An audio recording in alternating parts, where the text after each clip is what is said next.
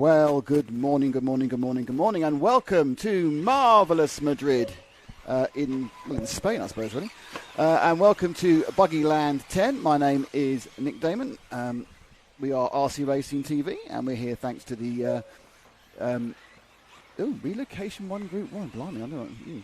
Okay.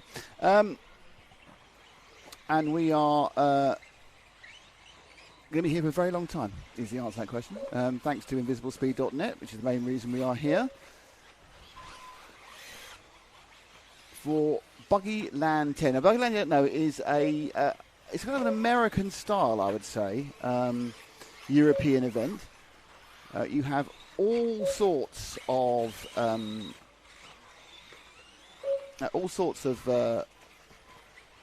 different classes. So we've got, for example, we've got E-buggies in both sport, intermediate, pro, and over 35, which is quite young, really. We also have, of course, Nitro Truggy. We have, again, in pro, intermediate, sport, and over 35. And there's also E-Truggy and everything else as well. So basically, there's a lot of races, lots of different classes, and a very long day. So it's kind of, they've already had one round of practicing. And they're going to now have another couple of, several more rounds of what's going on. Effectively, this is a whole day of practicing and seeding, and then we move into qualification tomorrow, and we have finals towards the end of tomorrow, and finals all day on Sunday. And this is the closest you get to one of those very, very long US meetings. The scheduled finish for today is about 9:30 local time, and then they are playing a couple of fun finals. And then we also, tomorrow, Saturday, we are on till about 10:30 in the evening. So it's a long old day with lots of action. Basically, please be with us the entire time, otherwise we'll cry. We don't like being on our own. I'm joined by Ash Valentine on the camera. He's between the pictures now, and we've also got Zach Fenning around as well. There will be a special guest, well, not really a guest, a special co-commentator joining us later today. Basically, when the time zones align, Lefty the Great Keenan White's going to help us out because of the unbelievable length of the days in doing a little bit of the commentary for us as well. So that's where we're at the moment. As I say, we're just getting marked up and started. Be good to have your interactions with us. Just suffering a little bit from... So it's good to have you all with us. Hello to Club Avar Attenders Mandela. Hello. Hello to Nitro LVLUP. Yay. Hello to Johnny G. He says, we're awesome. That's sweet. Thank you very much. Don't forget, you can still become an RCTV hero. You can buy some of our merch, all that sort of stuff. And we are, of course, back here with our friends InvisibleSpeed.net. Now, I think JQ is here. And if JQ is here, we'll get some JQ words. We'll try and get some people up in the booth as well, because obviously there's a lot of time to fill. I'll be honest with you, I don't know, the E-buggy sport recollation is a little bit of a confusion to me. I'm not quite sure what's going on here, but, you know, what can you do? E-buggy sport, and the numbers on my entry list are not really related to the numbers actually I'm seeing right now. So it's all part of the fun, isn't it, really? We'll just get ourselves used to what's going on. Time is on by Everlaps, so if you go to Everlaps, you can get to the timing for this environment as well. John Moore says track looks good. No, it's great to have so many of you with us so early in the morning. Well, it feels early for us because we know how long we're going to be going for. We'll just carry on, just trying to sort a couple of things out.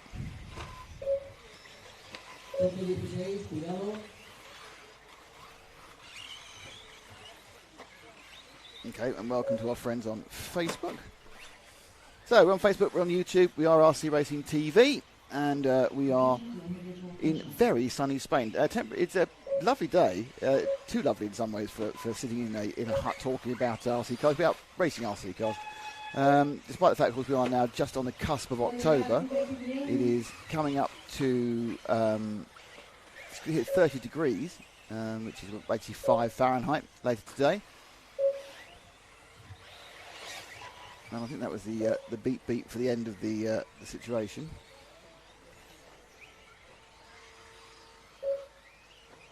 So it says that car 16 should be Corabel, but there is no Corabel on my list. What can you do?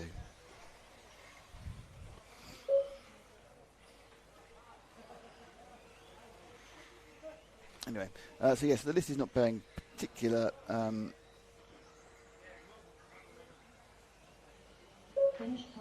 a completely different heat, to be honest. Finished car 10. Finished car 5. Just checking car 16s now to see who is on. Okay, here it is. We'll get up to speed with this very, very quickly, don't worry. It's, as always, we come to new places, there's always a little bit of an issue about exactly who's doing what to whom. But we will have all the information for you very, very soon.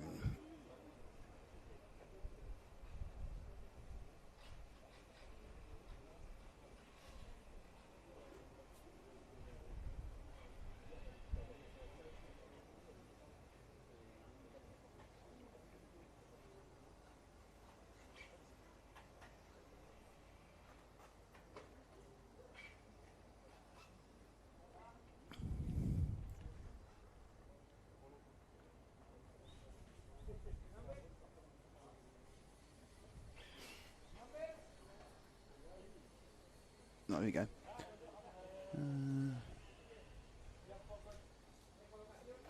Right. I pressed the live time button on Everlaps. Everlaps is live.everlaps.com, and that'll give you the timing for what's going on. This is supposed to be E-buggy Sport Recollection 1, Group 2. I think Recollection 2 is the seed. I think that's seeding in Spanish. I think Recollection is seeding. This is the seeding practice round. I don't know that much. Ah, right, I've just solved the mystery. Right, so car 1 is Franco Cabela Solado, car 2 is Borja Unguila Valverde, then it's Jonathan Metra. Oh, okay, this is now making sense to me.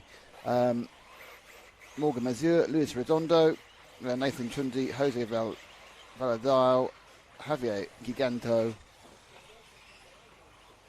Sylvain Belli, Elliot Dess, Maxime Pomerard, Nicolas Moisy, Diego Rivas Carda, Ludovic Carnelli, Bastien Weishart, and Cyril Majes. Unfortunately haven't got nationality, so I can only guess from the names where they may come from. So this is obviously a lot of Spaniards and a lot of French guys here, several Germans, and obviously we have a lot of the internationals from Italy as well, and the odd superstar.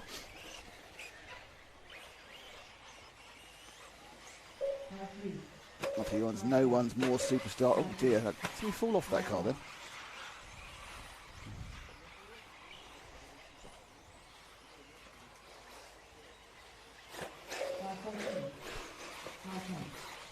Okay, so we've got a couple of E-buggy results. So this means, yes, we've got two E-buggy, we've got three E-buggies, 5 actually we're going E-buggy crazy for an hour or so. This is the second E-buggy Sport. It's been followed up by the E-buggy Inter, and then 2 E-buggy Pros with some people we've recognised in that one. And then we go into Nitro Buggy. So we go Nitro Buggy Sports, a couple of those. Oh, 3 Nitro Buggy Sports, sorry. So 3 Sport Nitro Buggies, 2 Nitro Buggy Inters. Not quite sure how they've how they separated that, and then 2 Pros. Just so you give you an idea of who is at this event, just so you know, it's quite a lot of the, majority really of the top Europeans are here. You've got Burak Kilic, Ricardo Montero, Marco Barufalo, Ricardo Berton, Brian Baldo, Bergen Kilic, Robert Bataille, Robert Savoya, Juan Carlos Canas, Hal Figueiredo, Daniel Parente, Oscar Baldo, Elliot Boots, Sartel, Pecco Evans. So basically, as far as Europe's concerned, the only person, if I've forgotten your favourite, I'm sorry, but the only person who's not here, who was entered and has since withdrawn, is David Ronifant. And the reason, obviously, I would assume that withdrawal has taken place is due to the contractual situation he found himself in. Obviously, he has parted ways with Mayarko and has not yet announced a new chassis manufacturer. Now, Marco Barufalo, the super fast and slightly crazy, controversial time, Marco is here. Despite parting ways from Techno at the beginning of the week, he's with his new team, WRC. So Barufalo is with his new car, the WRC. Ronifant decided not to make the trip after changing. Well, he hasn't changed after dropping his sponsor and then not picking up a new one, if that makes sense, for Jati. So that's no wrong about. But we have our European champion, Juan Carlos Canas. We have our European runner-up in Elliot Boots. We have our European Championship third place in David Ongaro. And we have Birkenkic, who's fourth. So, and they have how figure. I think we have we've got top 5 in Europe here. So in the European Championship, sorry. So it's a very stacked field. In many ways, I would say it's probably, in fact, no, this is definitely the second most stacked field for a European race this year. So the Buggyland concept working well. Kind of quite end of the season. You get this sort of weather is remarkable. So let's see how you are all doing, because that's always fun. So don't forget, you can talk to us. So please, as many chats as possible. Makes it easy for us to have a conversation if you're chatting back.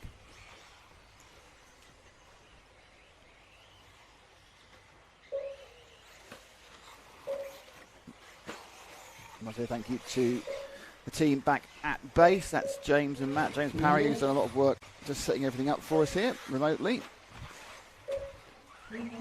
Lots of different things get set up at each event.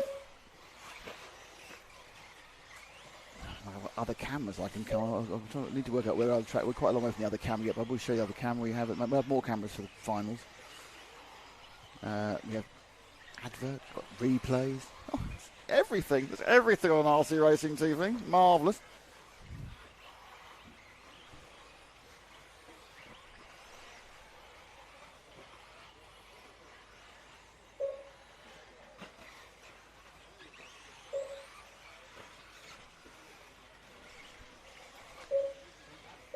So we'll also try and work out where the track goes at some point. This is the end of the lap. I'm good at this bit. That's the one bit of colour. And then they pin there into the end of front straight camera.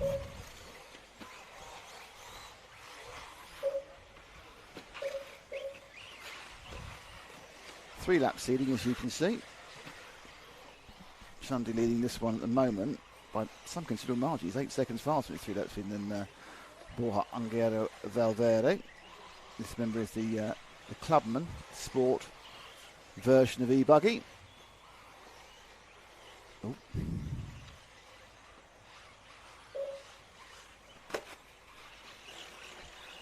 You can kind of hear every kind of slap, can't you, as the cars thump down. That's actually the ambient mic is kind of pointing right down where this camera is. So if you actually watch the cars, you'll be able to hear them slapping down on the side camera when they slap. There we are. Actually, I think it might be picking up a different part of the track. Anyway. So who is Ash with? That's the quick question. Can I read the numbers off the screen? The answer is no, because the screen's from 2001. If I didn't know, I'd say that was car number 7, but I don't know, so I can't say that. And put a stripe at the top of the track.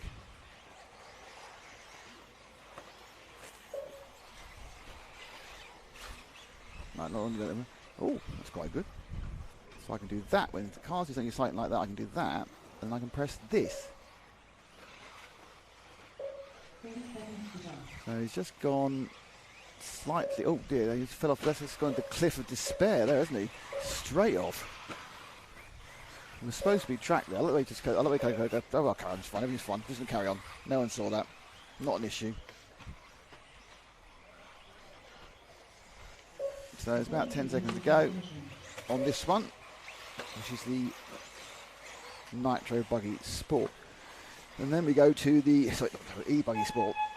And then we go to the E-buggy Inter next.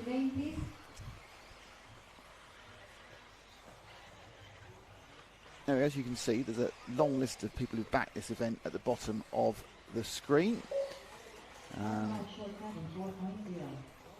With our rolling roll of honour. Finished car 6. Finished car 4.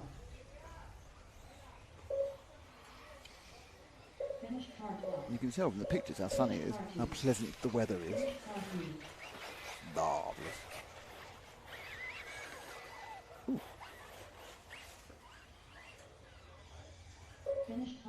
So that was that one over. So, yeah, so we've got all the roll of honour of sponsors, but of course we have one major sponsor, and that is our friends at InvisibleSpeed. Stop scrolling, you nerd. Learn something new with InvisibleSpeed. Are you the driver of this car? Yes, sir. Why? You just won a free alignment.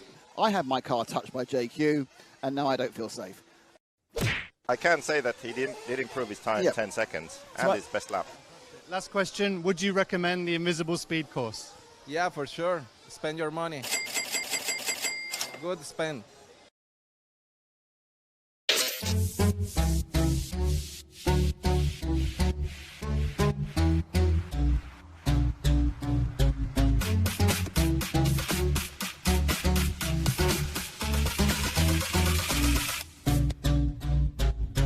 If you want to learn more and make your speed visible, stop scrolling.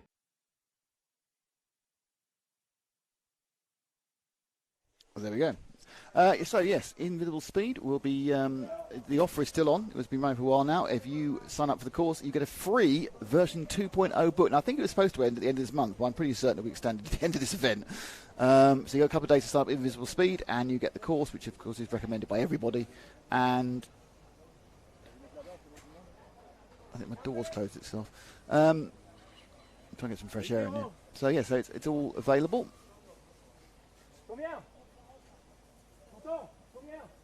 And certainly very highly recommended. So a lot of people who talked about the course, and it does teach you a lot about car dynamics, which is quite important. Anyway, so the next one is the intermediate E-buggy, and that's Jan Cruz, Juan Clavio, Alejandro Gual, Harris Katsadonis, Arund Nilet, Frank Levesque, Panagotis Tertsits, Regis Browner, Gil Jeffrey, Gonzalo de Vilvar, Laurent Lamila, Jesus Portaz, Plamen Petrov, I know Plamen, Stefan Mateo Costas, Kat Santonis, and Andrei Monakov.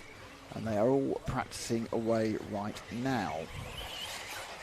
So it's a couple of seconds before it starts. I think they get going, but they get going a lot quicker with the E-buggies. There's no like tuning up rubbish.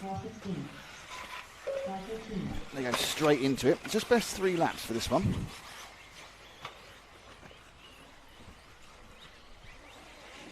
I need to ask a question.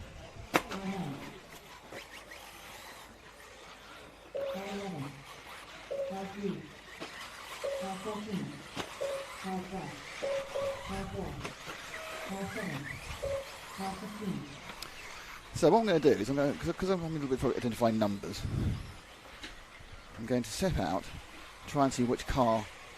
Yeah, I'm outside now. Oh, it's lovely out here. Now, which car is Ash on is the next question. I kind of put my head around the corner of the screen like that, and he's with that one. It's going up there. It's a bit of the track, I don't know where it is. Oh, he's there. Oh, right, there's a lot of them there, aren't there? Ash, could you do me a favour? There's an orange car underneath you now. Can you pick it up? It's car number... Oh, he's just broken down. No, it's car number 13. Have you got him? Right. So this is Plamen Petrov. So we'll follow a couple of laps of Plamen so I can see where the track goes. And so can you. So it's a little bit, as you can see, it's a solid clay track. Hard packed earth. Coming into that double there. Someone hit the camera.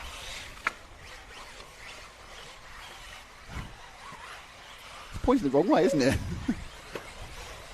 Yes, our second camera appears to be pointing the wrong way. I just need to check that to see, having looked at that, seems to be wrong. Is it pointing the wrong way? Yes, it is. Had a lovely lunk. Okay. You'd ever think about that one during the next gap, Ash. Like it's not fallen over, though. It's quite good. Yeah, good idea.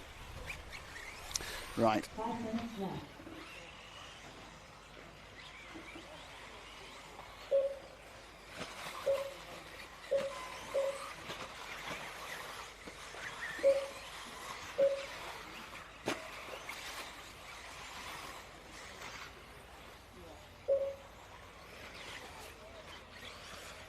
It's exciting, isn't it? We've just got getting something going, and luckily the second camera's been only lightly knocked and not been knocked over. Oh, that's not good either, is it? I wonder if I can catch that one just in time. Let's have a look for number 13, Plamen. Let's see what happened to him.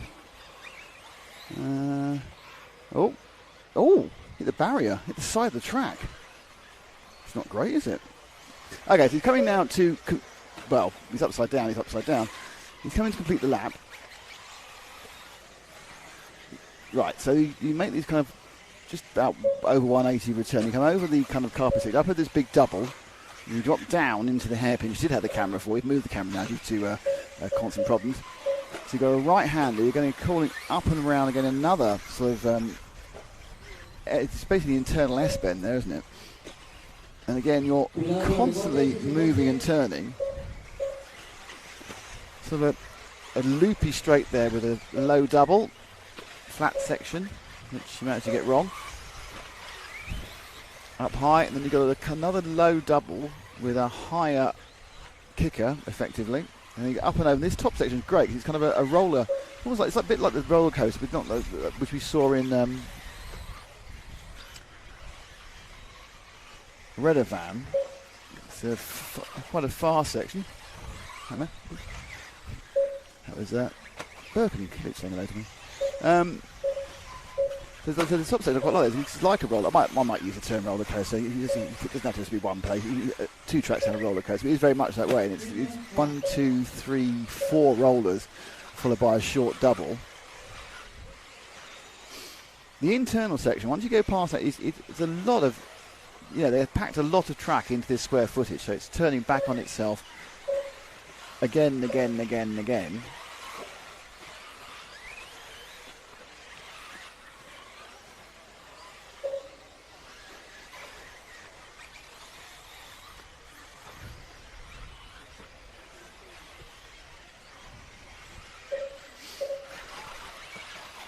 We'll try and follow something faster next time. So let's do it again. Right, so over this carpet section, big double, brake hard into the hairpin, and you're back against yourself before you turn right. You'll be getting an internal S. So there goes into. He's got a couple of small jumps you can see. That's not the track again.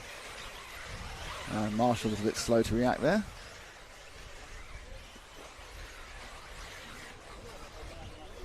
Even though his star has been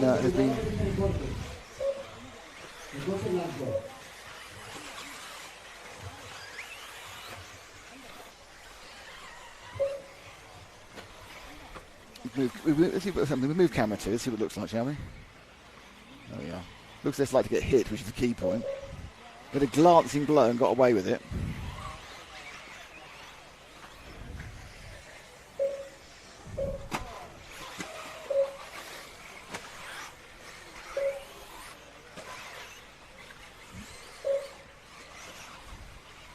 There he comes again.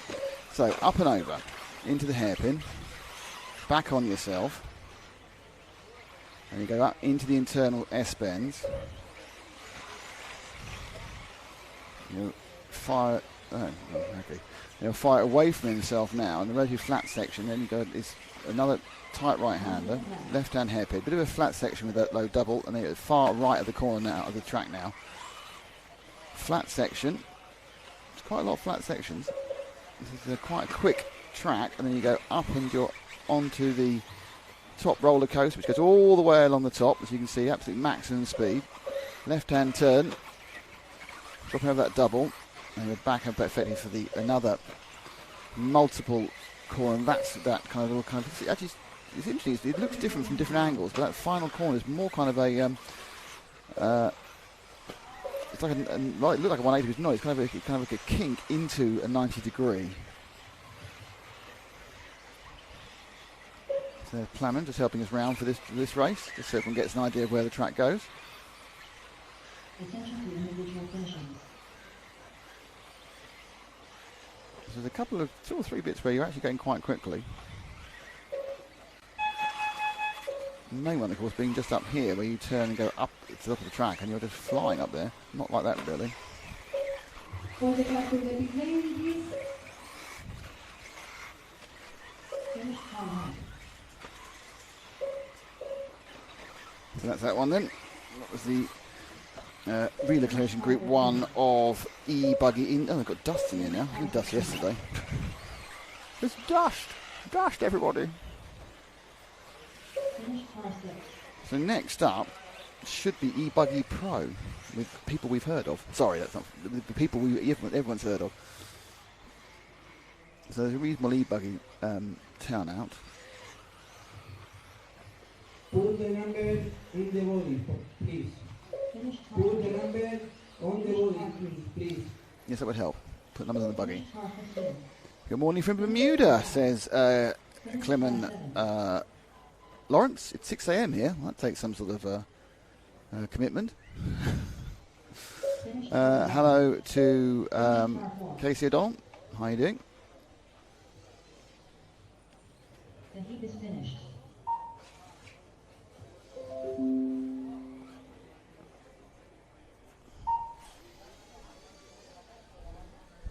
So this one is a bit more done.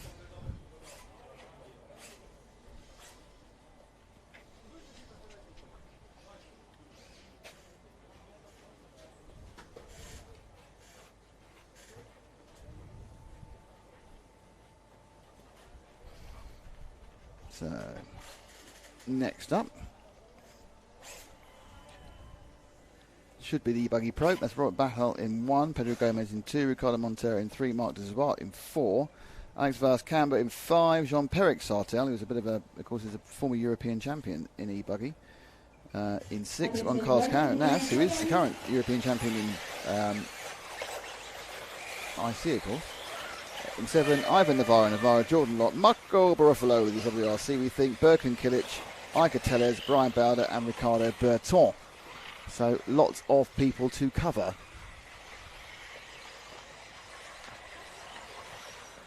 Let's see who Ash picks out with his magic camera.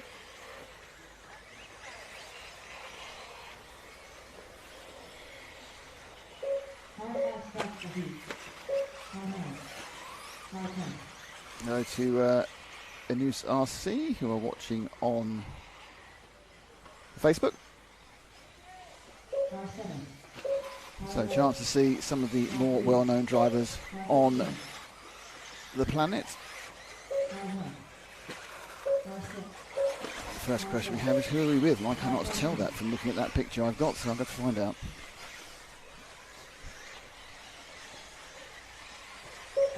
Just going across the roller coaster. The breeze today, which is helping things.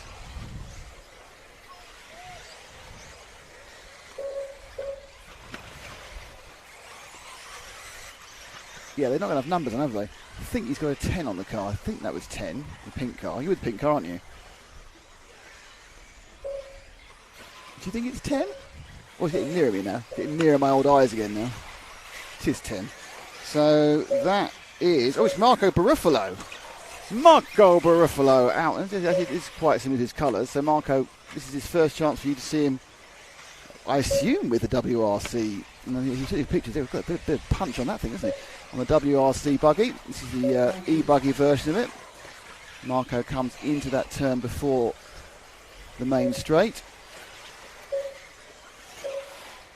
Flies it and breaks it. I think there's no real danger of us losing our cameras to these people, but you have to be careful, don't you? Up through the inner S for Marco. And then back on himself, a little hopper, and then he gets kind of this flat, short double curving to the right, but then you get a nice flat up to the top protection, low double. And now you start putting the throttle down because you want to fly over here. I mean, there are bumps there, but they're taken like there aren't. More careful and certain with that double, but you're braking anyway for that right-hander. Out in the dust, that's not what Marco wants. It's top 3 laps, remember. It's an overall qualifying session, this one. Just seeding. This is only the second time anyone's been on this track. There was no running yesterday. It was completely redesigned. And now...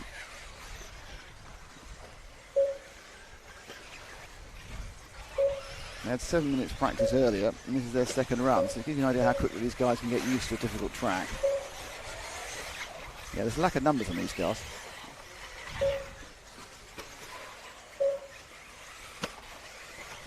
It's going to irritate me intensely the entirety of the event.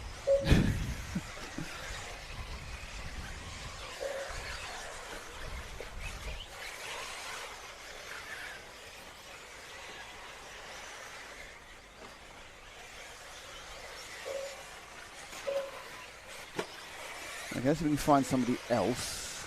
Let's try and find Canas, actually. I'll see if I can find our European. Last time we saw him, he was winning the European Championship, so.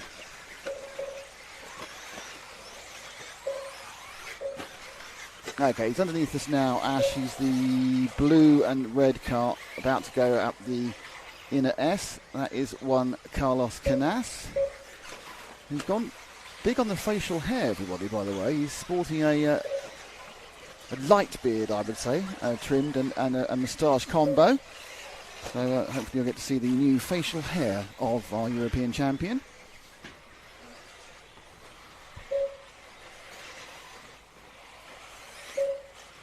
Runs across the top.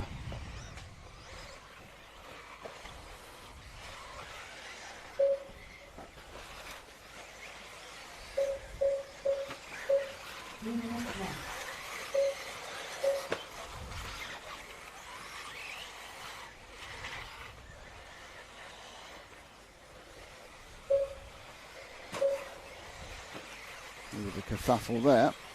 So overall, with the 3-lap timing, it's actually brought Battle as the fastest at the moment, 2:11. We've got a 43.1 is the fastest lap we've seen. About 3 seconds faster than the intermediates we're doing. But it's Battle from Kilic, from Baldo, from Canas is actually in 4th. Jon Perek Sarkel is in 5th. And then Barofalo's in 6th in this 3-lap time at the moment. As you can see on the right-hand side, they are being put into 3-lap order.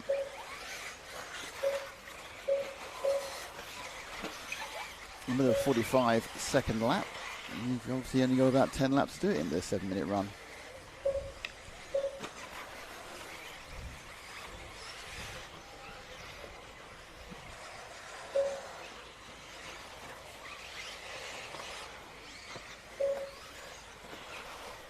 About a minute to go, see if we can pick somebody else up. Bruffo's now moved to the top, so we've had him. I'm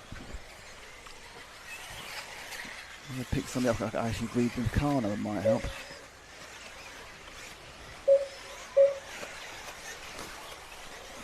Okay, Ash, if you can go up to the top, the white and orange car's coming round the infield now. So he's going up towards that loop there and just oversteer and coming onto the inside. That's the 11 of Birkin Kilic.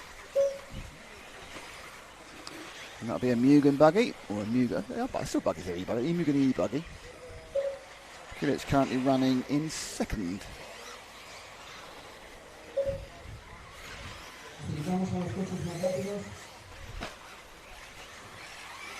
Not struggling as much with the inner loops.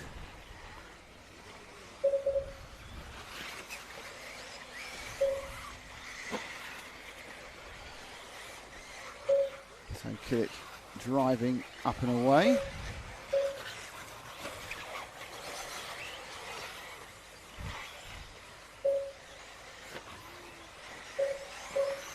Now up towards that little flat section for the hairpin. And you drop down this double. And up and over that roller coaster at the top end of the track. Doesn't visually look as quick as how Barufalo was going across it. Barufalo's car was like taking those bumps, they didn't exist.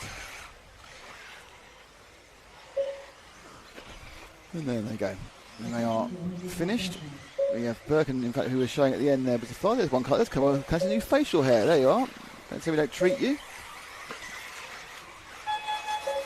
So Birkin was the fastest in that one. So actually, he lost the fastest lap on that last lap. The fastest lap was a 42.595 by Robert Battle. He was 3rd overall in the seeding. Marco Barufalo was 2nd. Brian Baldo was 3rd. Canas ended up 5th.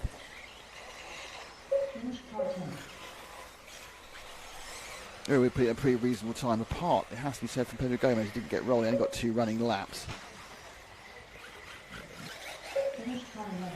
Jon Perek Sartel, who was, of course, is the former European champion at this class, came in 6th. Actually, a couple of them are still doing their laps, I think. Finish car 6. Finish car 13. Finish car 3. Finish car 14. Okay. The changing of the guard, or the changing of the heat at least.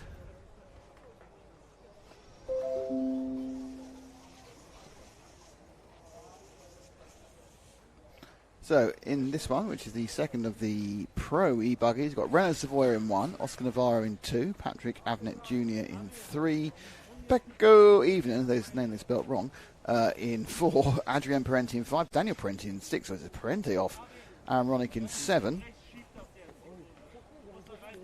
David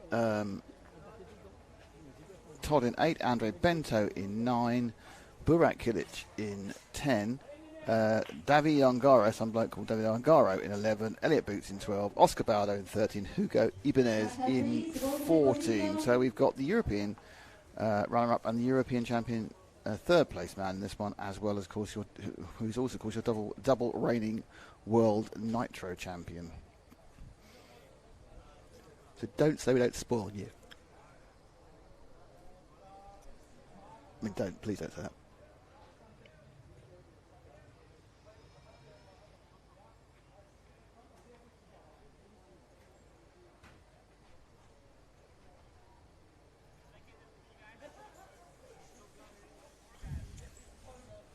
Attention driver, the track is open.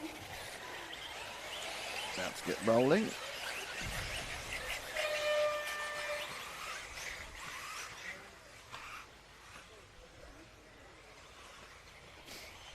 Hello to Ian Icorn and Alejandro Dominguez. Barfalo still runs Techno. No, Barfalo left Techno this week, and he's now with WRC, the Italian manufacturer. Picked the car up. Could be anybody. Don't know. It's orange and yellow. Numbers not immediately apparent, which doesn't help anybody. Now, orange and yellow is obviously normally Renault Savoia, so I'm just going to guess it's Renault Savoia, even though I don't know it is. This is just a colour recognition chart. And he's upside down over he is. Are they going to flash his number at me? No. Because I don't actually think that car's got any numbers on at all, to be honest.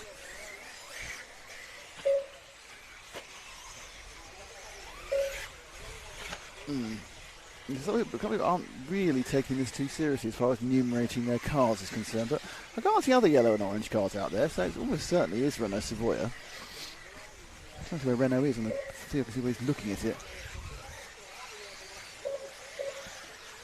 Yeah, they're up to, no, it's not Savoia, it's an S-Works, so it's somebody else. So somebody else is driving that car. There is an absolute dearth of cars with numbers on them.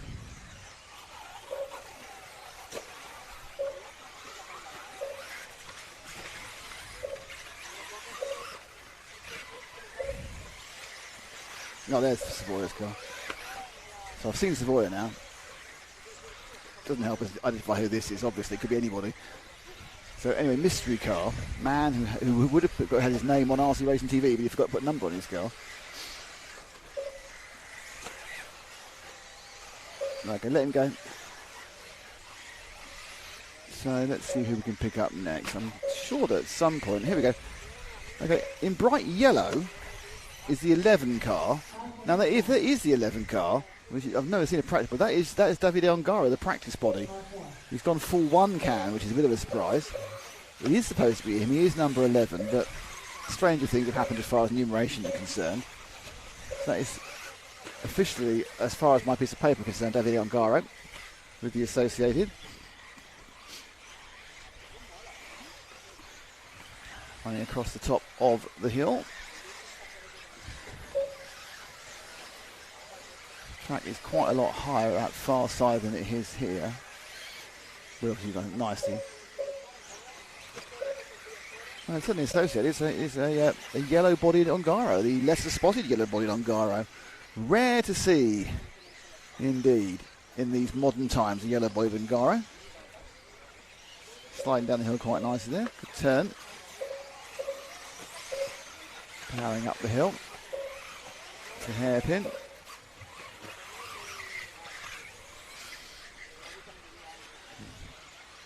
Yeah, that's a bit of pace on that baby. They really are, these cars, these pro cars are ignoring all the undulations at the top of the hill and just going for it. Brakes and turns underneath us. Now if you drop back one car, you get the red and white car, and that's Elliot Booth. So there's Elliot. Freshman's runner-up spot in the Euros. It only seems like a month, years ago, it was less than a month. That red van.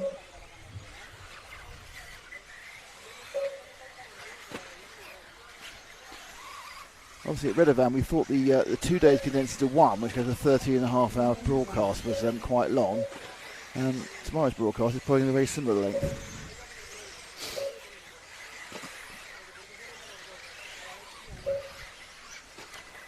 So all these drivers seem to be negotiating this track reasonably well without too many issues. The track itself is brand new as of yesterday. Well, they dug up and removed it around. They've got some pictures of the bulldozers, and they've been laying up and smacking in the pipes as well. Some areas are showing quite a bit of wear already, which makes me think we've probably used a couple of them in this coordination, this organisation, this orientation before. But my guess is they're going to have to do some repairs, certainly on the downslope of the first corner. So we're quite early on in the day. Let's see whether we can, still with Elliot, let's see where we can see some wear. This is all beautifully now polished and looking lovely. Down landing of that isn't too bad. There's a bit of a hole emerging just at the bottom of that right-hand corner. This is all quite smooth. And just watching, just glide across it like it's not even bothering them. It's all that area there is all holding up very well. Good dig out there. Yeah, it's just about here with the major issues. There's one hole that's appearing. I think it's the biggest downward than land. We'll see more. It's mainly landing damage that's digging out bits of the track at the moment. And once you dig a small hole, you'll dig some more. Other bits will begin to wear. But there's a lot of places which are holding up very well after. All right, they've only had 3 hours of what's going to be 5 hours of what's going to be best part of 36 hours of usage. But you can often tell difficult bits. And here behind me, the first of the Nitro runners this round into rev up. See what's going on. Let's see where we are with timing.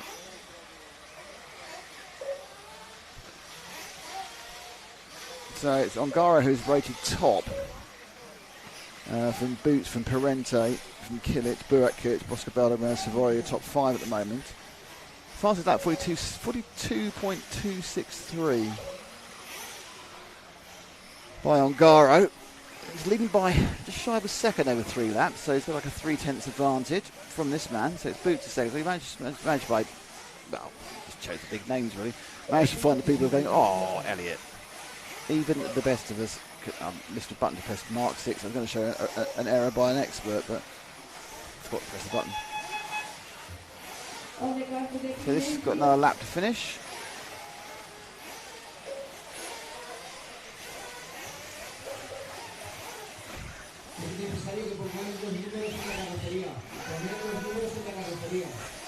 Oh, that's not how you finish the lap. Doesn't matter, it's the best 3, and that's not going to change his best 3. So Boots just landed slightly, got a really bouncy bounce, didn't he?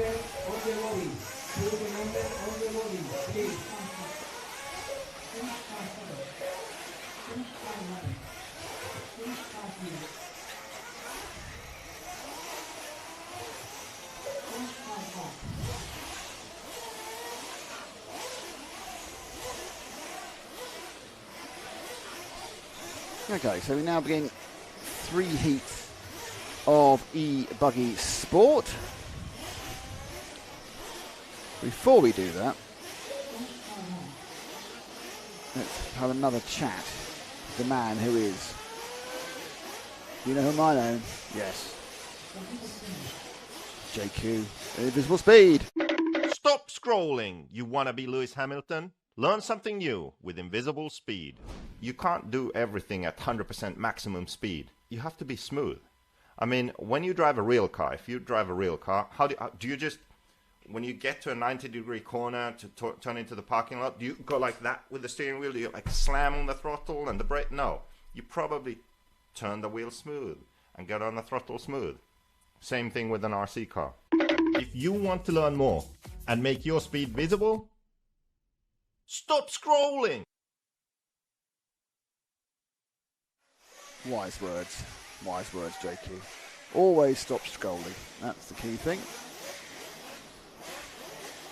So we've got Philip Bradera in this one. Jean-Leon Merono, Enrique Lopez Malias, Costa Sacofotis, Jules Thuet, Alexei Chaput, Alvaro Rayo, Anton Gusev, Miguel Mir, Dennis Hugo Hugenka. Yeah, all right. Alejandro Garcia Anguera, Holger, other likes really. Holger Like, Lorenzo Lunel, Tudela Julian, which I'm sure is Julian Tudela, Nacho Muniz, and Chuddy Nathan. Hello, Chuddy Nathan. And that's the first of the 3 Nitro Buggy Sport events.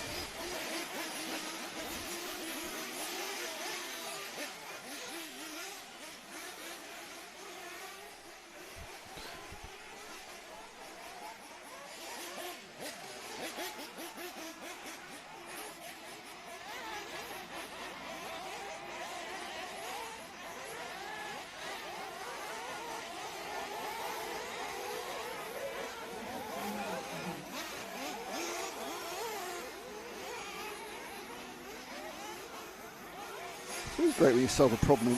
You solve a problem you're looking by doing something else. You sit there and go, why is that doing that? Why is that doing that? I just found out why. Excellent news.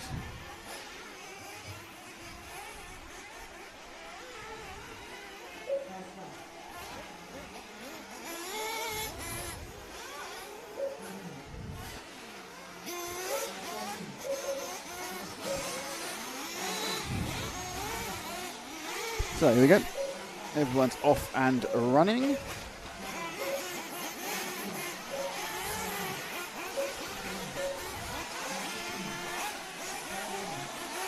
Take a little while to get warmed up.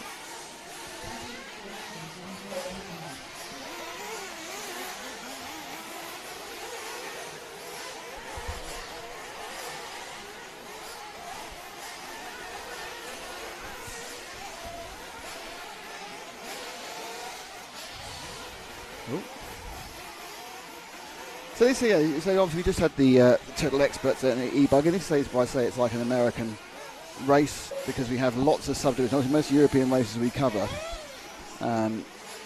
are single class. It's just you're in Nitro Buggy or you're in E-buggy. But here it's been divided into sportsman, intermediate and pro, and also been divided into an over 35 class as well. And obviously people can, and there's trugging too. So there is the ability to enter multiple classes. So you turn up and you aren't just doing one race every round, you're doing 4 races every round, or 3 races every round, which is why the rounds take so long.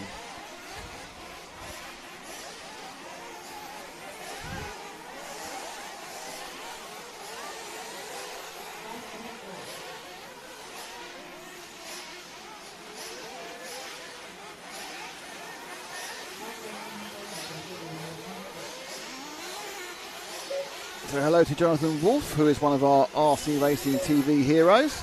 Is Canas here? Must be an old comment, because we've had him on since then. And hello from Hereford in Germany, says Mr.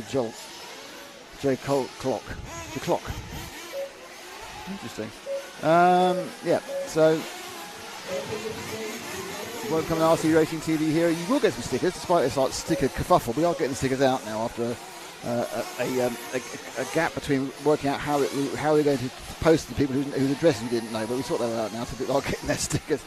You get your questions answered, you get your follow requests if you can find the cards in this one, because I mean, by the way, if you know of anybody who's in one of these heats you'd like us to try and follow, we're very happy to try and follow them. Just put it onto the chat. And Mr. James Parry wants to know how he can become a hero. Well, James, you're already a hero to me today because you set all these screens up for me. But if you're an ordinary non-hero already, not to the hero of my own eyes, you just go onto the YouTube page and you look at the membership and you become a member. And by becoming a member, you become an RC Racing TV hero. By becoming a hero, your name comes in green like Jonathan Wolfe. So suddenly you're green and going, oh, it's Jonathan. You need to talk to Jonathan. And so you get priority to follow requests, you get priority to other things, you also get the free set stickers, and there will be other benefits during the off-season. We are working out a full range of benefits for the heroes. I might think, to be honest, we got a lot more than we thought we were going to do. So if you are a hero, you're just watching in the background going, oh, I'm a hero, but I'm just not going to make it too obvious. Thank you very much, because we do appreciate all of you. I mean, we appreciate all our viewers. You are what keeps us going and what convinces people like InvisibleSpeed and our other sponsors to back us. And in doing that, it makes it possible. So, Ash, I don't know who this even was, but you can choose somebody else now. If we try and find somebody who do know who it is, let's see if Nick actually knows. I have to get up there. I have to tread on my microphone again. That one, the orange, but no, he hasn't got numbers. He has number 2. Right, so this is Juan Leon Moreno. We are with John Morton. Which site is live timing? Everlaps. Everlaps are live timing. Now, let me see. I'll just stick, if I can, I'll stick the link in it. It doesn't like getting links into. Normally, I get upset. You put a link that's not a YouTube link into YouTube. Let's see if it works. There you are. That should say https live.everlaps.com 2514, and that'll take you to live timing for this one.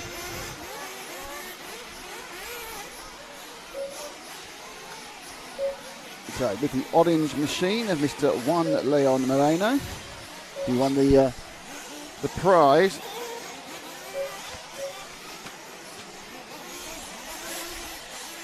for being basically going underneath Ash's camera at the correct time more than anything else.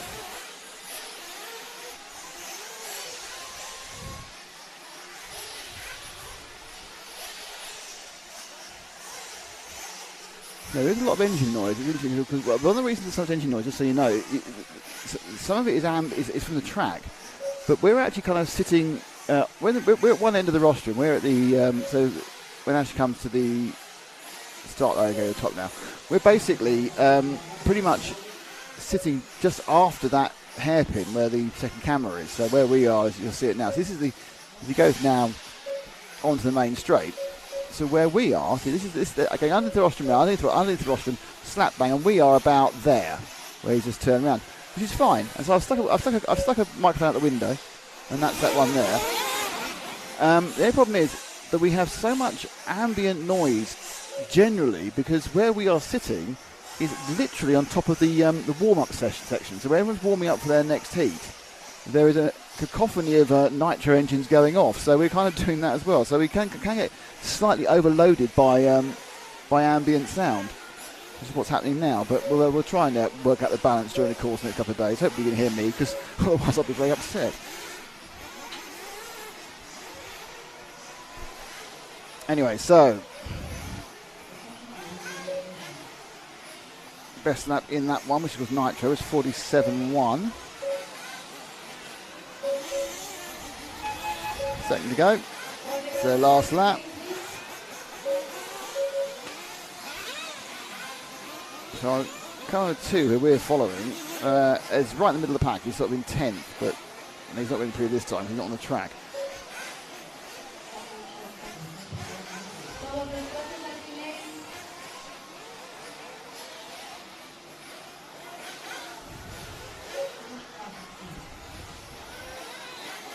He's not really pushing, is he? You can tell. He probably realises it's his last lap and he's not going to get anything out of this. So Just practicing going slowly, really. Takes all sorts. Anyway.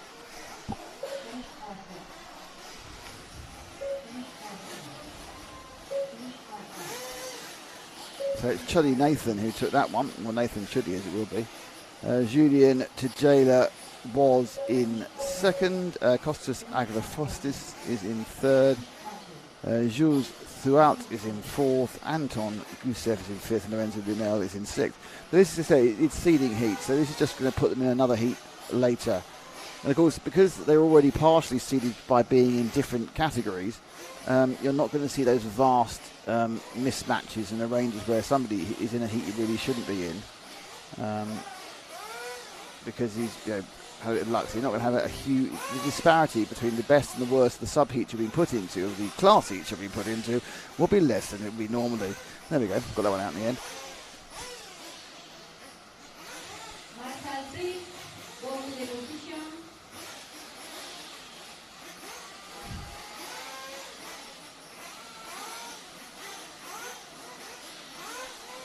So you can see a bit of breeze today. Yesterday it was completely still, which made it even hotter. At the moment that breeze is quite pleasant, but it's not a cloud in the sky, and the temperature is expected to build up to about 30 degrees centigrade, which is a lot, to be honest.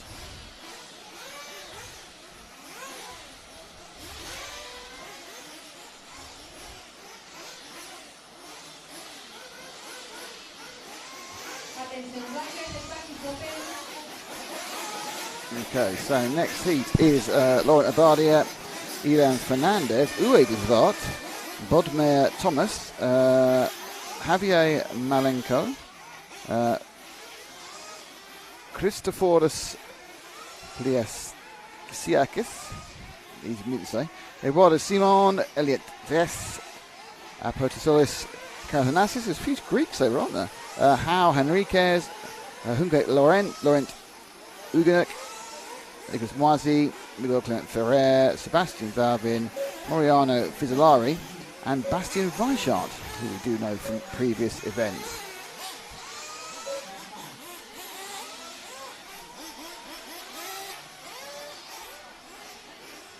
Just so you can see, just where we we're looking down on the fixed camera, you can see it's the big double at the end of the main straight, but that kind of section to the left, that is pit exit. So pit exit feeds right into people as they're landing into this hairpin, so I'm not overly sure that might actually cause some issues once we get to the finals. Well, actually, the next round of seeding practice is 12 minutes. So they're actually fueling up during those. It's almost like a practice of the fueling as well. Okay, with Ash, who's got a yellow and red one. Oh, I almost read the number then. I didn't. I almost read it. Oh, that's 13. I'm pretty sure it's 13 of Miguel Clement Ferrer. And I've lost confidence now. I think it might be 15.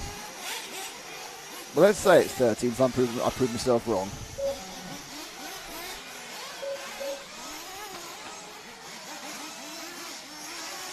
It's 13. Oh, yeah. That's not really useful for anybody, is it?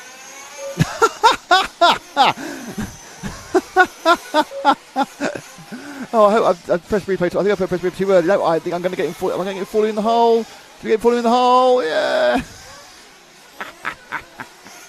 I'm sorry. That is a perfect buggy-sized hole. That is brilliant. Oh dear, oh dear. I'm showing that one again. Just enjoyed it so much. It was all going wrong anyway for Miguel. He got involved in an accident with the other two cars. All right, I'm going to get away. I can get away. I get away. I go away. I can't. I'm in the hole. I get out of the hole. I get out of the hole. I can't. Just goes to show that things go wrong.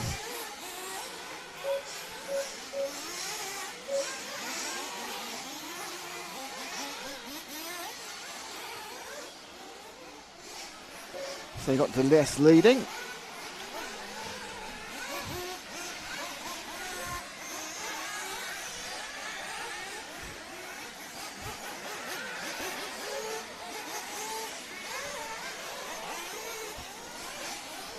Moving to Vart second. Let's just get those first 3 lappers up. We're still with the poor underground car 30. Oh, we've changed it. The sticker fell off. Who is this now? We've changed cars. Who is it? Now, he has got a number, but only on one side of his wing. 7, I think. It's be 1. I think that's 7. That is 7. That's Eduardo Simon. This is very circumspect how he's running around. He did 59 seconds last time.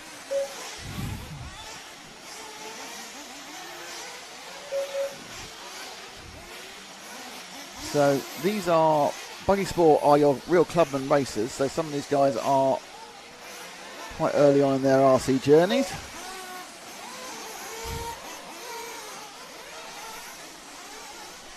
And just getting to know what, it's just really getting to know what's going to happen, trying to work the track.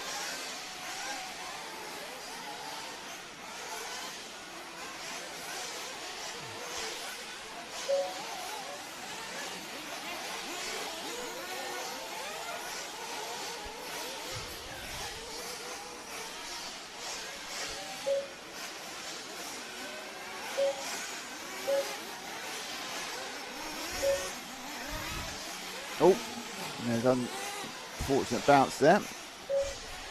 Bounce Seaman into the wrong place entirely.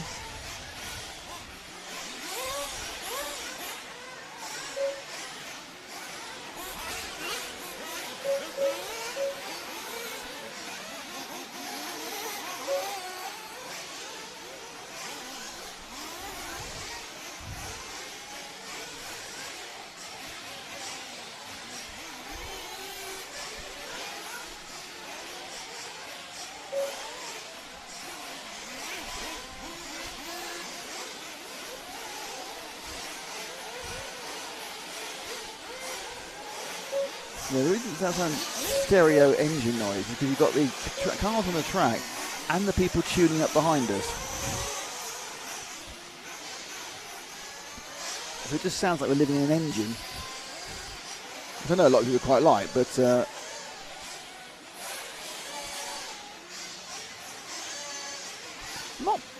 I've been watching now for a while. I'm not seeing any areas. Well, that's what we do, really. For basically an hour. Oh, his wing's fallen off. That's not good. That will take all the handling out of that car without a wing. Let's see the shedding of the wing. Oh, yeah, it's that second landing. Bang, that's broken the mountings. Wing's gone.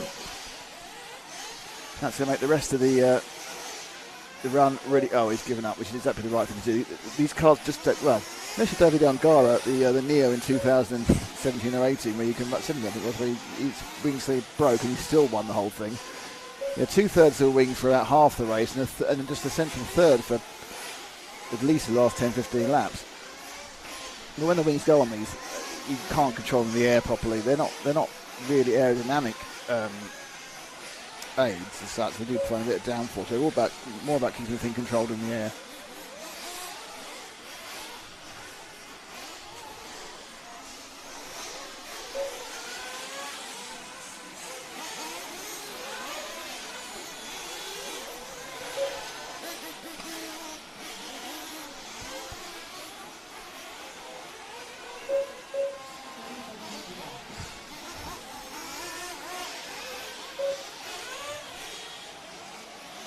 Oh, well, that was very good, that was.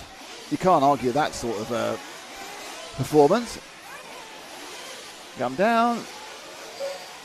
I'm going to go bang, bang, bang. It's just a double and literally lose no forward momentum at all.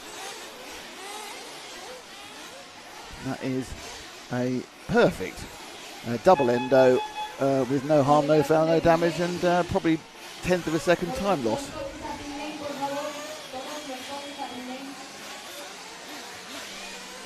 So that's that for that heat. And it's Ilian Fernandez with 3 laps in 2:29.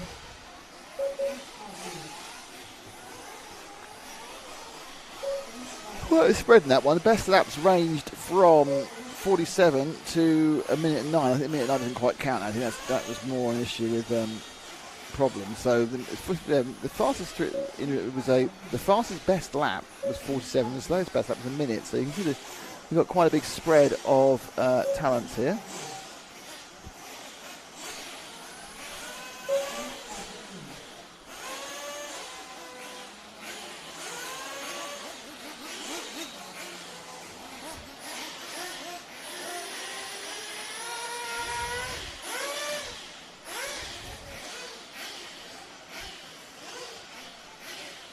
We're still cursed by the double revving. Oh, it's double revving. Don't want that.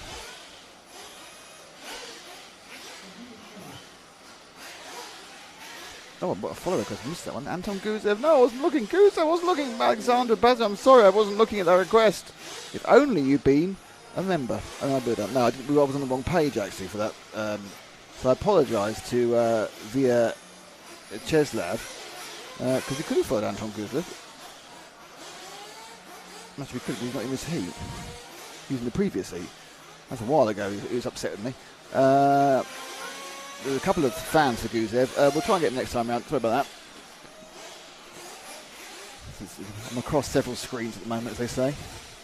Well, not this case, maybe.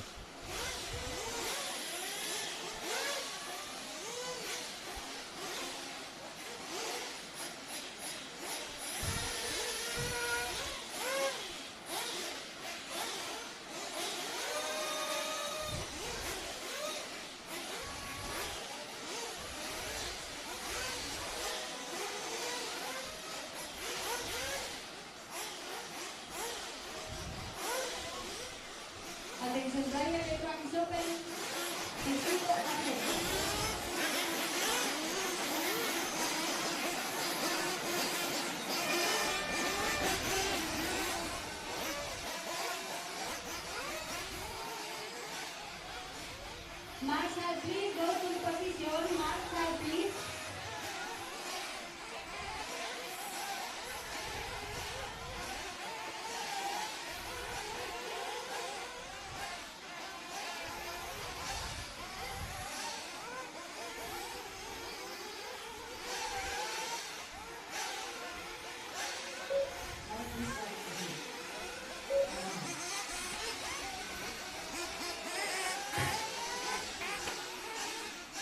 Okay, so we have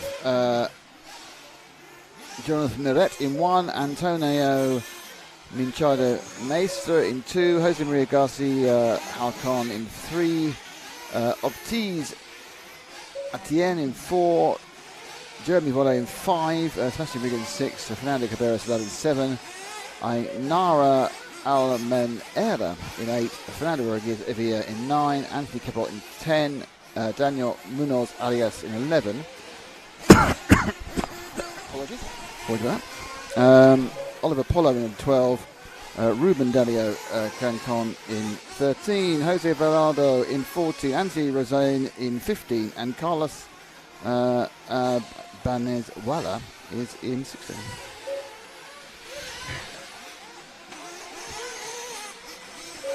So, who is this we are with is the question. Do they have any numbers in their car? No. My one on the nose, which is about as much use as fish on a bicycle.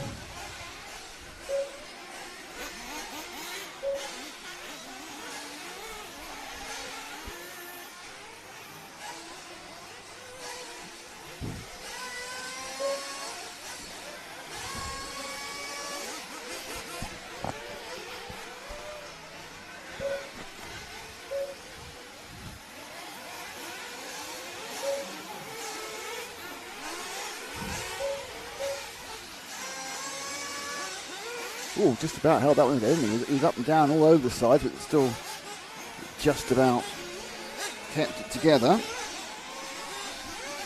See if I can find out who this little monkey is who hasn't got an obvious number on the cart. 1 or 7, I gave it. One of the great things about the Euros, everyone put numbers on the rear wings. And it made it really, really easy because you knew where to look on the car, and the stickers were pretty good. I think that's 7. I'm going to go for 7 for that one. I'm going to go with Fernando Cabrera Salado. And if it's not, then I blame the enumeration of the whole situation. Ooh.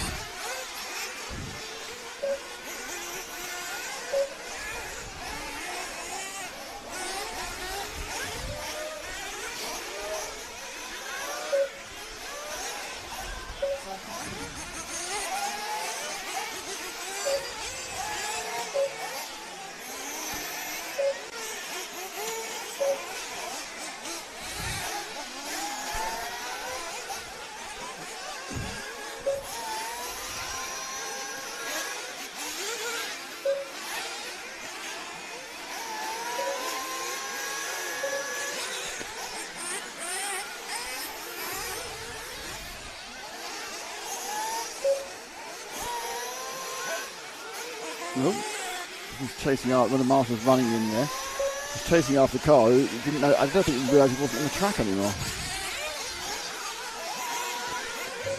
Ash, can you pick up that grey and black car that's going up the hill? Just the far side. I just think I've not seen many grey and black cars. It's car 9, and it's Fernando Rodriguez Avila, and he's got a grey car with black wheels. It's like, oh, I need to rush in and get the replay of that one.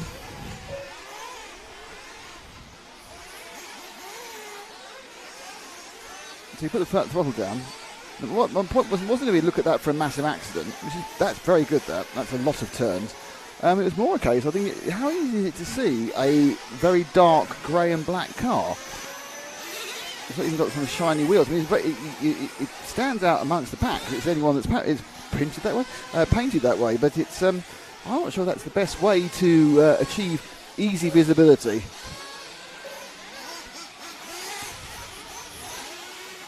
I'm not sure I was proven right by this early accident. That's not the track.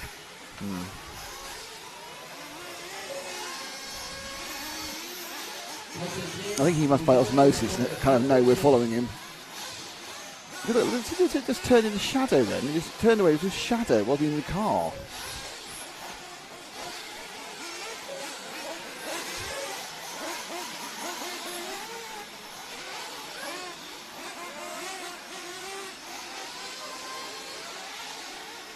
So we've got a couple of minutes to go on this one still. Quite gingery there and that. Kind of feeder into the corner before the straight. Oh. Come back in there.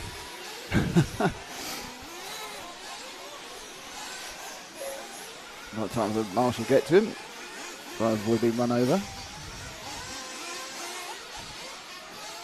The best over 56 for Fernando.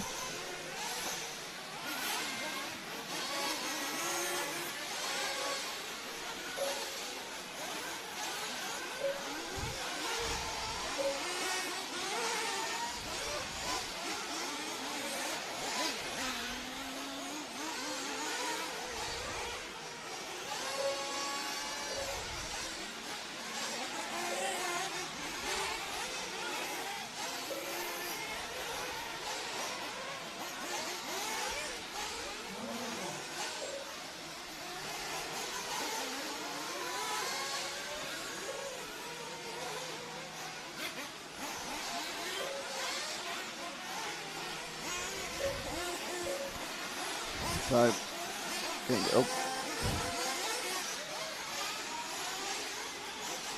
the floor where they lie there is always quite interesting. I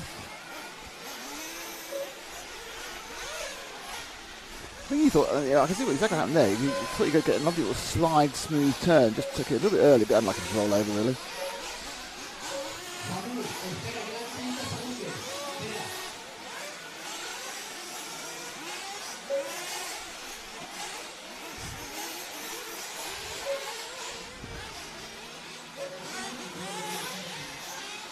So it's Antonio Manchado. Oh, they just changed.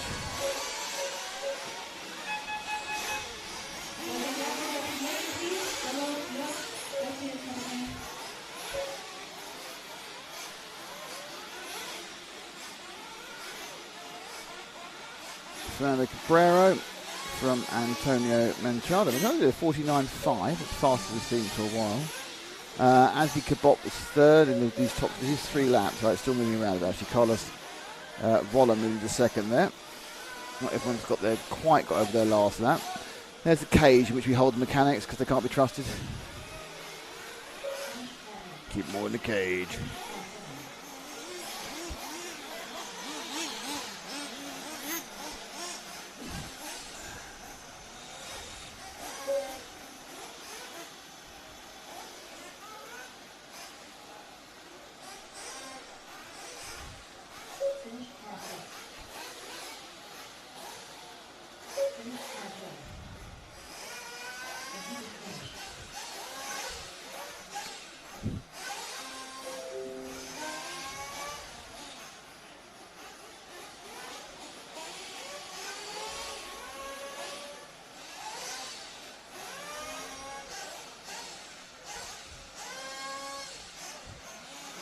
Exec 101, is it going with the black on black car using RTR radio? I don't know.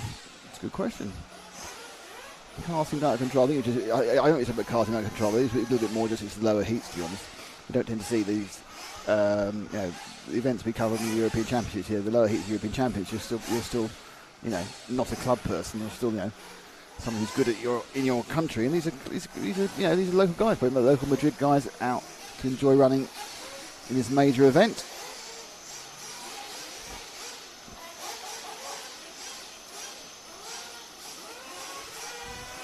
Okay, so our next one is Nitro Buggy Intermediate, and there's 3 of these as well.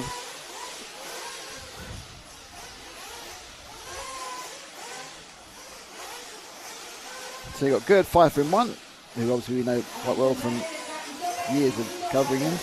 Alejandro Blanco Dominguez in 2, Carlos Silva in 3, Eric Like in 4, Antonio Artiga in 5, Danny Calderon Rodriguez in 6, Ikatillas in 7, 1 Guillermo Carrasco in 8, Joel Suarez in 9, Ruben Cervantes in 10, Voldemir Zaldwin in 11, Laurent Lamillat in 12, Paris Cat Standonis is in 13, Harold Senderov is in 14, and Hal Pedro Perpetuo is in car number 15.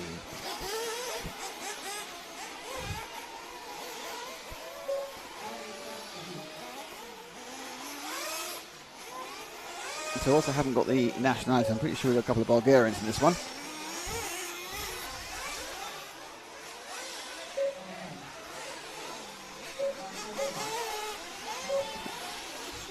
So who's going to delight us with their radio control racing driving talents now? Can't see a number on this. No chance. Is there even a number on it? Yes, there is. Can't see it though. Oh, so close it was. Oh, it's car number 7. I told that mainly because as it went upside down, and you see now in a second, it will freeze and you can read 7 really clearly on the wing. There you are. So that is Ikatillas.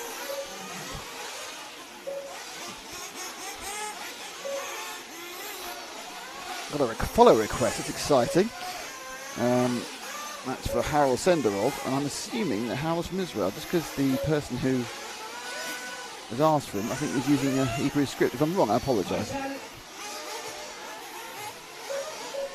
This now involves finding Harold Senderov, which could take a while, because obviously I've got to find him, and then he's got to have his number on his car in a place I can see it. Aren't near me.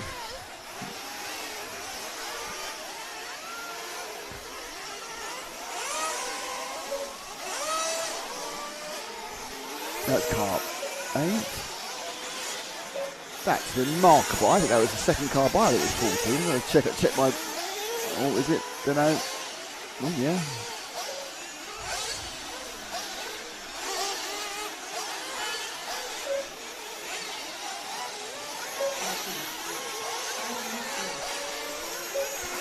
Look. You read that one, that's 14-ish. They were 7. Drop back 1. I think that's 14. I think that's Fender. I could be completely wrong here, by the way. I looked away from the screen for a while, and that's never a good idea. It's 4. That's 4. So stay with him for a second. That's Eric Light, who's 4. I will find 14. Eric Light, the Agama driver from the UK.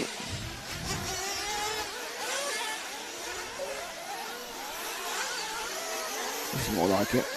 I should never believe that the second car passed with the car I was looking for. It's not how it works. It never works that way. Aha! Now I have found the car I want. That's all right then. So stay there, Eric, for a bit longer.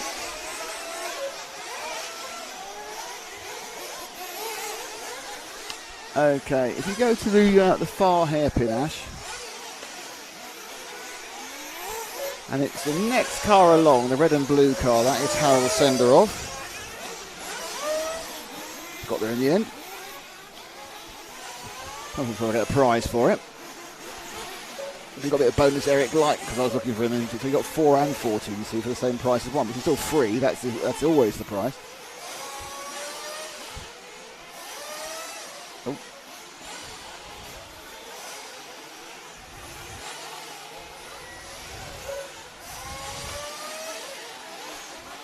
Overtime is about 25 past midday. We're going to be with you for many, many more hours. Qualifying due to continue, I think, to about 20 past 9.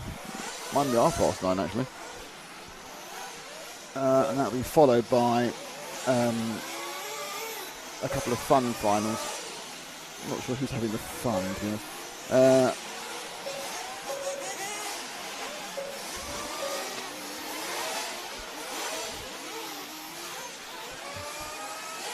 Nope.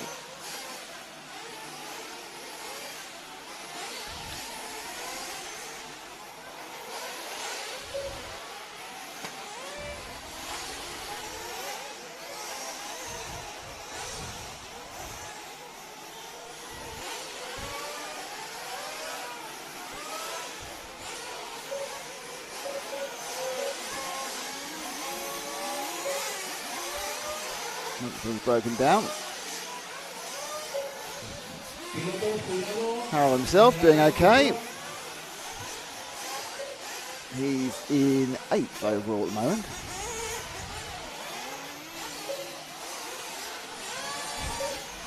It's that old 3 consecutives, the thing, isn't it? You'll get 3 of them right together.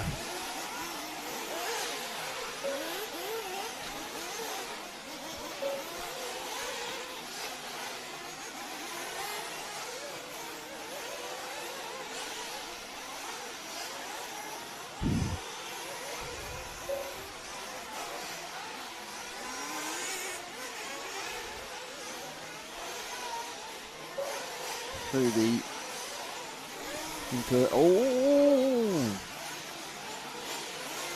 good run on there, didn't it? Turned it round. What was basically a bad landing, turned it into a much bigger problem because obviously Harold ended up. I think he must have released the brakes. He had the brakes on, and then as it flipped over, I'll do something else to try and get the brakes back off it. And unfortunately. That meant he just rolled on into the corner this time. I'm afraid it's just a bad. I'm not sure he's got it wrong very early, hasn't he? He's got it wrong onto the pipes earlier. The impression he's a little bit unsighted, a little bit put off by the sea green car ahead of him. And that's it. Car has kerfuffled. Not the end of the world because it's not a qualifying run, so those best 3 laps you had Harold in 7th will still count. So. You haven't got to complete the run, you have to complete 3 times consecutive laps.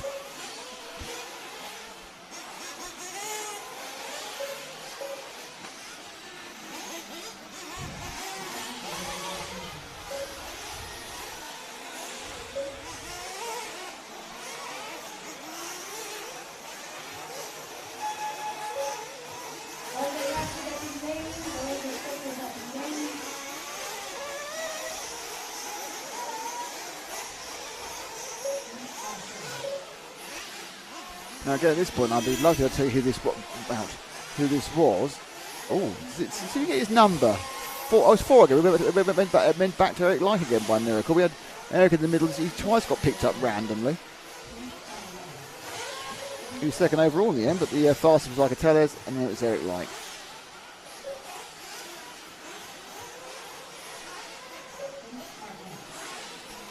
So that was the Inter Nitro Inters.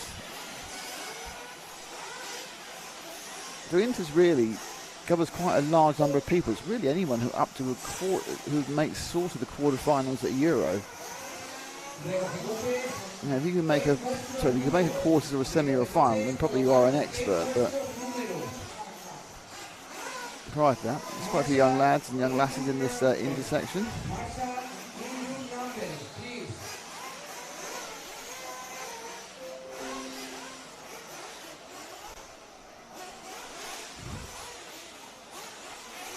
So on that rostrum now are Mirko Karatin in 1, Panagotis Tertsis in 2, Jesus Portaz in 3, Kostas Katsan Tunis in 4,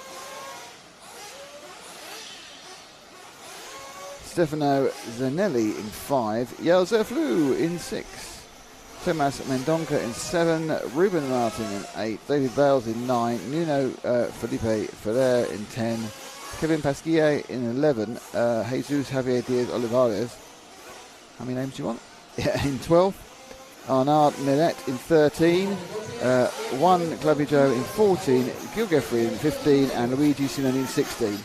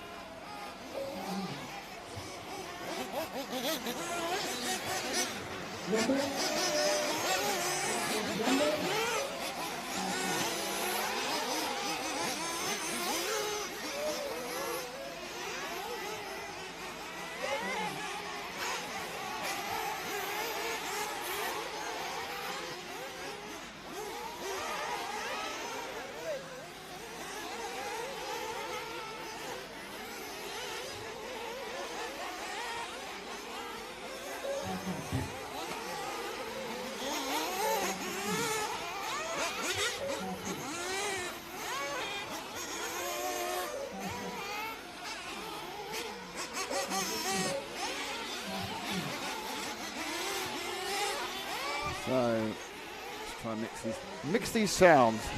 I feel like I'm a mix master DJ from the early 1990s. There are many things I could be. A mix master DJ from the early 1990s is not one of them, I'll be honest with you. Because I have no ability to mix music. Right, now, I'm on the wrong page. Always happens. Okay, so, up and running already in this one. And we are with a car. And the car is orange. And the car does not have easy to read numbers. Who could it be? Very exciting. There is one number on that rear wing. Oh, and I didn't press replay. I was trying to read the number. So it's double whammy. I'm going to say it's 2, but I might be wrong. Let's pretend it's 2. And then when it isn't 2, we'll say we've covered him. So I'm going to think it might be Panagotis Tertsis. So, is it 2 or is it 3? Oh, it's hard to tell. Very exciting, this. Oh, he's coming in the pit. We'll never know who he is. Oh, is it a bit of tuning up on a save? A bit more fuel.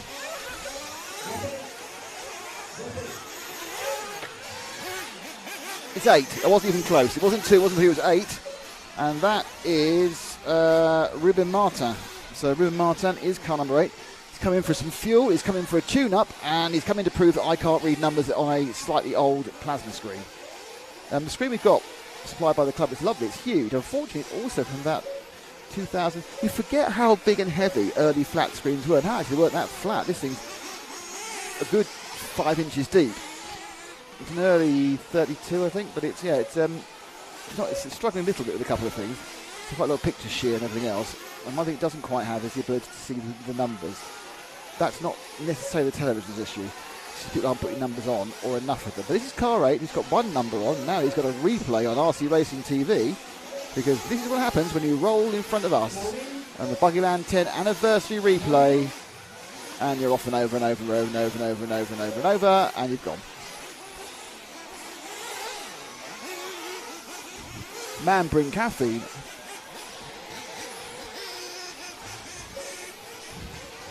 Man brings sugar as well. Man, fantastic. I don't want to play favourites because Ash is working really hard on the camera, but someone just bought me coffee, Ash.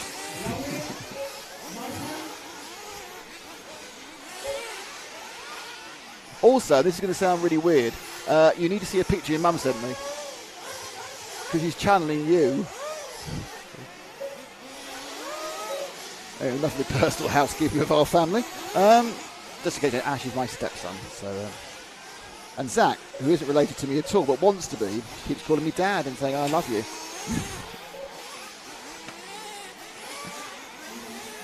I think Lefty couldn't come in here too soon, could he? Yeah, we're going to have Lefty on later. I mean, obviously it's very early in the Dominican Republic, so I'm not expecting him about 2 or 3 o'clock in the afternoon local time, and he'll come and help me with my failing voice. I'm sure it will go then. It's great to have all you along. In fact, you can. I will do my best to do follow requests. I think it's relatively hard because obviously you and I are all getting used to the flow of the meeting. Do you have a follow request? Request and ye shall receive the follower, or something like that.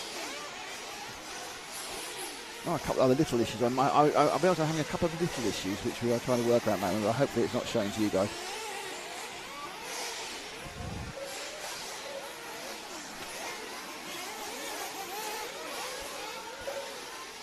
Okay, let's find somebody else, Ash. I'll come out so we can choose. We can find someone with a number. Right. Okay, right underneath you now. And it's this blue and white one that just crashed. That's 11. And that is Kevin Pasquier. Good old Kev.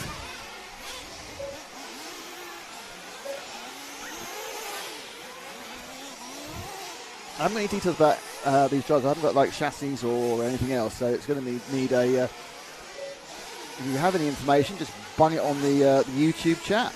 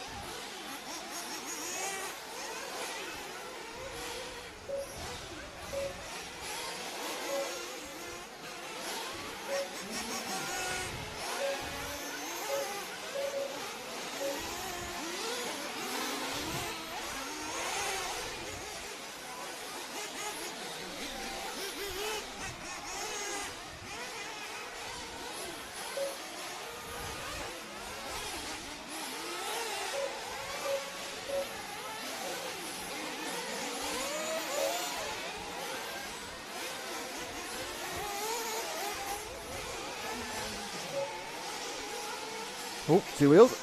So off he goes down the main straight, coming underneath the camera, into the first corner hairpin.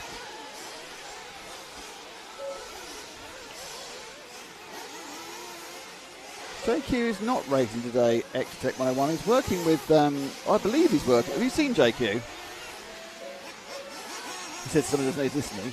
I'll find out. But he's certainly working with Pecco Evening, who is racing. I'm not sure if Jake is racing himself. I think he has seeded his entry to Pecco. He tried to build a dynasty, obviously after Max left him for a while. I think Max is back in the fold, isn't he now?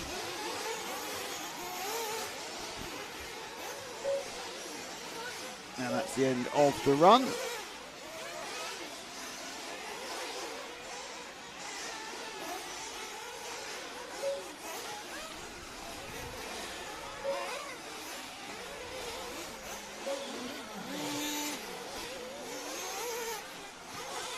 So,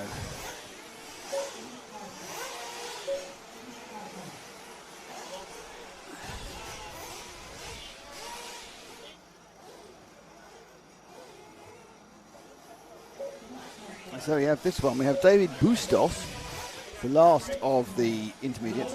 Miguel Sanitos, Borja Angera, Jesus Kamada. Oh, but see now the next two heats are the big ones. It's the Nitro Buggy Pro coming up after this one. Jesus Camara, David Benito, Miguel Iglesias Rodriguez, Gonzalo De Viva, Diego Rivas Calda, Martin Roca Calvo, Plamen Petrov, Morgan Prisiluk, possibly, Alejandro Gual Amea, Anton Gauzev, Andrei Monakov, Jan Cruz, and Vladimir Santos. Now, I know earlier, I've got two for this one now.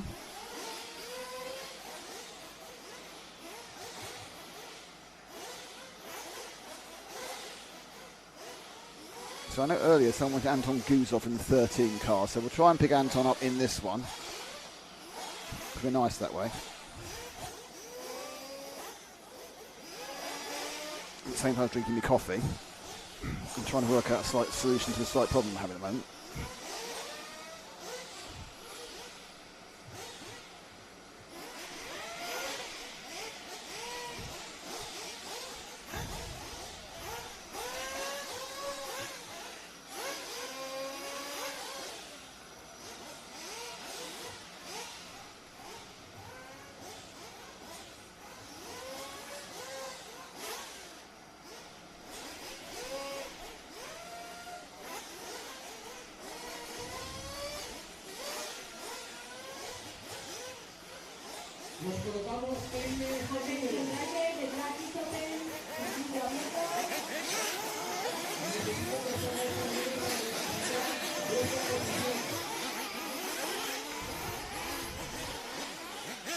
Ooh, you've been mouth action from the guy on the closest to us. So you can find 13, Ash. I'll give you the job.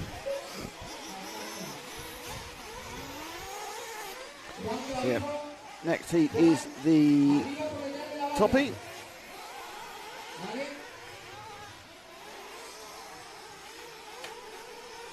But this one, oh, Ash is having to look around the track. See, it's not easy to find these cars on certain numbers. It's really tough.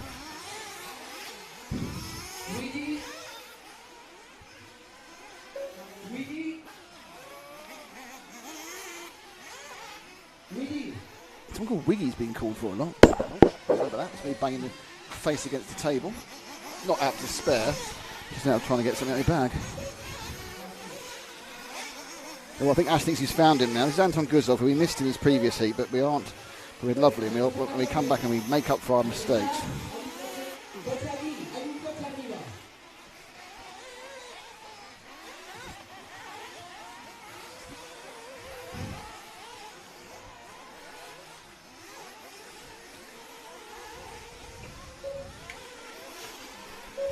There he is.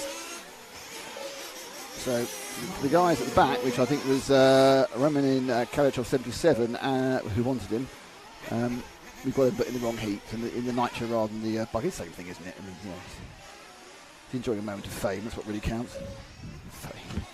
Fame.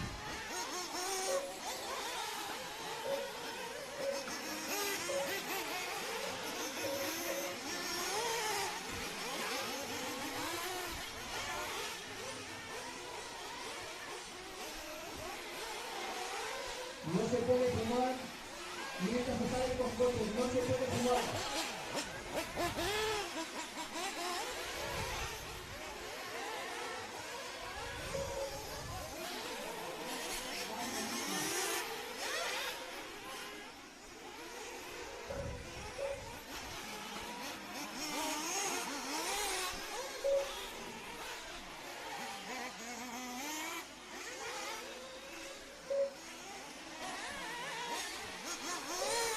So Anton, purple and white machine.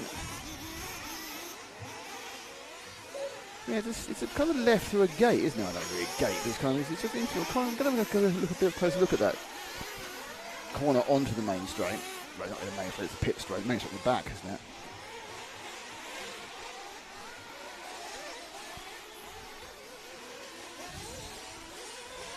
Holding it nicely together so far, a little bit wide there, so lose out the grip because it'll be on the dust rather than the driving area of the flat pack clay. Nothing above the go.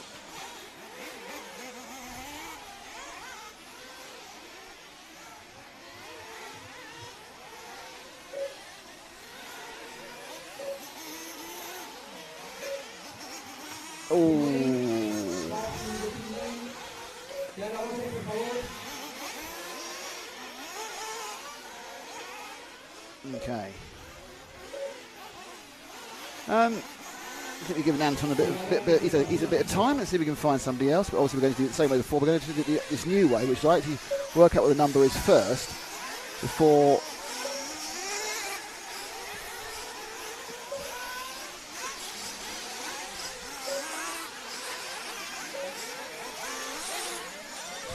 Honestly, these cars are marked so badly.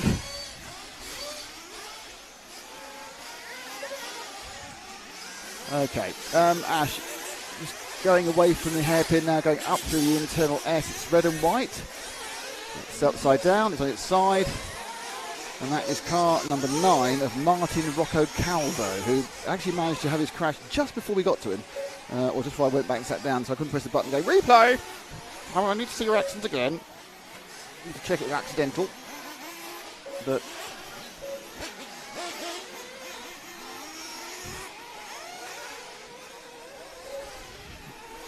that didn't go very well. That's me trying to throw a coffee cup into the bin. And it was more kind of a slightly embarrassing flop. Now what we do need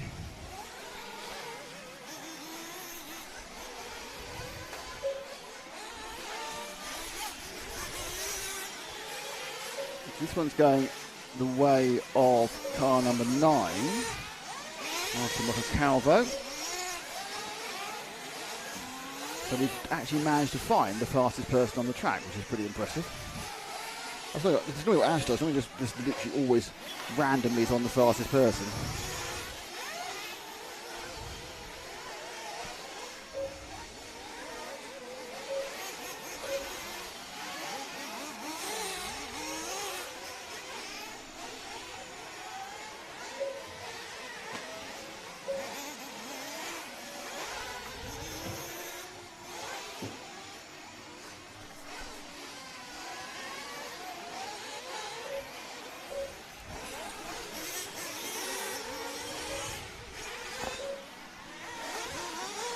Let's go.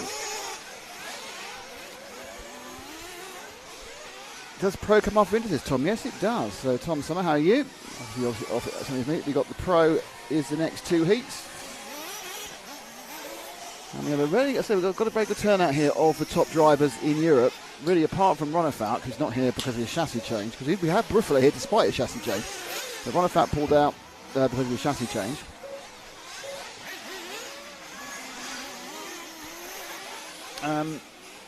We have pretty much a full house of the finalists from just a couple of weeks ago.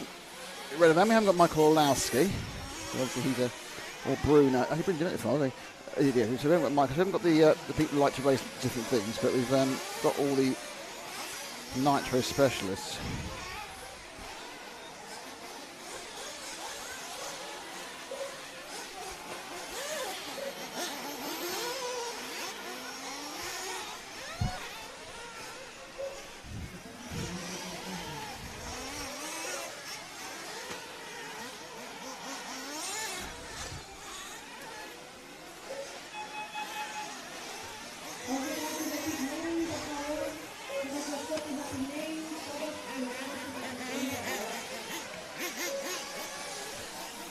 So next up are your big boys, as they say.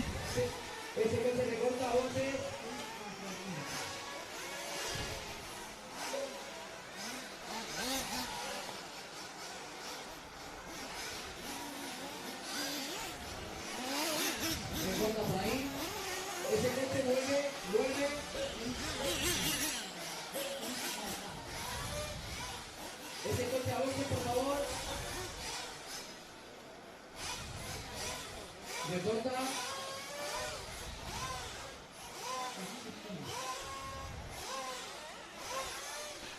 I'm doing well, thank you, Tom. Yeah, I'm kind of pacing myself because this is going to be a very, very long couple of days. We're on to pushing 10 o'clock tonight, and then pushing 11 o'clock the following night. So it's some very long days at Buggyland. So you have to be careful not to blow it all.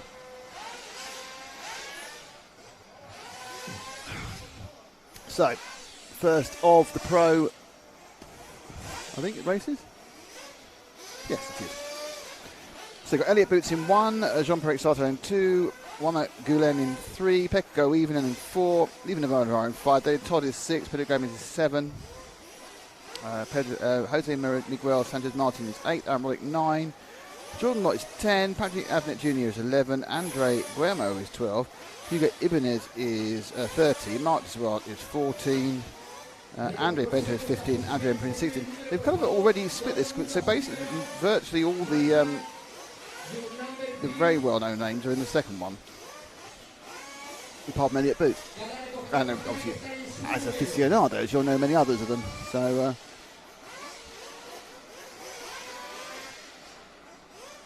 2 heats of E-buggy had the well-known names split much more evenly. This one is very much heavily based towards Group 2. With Nitro. Oh, I see why now, because Boots is in the Nitro Truggy, which is the heat after the second Nitro Buggy. So obviously they put him in the first one, so he's got a gap to get ready for his Nitro Truggy racing in the Nitro Truggy event. And we have E-Truggy. So it's 1 heat of Nitro, 1 heat of E-Truggy. And when we go to the OAP racing, which I fully approve of, for plus 35. Of which there are, he says, 3. So it's still a long way from finishing this round.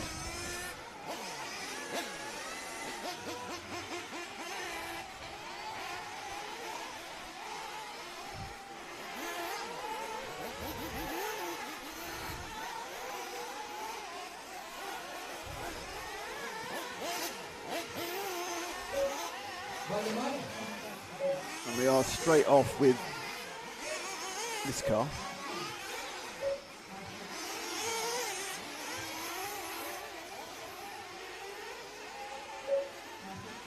Well, it could be any number, couldn't it? Huh? Just when you think you're about to read the number, it disappears off again.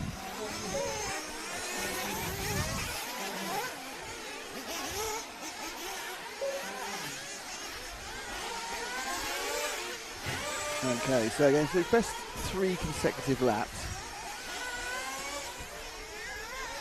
Oops. And this is the 10 car, so that is Jordan Lott. He's got a bit of a red, a bit of a yellow going on. Ooh. Coming to the bottom corner to the far right of the circuit, up the hill. And then dropping down again for this right-hander, which then you can power up and over the flat section, top of the hill. And rolling.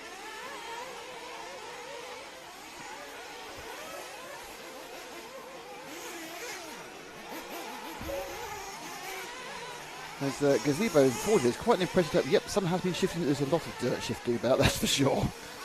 Hello to Monster Music. Nice to have you all with us. So yeah, so they've in this Nitro Pro, in the Pro Buggies, they've put most of the well-known names into the second of these two. This is the first of them, with the exception of Elliott Boots, who is he's in the following heat after the second one, because he's also in Nitro Truggy.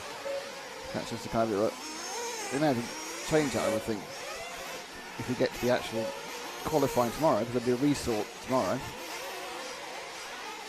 But for now, it's not that important.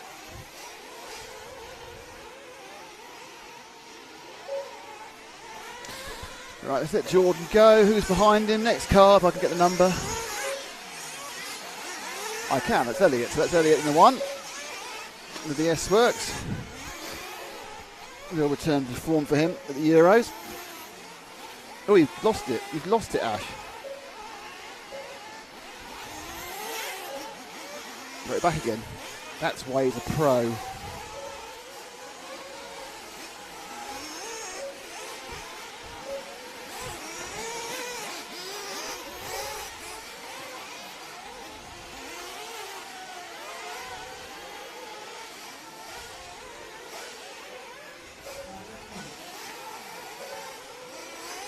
So he gets past Jordan Locke, we were following. Where's that put him on the three, well, I think on 3 laps, on the 3-lap scale. Actually, Avenue leads at the moment. Boots is way down, even though Boots is by far the fastest fast lap with a 42.432. His 3 laps is 2:34 compared to 2:11 for the fast moment, Jose Miguel Sanchez Martin. And the fastest we saw in E-buggy, it was an 07, I think. Oh, and that's what you don't want to do. He's got away with it. That costs you time, regardless.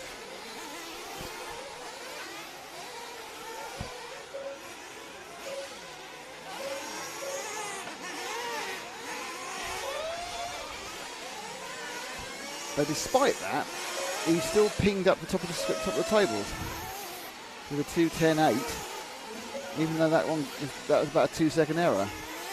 So a lot of pace in reserve for Boots, but obviously Boots is the standout driver in this heat. They're only literally just trying to qualify into heat for tomorrow today. Weird thing is this seeding practice is 7 minutes, the next seeding practice is 12 minutes. They get a 12-minute run. I'm not overly sure why that is, apart from make the day longer. But I suppose it gives them a chance to actually see what their tank running mileage is. But it's a weird thing that you do a 7 and you do a 12. You do another 7 after that.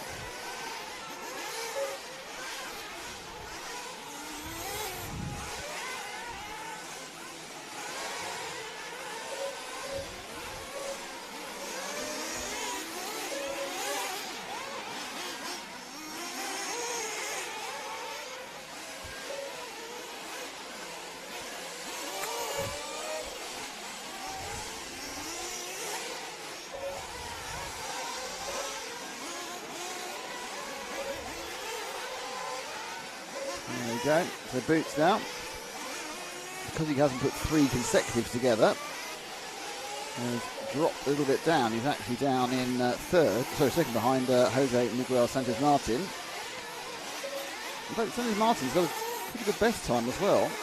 With a point, just a couple of tenths slower than Boots. Well, traffic's rarely at here, but there's no kind of referees. There's no like referee getting picked out of the way, and that's bad luck.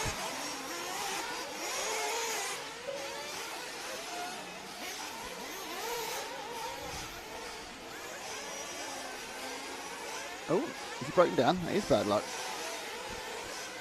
So Boots hits a problem. He gets run in.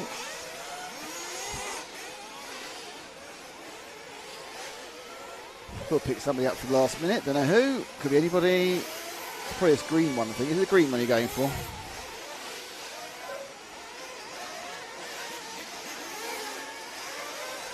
Obviously the chances to work out what number it is are very, very low.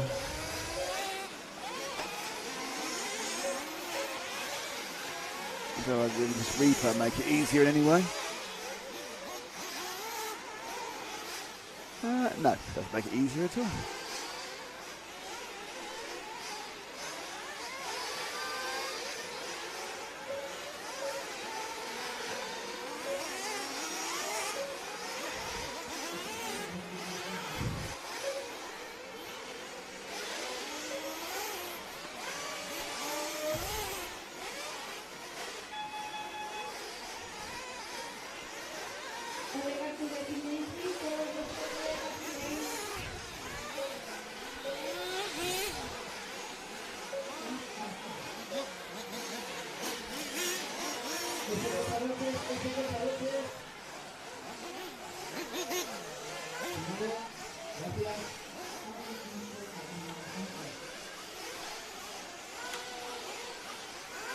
Here they come.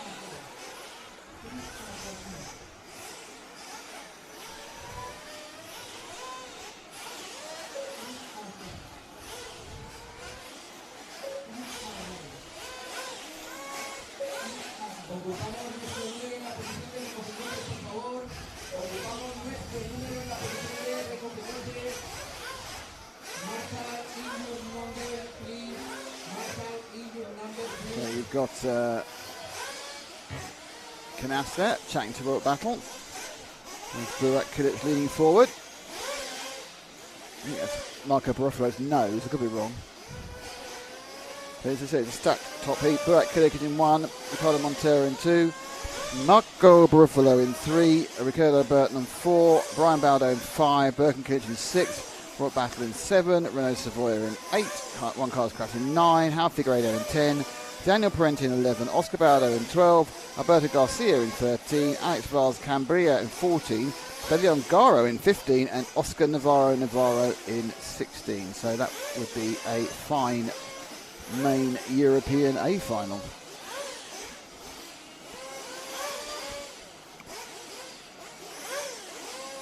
You can see the RC is life tattoo on Canas's arm there. It's kind of a random doodling his arm, isn't it? But that is the RC. Well, the first we got the RC is life tattoo. He's been 23 underneath that, which is his number, but also, of course, he was European champion in 2023. But when he was in RCGP, he used to run the 23 number. Who knows, perhaps RCGP will make a return in some format. It'd be fun if it did.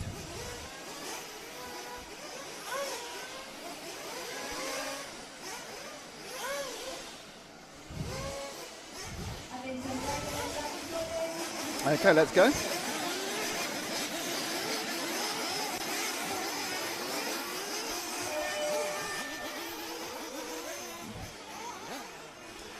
Big plop sound. Oh, it's probably a straggler, but I think that says 12. I might be wrong. Whoever it is, they've got numbers on both win end plates, and regardless of whether anything else, that gets them on the camera. It's Brian Baldo, I think. It's Oscar Baldo. Oscar Baldo, the younger of the Baldo brothers, of course. A couple of weeks ago, we were at their track. They are the owners and operators of the Redovan circuit.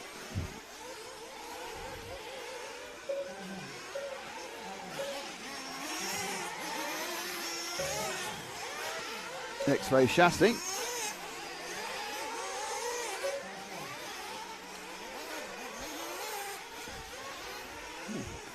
I bounced out there. Kind of thought, well, this lap's not going anywhere. I'll just regroup.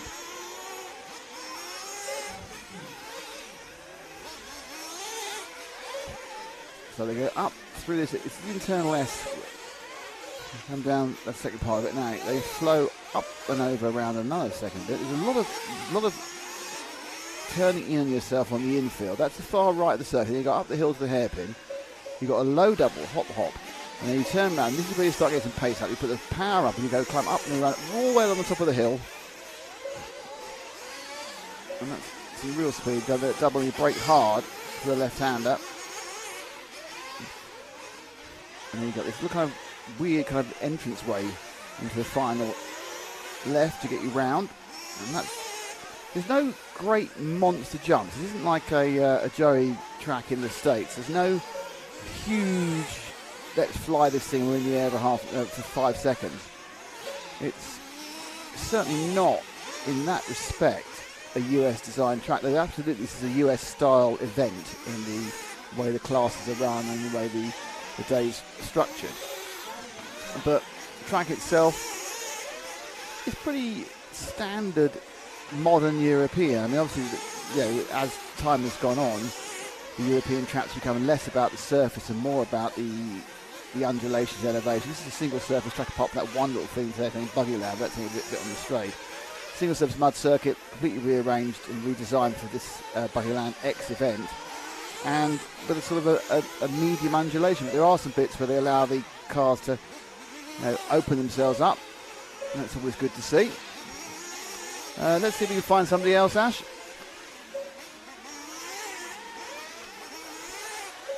Could be anybody, who knows? It's this car, it's the red car. Now, has he got numbers on his wing? Will he get identified easily? Is the next question.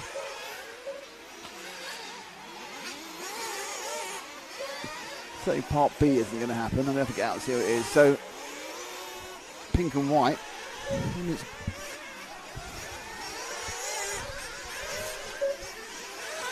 often hard to get drivers to put the numbers on their cars for warm-up. That's number 3. That is Marco Barufalo. So he's hastily painted that. This is your chance to see Marco Barufalo with the WRC chassis. The announcement was only made this week or the end of last week. Marco was leaving Techno. He had some great success with it, including Silver State in the States. Joined WRC. But WRC obviously is an absolutely making a real push, and they are an Italian brand. And they have decided a number of good drivers last year. And there's a good presence in both of them. I know in the UK there's quite a few WRC drivers, and there's a good presence at Euros. But obviously looking to push on again in the following year. I didn't they have Ryan Lutz in the States for a year? I think they're perhaps a bit early in their progress, but now it's really pushing forward WRC in their chassis. And they've signed Barufalo, who's as fast as anybody. He's not as consistent as anybody, but he's certainly as fast as anybody. Is that broken as well? Is that another broken down car? We are the cursed commentator. We've broken 2 cars in 2 races now. We've broken Boo's, now broken Barufalo. Okay, let's get somebody else's white car. Its car number, don't know. I think I saw it was 8, but I could be wrong. Let's wait till it comes around to us again.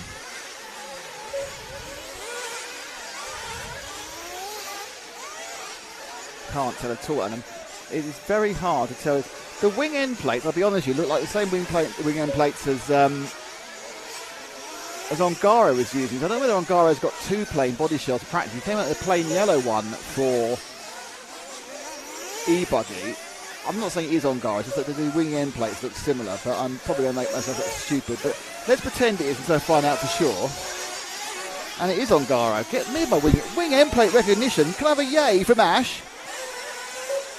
Thank you, Ash. One armed yay. That's why it's gone out of focus for half an hour. So it was Ongaro. I've surprised myself with the car recognition there. This is Ongaro. Running practice bodies for practice. Plain white.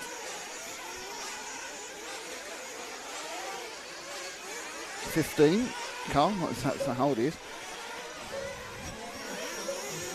So, hello to Bass Roger, one of our fantastic RCTV heroes.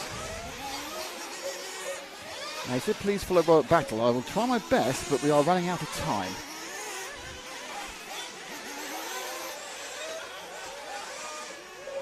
So that was 7. So just in the Killage at the moment from Ongaro, from Canas, from Battle, right, okay.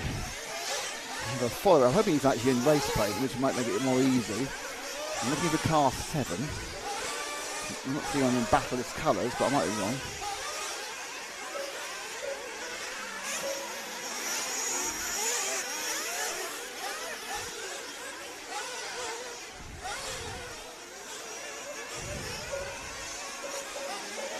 Okay, Ash, it's the... Have you got it? It's the, oh yeah, go forward 1. It's the red car. Go forward 1 to the all-orangey red car. That is Battle. So Battle actually just one ahead. That's convenient. He's one ahead of Ongaro. So with Robert now in 5th at the moment on this 3-lap count. It's Birkenkiewicz, Canas, Ongaro, Burak-Kiewicz, and then Battle. Sorry, isn't here. Barufalo, then Parente, Burton. They're a little bit off pace in both. I mean, it's only about a second off, not too bad. But he's been a little bit off pace in both classes so far. Just slightly, a tiny amount off. Just finishing the laps they're on. Does that help Battle move forward? No. Fastest lap by Canas, 41.236. Now, in fairness, Birkenkiewicz did one within about a couple of hundredths, but Canas puts down a marker. There he is.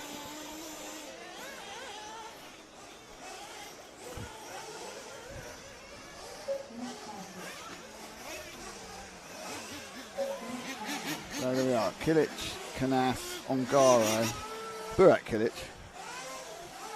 Battle. Of course, this is all just about practicing and seeding into tomorrow's qualifying. Very good picture there of the cameraman. And now we move back to our first look at Truggy, and it's Nitro Truggy. And there are 10 entries. It's Stefano Zanelli, David Bales, Nathan Truddy, Marco Barufas as well. Oh, they hadn't. I thought they'd been mixed up, so they weren't always in the same thing twice in a row. So Marco Barufas in this one as well. Jose Figueiredo, Plamen Petrov, Laurent Lemieux, Vladimir Santos, Bastian Weishart, and Elliot Booth. There's quite a large talent spread for Nitro Truggy. Now, obviously, Nitro Truck in the States would be one of the biggest classes, but truck's never been as popular here. I think it's because we haven't got the same background of trucks, do we?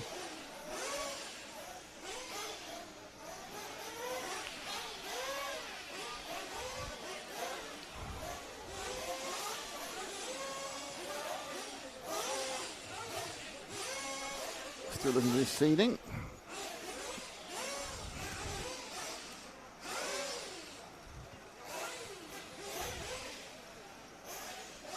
Hello to Benicio Corona. How are you?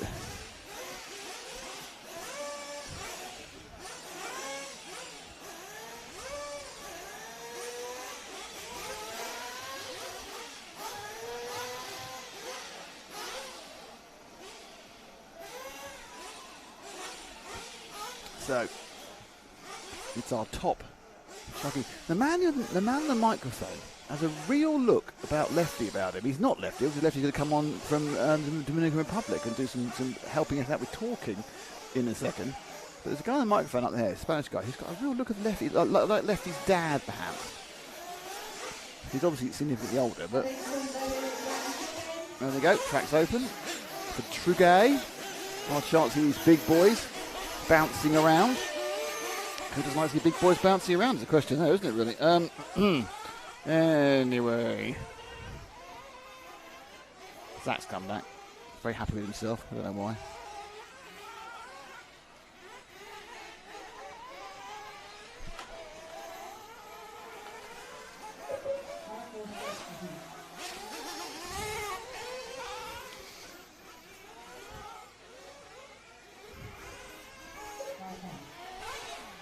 So we're with the big white truck. Those of you unfamiliar with what a Truggy is, they're basically 60% a Nitro buggy, but they've got a much wider track, so they're wider cars, they're slightly bigger. As you can see, mostly at the front with a big difference. You've got this big wide front end, you've got a big wide platform, a little bit bigger, and it's a much more stable platform.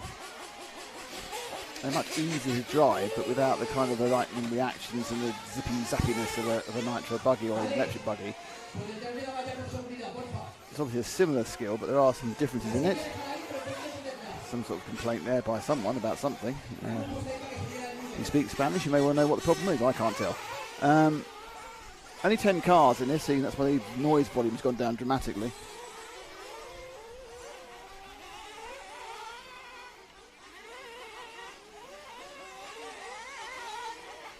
Can have slightly larger engines as well in them than the 0.21 3.5 cc's. Hello to Tara. Hello Tara. It's Tara evening. Good afternoon, Finland. Have a great weekend with Grace. Well, yeah, I'm sure we will. Also, we'll be following young Pecco as well, Tara's son. Benicio's all behind Italian RC racing. Well, Italian RC racing is doing very well at the moment, as is Spanish RC racing, to be honest. Not so much, apart from Elliot Boots, not so much British RC racing as far as driving. Not this class, we've got some, still do work some of the other classes.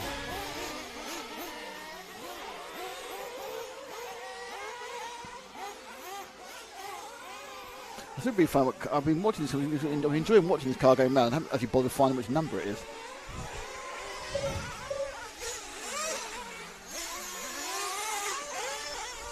I think that's Buffalo, it's WRC, but it hasn't got a number on it.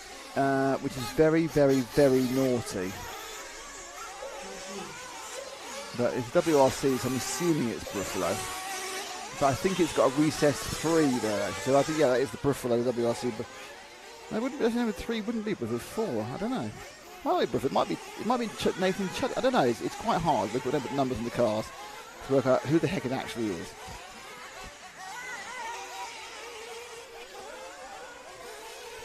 Let's find somebody else. Let's have this. Someone's in the pits right now. Let's find someone colourful rather than white. Drop back 1, because that's a number I can read. That's car 9 of Bastian Weishert.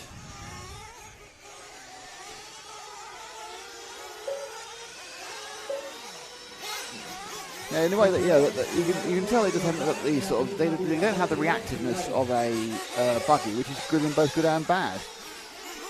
It means you can't hustle them to the absolute limit you can with a buggy, but they also prevent you with a much. Oh, that's bar. It was Buffalo. Okay, well done. Wasn't sure it was. I know the number wrong. Thanks, Chewy RC. It was Buffalo. Oh dear, where's that? That's a.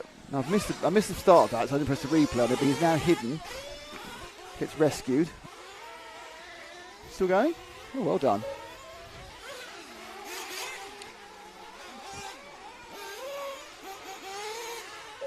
So Buffalo there managed to get himself on camera, despite not having the correct numbers on the car, and therefore not deserving it, to be honest.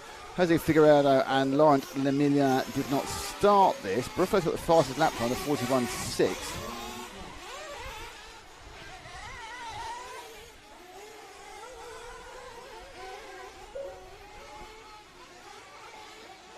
Yep. So I'll read the best lap times. 41.6 for Buffalo, 42.1 for Boots, and then it's a 46.5 for Zanelli. This is very much a class of, well, if Figueiredo joins, it'll be a class of 3, and then everyone else.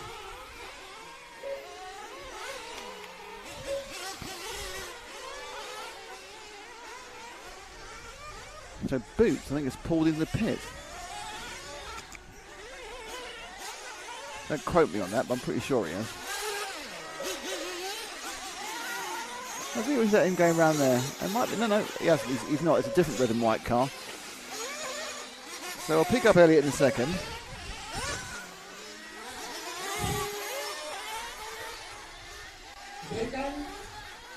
So you just, just wait at the end of this, in front of you. Just wait in front of you because the next car by, which is red and white, that's Boots coming now.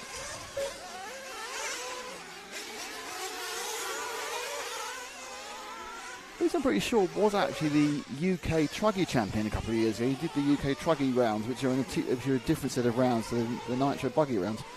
So he's a bit of he enjoys a bit of Truggy fun.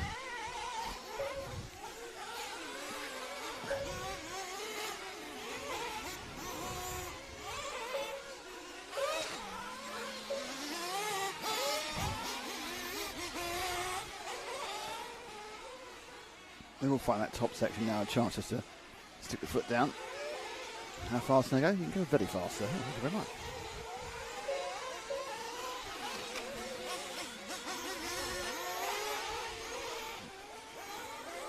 So following this, we have E-Truggy, and there's 17 of those apparently.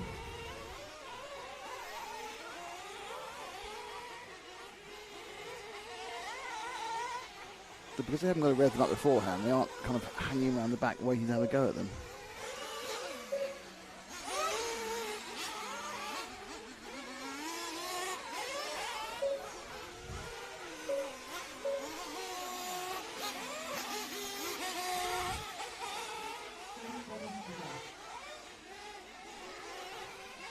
So, half a minute to go. Buffalo. From Boots. Buffalo's got 1.5 seconds of best 3 laps. Boots on camera, trying to see if he can shorten that down, that gap a little bit.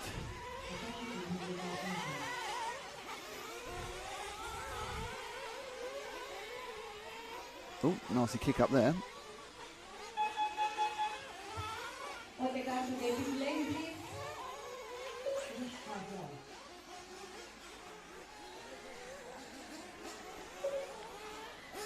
Boots' last car on the track. Is that going to be any good? Flies over. No, 43.1.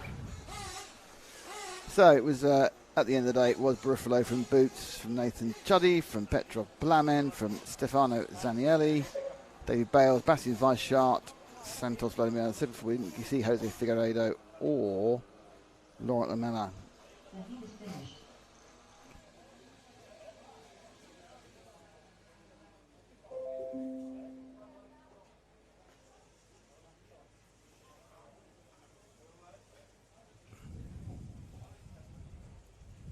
coches ocupamos nuestras posiciones según el número. There are the results for you all to enjoy. Marshal, in your number, please.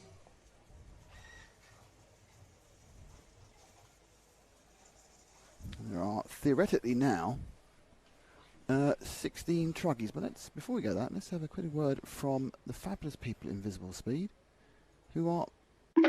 Stop scrolling, you nerd. Learn something new with InvisibleSpeed. Are you the driver of this car? Yes, sir. Why? You just won a free alignment. I had my car touched by JQ, and now I don't feel safe. I can say that he did improve his time Yeah. 10 seconds So and I- his best lap. Last question, would you recommend the InvisibleSpeed course? Yeah, for sure. Spend your money. Good spend.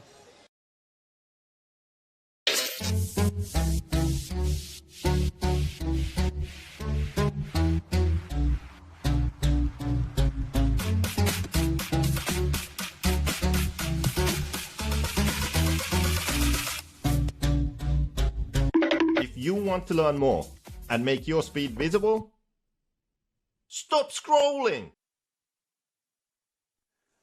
There we are. Don't do any of that scrolling stuff. Yes, InvisibleSpeed.net, title sponsor of this event for us, RCTV, Buggyland 10. Still on their offer if you sign up for the Invisible Speed course, which will guarantee to make you faster. Well, I'll guarantee it'll make you faster. I mean, I'm not sure what JQ would. I guarantee it'll make you faster.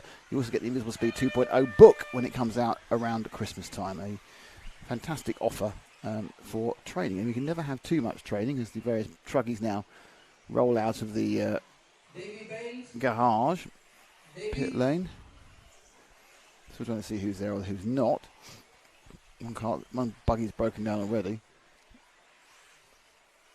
Ashes with somebody. Ooh. So now you have truggy action, but they're quiet. We all hear ourselves think. Not that always that good because you might think bad thoughts. Oh, well done. I did that one a replay. Not quite sure. I did. I was waiting until I hadn't hit the button hard enough then. Look at that. Look at that. Bounce, tippy dip top. No, I've had that touch the nose twice. Okay, who are we actually with? Still don't know.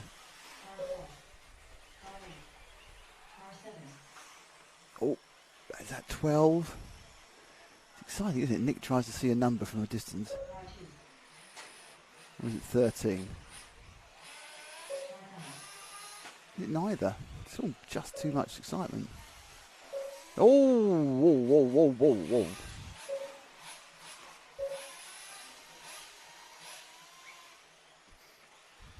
So 2 cars emerging from an accident and has another accident with someone else. That's quite impressive.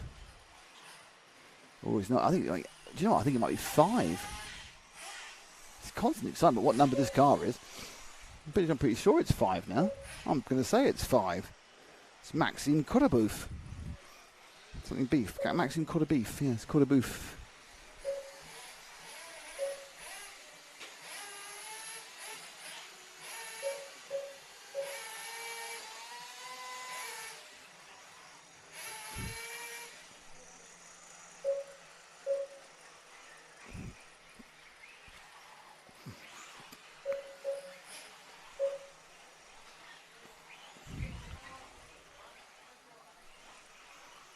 So Jean-Pierre Sartel is the quickest in this.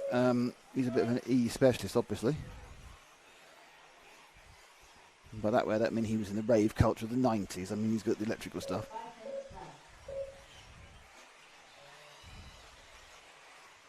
That isn't really the track. We'll let you off on that one.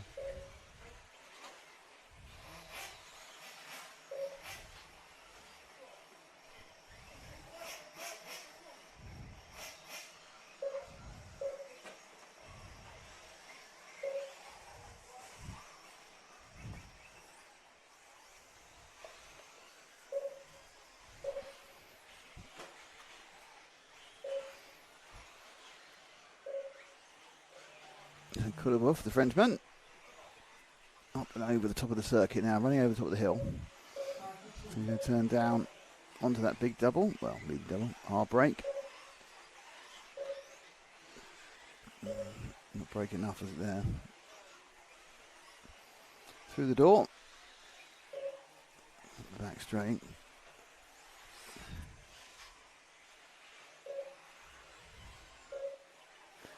That door is actually a hairpin bend, or an opening hairpin bend. From where I'm sitting, you can't quite see its layout. Because it comes down, they actually come along, and then they turn sharp right. Oh, we got back the wheels. Well done. I'm going to say something now. I think truggies land on their wheels after accidents more often than buggies. Discuss. Is that a fact, or have I just made that up from a very small sample of 4 minutes of watching? Let's change our focus, Ash. Not to that one, that's broken. So one just pulled off with a broken front right. And Ash is going to go, he's gone yellow and orange again. He loves the yellow and orange one. If you want to be picked up by Ash on the cameraman's choice, paint your car in a fluorescent colour and he'll catch his little eye. It's 2, is it? It's got that 2 look about it. Probably 2 and 3 doesn't look very similar. Excellent numbering by this car, by the way. It's 3. And that's Bastian Weichet. So he gets a prize for putting very clear numbers on his car on a very colourful background.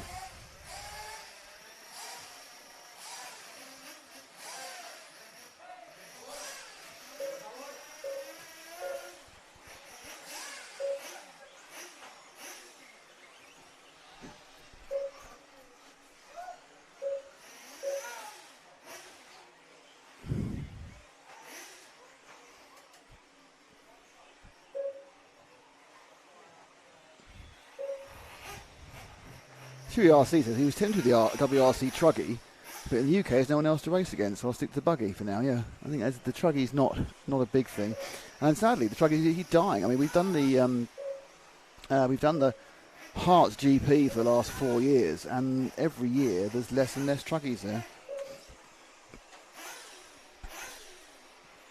I mean, I think the rise of the E-buggy. I mean, it's interesting because the E-buggy obviously has had a tremendous rise in the state. I've just seen JQ. Oh, exciting. We wave at him. No, I'm trying to catch his eye now. He's got let Pecco's out in a second because JQ's sitting there with Pecco.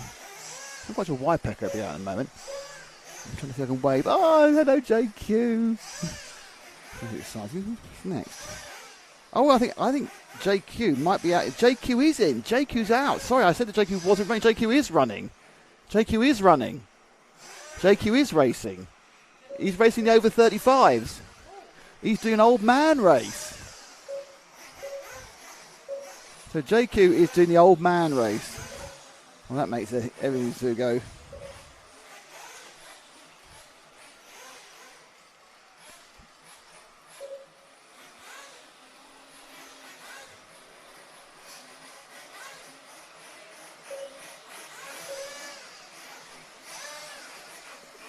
So all you JQ fans, phone your friends up. He's in the next heat. The first heat of over 35 Nitro. And Pecco's being his pit man.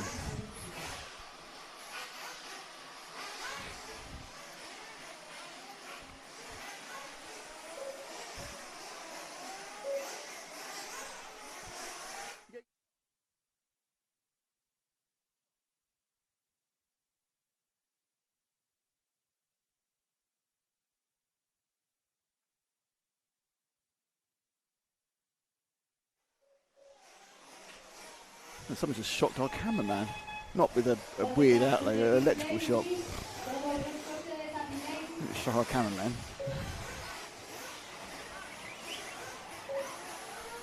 Okay, so that was the end of that one, which kind of disappeared into my excitement that JQ's driving in the next one. But the result was Jean-Pierre Sartel, no surprise there, was 9 seconds faster than Nathan Chuddy. Over the 3 laps, Patrick Levesque was 3rd, Alejandro Blanco Domingos was 4th, and 16 took part. Only Carlos Vinuales did not start. Okay, now we've got 3 heats of OAP racing. I don't know what I'm talking about because it's 35 and I could qualify for this by 20 years. But I'll still say it's OAP. This is my class. This is the class if I raced I'd be in. You know, it gives an extra chance for a number. There's 3 people here, 3 heats. They managed to get all 48 slots filled by the more mature of the RC racing audience.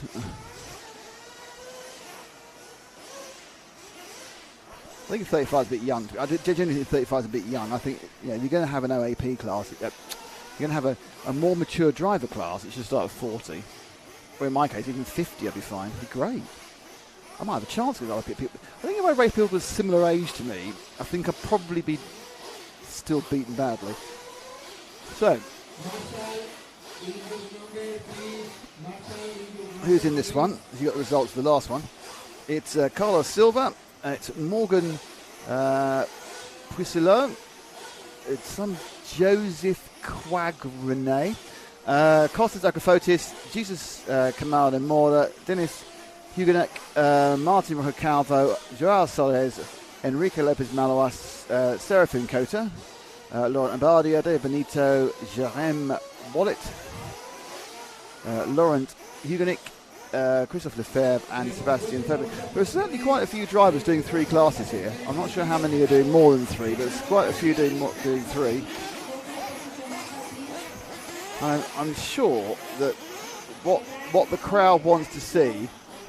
Afternoon from the UK, says Mr. Fishy.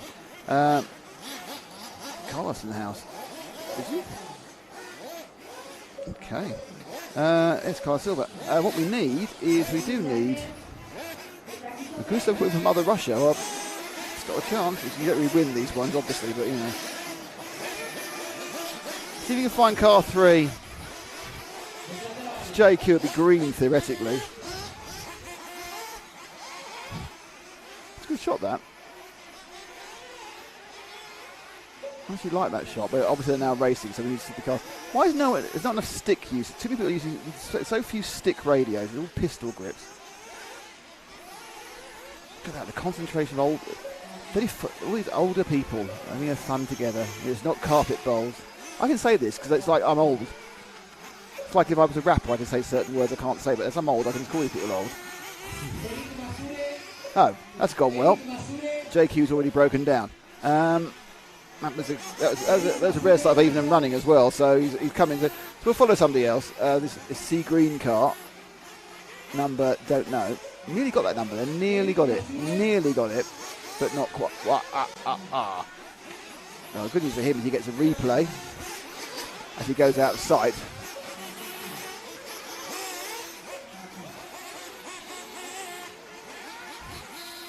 Gone.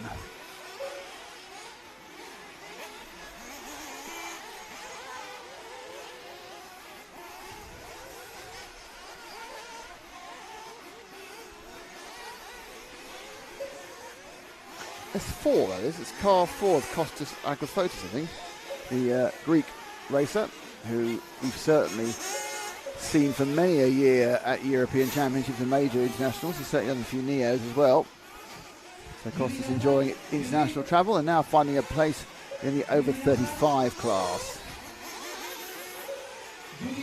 Hello from the US. Was that Invisible Speed? It was Invisible Speed this delay. He was so invisible he came off the track. That's the invisibleness of your car when it isn't working quite rightly. We'll have to see if he starts. He retired in the warm-up, but I mean, obviously it may be an easy thing to sort out. Officially, he has got going again. I'm not sure if he did, but we'll have a check later.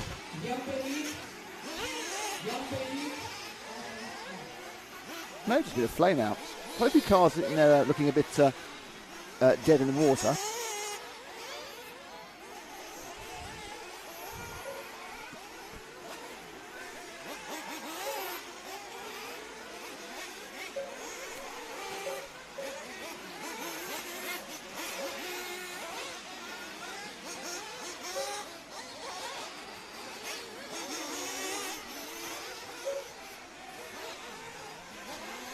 Find somebody else, Ash.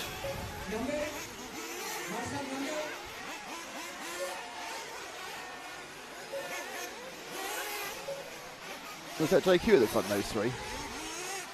Is the green one 2 ahead JQ? I mean, it's green, it's a good start. Watch as we cover every green car on the entire event, trying to find Jose Green, Mr. Invisible Speed. You better put numbers on. Otherwise, yeah, it's JQ. It'll be serious words if he hasn't put numbers on. May even be a row about it. But he has. He put some good threes. So JQ with the Mayako chassis under the tutelage of InvisibleSpeed.net. So don't forget he has retired, which is, oh dear, which is why he's racing. No, he's only doing these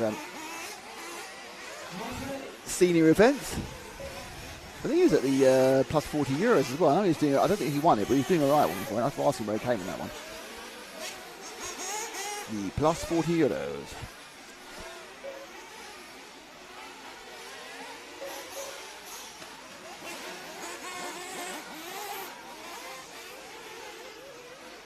Oh, just held on to that.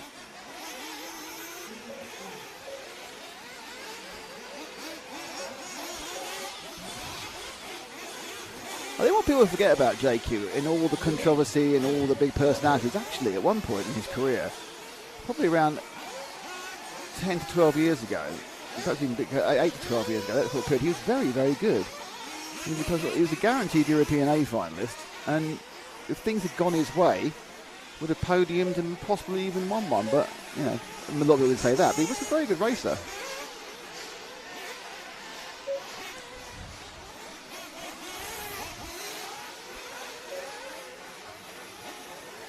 Still waiting to get those 3 laps in, though.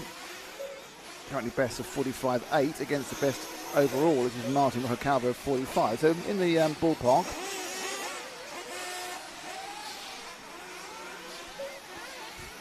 All right, that's enough JQ for anybody for a couple of weeks. Let's find somebody else, Ash. Oh, I'm liking that cut. Oh, it's cool, that was. Let's go one side and then let's see. Oh, it's the white one. Okay. Do you know what number it is? No.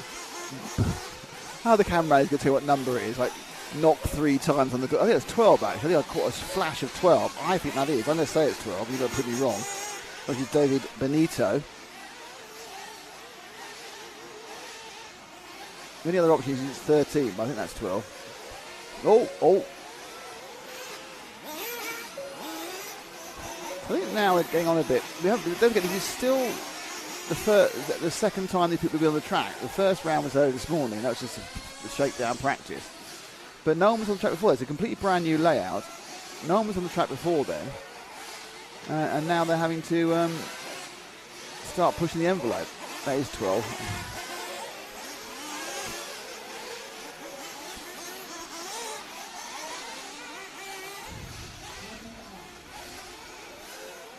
Let's go.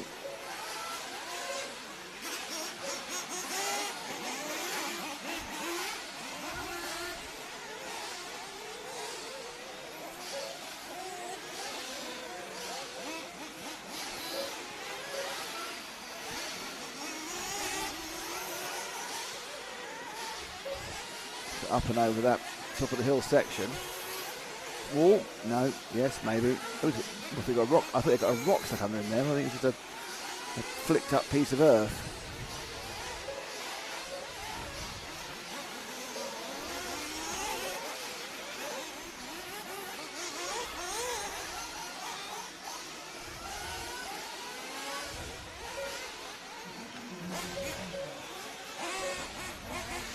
Oh, he got it wide.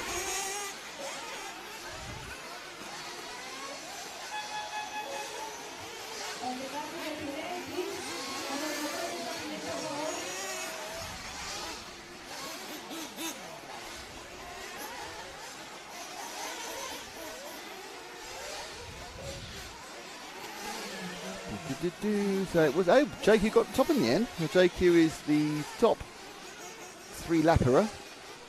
Remember what he got, there's 2 more heats of this. So his 3 laps were in 2:15.2. This the fastest lap there, but his 3 laps were best, 2:15.2.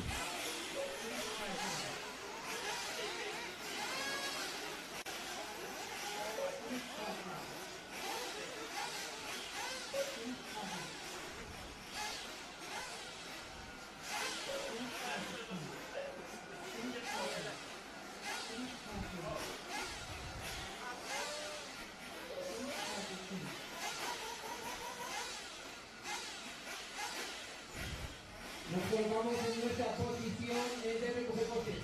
Hay que colocarse en el número correcto de recoger coches, por favor.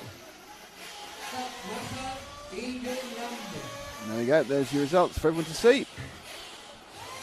We don't have nationalities on this printout list, so we can't tell you where they come from. If it's your friend, you'll know.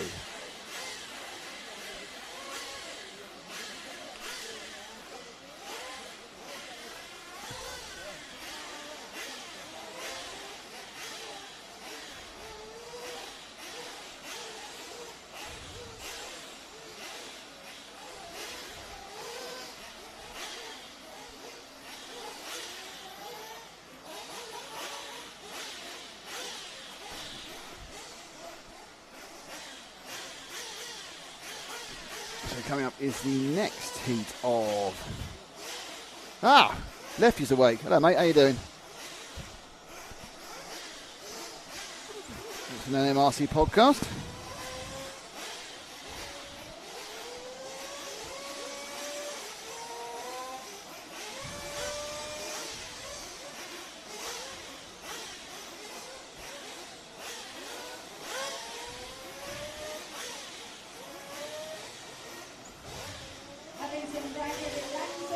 North California from John Ray's 1978. What time's that? It's like 20 to 5, isn't it? Blimey. That's quite dedicated, to be honest. Okay, so this heat has Philip Browder in 1, Laurent Lemilan in 2, Dave Bales in 3, Johan Juarez in 4, Nuno Felipe Ferreira in 5, Ruben Cervantes in 6, Vladimir Zaunden in 7, Miguel Mir in 8, Manuel Lopez Orrego in 9, Carlos Alberto Baez in 10, Alberto Garcia in 11, Sebastian Origot in 12, Anthony Cabot in 13, Antonio Manchado Maestre in 14, Opsis Etienne in 15, and Uwe Vart after that. And we have a change of cameraman. Who knows what that'll bring us? I'm just going to check. Zach, can you hear me? Yeah, I get a little thumbs up from Zach. He looks a bit confused. But, you know, you can only work with so much, can't you? The confusion's kind of pretty much where it goes. 4:40 in the morning, blimey. That's dedication to RC. So we're coming to the end of this heat, this round. We've got the 2 more at the end of the round. We'll start again. We have the top races on twice. They're on for the 2 rounds. They're on for 2 heats of buggies and 2 heats of Nitro Buggy Sports. So whilst the rounds are quite long, you have 2 highlights to them. You can see them doing their best quietly. And see them doing their best with the engines going. Possibly not quite that way.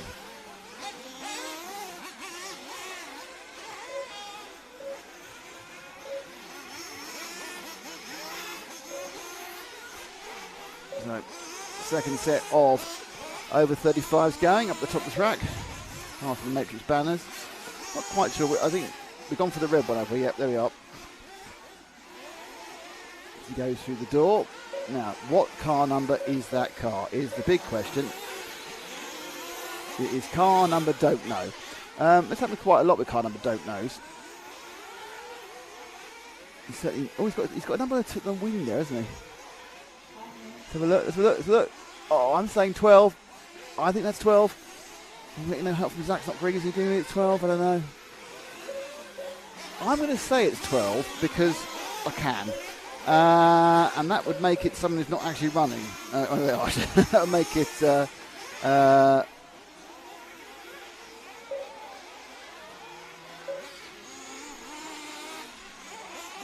Sebastian Rigout, it would be, in 12.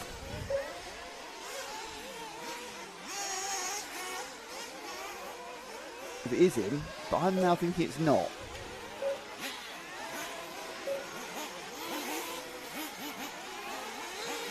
If only you put a number on that side.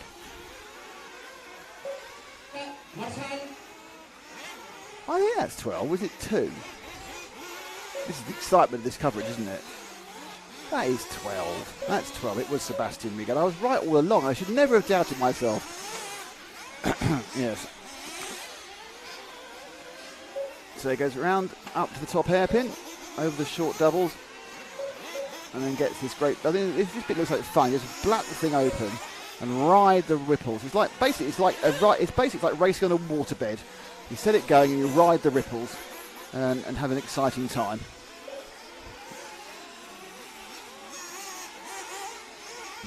Through the door.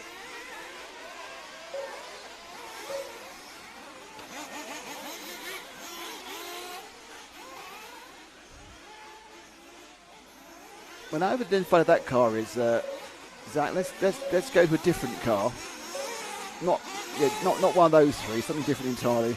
Something got a chance to get the number out. So start from your left and find someone. That's your right.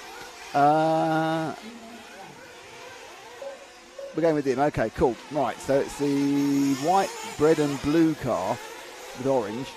It's got lots of colours in that car. I don't think he's got any numbers in that car at all. He's a nasty, nasty man. He's had to get up on my own feet. Look out the window for the next time he comes down the track. That's for about 45 seconds. So it's a bit of a wait.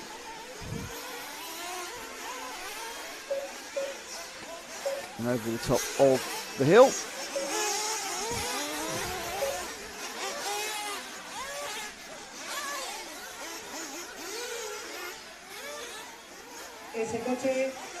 Does he have a number? He does. He's number 10, which makes him Carlos Alberto Baez.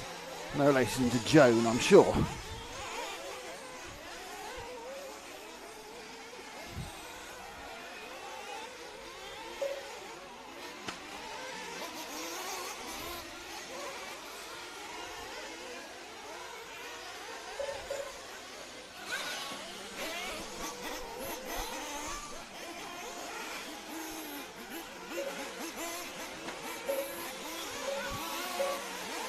Top of the track again. Baez currently running in 9th, so right in the middle of this pack. Best lap was that last one, which was a 14. Oh, he's just done a better one. It's a 49.6. He's a better for the top 3. He's about to see that's 49.6 just did.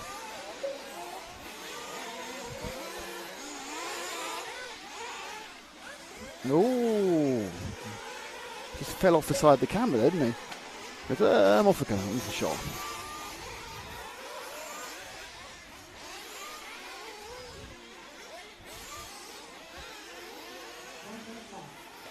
Oh, car ahead of him, just gone right off the track.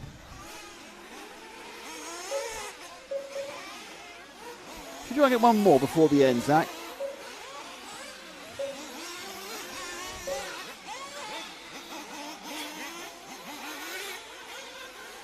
Who's he going for? He's going for this one. Blue and white. He's up all night. I think that's a low number.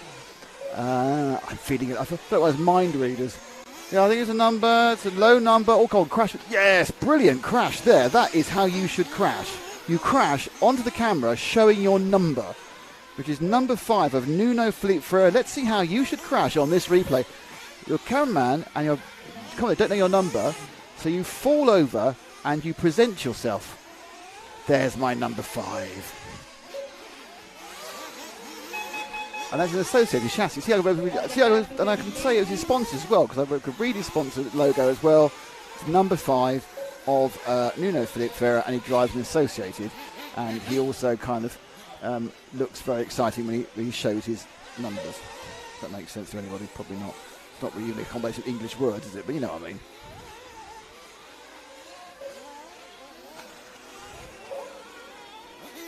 Excellent news. I've got. Okay, here we go.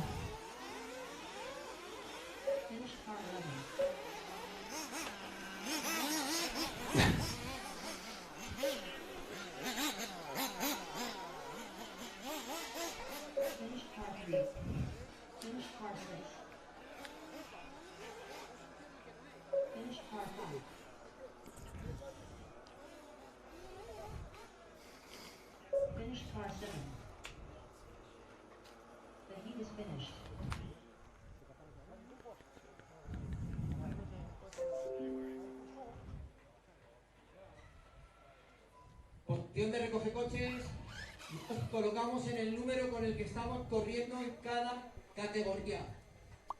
Noche. Hang on, someone's asked me about food, so we're going to go to ambient sound Tenemos que only. colocarnos en el número con el que estamos corriendo en cada categoría.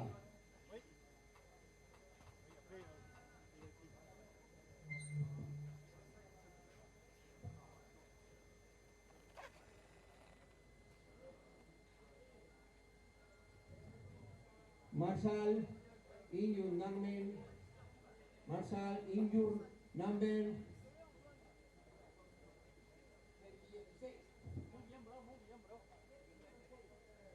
Important food conversation over now.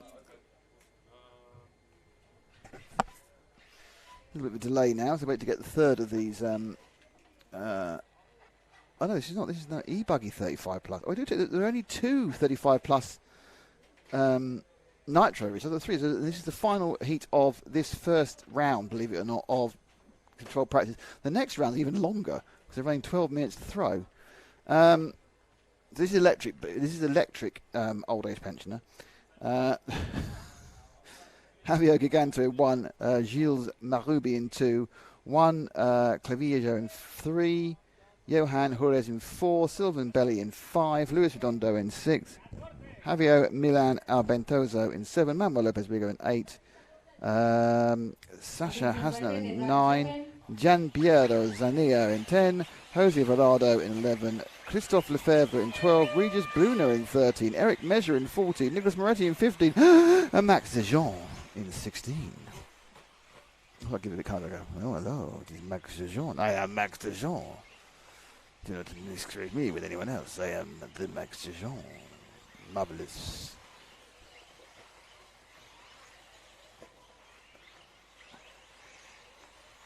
Es el 14 y el 4 está allí. Wow, that's... 4 allí, 14 ahí. If anyone knows anything about movie motorsport and the news in Spanish,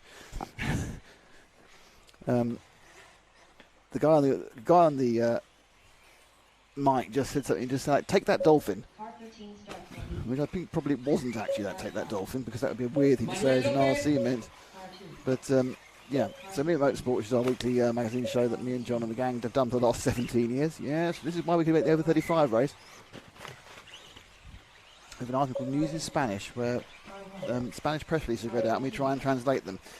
Obviously, we don't try and translate them accurately, but that one was definitely getting that dolphin. So who have we got on this orange and yellow car? With oversteer. Running across the top of the track. Whee!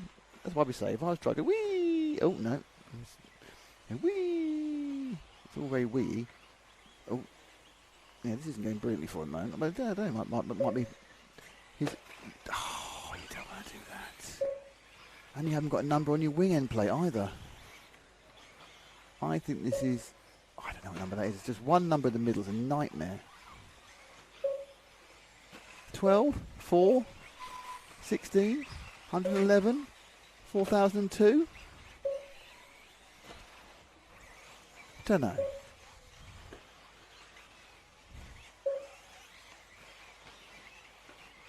Oh, he's got one of the... Is it one of the side pod? Can you do one of them super close shots, Ash? We'll just see if we can see where he's got a number anywhere. I think it's on the side pod. Oh, yeah, there's a number there. We just turned it away from me. This is why Ash gets the big bucks. He's a proper professional cameraman, you know. That's adult movies and everything. It's another story which I'm not going to go into in a live stream. Oh, I need to get a different monitor. This is great camera work and I can't see a thing. It's the 12, isn't it? That is the 12. That is Christophe Lefebvre. You go wide again, love. That's Christophe Lefebvre. Oh, now someone's showing me a dinner menu and I've got my glasses. This is when you do. So basically at this point I've realised two things: I'm old. First, I've been doing a podcast for 17 years. Secondly, I need my glasses to read something. So I really should be in this race, not commentating on it. Oh. Oh.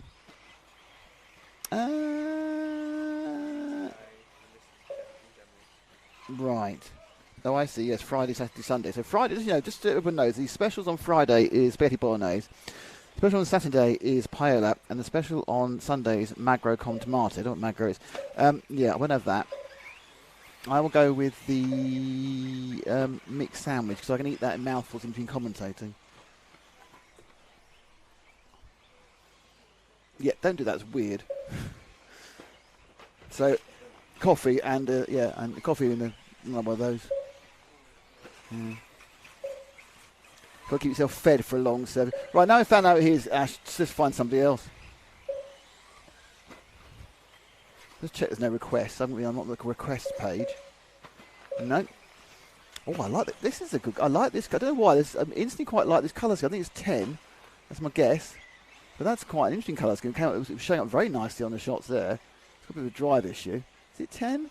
It is 10. That's Giampero Zanier. Giampero Zanier. I drive E-buggy, and I have a very nice green over green over green. Yeah, that's a nice variation on the usual colour schemes we see. Where is he, Giampiero? He's down in... Oh, he's only 6th. We're going quite well. He's in 6th. Greetings from Sweden, says Jocke Carlson. Hello, Jocke, how are you? This is certainly an event today, perhaps not tomorrow as much, but today I recommend you drop in and drop out. Give us an hour here, an hour there. We're on till probably 10 o'clock local time, so 9 o'clock in the UK. So we'll be around chatting RC. Later on, probably in the next hour or two, Lefty's going to join us to do some colour commentary and some commentary from the Dominican Republic. So hopefully his pictures will be sharp enough. My problem is my monitor's not great, but hopefully the broadcast pictures are pretty good, so his pictures should be good. There's two of them. Look at that, kind of like 2 cars, all some kind of greeny McGreen. Yeah, go with the one ahead, the other greeny car. That's it. Because now I think a bit of colour. I'm not. My first road car was green. I'm not a massive fan of green, but these are pretty good. I've liked both these colour schemes. I think I'm very bored of yellow, of flory orange and yellow orange combinations.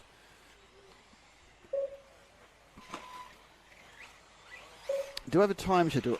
Okay, I do have a time schedule. However, I don't know that the time schedule published. There is live timing for everybody on Everlaps. Everlaps.com, and just press the live button. I don't think that there's been a published timetable. I have one in my hand, which is made of paper. But just to give you all an idea of what's happening, this is the end of the first seeding round, where everyone got 7-minute runs. What's going to happen? It's number 3, that is, by the way. That is one Clavio. What is going to happen after this is I'll talk you through what I have. There's a derby trying something in 7 minutes. So what we now have is practice 2. Is the second seeding round. The actual runs are 12 minutes. This first one runs of 7 minutes. Still best 3, but 12 minutes. I'm not quite sure really how that works with the E-buggies. 12 minutes. So most of the Nitro guys will get to do refueling and everything else. And that will run up until about past. It's going to start it immediately. There's no lunch break here, which is unheard of for a Spanish or Portuguese race. And that's going to run until about 6 o'clock. Sorry, 6:30 local time, 5:30. Then we have a final round of seeding again, which is once again 7 minutes. But it's still best 3 laps on anything that count. So that's a 7-minute run. So they get a 12-minute run and a 7-minute run. That's due to finish at about 9:30. And then there are 2 extra races, Gladiator and 2x1. Now I know what 2x1 is. The 2x1 is 1 radio, 1 car, 2 drivers, which is great. They've done that. They've done that 2 drivers on. So one's on steering, one's on throttle, and they've done that at the Hearts GP. And some of the lap times these two people get are absolutely amazing. We've got Gladiator. Now, Gladiator, everything is valid in this race. Survival time for your car and your skills and your team. Last man standing wins. If you flip over, engine stops, you're disqualified, and there's no marshals. So basically, everyone goes out. It's last man standing, effectively, and that will happen after that. So it says last. I'm not sure which order they're going to do it in. Tomorrow, very late at night, we have a not human race, which is 2 rounds and 2. Which is not only for cars run this race. 2 laps running around the track for people. So it's the human race. The 2-lap race round the track, which I think is a recipe for broken ankles, but especially in the dark, which will be Saturday evening. And then we have the mechanics for drivers race. Mechanics on the driver 10 minutes. So I think there's quite a few mechanics who are probably quite good drivers. We've got interesting how that happens. But those are the various fun races. There are finals tomorrow as well, some finals, and there's a lot going on, and it runs forever. And on Sunday, I think at 4:45, maybe 4:45, let me check that, is the main Nitro Pro final, which is an hour-long special of as you know, every single top European driver is here, with the exception of David Ronneflag, and we all know why he isn't here. So it is a very strong field we have at the top of the shop. Finished car 1. Juan Clavo, who we were on towards the end there, he got the fastest time.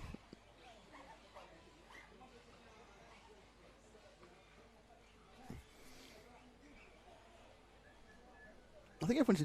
Poor old Keenan's getting people saying we need more podcasts. He couldn't do more podcasts than Keenan does.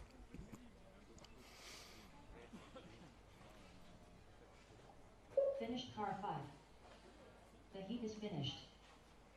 I find it hard enough being part. I've been doing weekly podcasts for, 17 years, 16 years now. Me with motorsport, and I'm only a contributor to that. It's John Hindhoff of Radio Le Mans, the Radio Le Mans commentator. That's his podcast, really. He is the lead in that. But I only do part of that, so I'm probably on for an hour, if that, a week. And sometimes we do pre-records. And that's a really big commitment, and it's really hard work is the wrong way, it's fun, but it's work to get it done. Keenan's doing like 6 hours a week of podcasts. I don't know how he gets first of all, I have no idea how he gets the energy to do it, and B, where he gets the content from, but it's, it's amazing. So they're going, I think, it's another one. Bloody hell. I'll ask you about that, because he's going to come on in a bit, in an hour or so. We'll have some Keenan action.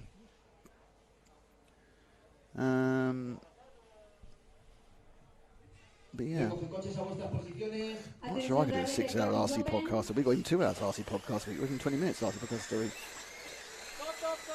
Oh, that sounds very squeaky. Right, we've started the second round of seeding practice. We've actually got through a round. They took us. In fairness to what I will say is they're absolutely bang on schedule, which is pretty impressive.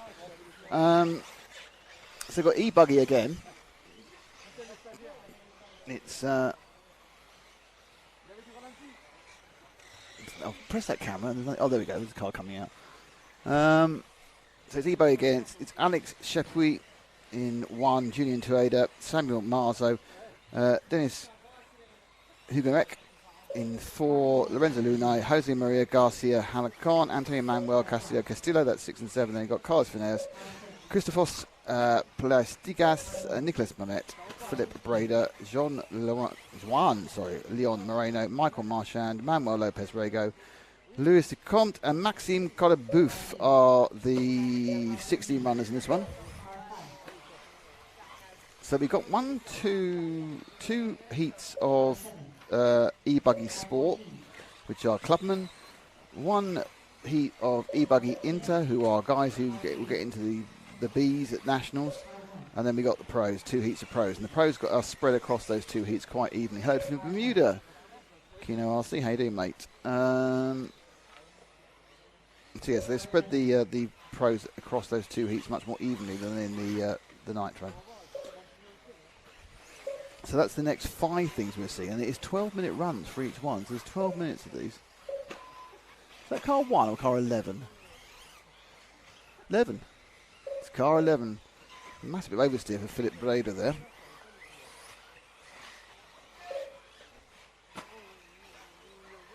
As you can hear, we're back to the kind of the slap landings again, because you can hear the landings because the engines aren't running. That car is very unruly.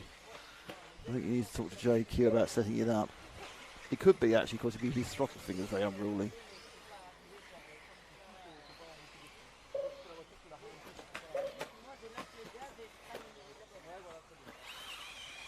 Oh, nice overtake on the orange car. Oh, what happened there? I don't know what happened there. I'm going to find out by seeing it again. Oh, we got requests. Excellent.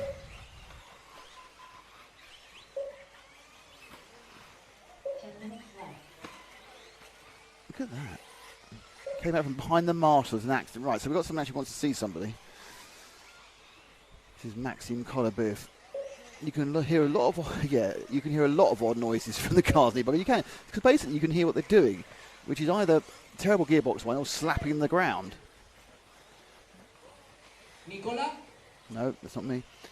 Okay. 16 is Maxime Coloboeuf. Where is he at the moment? He's there. He's coming into the lap, actually, so I shall get up and see if I can find this Maxime Coloboeuf, which is our person of interest as far as the Nicolas Mariette. 13. All orange and nothing, but I think that might be 16. I don't know. Let's wait a little bit longer. 9. No number at all. No number at all. Yeah, this doesn't make it very easy, to be honest.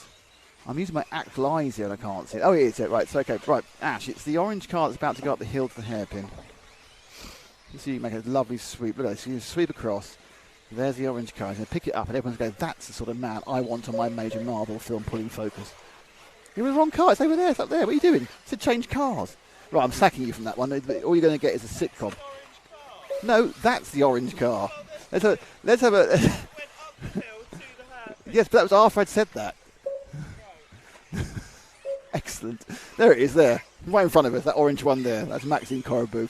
I'd like to point out that we, as we often say, the only professional in this entire organisation is Ash. But I still have an argument with him. It's fine.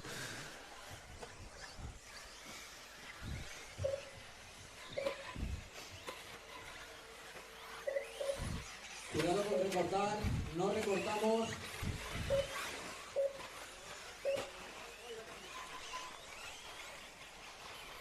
Oh, my knee just clicked. Okay. Don't worry, Ash and I love each other, really.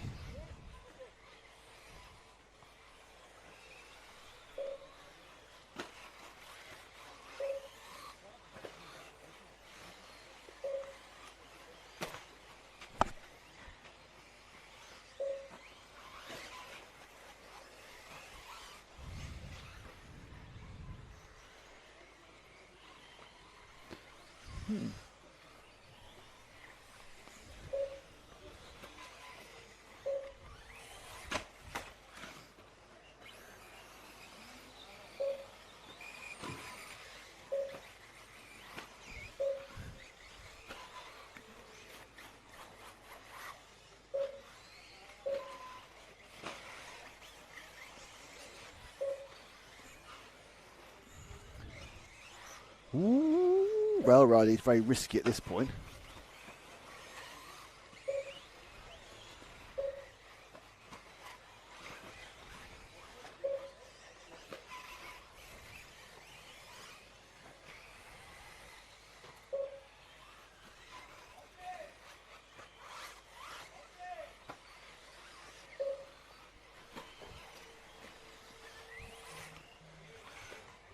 Coche arriba.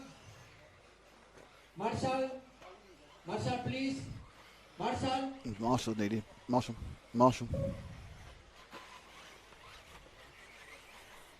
Right, so this Maxime Coloboeuf as requested by, I need to go to who requested him. It was requested by Antoine Bouvelet.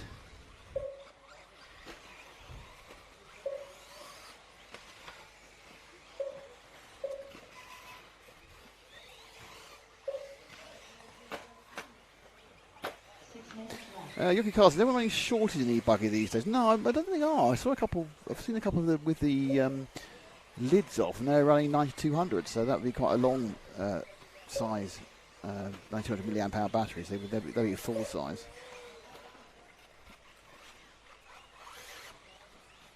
Now, I've been given a very special task. I need to just check some information before I talk about this task. It's very special, nonetheless. It's going to be, I need the help from all of you who are currently watching on YouTube. So you need to go on YouTube to watch this one. We are on currently, RC Racing TV has 79,904 subscribers.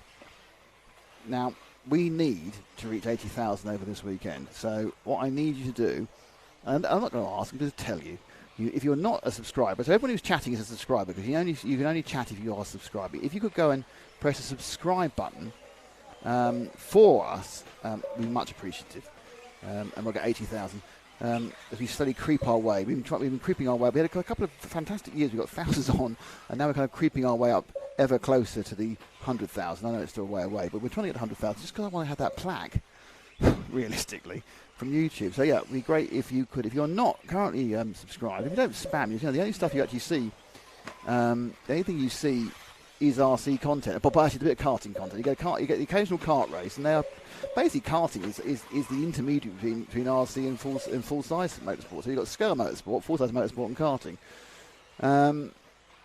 But everything is RC related apart from the karting. The karting's good fun. I enjoy it. I do RC and karting. They're good things to do. They're very similar, heats and finals and everything else, and it's all action. But everything is RC. They get spammed with, I don't know, a cookery program or someone talking, or me having a rant about either left wing or right wing politics. You know, it's literally RC, and that's what you get. All classes, all scales. So just subscribe. If you're not subscribed, and I can't talk to you if you're not subscribed because I need subscribers in chat. That actually is designed to prevent people from spamming us with. We're getting a problem with spam accounts. Oh, that flag's right away the track now. That's weird. We've got 3 minutes to go, so let's find somebody else, Ash, because Mr. Collybooth has had a lovely time. I'll let you choose this time so we don't have a row. Oh, he chooses the other one. The other orange. I get your point. That's fine. You've made your point there with the other orange one. Unfortunately, his number's falling off. I think he's 4, actually. He's 5 or 4?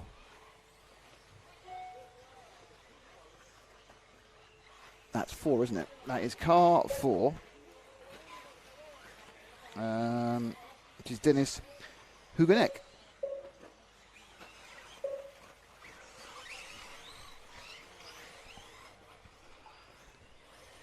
Time Certain Clock on Twitter is helping us. Time Certain Clock, who's a good, long-standing fan of both our channel and, of course, the full-size stuff we do at Radio Le Mans. I've been showing around every week you've been live racing. That's very sweet of you. Thank you very much indeed. You know. Oh, you got a well played from Jockey Carlson there, Ash, for your other orange car. Cheeky monkey, honestly. But I'll have to ask Lefty about why David Bauman's called Basement. It can either be amusing or could be very worrying. Yes, so we'd like to get some subscribers. So we know a lot of people. I appreciate everyone advertising. People watch things. People don't subscribe to things as much as they used to because obviously they get being spammed by stuff. But it'd be fun for us, and we'd like to reach 80,000 this year or this season. This is our last major RC event of the year. I think so. I don't think any more major. We are, of course, this weekend doing 2 events because tomorrow and Sunday. We also have the Carl Jackson Memorial event from Hearts. So Carl Jackson is obviously was a well-known and very popular UK racer. Unfortunately, and very suddenly passed away about 6 to 8 weeks ago from one of those things which you can never predict. You're healthy one day, one afternoon, and unfortunately you're gone the next. And so it's obviously a complete shock and surprise to everybody. And there is a 2-day event down at Hearts. There's a 6-hour endurance race for 1/10 off-road cars tomorrow. I think it starts at 10 o'clock.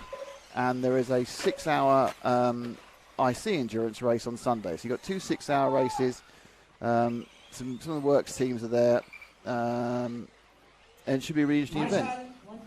So you've got a big event there happening at Hearts, which we're covering tomorrow and Sunday. Now, of course, the 6 hours, you can dip out and watch the 6 hours. You've still got like 8 hours of this either side of it, so it's fine. But, of course, the Carl Jackson Memorial meeting is raising funds for the family, so it's in a very good cause. So please pop in there and say hello to Frank, who'll be doing the voice for that one.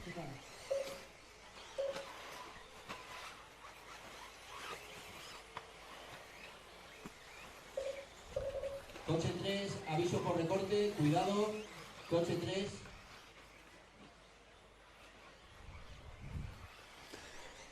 Oh, Lefty's got a question. Ask Ash about his 30 minutes Burger King kids meal in Vegas.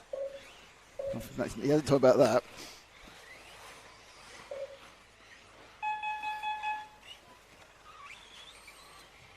All the car to the pit lane, please. Dave Bauman. Some interesting chats about how big does your battery need to be to last 15 minutes in E-buggy? And the answer is, I don't know. Hello to Got Me Some, who's watching from Florida. Time certain clocks, watching a bit of RC racing before the Bathurst. Is it Bathurst 1000 this weekend, is it? Oh, well, okay. 8 hours Shanghai on Wednesday. Finish car 3. Yeah, 8 hours Shanghai. I've got a friend who's going over to cover that. Finish car 12. There's a lot of motorsport. Finish car 2. This weekend there is no Grand Prix though, so there's no excuse if you disappear for 2 hours in the afternoon. There is no Grand Prix this weekend. Everyone's sitting down. The normal service might take a while to be resumed because it's sandwich time. There is a sandwich has arrived. Our lunch is turning up. deben de ocupar su posición de recogecoches con el número con el que están corriendo en cada categoría. Los recogecoches deben posicionarse con el número que están corriendo en cada categoría. And there's a result of that last one. Yes, so the remarkable thing about this event, because it's in Spain, is there is no actual lunch breaks. We have to make our own lunch breaks, so I'm going to munch a sandwich for a second.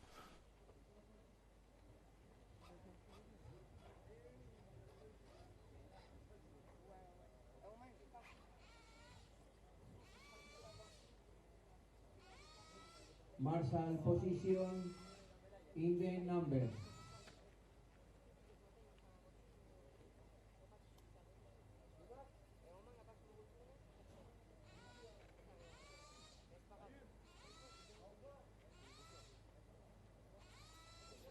Attention driver, the track is open.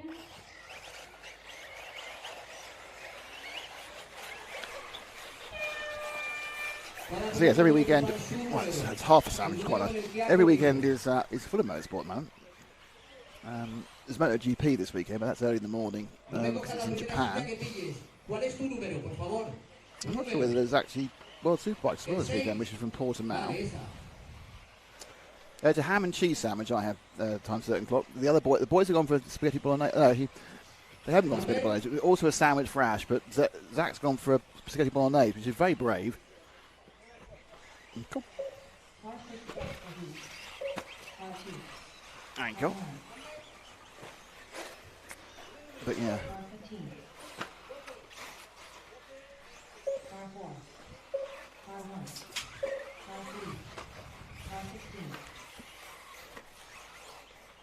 So yes, the major thing is there's lots of motorsport going on. There's 2 lots of RC with us. Realistically, you know, weather's gone off in most of Europe. It's still bloody marvellous here, but the rest of Europe has been awful.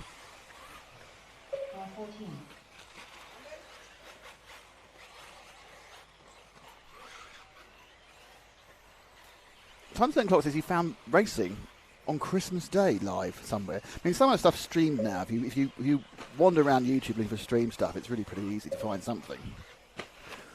I know there's traditionally been a lot of racing on Boxing Day, which is the day up, which is obviously the UK term for the day after Christmas. Plum pudding meets actually there's a lot of racing on Boxing Day. I must admit, Christmas Day is a pretty good find. Obviously, it's a not Christian country, but even so, I mean, long ago, F1 used to finish the season with races. I can't remember. I think one season they actually had the last race of the year on New Year's Eve. Or the 30th of December, it's in South Africa. But, you know, there is a lot of racing going. But we've got a week without. We've got a week without MotoGP clashing with what we're doing because it's early in the morning and without Grand Prix. So there is no excuse not to watch RC. And that's my feeling. Oh, dear. Oh, double dear. Why do I get both accidents if I press replay and go? Do I get the first part of the first accident? Oh, I do get both. So he tips in and then he just drives on the side of the track. Not a great moment in his racing career, to be honest.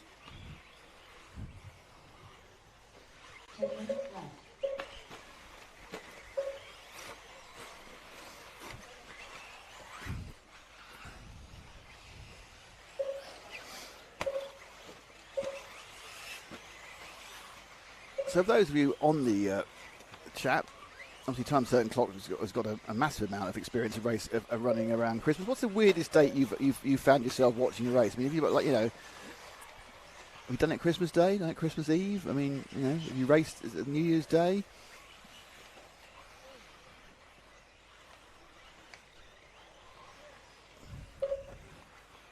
Marshall, please. Marshall. Remember we were in Thailand once for an RC World Championship, and we would identify this car actually. It's kind of was that one? That's 7, isn't it? And that's car is it 7 or 1? Is it 1?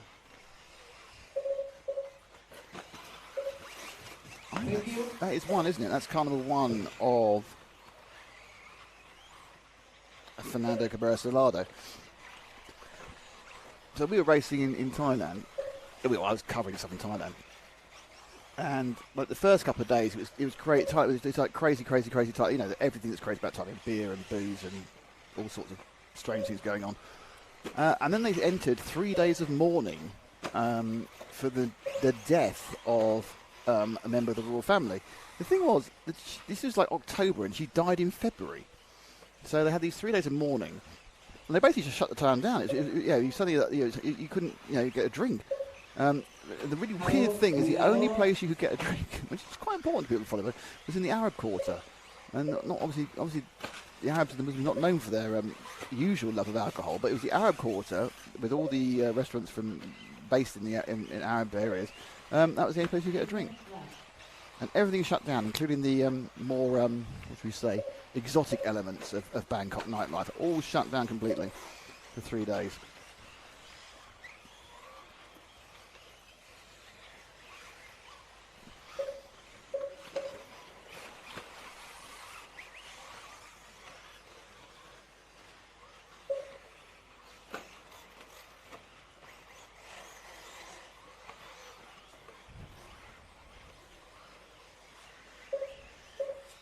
Yeah, there's been a couple of times I haven't. I'm not sure the times I've got this. This is quite a long time ago, which I'm talking about this particular morning for the King. I can't remember if it was our first trip in 2008 or our second trip in 2012. It wasn't 2010, I know that.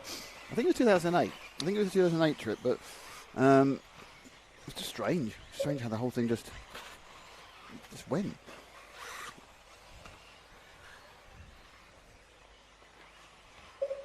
We are now. What is the only thing weird about this is that we are now obviously going to celebrate the start of October this weekend. The weather's so good. Come to Spain. That's all I can say. That's absolutely fabulous. Let's find a new victim, Ash. Oh, that was a lovely. Oh, I love your little cut there. Lovely little cut. Oh, and he did that. You know, I'm going to give a cut. Accident, the whole lot. Don't know who it is, but it's 11. Okay, this is the 11 car. Let's watch his accident first. He comes onto camera. 1 second, 2 seconds. That's not even close to where the track's supposed to go. So that's the 11 car of Maxime Pomerad, who managed to crash as we changed the camera. So that's a top curse of the commentator, to be honest.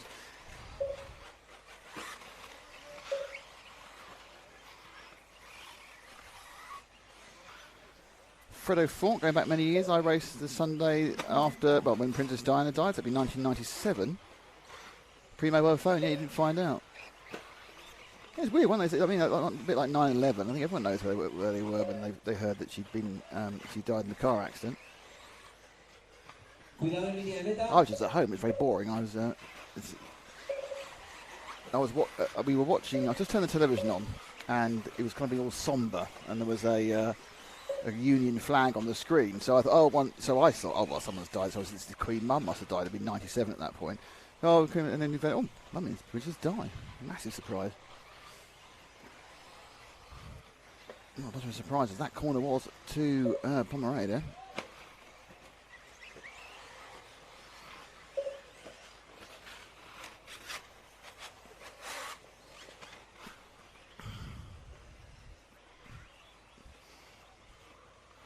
There we go.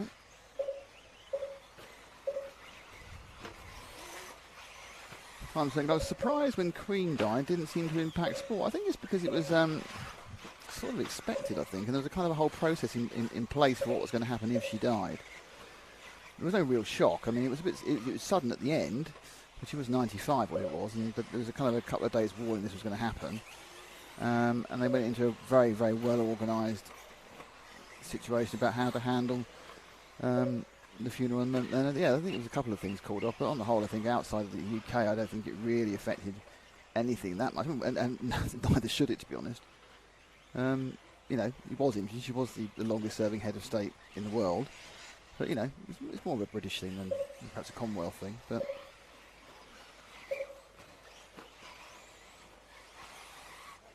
all passed quite interestingly. Cuidado en la entrada a meta, cuidado en la entrada a meta. 4 minutes left. Oh, I've just been warned. I've just been told something. But James Parry has just come onto my watch and pointed out I have made a completely erroneous statement, which you should have corrected. I know you're not listening to me, Zach, but you should have corrected me, because I said I think this is the last major event of the year. But it's not, because there's all the ETS races. I can't believe it, and I'm very sorry. That's nothing. It's just because I haven't done any of the ETS races because they've got a commentator and don't need me. Someone called Scotty apparently can do the job. Basically, you know, I say it's a joke. It's almost a mantra now. It's all about me. I'd completely forgotten that there are ETS and possibly, though don't quote me on this, there might be some EOS as well at some point between now and the start of the next summer. I don't know, but anyway, there's lots of ETS actions. There's a massive race in November in Down, I think it is, indoors. And they've already got every single entry ever, so that's going to be a long day for you. Ha ha ha ha. I'm not there. So there is there are several more races. Thanks, James. I completely forgot that. So, and in fact, to celebrate the fact there are several more races coming, I believe you should subscribe to the YouTube channel, because that's what we also want subscribers now. Subscribe. Hello to Tigri RC. How are you? 83, cuidado con la curva.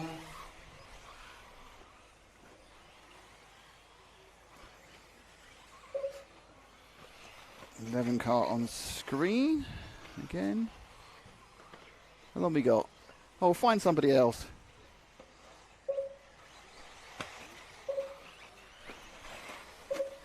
Oh, that's great. He crashed as I said, find somebody else. He wants to be on the screen. This is a desire to be shown that is very exciting. 2 minutes left. Is that 15? I think that's 15. I'm going to say that's 15. I'm going to say that's Bastian Weichert. If it's not 15, I'll look very silly. It is 15. There's a kind of a font element that is making some of these numbers difficult to read. So I think 15 appears to be a number that seems quite easy to read, which is odd because 5 isn't. Anyway, it's 15. Yeah. Time certain clock. Yeah, it was an a very interesting moment. 2001, when I was still doing Formula 1 those days. We went to so we flew out to Monza after 9/11 the following weekend. So not even a week after, and the whole thing was really weird. Very weird feeling. Ferrari took all their stickers off the cars. They de-logoed the car and just put a black nose cone on the front of it, and there was kind of everything was no one was really shocked by what to do, and it's it's a very strange weekend, that one. I think it was the same weekend as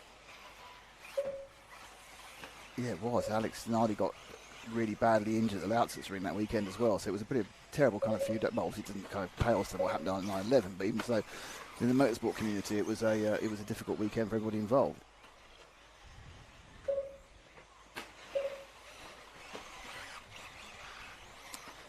Yeah, time zone clock. So they seem to be crash a lot in RC racing, but they can take the hits. Well, it's about weight, you see. If you have a real car, the lightest a real car is going to be is 600 kilograms. And once you've got 600 kilograms flying somewhere, or 700 kilograms, and it hits something, it's going to cause a huge amount of impact because it's mass by speed squared. So whilst these things are quite fast, they are relatively light. These are weighing 3 kilograms at most, and that's the difference. You know, you can build. The structure to the strength you need for a 3 kilogram car is not half what you need for a 6 kilogram car. It's a quarter what you need for a 6 kilogram car. And so that's why you can smash these things around and just bounce. I don't care.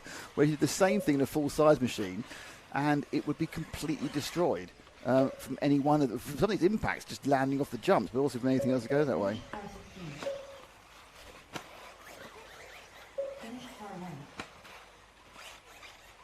So yeah, it's an interesting point there, because obviously we talk about scale speed and scale representation, scale motorsport. There are certain things obviously that these cars are so much more advanced than a than a full-size car. I mean, they have a huge amount of power to weight, the grip and everything else, and how they can turn around.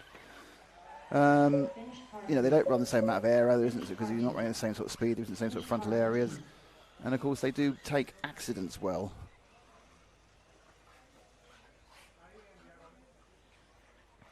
So those 12 minutes are done.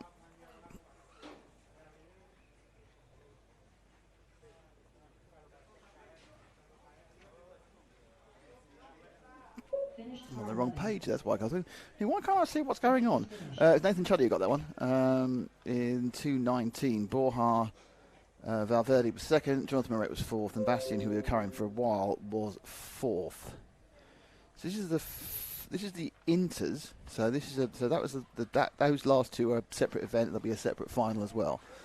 And there is the results of everything. This is now the Inters next up, and after the Inters there's one more heat, and then we've got 2 rounds of pros. So, and the pros are the pros, if you know what I mean. They are the pros. It's all the names you know and love from RC Stardom.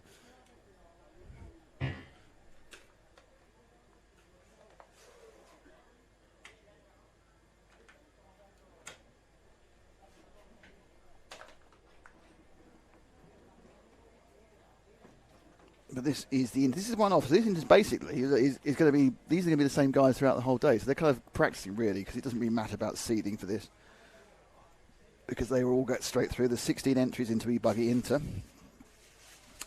and it is Jan Cruz in 1, Juan Clavallo in 2, Alejandro Almeida in 3, Harris Katz and Donis in 4. That's a Harris Katz and Dogs. Arno Merritt in 5, Frank Levesque in 6, Panagotis Tertius in 7, Regis Brunier in 8, Gil Geffrey. I keep saying Gil Geffrey, it's Gil Jeffrey in 9, Gonzalo de Vivar in 10, Laurent Lemillion in 11, Jesus Portaz in 12, Plan Petrov in 13, Stephanie Matteo in 14, Kostas Katsantonis in 15, and Andrei Monakov in 16. There's a very lovely shot of some very constant. Is no one using a stick raise? The only person using stick raise in the entire world now, Davide Ongaro. I mean, obviously it works quite well for him, but he really is an outlier now in the world. It used to be the Brits and the Japanese used to use stick raise almost exclusively, but obviously the British youngsters have kind of moved slowly across to pistol grip. And certainly within the world of RC, there's more advanced stuff available on pistol grip than there is in. It used to be the advancements and the progression we made equal across pistol grips and stick radius. That's now very much not the case, and the pistol grips are very much moving ahead with things they can do. But obviously, once you've learned to drive one thing, well enough to become a world champion, you probably want to stay with it, is my guess.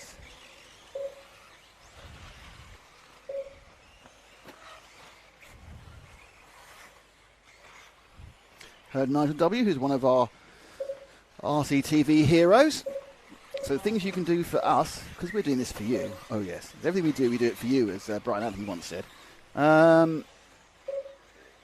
If you're not subscribed, please subscribe, as we're trying to get up to 80,000 by the end of this weekend. And Nigel is an RCTV hero. That means he gets his name in green.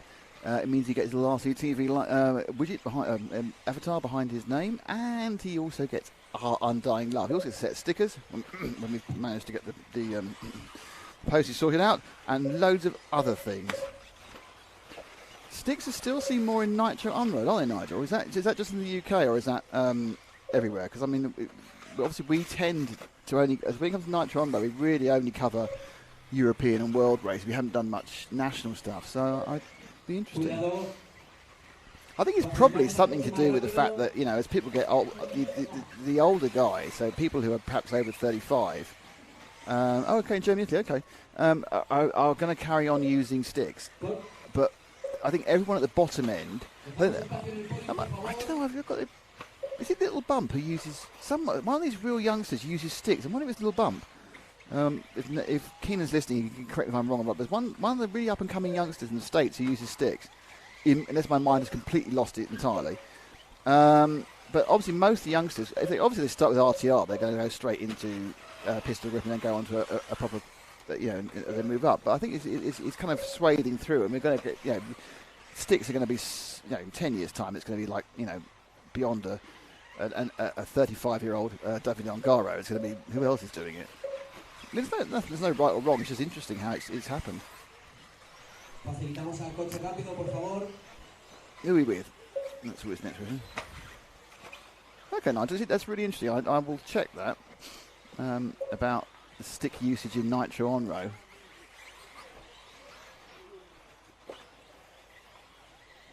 Is that number 5? I'm saying that's number 5. It looks 5-ish to me. I think that is number 5. I'm going to say it is. It's dangerous number 6, but I'm saying it's number 5. Which would be Arnaud Miret. So yes, if you can be an RCTV hero, you get a set of stickers, you get our Undying Love, and we're going to have lots of special stuff as well as we go on.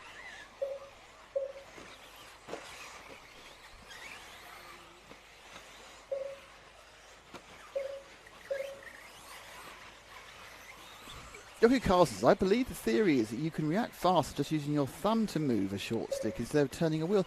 Well, yeah, I can see that, but why then is it so popular? Even with the 12th races, why is it so popular? Did you have to sell my trigger? I only got 6 left to drive, so I don't. Well, sticks are where it's at. Obviously, being an older person, but yeah, I mean, it's interesting. I mean, it's personal preference. I would assume if there was actually an advantage to one or the other, it would have swept the whole way. If someone had discovered an actual advantage, it would have actually swept the world by that point. Now we've got a follow request, which I mustn't forget. Let me just see where it's. I've lost it. There was a follow request. This one. Follow Andre, car 16. Andre isn't car. Andre's car. Yeah. So I need to try and find car 16, which is Andre Monakov. So I shall stand and try and find him. Carry on talking amongst yourself on the chat, and don't forget to subscribe. If you're not subscribed, don't forget to become a hero if you like a set of stickers and our Undying Love, and some other stuff as well. So it's car 16. There's 40. There's more stickers on this one, I think. Who's that? The 15. That's good. Got 14 and 15. 7, 5. Oh, someone's been a bit more. They've been a bit more aggressive with the stickering here. That's badly done. That's 7. There's obviously been a kind of please put stickers in your cars. That's 3. I've actually been able to read every single one of these. 4. As you notice, the 16 hasn't come round yet, so it's kind of like watch Nick as he tries to find a car that's never going to come round. That's 3 more cars that aren't 16. That's an unnumbered car. 12 again. Oh, okay, right, Ash. Let's get this clear, shall we? It's a white car with purple flecks. It's going up into the internal S now. Can you see him? Do you have the white car with little purple stripe? Okay, we're not going to have another row about that then. There we are, that's Andre. In the 16 machine.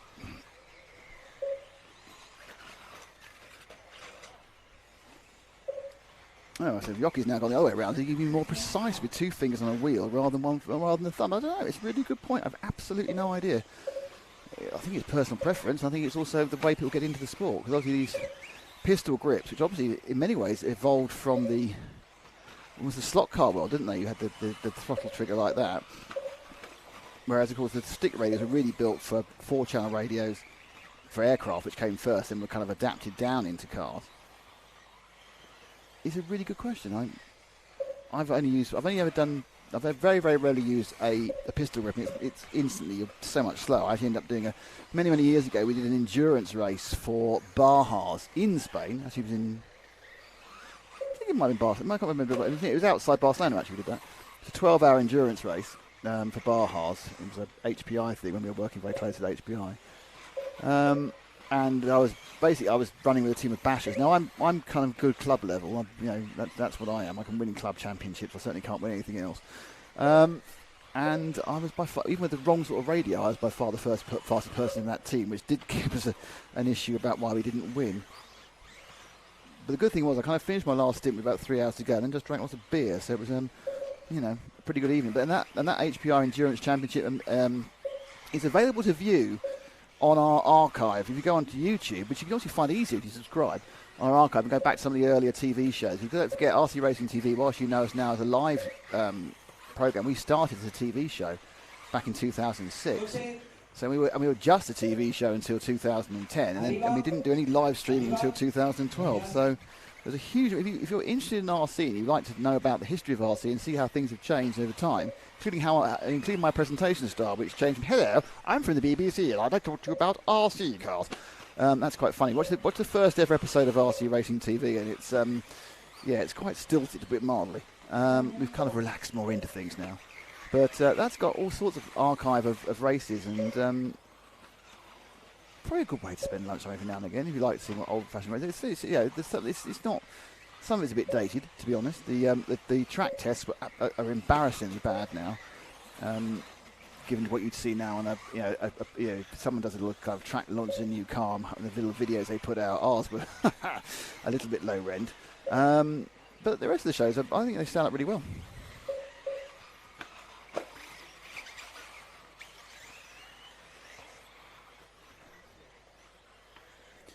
Dizzy Chizzy, I like the hybrid they made with a pistol with a throttle and a stick for steering. Blimey, I've never seen that. Wow. Nigel, it's all about what you've grown up and you're used to. Ongaro has one world on stick rear.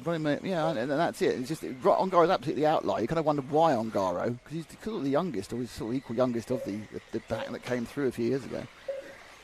That was the surprise. He's on sticks. Oh, Boots is on sticks as well. Well, that's because he's English. There we are. Didn't surprise me. And the Kilich brothers both wheels. Yeah, it's a minefield. That's all I can say. So a couple of minutes to go. That's enough of that. Has been Andrei Monakov. Go on, Ash. Choose someone I can read the number of. That's a big challenge. Can Nick's eyesight match up with Ash's camera work? Oh, I think he's going for that. Oh, he's made a move. He's made a. Oh, I nearly saw. Is that 1 or 7? 7, isn't it? That's 7. It's car number 7. That's Panagolis Tertzis. Panagolis, who we've also covered on many years doing Euro races, and I think Panagolis also done Neo in the past. Oh, managed to avoid that accident. Still 3 minutes ago. These are obviously this is. I'm not quite this second round of 3 of seeding. I'm very confused. I may need to go and ask Miguel why it's 12 minutes.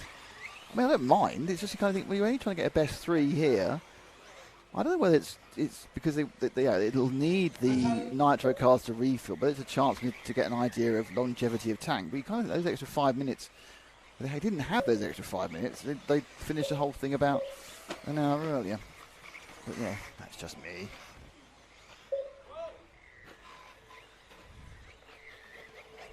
Still a light breeze. Temperature really is. I wonder it's creeping up. Temperature is shooting up.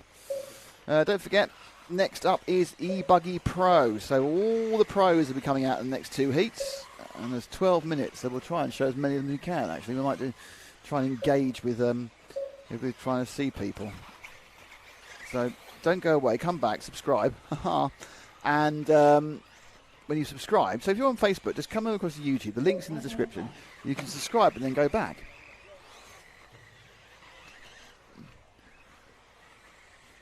Juan Carlos there.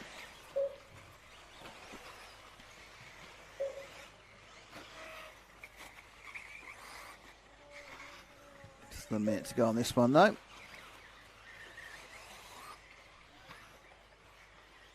Good question. Finals E-buggy. Yeah, they are 10 minutes. Yep. I think everyone gets 3. I'm not 1,000% certain, but I'm pretty sure everyone gets it's triple finals for all. I think. There are a lot of finals, that's for sure.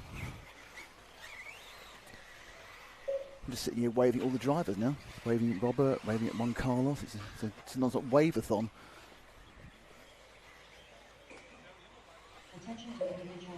Yeah. How you doing, Robert? It's a battle, there we are. It's not often, you see, we are actually just on the side of the rostrum, so they can see us at work. Rather than like 20 feet higher in a separate hut. We're in a little area just to so as you can see, that's the rostrum where Ash's camera is. I'm like behind Ash's camera in a hut, and not a Pizza Hut, unfortunately.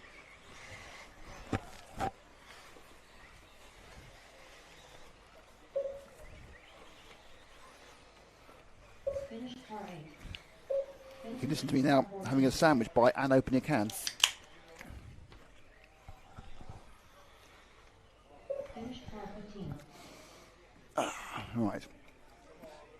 Thanks to our sponsors. Thanks to Invisible Speed. And what we'll do is we'll give a little bit of plug to our main sponsor, Invisible Speed, JQ and the team. Let's hear from him. Stop scrolling. You want to be Lewis Hamilton? Learn something new with Invisible Speed. You can't do everything at 100% maximum speed. You have to be smooth. I mean, when you drive a real car, if you drive a real car, how do you just, when you get to a 90-degree corner to turn into the parking lot, do you go like that with the steering wheel? Do you like slam on the throttle and the brake? No. You probably turn the wheel smooth and get on the throttle smooth. Same thing with an RC car. If you want to learn more and make your speed visible, stop scrolling. I will stop scrolling. I will. I've got a mouthful of sandwich, but I'll stop scrolling. And don't forget that the Invisible Speed offer ends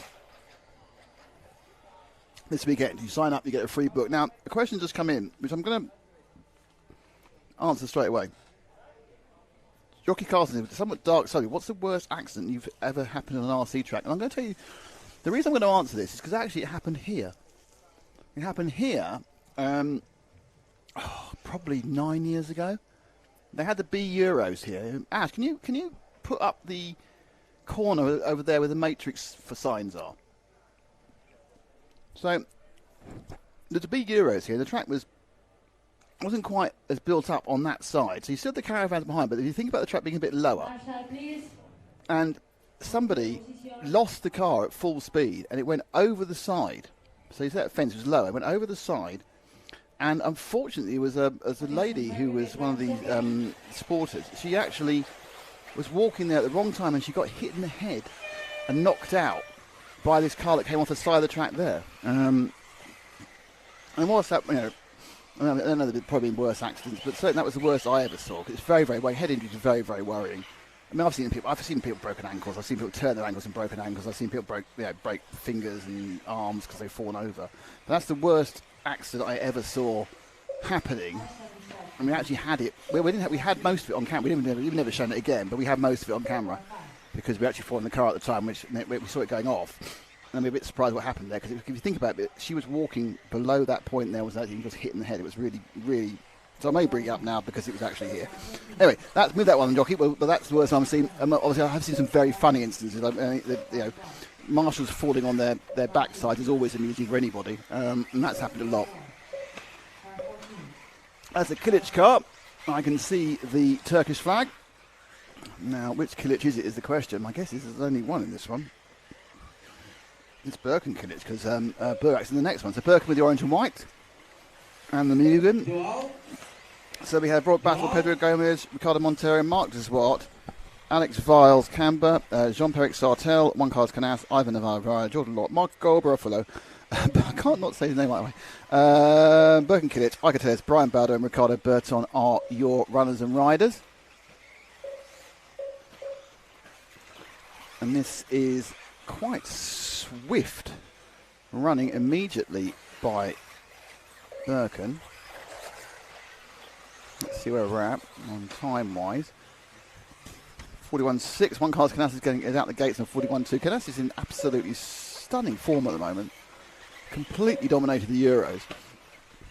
And people said always that the tyres that the other established stars didn't have work, but that doesn't count for 5 minutes. It doesn't count for qualifying. Yeah, for the 45-minute fun, I can agree. Perhaps you didn't have the right tyre in your box to run the 45 minutes, but not for 5 minutes, which is what the qualifying was there. So at the moment, Marco Barufalo isn't running. I'm not sure he's just. He may just have started actually. He started late. We've got 12 minutes, haven't we? So Kilic with the Mugen. Still Canas is super quick. Just drop back one. Let's see who we get. Ash. No, it's a long gap. I thought, oh, there you go. Got a green car. Could be anybody. This is the fun of this. We're just going to find out. We've got 12 minutes to find people. That looks like car number 6, but I could be completely wrong. Is it 6?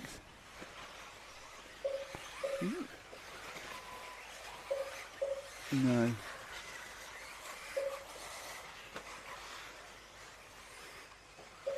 thought it was 6. It might not be. 12. That's really wrong. That is 12. That's like a Tellez in 12. You can watch with me as I peer at the screen trying to go, who's that? It's 12.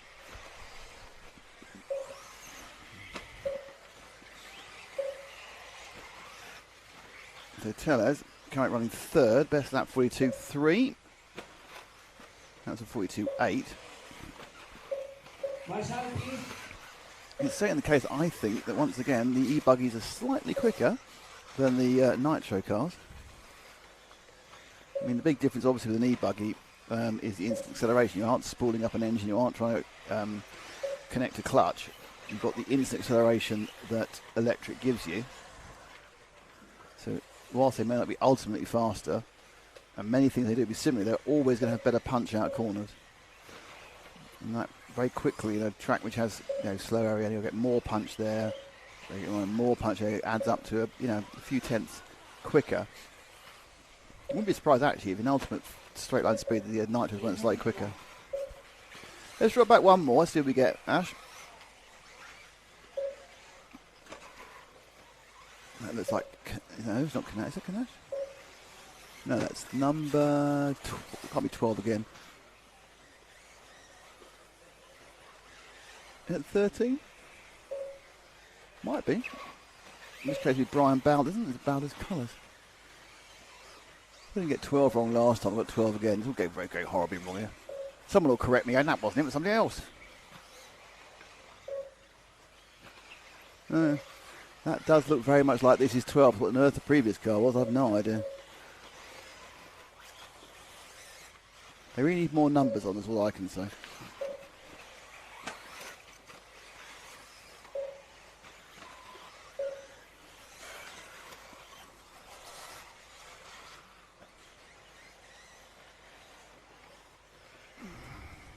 Have a look now. Oh, it's so irritating. This time it isn't my eyes, it's very difficult to pick up the numbers on a screen or in real life.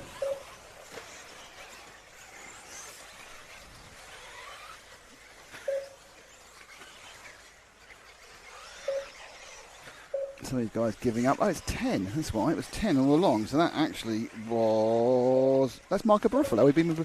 Oh, well, I knew we were with Buffalo. That's fine. Yeah, who requested that has been Buffalo for the last lap in a bit with the WRC. Didn't think he was going to be here, but after his split from Techno, because don't forget Dave Ronifat was entered into this event and then had the split from Mayarko, which is a story in itself. I don't know if Jakey's going to talk about that or not, but I doubt he will. But it's not quite as black and white as it may have seemed at the time.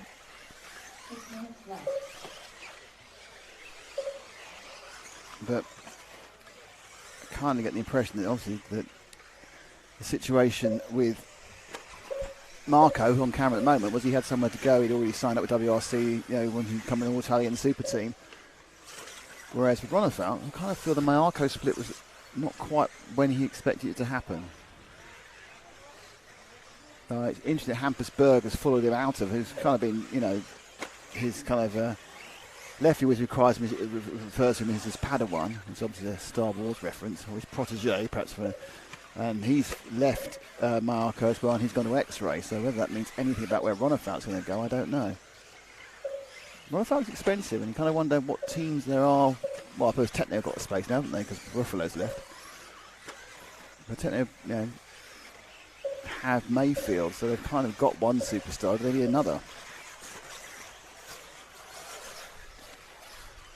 But Lefty's on later, so we can talk about that. Let's just drop back one more. Let's see, this is pink and white car. I'll try and pick the number up quickly. Failed miserably. I think it's 9. If it was 9, it'd be Jordan Lott. If it's not 9, it's somebody else.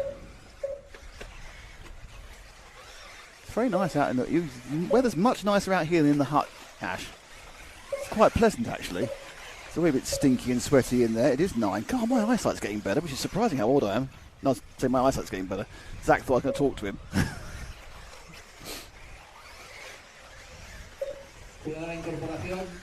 Oh, it's all got a bit busy around there, hasn't it?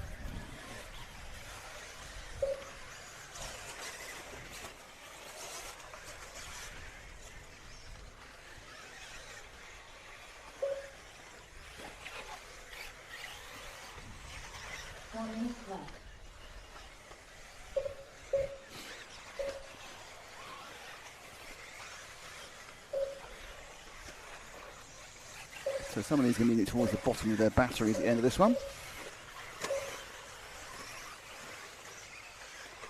Okay, drop back one to the white car. And that is Ricardo Berton. I doubt it's an Infinity buggy because I don't think they're quite making the nitro let on the electric. So Ricardo's in some sort of machine. As painted by Juan Can, the famous Spanish painter. Perhaps he lives in Madrid. All white. Just gets up the inside. So it's obviously moving forward compared to the others. So Ricky, 2019 European Nitro champion.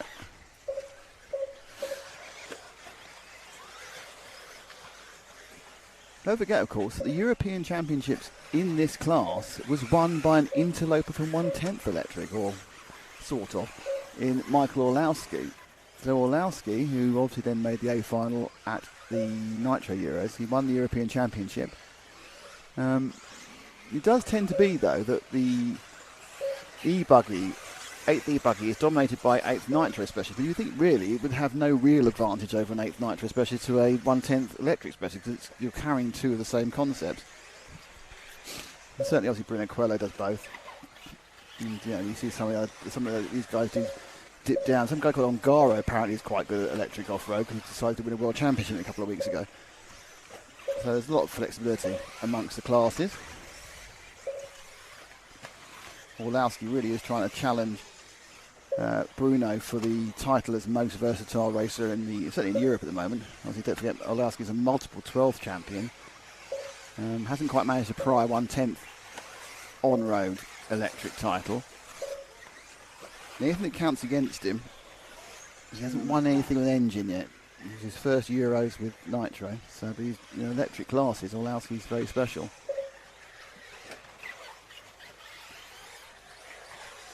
Still think Hara is the best all-rounder ever in his absolute prime. I think Hara in his absolute prime made the podium on 4 or 5 different worlds in a row. There's some problem with the flag there. I'm going to help the drivers out. Wait a second.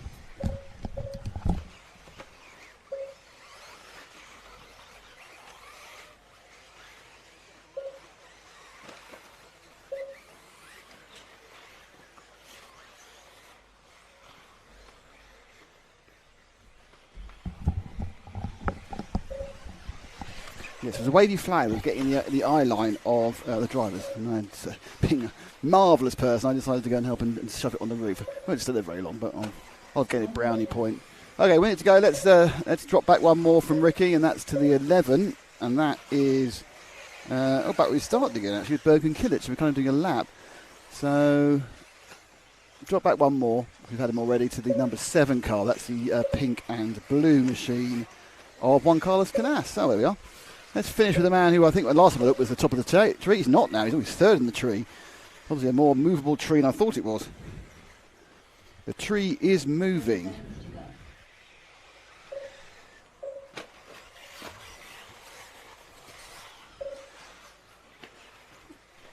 So there we go.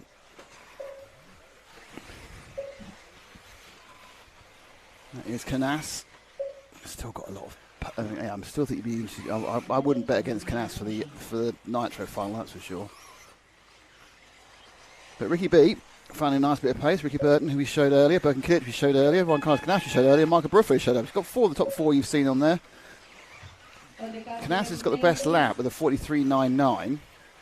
He's 3rd overall, but it's 2:03 for 3 laps. So much faster than we've seen. Obviously, these guys are picking up pace because they had a chance to actually be on the track for the first time. This is only their 3rd run on the track. I mean, that's one of the advantages doing multiple classes. They are getting to learn some of the nuances of the track with different classes.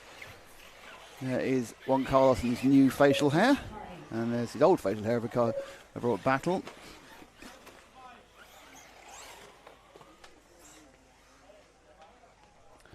So that was that one.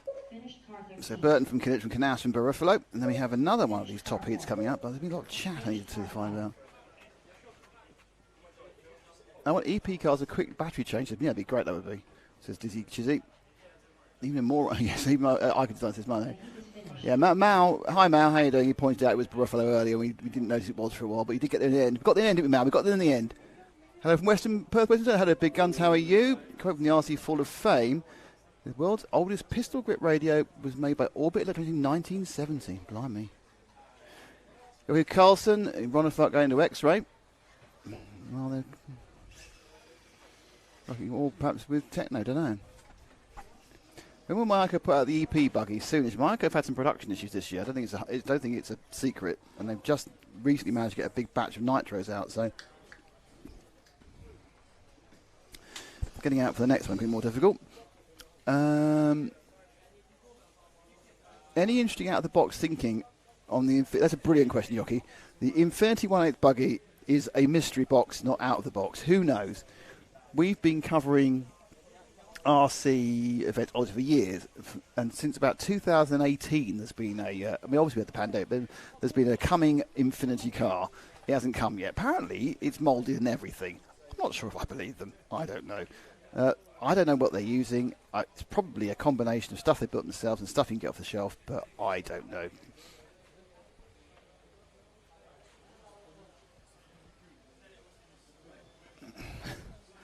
Thanks, David. You wonder why people call me Basement. It's just because he's Austrian, apparently. The track is open.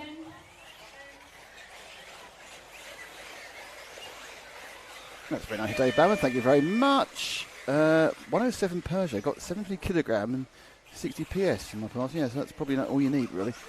Right, we are up and running with the second of the E-buggy Pro races. We have Zach on the camera. It's just so people know. I only credit people, you know. So it's been much smoother and much less rowing than we had before.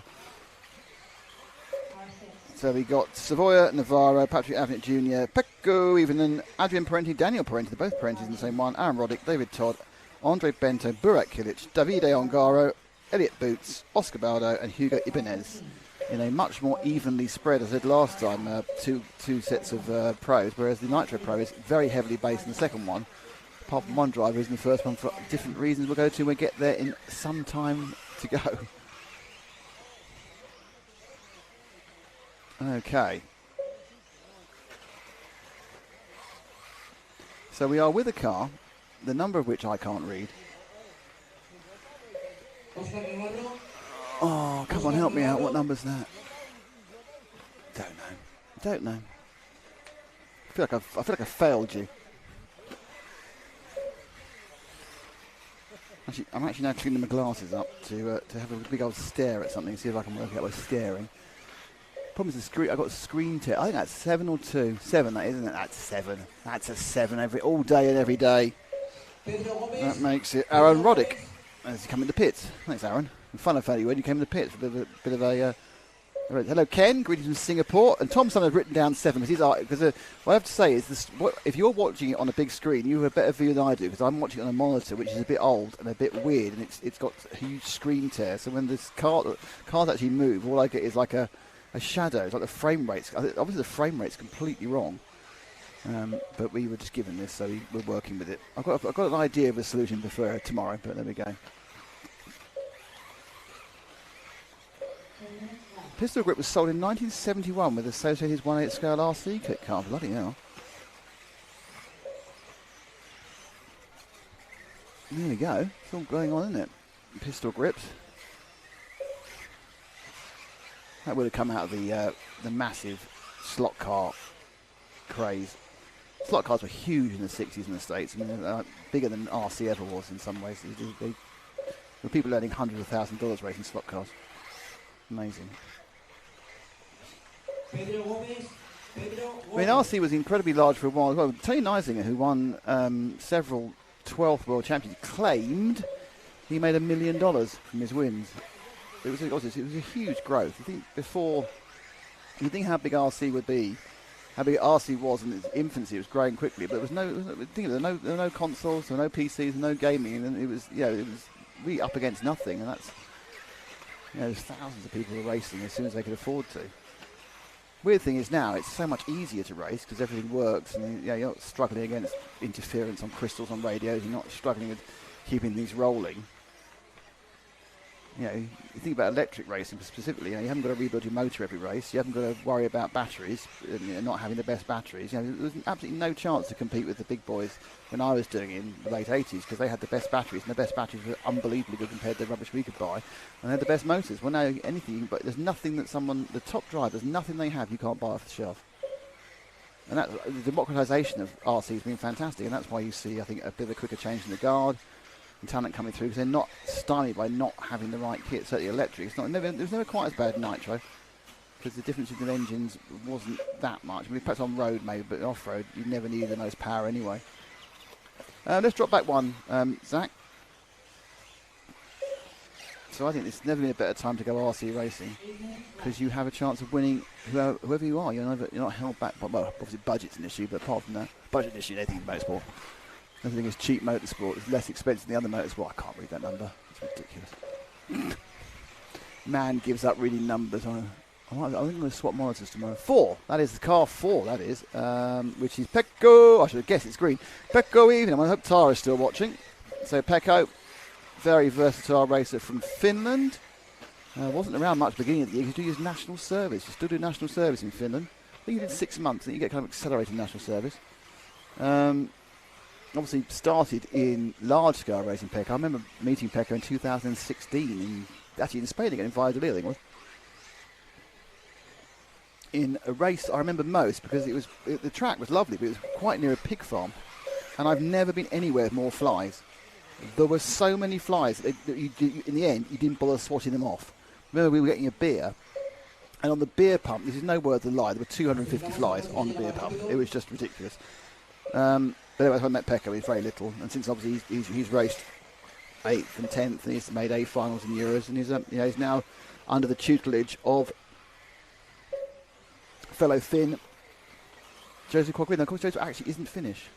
Do you want to know that? Joseph is not Finnish. I don't believe that. Joseph doesn't. I think Joseph doesn't have a Finnish passport even. Yeah, that's a bit of a thing. Not everyone knows that.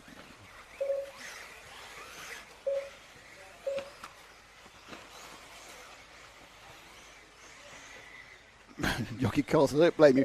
I'm watching the computer screen, I can't tell the numbers. Don't worry, some AI thing will come out sooner or later with automated text. That would be absolutely bloody marvellous, Jockey, if we could have that. I haven't got to stare at numbers again. The thing is, I mean, there's some, I just said before, the Euros, because they had sensible numbers in a sensible place, it was no problem whatsoever. They had big numbers on the rear nameplates, and it was really easy. You knew where to look, and you could see the numbers. There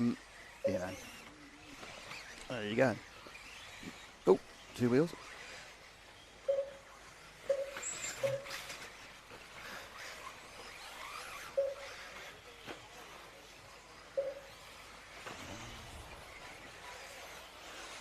So evening now, up and over the top bit. There we go. Rolling with the deep, rolling in the deep, isn't it, as Adele would say. Rolling back the years, as Simply Red would say. Rolling, rolling, rolling, as Rawhide would say. So there we go. That's enough of diversion there. Fastest on Garo, no surprise there. Parenti's second. I need to find which one it is, but I think it's probably Daniel. This is the older brother. Elliot in third. Let's drop back one and see who we get. Big gap. Oh, he's going to... Oh, I say, he really wants to be on camera. But is he... No, yes, I thought you were going to ban him because he fell over immediately. It's too needy.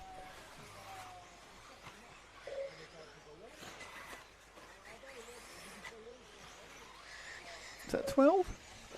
I think I say 12 a lot. It was like the blurring of the screen makes everything look like 12. Was that 2? That's 2, isn't it? Is that Elliot? Oh, it is 12. It's 12, is it, Elliot? I'm very confused. It could be 2 or 12. Man has to stand up again. So we count on my standing record for my That is 12. That's Elliot. There we go. So it's Elliot. Boots. And Yoki. Rawhide. Everyone loves a bit of tyre sauce. Oh, God, the problems that's caused in the past. Oh.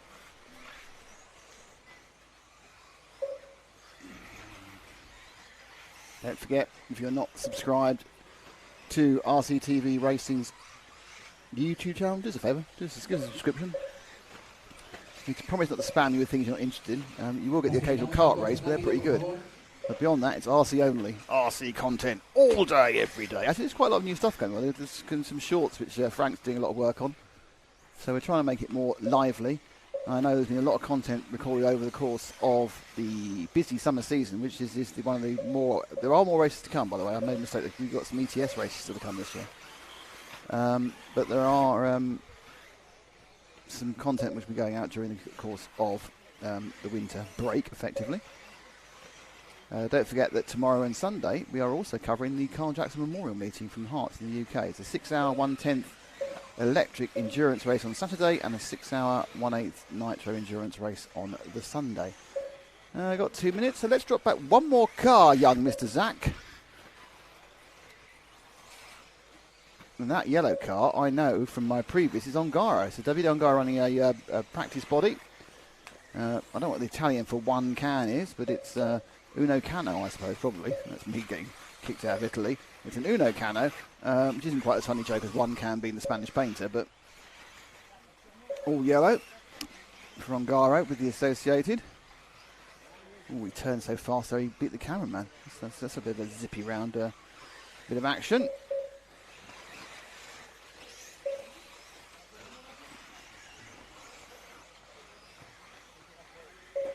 Ooh. Quite wide.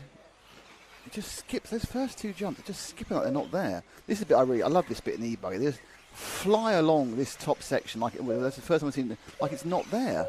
Like all those bumps don't exist. Remarkable. And he's coming. Do you know what? I was going to give him a second camera shot there, and he came in the pit. So he's done his 3 laps. There's his dad.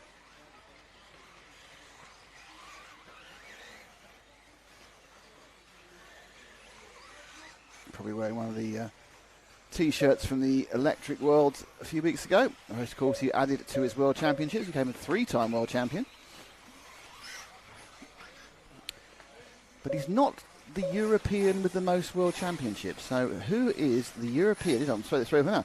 Who is the European who has won the most World Championships? It's not that difficult. But with 3...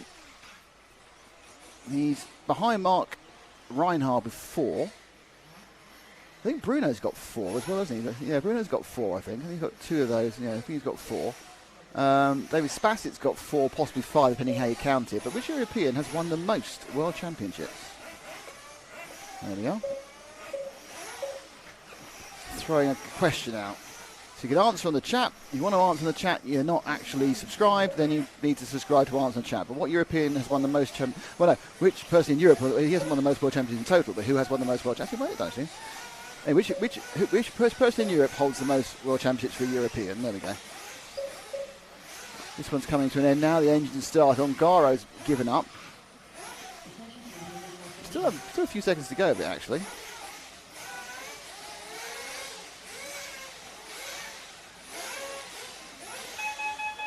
It's quite colourful, that car. The numbers aren't very obvious, so I can't tell you who it is.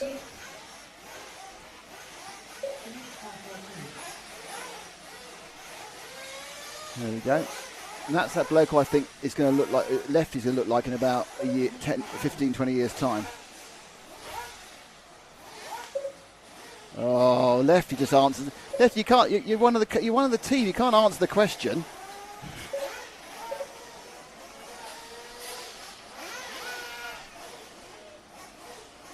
There we are. Kalari. It is Lamberto Kalari with 9. All in one class. All in one class. But Lefty got there first, so you know, not only is he the the podcastiest, most podcasting person, he's also knows his stuff.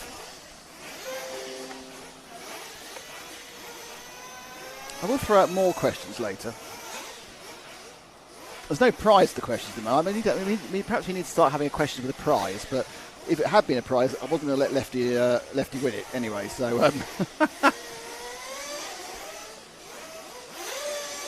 Remember the first time I ever spoke to Lamberto Collari, because it was actually to ask for him to send on a lost piece of luggage. Because we had a Euros many years ago at his track. I think actually oddly it was large scale, and the boys were driving from that to the next track, and they managed to leave one of the bags in the hut. They actually left the bag. They left the timing PC and the bag when we had a timing PC, and they just left it. And it was shocking in every possible way. What are you doing? Weird. They left it. They just left it. And I had to phone and say, Lamberto, his English is pretty good actually. Could you possibly send us a send us the bag? I think they were coming here to Spain for an event. You having problems, Zach? That's just me, I think. Is it over modding? We're going to do some tests now on our radio, see if it's over modding or not. I need my glasses on because I'm old. Yeah, it's over modding. It's okay, hang on. Never fear. Let me just try this first.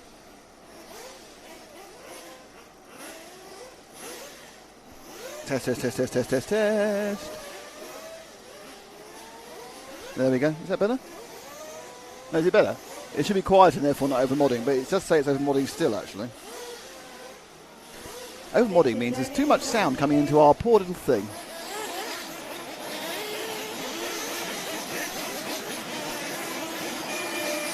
Try and take it off the AFP.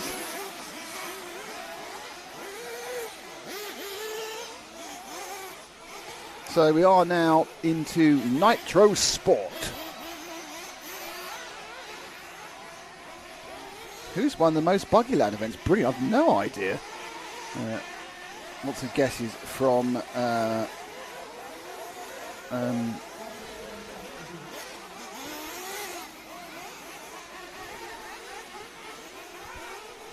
Lefty.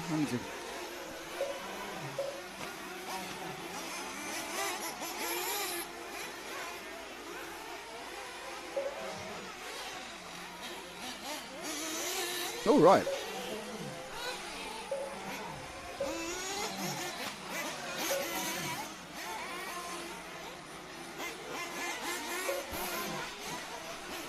think it might be being joined by Lefty soon. This is going to be a bit interesting because obviously I've got to try and do this myself. Because I had help yesterday to set up the joining in with Lefty situation.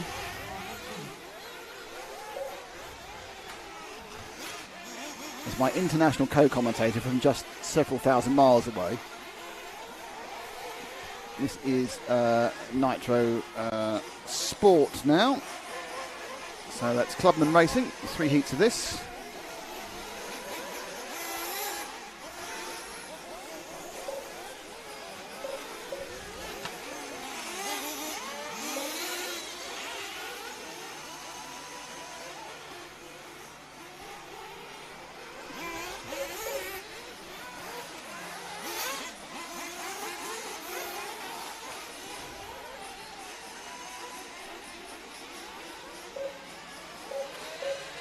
A bit of battle there. Not quite sure which one of those two we're covering. Something got really noisy, hasn't it? It was got a bit quiet, and now we had that lovely period of the E-buggy. Yeah? It's got a little bit noisy. I've realised my ambience too loud in my ear. I'm like, ah!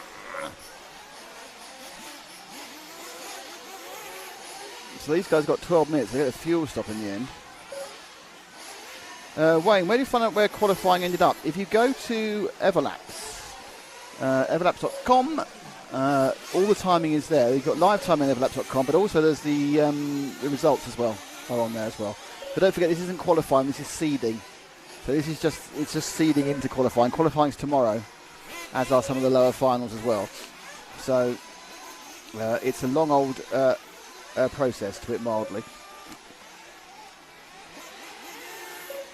Right, so we've been asked for number 4, who is Kostas Agrafotis. So now we have to go, I have to stand up and try and find number 4 now. Seems very unfair that I have to do the work. There's a definite increase in numbers on the cars. It's not always the result you want, but there are more numbers on the cars.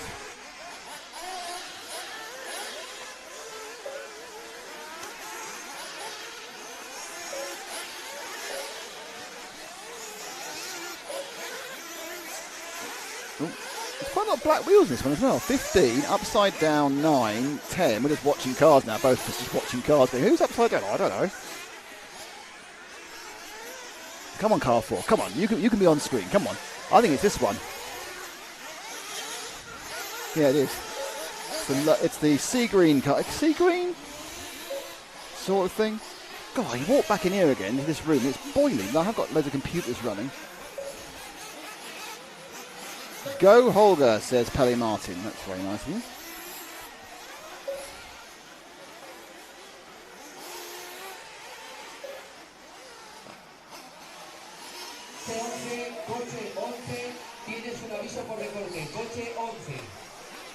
Okay, maybe we're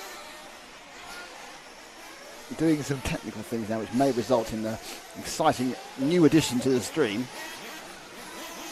Vocally.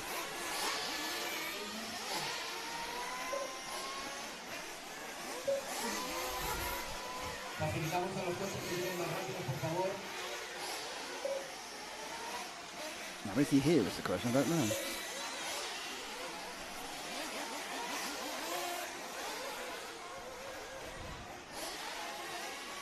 Cool left of the great.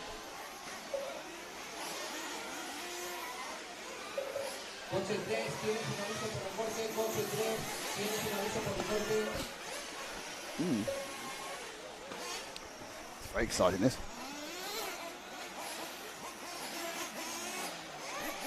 Right, he's in somewhere, but where? Where are you? Can't actually see you, to be honest. Slightly confusing. Oh, hang on. Here we go. Hello, Lefty. Hello. Yay! We've got Good you. day. Right, okay. We have you. I now need to do some sound balancing because I know I'm too loud. I'm too loud compared to you. So I need to try and turn you Testing? up. Yeah, that's it. You're on 7. Bear me a second, young man. It's all very exciting here. You are on 18 with a bullet. Let's see if I can boost you a little bit. Start talking. I'm going to start talking right now as we follow this aqua green car. Aqua green's great. Yep, that's the one. Super stuff. It's actually Costas Aqua green. Aqua green. Right, okay, we are up and running. Oh, right, got seeding patch group, thank you. Let's change some of the groups around. Okay. Good morning, everybody, or good afternoon. Depends where you're tuning in from. Yes, if they've checked. Well, the good thing is my listing's now pointless. They've changed some of the order. So anyway, hello, Lefty. How you doing, mate? How's it going?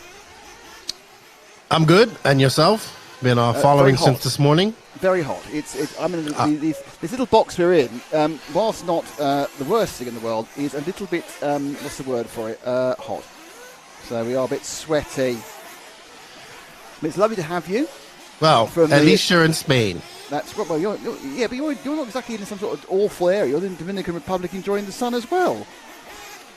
Or is it hurricane? Well, I'm enjoying the air condition right now. No, I'm in the studio enjoying air condition, so it's very hot outside. So. They're used to it now. Oh, our man's coming to the pits. That's like the first time we able to read a number properly all day. It's number 4. Find somebody else, Zach. So these are 12-minute practices. I don't know why. A number of vague, weird things that happen at Buggyland. So what's your thoughts? Were you here last year? Were you covering something last year? Was something you were doing No, I have never been to Buggyland. Oh, I think no. Okay. So what do you think then? I think it's good. I really would like to come to this track, so it's on a bucket list for next year. Miguelo builds some great tracks. I was at Buggy IBC, so very. Right. He built that track as well, so Oh, okay. very similar. Yeah. I think it's sorry. Okay. I think it's good. It seems like it's a little more natural than it is any other year. Maybe, if I'm thinking right, I thought he used to put some sort of treatment on it, but maybe I was wrong. But it looks good. I mean, Miguelo builds great tracks, right? All different types of elevation, and no real big send it jumps, but just enough to keep the pace up. The cars are going around pretty fast at a good clip, and it's good to have you guys there doing some coverage because a lot of people don't get to see these races, so it's good that they can see them. No, we've almost been here about 4 times before, but it's been a kind of a there's been a kind of a financial reason why it's not been possible. Obviously, with the help of JQ, InvisibleSpeed, and the plethora of responses you see rolling down at the bottom of the page, that's happened, and we're out here. And obviously, having got here, we found what the incredible amount of time we'd be broadcasting for was, and at that point we thought we're going to probably need someone else to talk. And who do we know who knows how to talk? And the answer, of course, was Keenan, because there's no one who can talk like Keenan. Well, actually, no, there's one other person who can talk like you, but he's very expensive, and that's Scotty. So how is your attempt to become a new Scotty going? Because obviously you're out in Vegas working with us only last week. So and then he went. Then he couldn't even stay for the whole of that event. He had to go to another one. Yeah, it's going pretty good. I'm actually been surprisingly busy this year. I was not expecting to actually be this busy. And I actually am out of her again next week to Florida for a weekend race. And then that's the first of 7 races I have for the rest of the year. Wow. And yeah, even now it looks like January is kind of booked up 3 weekends right away in January. So it's going pretty good. And I learned from you as well, doing all I learned a lot from you and the RC Racing TV guys working at RCGP. So that's where I kind of got my push into the booth, so I always appreciate that. And I got to work with you, who I think is one of the best. And then I've gotten to work with Scotty once, which was great too. And I'm kind of developing my own style at this. I call it lefty style. That's absolutely the key. I embrace my mistakes and try to get better at each one and just enjoy it, right? Yeah, it's supposed to be fun. Just trying to make sure we're balanced Someone up. says I've swallowed the mic. Says I'm too loud out there. Yeah, I'm just trying to, because I'm just obviously what I hear in my ears isn't necessarily what goes out. So I'm just trying to balance you down a little bit and make sure we can all hear everyone as we should hear them, because it's you have much to say and we want to hear it. So you got 7 races. Yes. This year. So let's talk about your 7 races left this year. Wow. So that would be I think I did race 9 and 10. Yeah. Wow. So the Vegas thing was very interesting. It was good to see Matt and Ash and Ben. And I got to tease Ash about him being a professional lensman. What is it? What is it again? He's trained. His training is in focus pulling, which is obviously what you need for big feature films.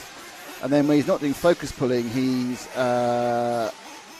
doing some he does assistant camera work. So he actually works with the camera. So basically, if you think about very expensive cameras, everything apart from actually pressing the button is what he does. So yeah, it's interesting. And of course, we're not going to talk about we can't talk on air about his most recent trip to France, obviously, because that's not the sort. It's a family show, and I've written down it's fine for sponsors on the thing, but yes. But he is a professional. He told me all about it. Yes. It's amazing, isn't it, how things get... He told me about his latest excursion. Yes, you get blasé and very upset very quickly about these things. Alrighty. So how's the event going? I see you guys have some interesting accommodations. You know, they do like to put the beds very close to each other in Spain. Honestly, I noticed that on my trip to Spain. Honestly, there's going to be a conversation with Matt when I get back. It's a kind of a thing. What's happened at RCTV over the last 18 months is there's been a kind of a change in the guard. Because obviously RCTV was something that myself, I was kind of running and I was doing all the organisation and everything else for it. And over the course of COVID and everything else, Matt started working much closer with EFRA on a number of other promotional things, the rebounding and everything else through Control. So we kind of agreed that Matt would kind of head up RCTV, and I'm doing all the other things I do, cutting live TV and the full sale stuff and everything else. So it's changed from me doing the bookings of hotels and cars and everything else to Matt. And interestingly, he's going through the same set of mistakes that I went through 15 years ago. Booking rooms without air conditioning, booking things because you think they looked good and it turned out to be a disaster. He hasn't yet done the best thing ever, which I managed to book him in a hotel that had shut down in between the booking and actually him going there. But yes, the organisation, trying to organise multiple people to get from a country to another country. And because we live in the UK, we always have to fly because, you can't drive anywhere because of the damn water in the middle. So it's quite fun. So he's put us in a room which is not suitable. I mean, you can drive if you wanted to. We do drive to the Netherlands. That's where we will drive to. We drive to the Netherlands because it's just an easy run. And we have driven to northern France. But anything more than about... If you're more than 6 hours of driving into Europe, it's not worth it. It's the advantages are outweighed by the cost in as many things. So he's now booked us a room which is... The actual hotel's lovely. And if there were two of us, the room would be pretty lovely. But with three of us, it's a little bit tight. The only plus point about the whole thing is yesterday we were all knackered because we got up at 2 a.m. to get the flight, and because these are such long days, we're hardly going to be in the thing. So in many ways, it's fine. He's got away with it, but doesn't mean we're not going to take the mickey out when we see him again. Awesome. Well, that's how it goes. It's a glamorous life. Not really. It is super glamorous. So what's the plan today? We have how many rounds of seeding today? So basically we're now in the middle of the second round of seeding, where they're running for 12 minutes each time. They had a practice at 8 o'clock, which we didn't bother with because we needed to sleep. And then they started the first round of seeding at 7 minutes, and they had a second round of seeding, which was brain's gone slow, which was 12 minutes, and they're going to have a third round of seeding at 7 minutes. So this one's going to go until I think about 6:15 or 6:45 local time, because each heat is 15 minutes and there's a lot of heat. Okay. And then after that, we have this third round, which is ending at 9:30 local time. And then they got a couple of fun finals, one of which is which I have no idea how long the delay is and what we may as well stay on board because Hayward been here anyway. We're just going to McDonald's at the end of the day.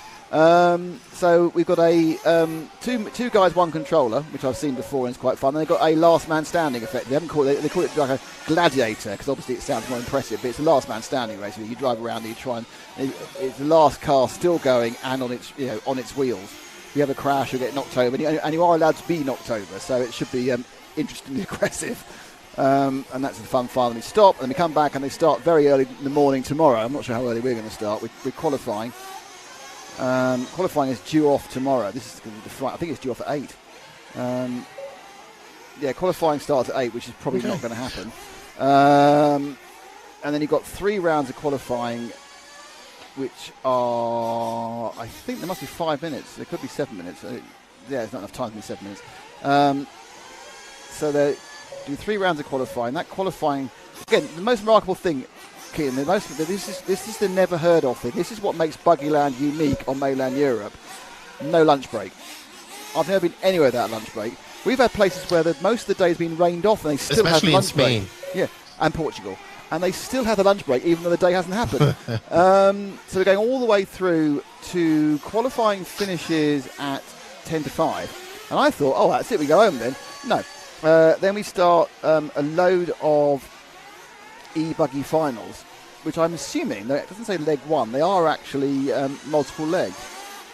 E-buggy Sport, E-buggy Pro, E-buggy Truggy. So we finished the whole thing at... it doesn't finish the whole thing, because of my page, yeah. So then you've got... Yes, you do a set of E-buggy finals early evening, including the first leg, I think, of the E-buggy Pro. And then we have some lower finals. It's not Christmas Tree. It's straight up DCBE Nitro finals. Then we have another round of E-buggy finals. And then we have some more B finals. And that stops then. And it's supposed to end at 9:45. And then there's 2 more fun finals after that. So this is very similar to an American race. And also, I would say one of the few European races that gets run under lights. I mean, we just saw the European Championships run under lights. Well, but and everyone moaned about it. That was more due to weather. Yeah, that was circumstance, and it was kind of moaning because it wasn't designed to be on. I actually thought that the Bowders did a really good job there, and I think they got a little bit of unfair criticism from the drivers because they didn't just use they went and hired 2 massive light towers as well. It wasn't like and it seemed okay to me. I realised no one had practiced in it, and I realised it was if you the stuff was like you weren't winning, you probably unhappy about it, but it was the same for everybody. But anyway, so that was it. But no, this is designed to run under lights. And you look at there's lights everywhere. So given the fact that we're finishing today at the qualifying actually finishing at 9:30. It'll be dark before 8. I think it'll be dark about 7:30.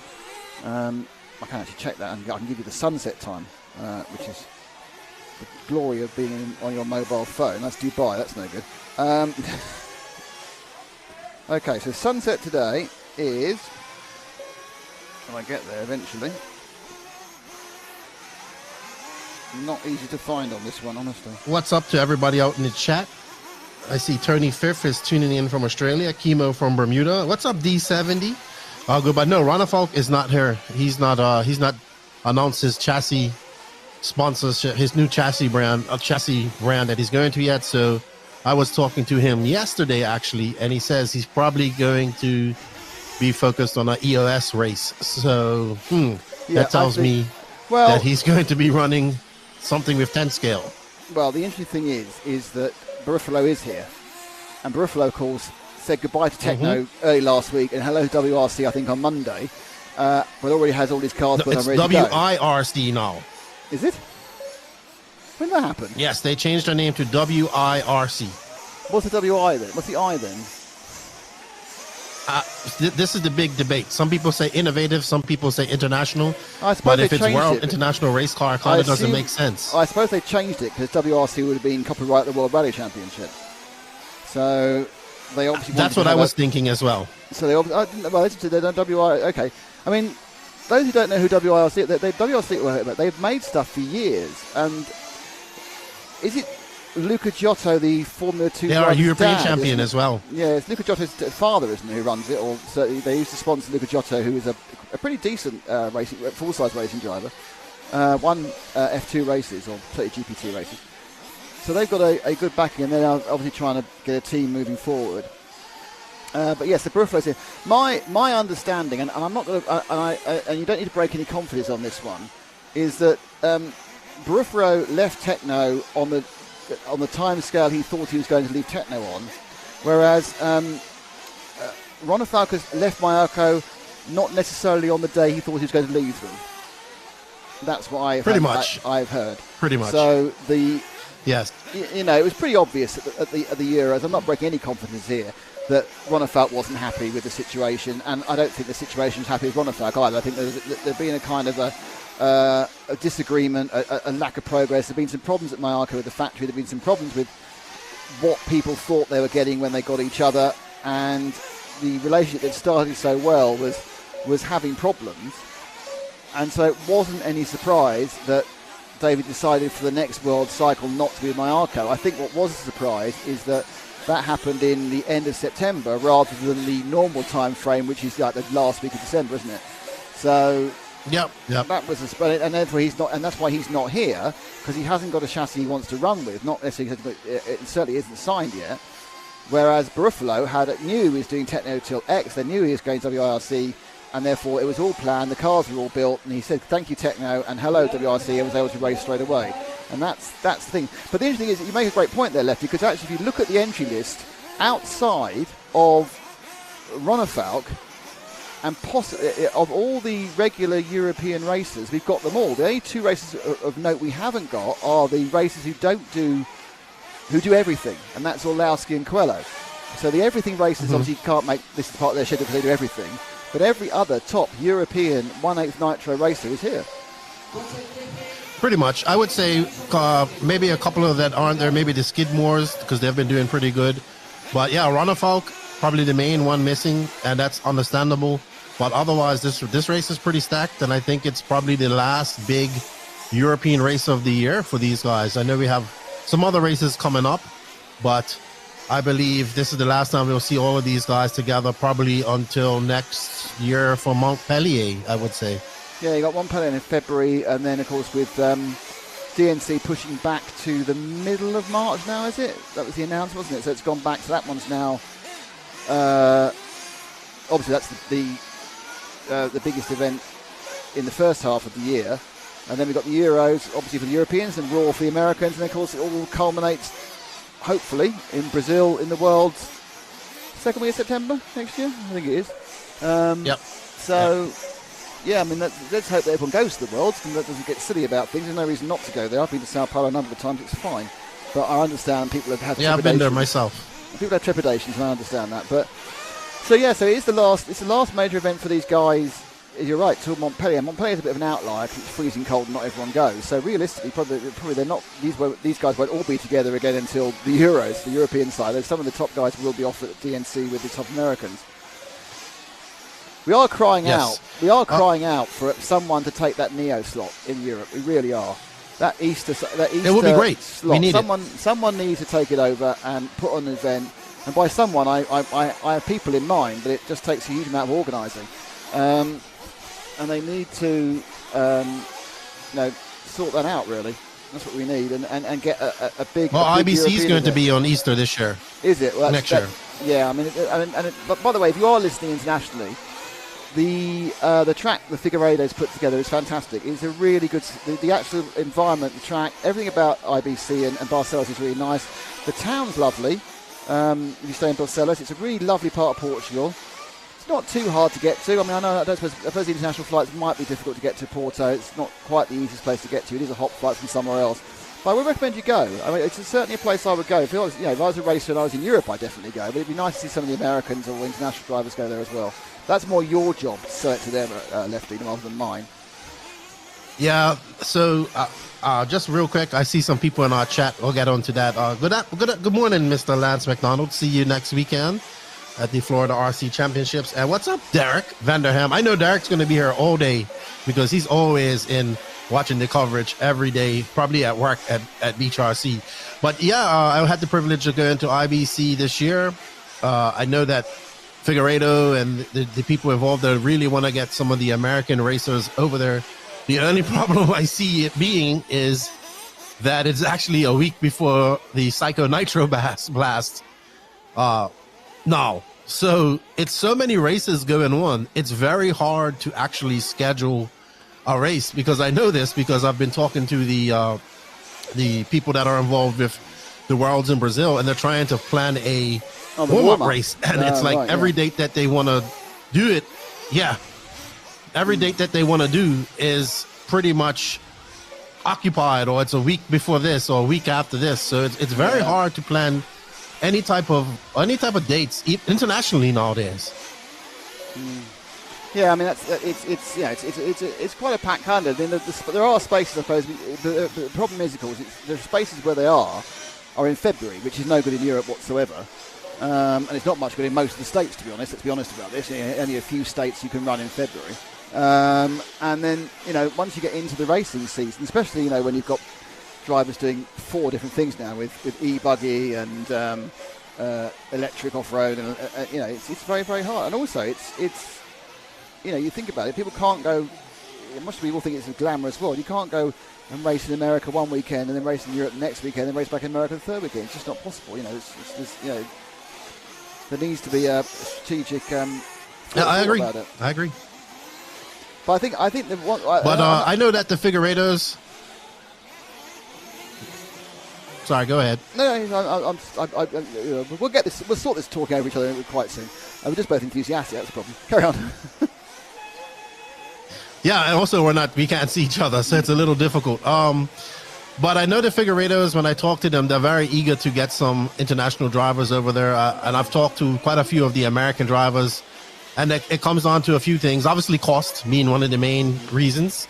But I also they want a track change, which I can understand, which they said they would agree to do, and they even want to put up some money for it as well. So hopefully we can get some people going to those events. I know that the Europeans, there's a contingent of Europeans coming over for AMS later in November as well, and then a big contingent are also going over to Florida the next week after that for what I call the Carpet World Championships, which is the Florida Carpet Championships.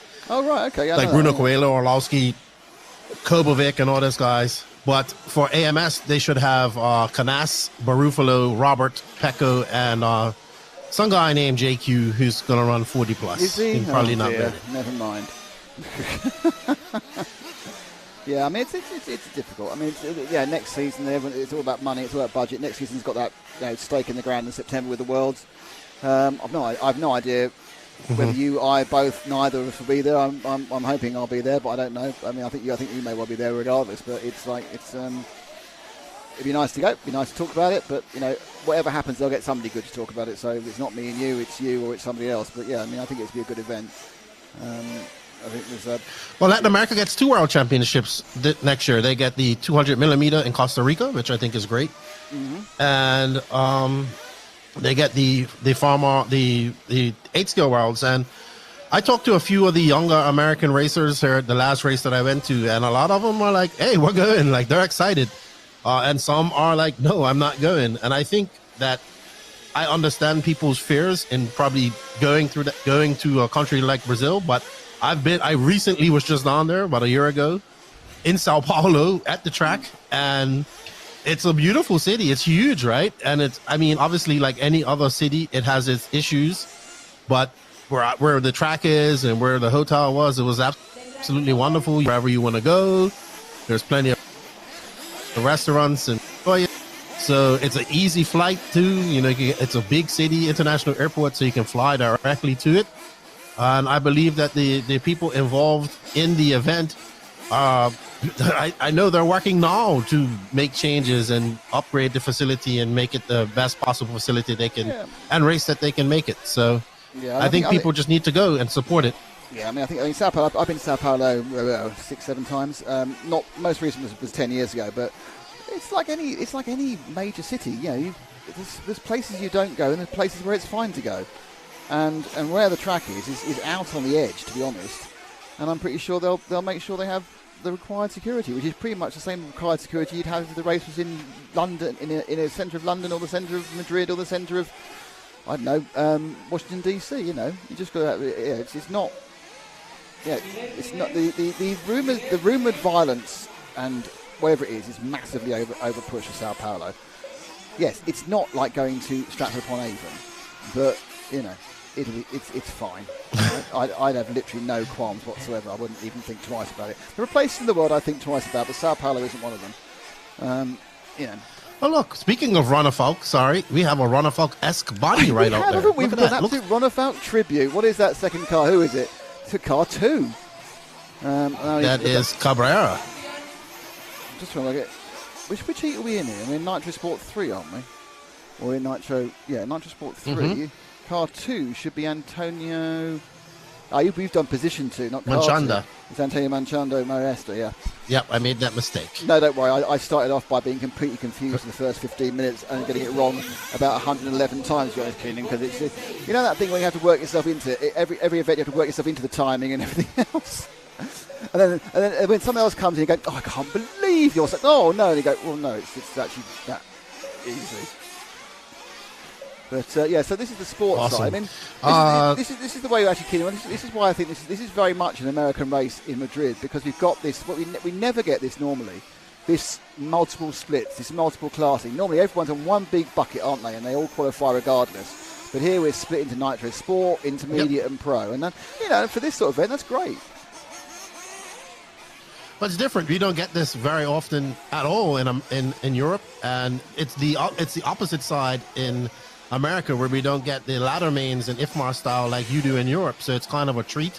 I know Magello has done 2 events in the USA, one in California, and recently at Dean's All Out in Florida last year. I'm pretty sure he'll probably do another event next year as well. and he I think he brings, just make it a little bit more appealing to everybody. I know my good friend Salty Joe is running in Sportsman as well here at this race. He made the trip from Bermuda out there. And, yeah, it's good. I mean, I have nothing wrong with classes. I know it's not normal in Europe. So people get a chance to race like they do in the USA. So kudos to Miguelo. And once again, man, he has built a beautiful track. This race is gaining popularity, as you can see, with all the top Europeans coming there. And I think there's a good bit of people here running as well this week. And he has Truggy, one of the rare events in Europe that has Truggy at it. So and it's very unpopular. Even better, because he's only managed to it's not very popular. He's got 10 entries for the Nitro Truggy, and he's got 16, I think, for the E-Truggy. And that's, that's the E-Truggy is growing immensely. Well, the E-buggy is it's got good numbers for E-buggy, so that is reflecting what you're also seeing over in the States. But certainly Truggy's on the downtrend, I would say, in Europe. I think it's like there's so few places you can run it. This is like one of the few places you can run it, and they are expensive. I think if you're going to invest in a second car, your second car is going to be either the Nitro version, the E-buggy you have, or the version of the Nitro car you have, rather than going all the way over to Truggies. And so it's interesting. I like Truggy. I like watching them. I think they look great on the track, but they just never really kicked as they have in the States. I mean, but now it's even the Nitro Truggies. Nitro Truggy's Truggy in the States, and it's all E-Truggy, isn't it? Yeah, I would say that now that E-Truggy is around, it is growing by leaps and bounds in America. I mean, some of these events you go, and you can see it was, I think at Psycho Nitro Blast this past year, it was 150 participants in E-Truggy alone. They don't split it up. They just run it as one class. And it's a fun class. It's bigger than Nitro Truck nowadays. And what you're seeing is the emergence of people that just run electric as well too. They might run E-buggy, and then they have the E-Truggy to complement it. So it's actually the class that even though I love Nitro and it's a glory, it's actually the class that I want to race the most. It's a lot of fun. These E-buggy definitely pays the bills. But it's a very fun class. They're so powerful. They're so maneuverable in the air, like with the power that they have, and obviously with the big wheels and whatnot.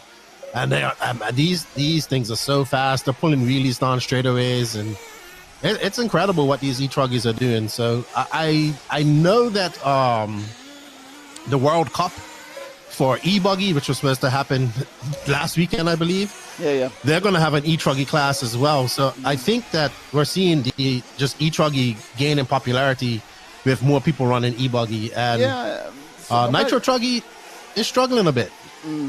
Yeah. I mean, just to go kind of cross back to what we were talking about a second ago, which was big events next year.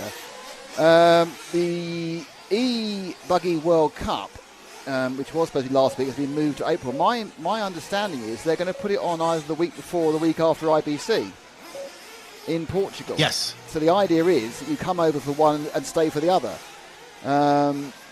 So that which obviously makes more sense. Yes. If you're coming from the I States, hope they do it the weekend before IBC. I don't know which one it is, because obviously it's under EFRA and IFMAR, and I think that's one of the decisions that will be made, possibly at the EFRA AGM in second week of November, maybe a bit earlier. But that's the idea, to make it a Portugal holiday, effectively, come out and do the two events. I mean, the thing is, obviously, the reason there is a E-buggy World Cup is you have to have a World Cup before you can have a World Championship. It's an IFMAR rule. I mean, I know IFMAR's got some weird rules, but that's one of the rules. So that will pave the way for a proper E-buggy World Championship, which would then take place the following year. Carlos says at Barcelos again, at the IBC track, but I don't know whether that would hang up. I don't know, but certainly the World Cup obviously is World Cup, and then the next is a proper IFMAR World Championship would happen the following year. So that's why it's important to us who are interested in that sort of stuff. But yeah, so we may have a bit of a Portugal April, which would be quite fun.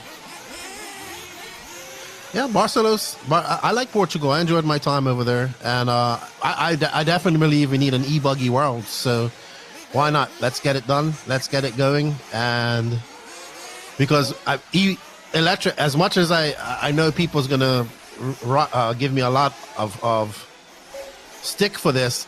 E-buggy is growing, and it's the gateway into getting into RC. So it's pretty easy. You don't need a pitman. And my girl is that. Speaking of people from internationally, that's actually Salty Joe right there. Is it? The saltiest of salts. It should be. What car number is he? That looks like his paint job. Yep, that's him. Car number 14. The saltiest of salts, Salty Joe. Joe Valado. That's cool. That's good. Of Portuguese descent, but lives in Bermuda, but grew up in Bermuda. Well, Nigel W says Nitro is the glory. I mean, I think there's an element where Nitro is the glory, but there's a point about it is, as you say, you also need to pay the bills, but also you need to be able to race. I think the lack of the pit ban is probably one of the most attractive things about E-buggy. It's not that we haven't all got friends. And not tuning engines. Yeah. It's not that we can't find our friends and everything else, but I think it's the case that sometimes you just want to drop and go, don't you? You don't want to have to work out if Mark's free or Derek's free that weekend as well. And also, obviously, if you're pitting for somebody else, you have to pit for them, which makes it a much busier day if you're doing, two things. But with E-buggy, just charge up and go. And they are. But I would definitely agree with Nigel. Nitro is definitely the glory. Yes, and they are, as we see here, just a tiny bit quicker than the Nitro as well. But it's very similar how you make the pace. But did you think is that so I have a question for you, Nick? Oh, go for it. Yeah, go for it. So you got to recently do the European Championships, which I watched excessively. And it was done very quick too. Good job to them guys getting it done in one day. Not surprised at Juan Carlos Canas and his dominance there. So would you say now that Juan Carlos Canas, or JCC as we call him, has now pipped himself as probably the number one? I mean, I always had him in my top 5.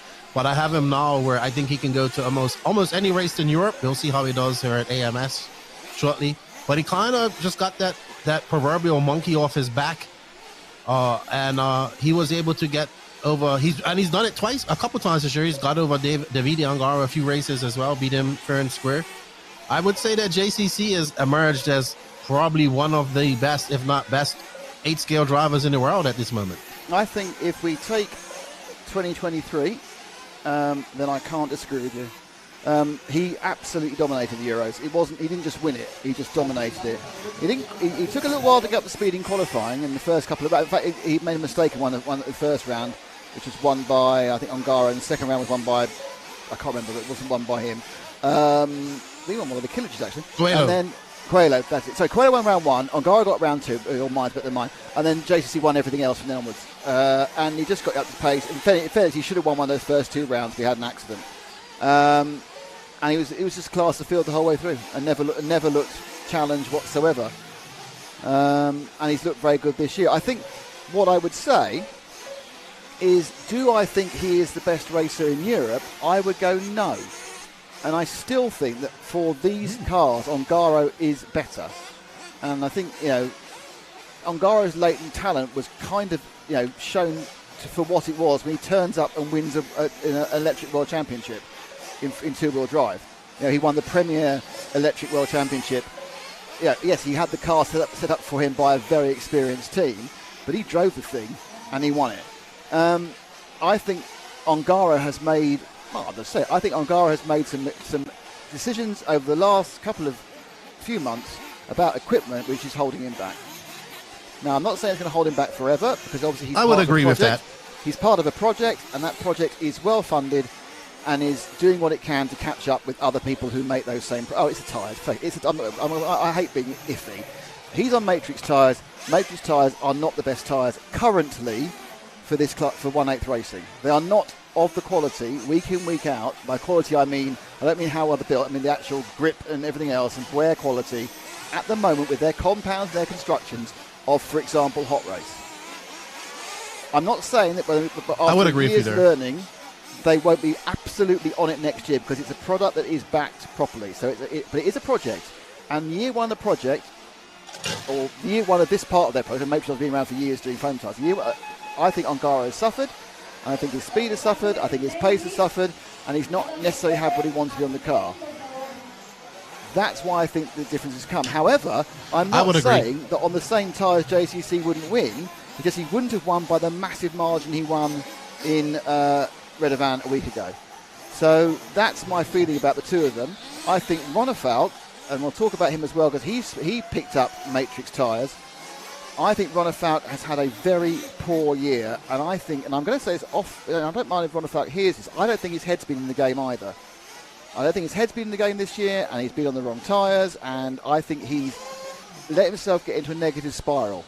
And that was what I felt at when I was speaking to him in the Euros. I felt it's a negative spiral, and there are many reasons for that. I mean, I think his focus had gone from Monet. He's obviously got his own track to burn. He's doing different classes. He's got a lovely girlfriend, all that sort of stuff. Just didn't feel that he pushed on from that second place in the Worlds, and felt this season he's been, by his own high standards and what we expect of him, disappointing. The thing is that class is they say form is temporary and class is permanent. There's nothing to say that Ronefalk won't literally hit the ground with a new package, bang, next year. I don't think in many ways he's lost it.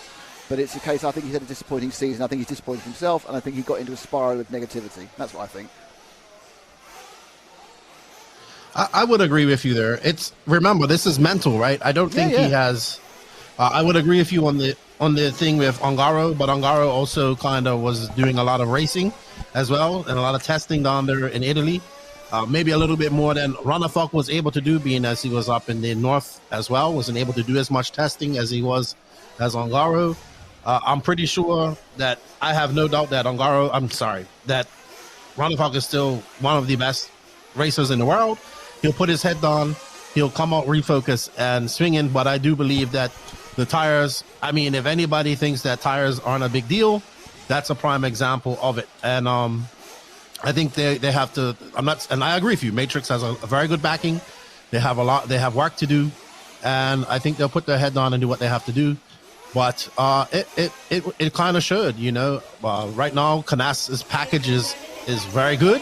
They've been working very hard with the S-Works car, getting it good. He's been with it for quite some time. He's been with Hot Race. For now, he's not, he went Hot Race, then he went T-Pro, then he went back to Hot Race. So, he's pretty much running Hot Race the entire time. And, yeah, I think it's only a matter of time. Ongaro, super impressive going over to America. I swear, I have never been so happy to be wrong in my life, because I honestly had no Europeans getting in the finals at the Worlds because of the surface and the unique surface. And he went over there and won that, dominantly, dominated qualifying, and he had to win it in 3 and in the mains. But that's also a class that Ongaro does not race, right? I think he ran 10 scale once. And that just goes, that's a testament of how impressive he is. And I think he finished, third or fourth in two-wheel drive? Four-wheel drive. Four-wheel drive, I think he was. Well done to Ongaro. I think that cemented. Yeah, two-wheel drive is fourth or fifth, which was still good. And I think that's a testament to his ability and talent to be able to drive and adapt to anything. And we see that with the switch of the tires, where he's still able to be competitive, but not as competitive as he was when he was running the AKA tires. I think for me, in the two races that I've seen him run recently with IBC and the Euros, where I watched the Euros from you guys, the online perspective, and then getting to see him all last year at RCGB and how good he was there.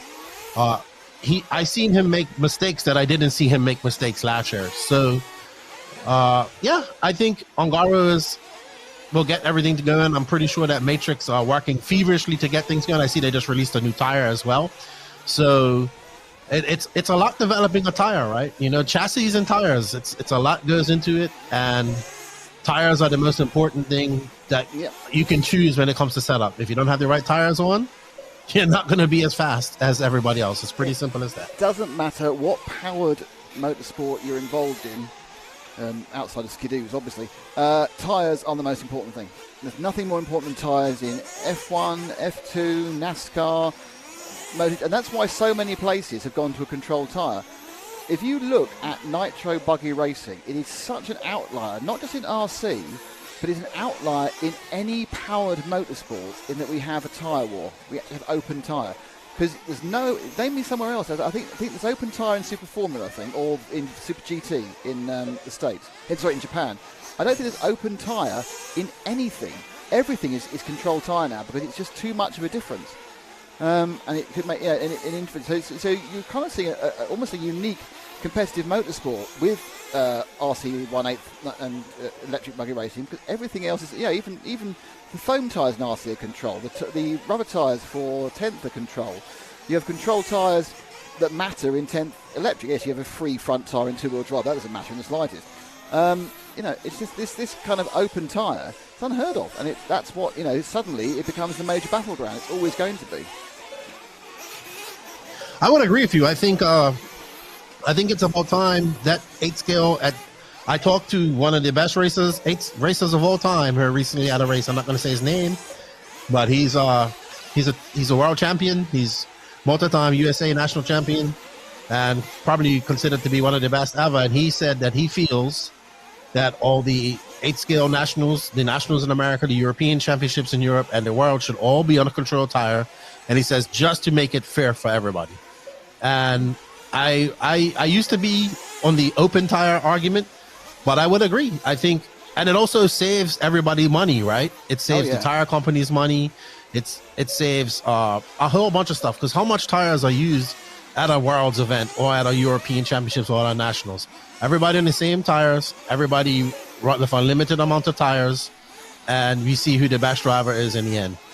Yeah. No, I think the problem is, given with RC, most people are, people are struggling to make a living out of it, and it's a dog eat dog world, and the tyres is one of the places that a company can come in and make money, and therefore, if you take away that open tyre environment, whilst it saves money for everybody else, it's the tyre manufacturer themselves go, hang on a second.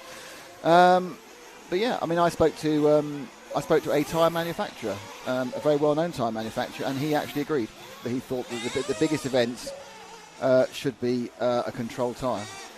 But interestingly, I mean, we have all these other races that are open tyre. We can have three. That's what we need. Three to be controlled. Yeah. I'd like to say thank you to Chaz Goodwin for a super chat. His first super chat from Chaz. Wow, thank you. £1.99. That's a beer. That's a beer for me. You need 2 more for beers for the others involved. And obviously, you need to send a beer to Keenan. But yeah, I mean, I think it should. I think it's a long way away still. But I would even say I would just like to see the Worlds on a control tyre, because it's going to save even more money. Yes, I think that's a start. You haven't got to ship the tyres to wherever. Also, let's speak it quietly. It's very hard for organisers to actually make any money out of running a Worlds. And sometimes what happens because of that, they make mistakes, like the guys in Sicily did, where they tried to charge ridiculously for fuel to make their money back, and everyone hates them. If you've got a control tyre, and the control tyre, is the contract is one. I'm going to just say example. The contract is won by Hot Race, say, okay, and they go over beforehand and say, right, the tyre we need is our Montana medium, whatever it may be. And the recommended retail price for those is $40 a set. I'm just guessing. And obviously, if you were a distributor for Hot Race, you'd pay $30 a set, wouldn't you? So why don't you say, right, for this week only, the organisers are distributors, and therefore you will, the RRP is $40. We're not going to charge you any more than that. We're going to rip you off. But the organisers are buying them at $30, and so they make, 150 people, 6 to 8 sets, so they will actually end up making $5,000 or $6,000, which they can then put into the event. And no one's lost out of that. No one's paid over the odds for their tyres. You haven't been ripped off, but you've actually made a revenue stream for the organisers who normally scrape about for their last $2 and end up charging too much at the restaurant or something to try and make it back. It seems to me it'd be a win-win for everybody involved. Oh, I agree. Apart from perhaps a couple of tyre manufacturers don't get slightly upset, but as long as you actually choose, as long as you have an absolutely open tender process, and you choose the tyres not just based on who's charging the least or anything else, but people who can demonstrate they have a understanding and an ability and everything else. You don't end up, this is no offence to anybody else, you don't end up going blogs tyres who actually in the end couldn't make 10,000 sets and couldn't do this, but just, you actually make it, a fair and honest person who can do it, But that's what I would do. Yeah, I mean, we have this. So we have the Brazil coming up next year, right? We have a one-off track that will be built. That a lot of people, that was a big complaint about Redovon this past last year. We have that one-off track being built. Wouldn't it be perfect? We have people who are worried about customs and all that type of stuff as well going into Brazil. So wouldn't it be perfect to just have a controlled tire at this race? Make it happen. Have a tender, ship the tires down there that need to be sent, and you eliminate two problems. You eliminate the fact that you don't have to worry about a tire war. Mm-hmm. Number two, you won't have to worry about customs and all that stuff. Not everybody would have to worry about it because that's another big fear. I think next year is the perfect time to do it, and I think it's going to be. I think the people have to push for it and have to push IFMAR into making that type of decision. We just saw a recent tire debacle, even with controlled tires recently here at the 10 scale Worlds. So I definitely think that we need to have a control tire, have tire limits as well, because it doesn't make sense people being able to buy unlimited tires. Set a limit for tires for people to buy and go from there. I think it just has to be done. Yeah. I mean, I agree. I mean, I think there's... I mean, Chaz, I'm not saying that... Chaz just said, in the chat, to keep tyres open, that's what makes 1.8 Nitro Buggy the classes.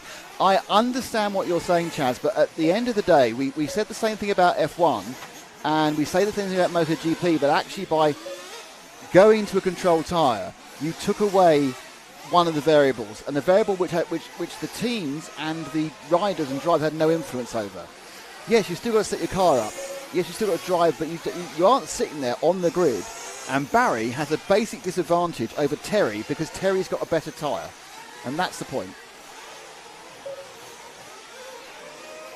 Yeah, and you talk to these drivers, they would say the same thing. They said, let's make it fair across the board. Let's save these tire companies some money. And like I said, DNC and all these other races, open tire all you want. Every other race can be open tire. But every single class, I believe, like you said, every single class in RC at the World Championships, at a European level, at a national level in America, is on a control tire. Besides 8 scale. Yeah. I mean, and it's well, I mean, I think the problem is you need to have that sort of. We're getting to a whole other argument now about IFMAR and the strength. You see that Raw are making some major moves forward with who they've employed and what they're doing. Raw. Are very... I'm from the outside. I don't know Raw, but I know historically Raw have been quite unpopular with racers. But it does seem they're making the right moves now. They've realised what they need to do, and they're becoming a professional organisation, and they're employing people who know about the industry and everything else. And so I think Raw are pushing forward. EFRA have been very well run for a long time. They've had the detractors, and they may have, in fairness, taken a step back a little bit over the last couple of years in some of their marketing stuff. But they still know what they're doing technically and how they organise stuff. IFMAR, oddly, because it is a conglomeration mostly of Raw and EFRA and FEMCA, just doesn't get the focus it needs, considering it's running the biggest events of all. And they're stuck. And there's so many things which are, they're stuck in this problem where they've got 4 groups with the same number of with the equal power. So the amount of decisions that end up as a 2-2 vote is ridiculous. What IFMAR I agree. I believe they sent one IFMAR official to the recent World Championships. Yeah, one. I know, but what? And there's the thing. IFMAR does not. There's this rumour that IFMAR are sitting on a pot of gold. That's not true. I'll tell you right now. I've spoke to people who know about IFMAR, and there's not, 20 million euros sitting around. There's not this massive pot of gold they've apparently got they haven't spent. I mean, I'm not saying they're broke, but they're not sitting on massive amounts of money. But there is an issue, but they need to organise these big events, centrally. They kind of pass it all on. There's some good guys at IFMAR.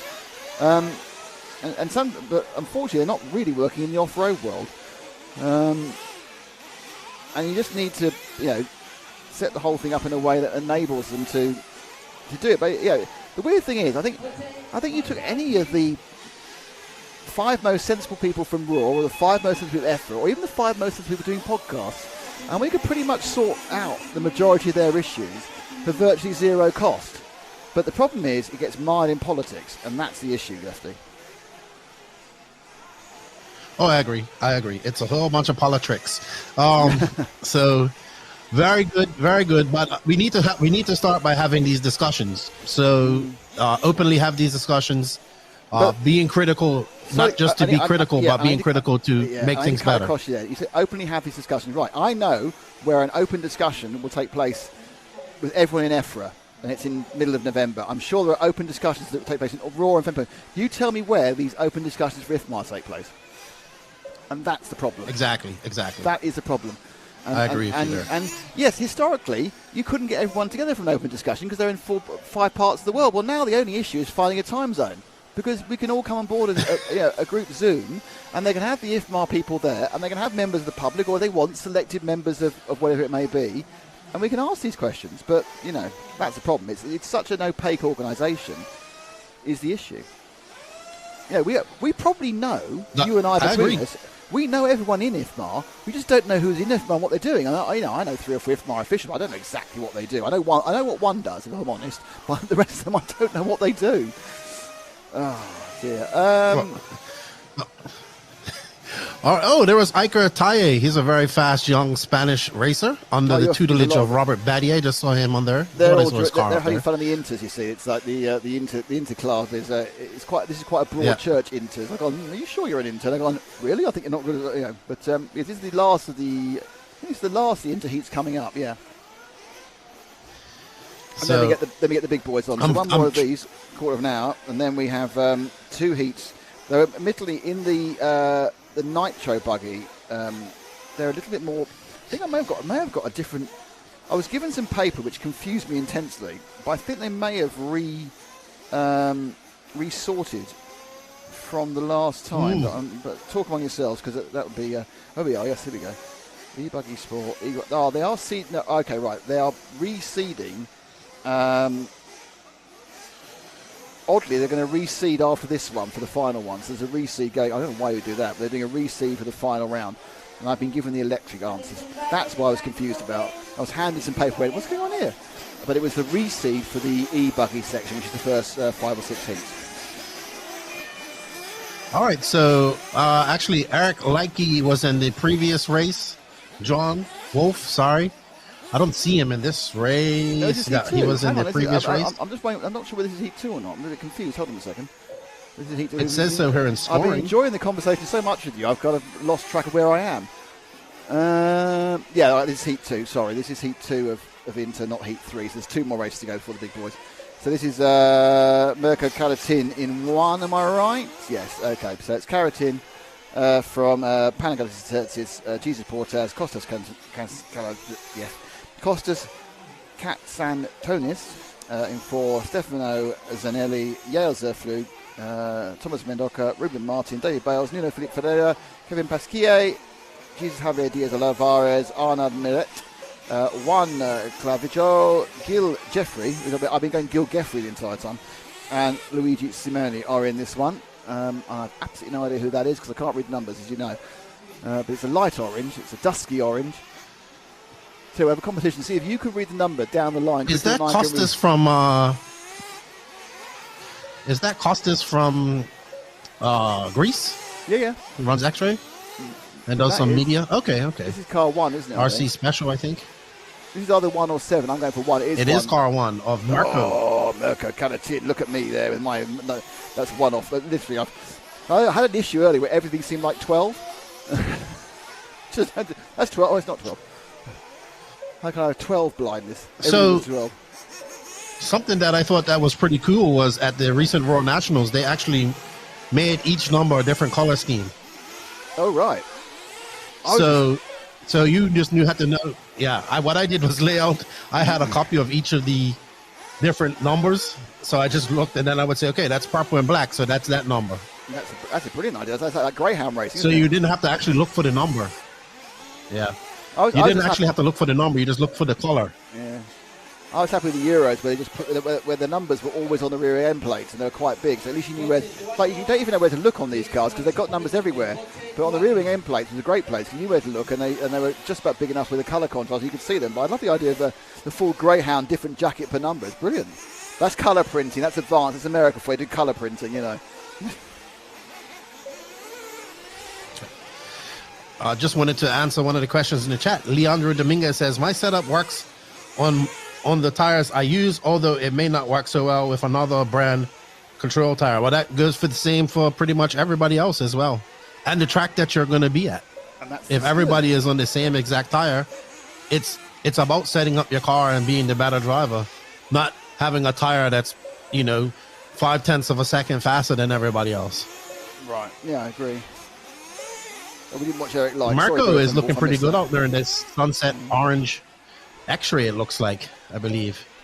Jonathan says, it looks like an X-ray, very low in the rear end.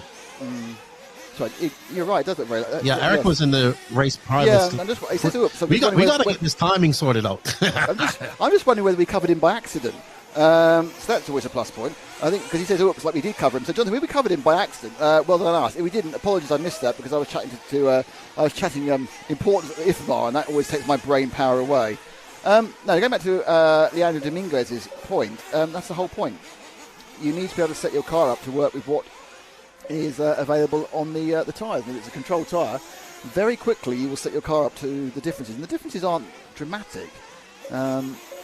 Certainly the difference between a tyre to another tyre is nothing like the difference between a different surface or a different, entirely or a multi-surface or a wet or a dry and everything else. But, it's part of the skill. We encourage skill here. Marco looking pretty good out there in his yellowy orangey car. Yeah. I believe it's an X-ray, as I said earlier, but looking pretty down. Maybe he's a local to here as well. Yeah, I mean that would only help you with the dirt. It wouldn't help with the design because the design's new. This event, they've moved a lot of dirt. Is it a completely new design? Did he completely redo everything? I saw some pictures of what the work they were doing on the bulldozers, and I don't think much. I think probably maybe the main straight stayed. Not the main straight. They're straight in front of the pits. They can kind of not going to change that much, but I think everything else has certainly looked like it had some severe interference from a bulldozer. That's not really the track either that just used there. Should we find someone else, Ash? Because I want to see. Because also just found out that the Lefty knows everybody rather than just people in Florida. So it's fantastic news. I don't know a lot of these locals here. I would say that. That's brilliant. I've got the numbers straight away on that car. 7 is Thomas Mendonca. Tomas. I'm trying to work out from the length of the sticker what car he's got.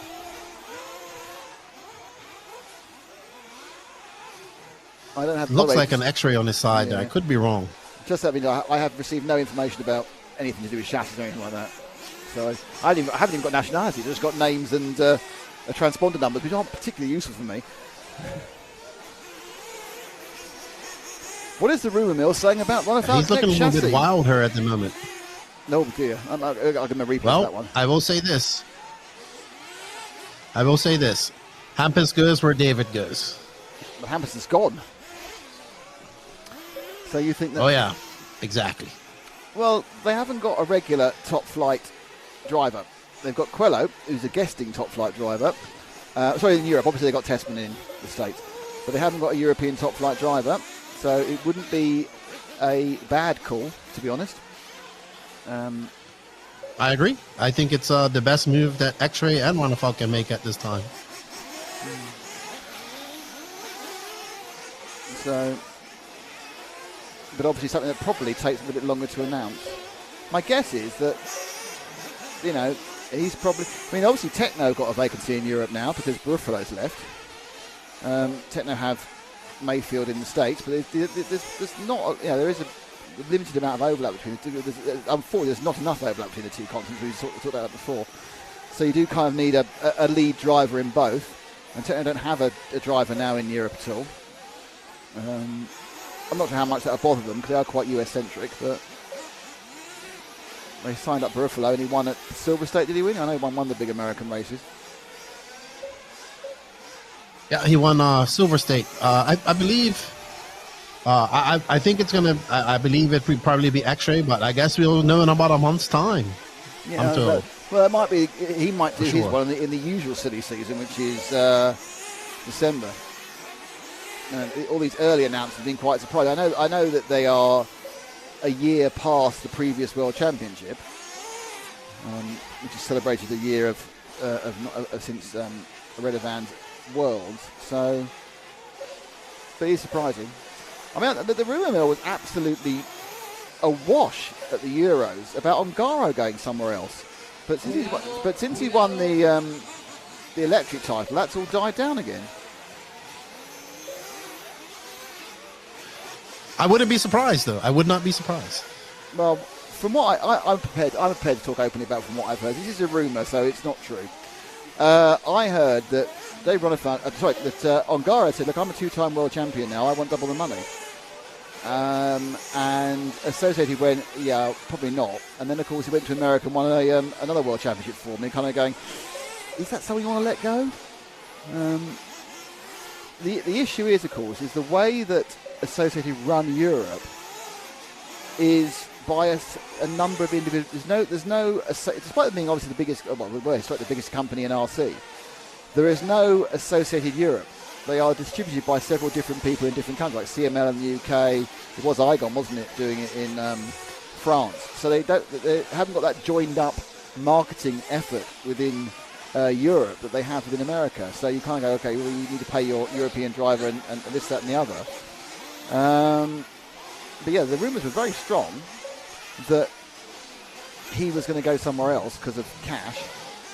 The other rumour that was very strong, which at the Euros, was that Boots might be out at S-Works, but given the fact he put in an absolutely stunning performance at the Euros, that went quiet as well. It isn't as quiet as you think, from what I'm told. So, interesting. We shall see. This is silly season. This is what keeps me up at night sometimes. This time of year. So yeah, I mean, it's obviously it's the key one because obviously it goes into next year's world cycle. S-Works have got Canas and S-Works have got Boots. They've got 2 of the top 5 Europeans. I'm not really sure. I'm being a bit dumb here. Who's the lead S-Works driver in the States? I think right now it's Brandon Rose. Right. Okay. Brandon Rose, and then they have Bornhorst, they have Camden Lime, and they have Spencer Heckert. Yes, they're kind of not. So they've got all the sort of people who come 7th, 8th, 9th, and 10th, haven't they? Really. Rose had a very good year this year. He had a couple of top 3s, a couple of top 5s. He's younger. He was probably the best S-Works driver. Yeah, he's younger than you think he is, and obviously so still on the upward turn. Bornhorst puts in the good. Bornhorst, can suddenly turn up and absolutely, rock it off, or he can just kind of disappear. It's kind of a strange driver that way. He's either brilliant or not, as the case may be. That's the 10 car being falling upside down again, which is Nuno Felipe Ferreira. It's an interesting situation. Canas is nailed on for S-Works. There's no reason why he'd go anywhere. I assume that Mayfield is nailed into Techno as well. And it's some of the others, isn't it? I mean, Mayfield's got another year on his contract left as well. I'm pretty sure he has a 2-year contract. So. Yeah, and I assume that the other. I mean, I'm not sure. Is the American market much in flux this year? I'm not sure. Well, I think we're gonna. We'll see. I haven't heard too much stuff in America so far, but I think one of the main things I've heard is about Cavallari with kind of WRC USA WIRC switching distributors now, and somebody else taking over that. I'm not sure if we're going to see Cavallari with WRC this year, especially with Barufalo on board. We now have Mugen that has a 2-wheel drive car, but they have obviously they have Adam Drake and they have young Frankie Contreras, but Adam Drake is more of a team manager, brand ambassador. Yes, he can still get around the track pretty deep, very, very good. He's still good, but not on the level to compete for a win, I would say. And even he would admit that. I think even though he made the final here at the recent 2023 World Nationals, but I think Mugen USA is going to need a younger driver or some type of driver to pilot their 1/8 scale car, and obviously they have a 2-wheel drive buggy, and they'll be probably coming up with a four-wheel drive buggy here soon as well. Associated seems to be pretty good. S-Works, I don't see any major moves there. HB seems to be kind of solid with Cole Ogden, the Fullers, and Little Bump. Mayako, I'm not sure what's going to happen with Tiba. I know he retires at the end of this year, so I doubt you're going to see him racing much. But I don't know if Mayako has any plans to get another top-tier American driver. They might have other plans. TLR, Tater Sontag just won the Worlds, right? And they have Dakota Fenn, and I think they're going to stick with that because they both do quite well. Tater's actually doing well in 8 scale and 10 scale. So I don't think we're going to see too many moves in the American side. We may see some drivers leaving RC, I think, at the end of their tenure. But we shall see. I think a lot of the moves is going to be in Europe this year. Yeah, I mean, it's people are asking about Serpent. I don't think so. No, I mean, obviously Mugen's got the Kilic brothers in Europe, so they're kind of very well sorted here. I think there's kind of a bottleneck. I don't think there's not been enough changing of the guard at the top. I know we were talking about people only 23 or 24, but if you look at certainly in Europe, and I want to be proven wrong here. I'm trying to think that if you look at Ricky Burton, who won in 2019 the Euros, which is a bit of a surprise, and he's carried on being an A5. Where are the people who have, and the Kilics have grown up and moved forward, but we knew about them. Where are the new names in Europe since before the pandemic to now? There aren't any, are there really? There's not been. I mean, a lot of youngsters in the States. You've got a lot of youngsters come here in the States who if you've seen a report in 2019 and now you're in 2000, there's all these new names you don't know. But how many youngsters have really pushed on in Europe? Well, I mean, you have the Parente brothers. You have. I was just having this discussion. I'm not saying there aren't any youngsters. I'm saying where are the ones who are making that A final? And we look at the European A final we've just had. You've got the Baldo brothers in there. They're of a certain age. You've got you've got Olowski. He's not young, and you've got Coelho. You had all the you may have right at the back a couple of people last chancing in there. But where are the youngsters who are really pushing forward and going, I'm going to win a European Championship?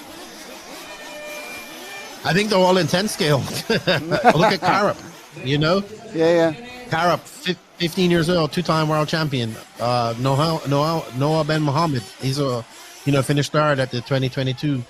So right now, it seems like it's also, I would say that the young kid Zaleski from Poland is looking very good as well.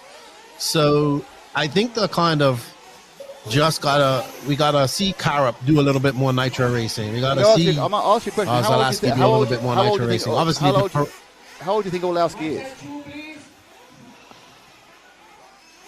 Orlowski is 21-ish, I think. No, he's 22. He's 23, 24. He's still young. Well, yeah, but I'm talking about still young. I'm talking about all these 16, 17, 18, and 19-year-olds that are coming through in the States.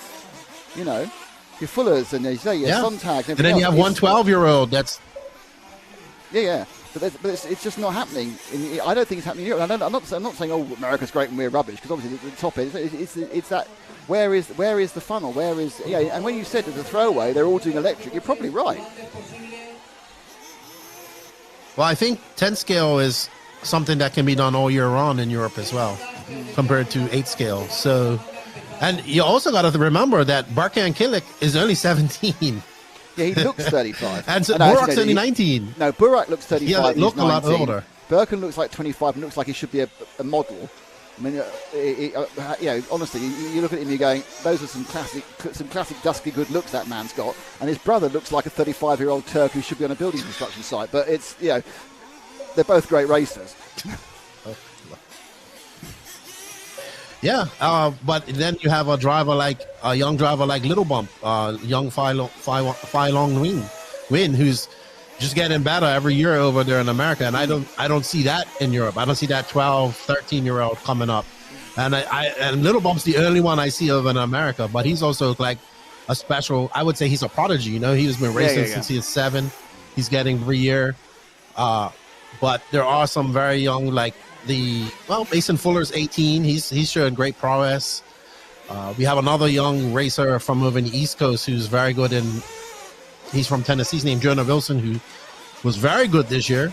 And So it seems like most of the fast young guys are doing 10 scale in Europe, and in America, it seems to be more of an 8 scale based thing. And I'm pretty sure there's some fast young guys in 10 scale as well.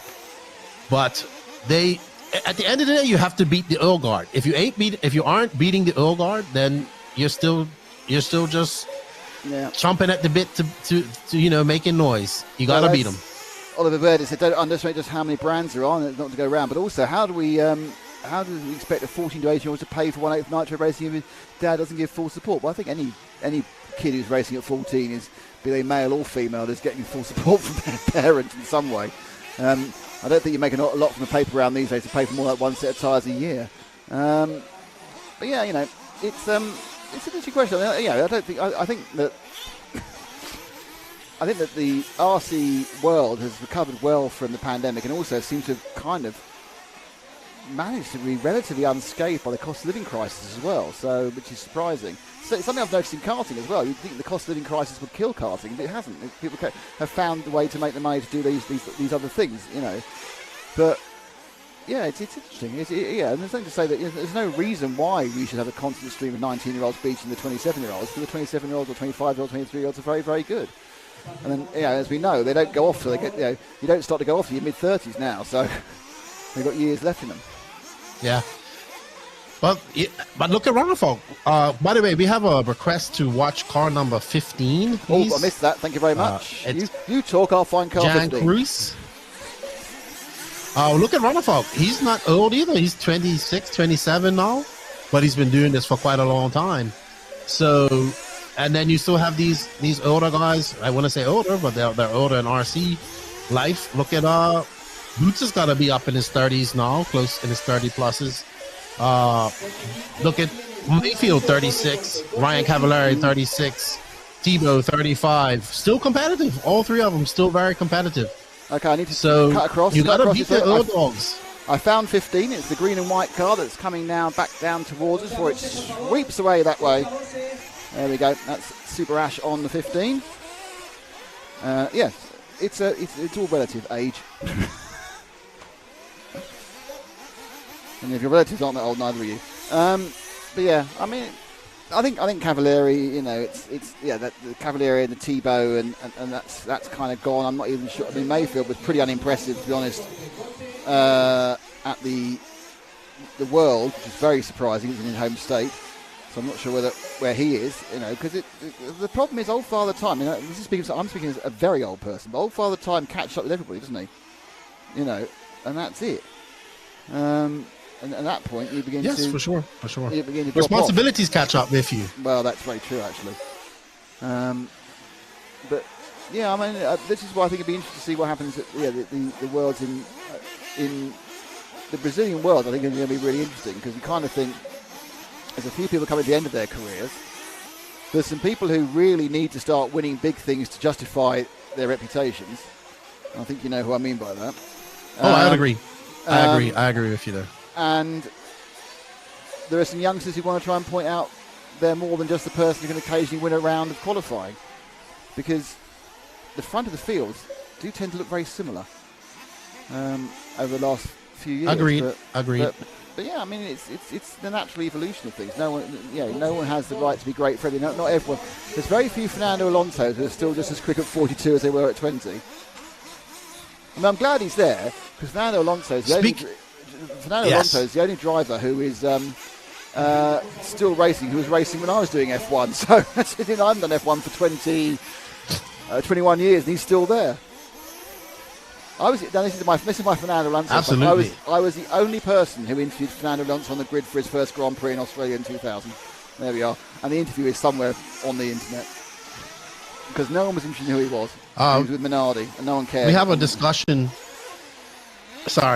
We have a discussion in the chat about parent support and whatnot. Well, Paul Rodman brings up a great point.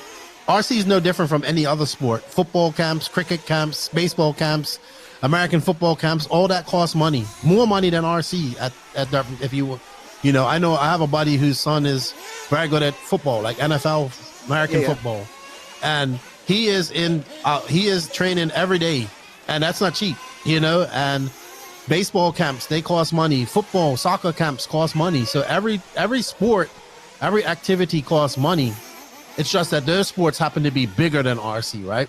Yep. And I understand that, you know, some people, when they were 14, they used to work and they supported their hobby of racing RC cars. That's great.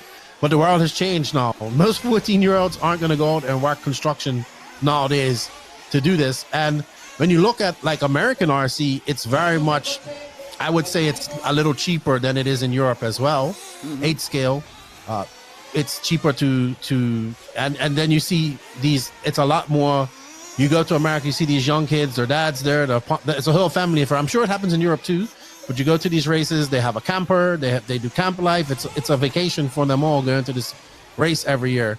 And I think that's a little bit of a difference there in Europe. And Europe, it just seems that 10 scale is more affordable, it's more viable, and you don't need all the support that you need to race 8 scale. And as we speak that, we're actually watching one of the N1s out there. That's actually one of the Agama N1s. That's car number 5. Who is that? That is Benito. David Bento. David Bento, yeah. Benito. I've got that wrong. Benito, yeah, David Benito, yeah. Yes, they're easy to see at least, aren't they, at the M1? No, they're not, Oliver. Football. Yeah, so Oliver says their sports are cheaper. No, they're not. Go price a football camp. How much a football camp costs, and stuff like that. If you talk about soccer, then there's a concept that is cheaper, and it is in many ways, because you can just get 4 of your mates to kick about on a field.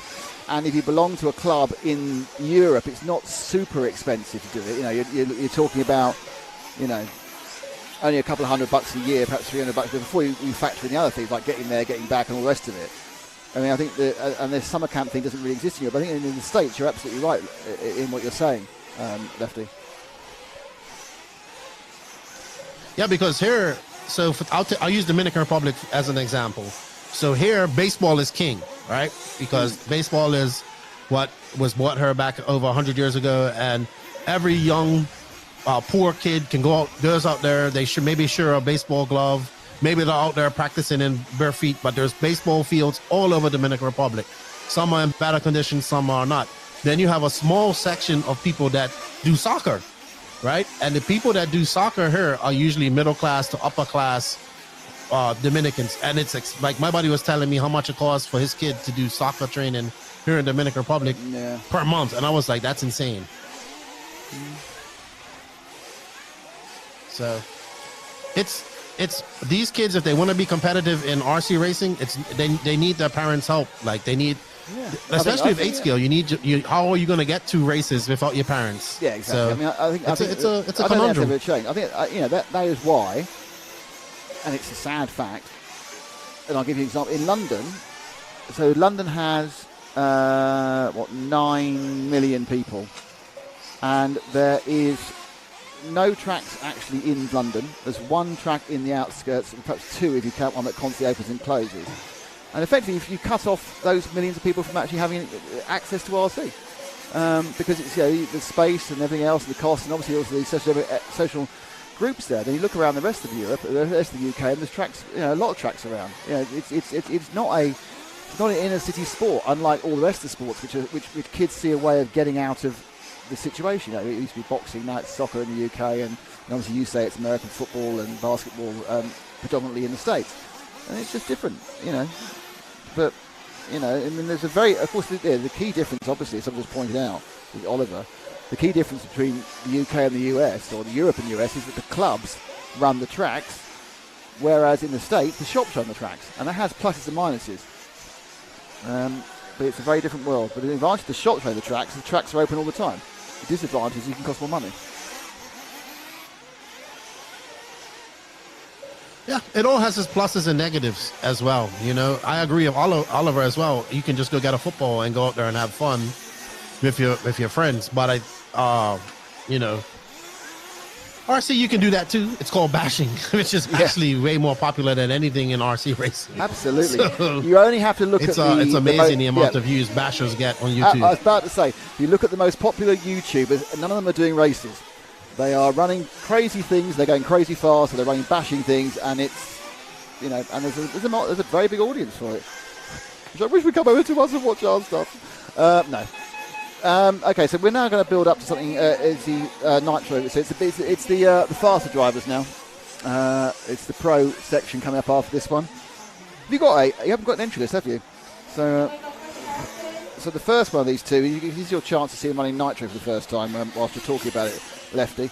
So we've got coming up in the second. Is this one finished? I'm being naughty. No, we've got Elliot Boots in this one. Jean-Pierre Sartel. Joanna Guiden, Pecco is there, even Navarro now, David Todd, who's an up-and-coming Spanish youngster, Pedro Gomez, Jose Miguel Sanchez Martin, Aaron Roddy, of course we all know, Jordan Lott, Patrick Avnet Jr., Andre Guerrero, Hugo Ibanez, Mark de Savart, Andre Bento and Adrian Parenti, who's the younger of the Parenti brothers. And the second one has got everybody else in it. So they've kind of, weirdly, whilst they've evened out who's in what for the E-buggy, for this one they've kind of very much heavily labelled it into the second one. Is that David Todd right there in the glasses, I believe? I think you're probably right, yeah. I mean, the problem is that one of the problems I do have, to be honest with you, is that I've kind of lost 2 years of my life in the pandemic. Not because I didn't do anything, but I ignore the pandemic. So basically, if you were 14 in 2019, as far as I'm concerned, you're only 15 in 2022, because those 2 years didn't exist. So therefore, you haven't got any older. So I'm constantly surprised how people have grown up, because what I think is a year is 3.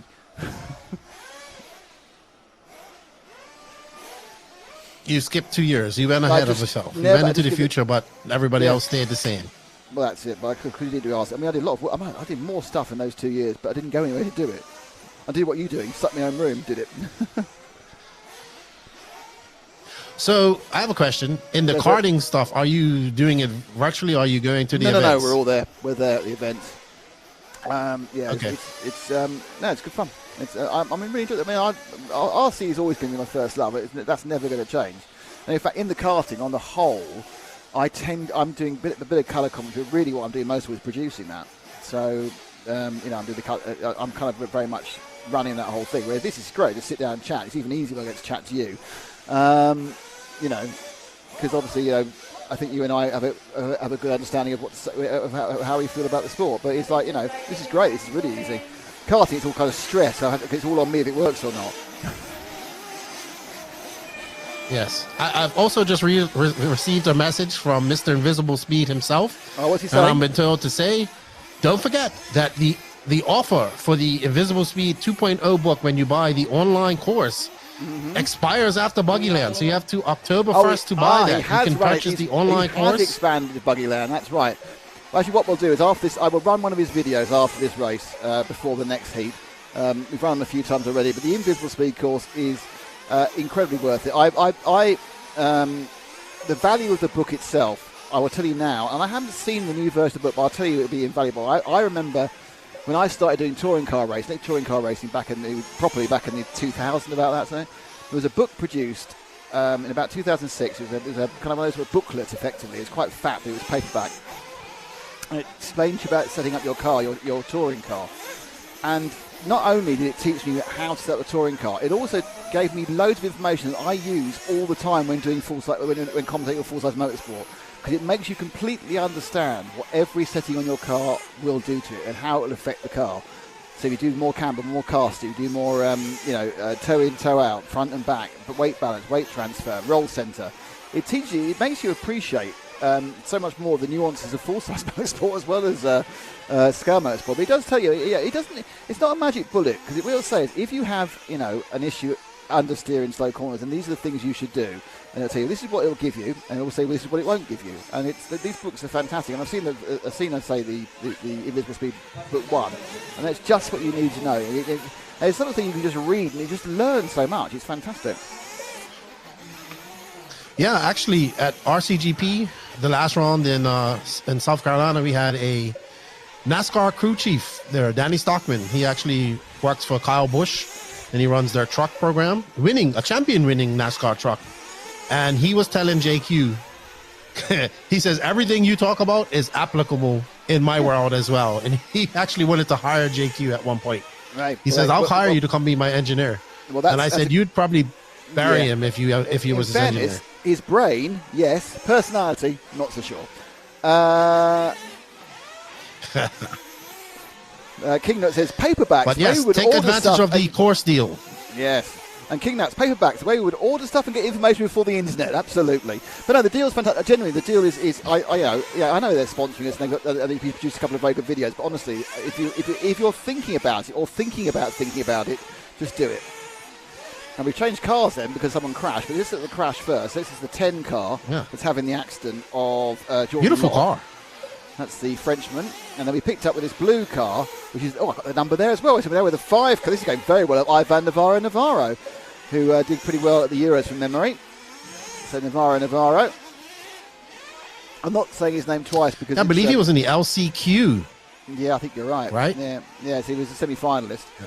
So the reason I say Navarro is, those of you not aware, Spanish people have 2 surnames. They have their father's surname, the traditional way, is the first one, and then their mother's surname is the second one. So, for example, Robert Battle is actually Robert Battle Sanchez. So Battle is his dad's surname and Sanchez his mum's surname. And Mr. Navarro happens to have but the surnames of both his mother and father were the same.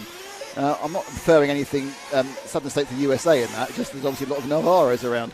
So that's why it's either Navarro. But obviously, so Juan Carlos Canas is Juan Carlos Canas. What's his second surname? Do you remember? Juan Carlos Canas. Juan Carlos Canas Carrasco. Carrasco, that's it. So you see, they have a Carrasco. But we kind of we skip the second one. And my RCM, as Oliver Verda says, they often print them out, which makes it very confusing for all of us. Where do you find where the race is being run? Something like Live RC says Nuclear Crypto. You just go to everlaps.com. The live timing link is slightly higher up in the chat. I'll put it in again now because it's actually in my cut and paste. So I'll just put this is the live timing link about to go into the chat now. I need to press paste if I can. And we are on board with Pekko Ivan, and I'm surprised his mom is in here. No, she was earlier. Tara was in earlier.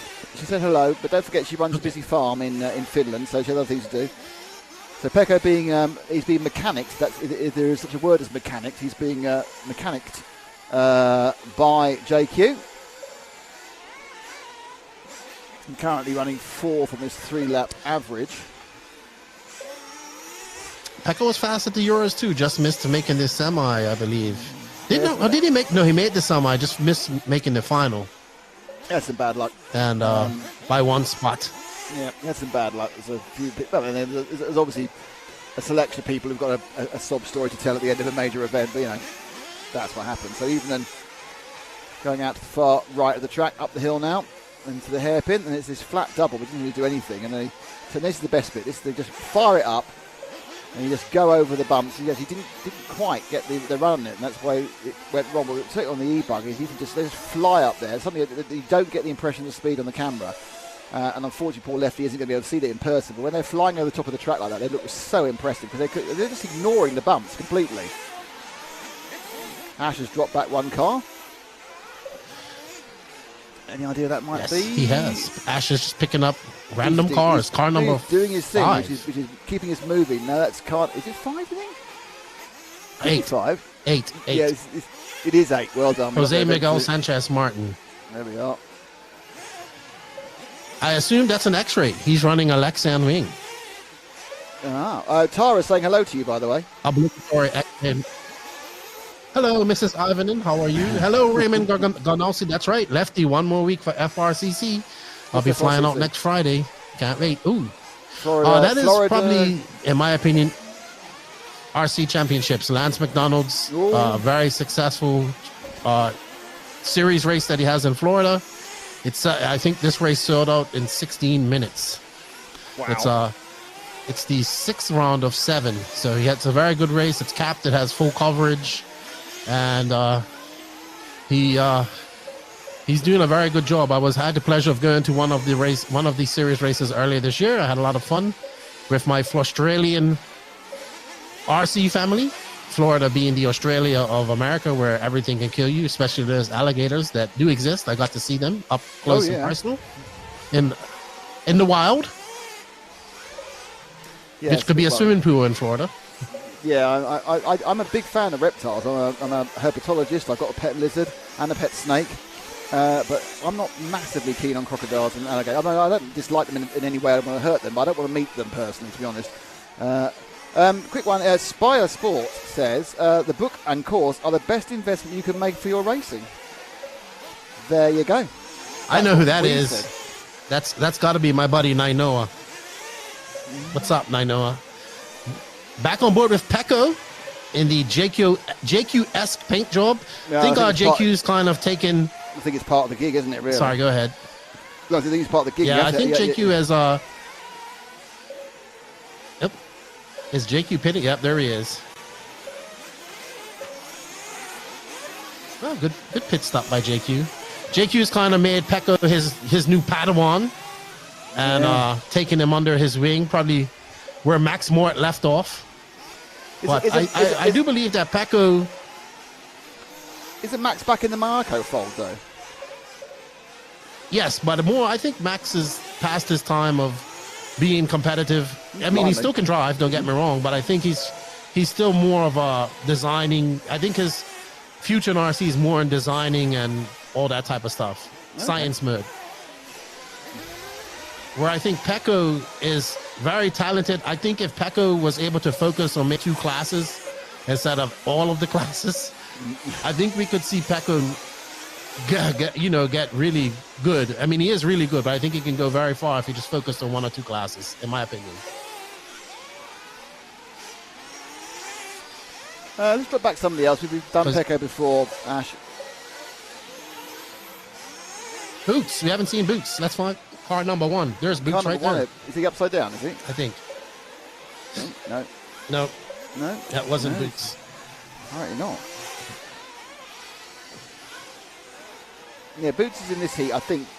Well, I thought he was in this heat because the second heat, the heat immediately after this heat is obviously the second pro heat, and then immediately after that is Truggy, Nitro, which he is entered into, but he's off the track. It doesn't matter in a 3-lap speed up. Pecco's past him, actually, which is interesting.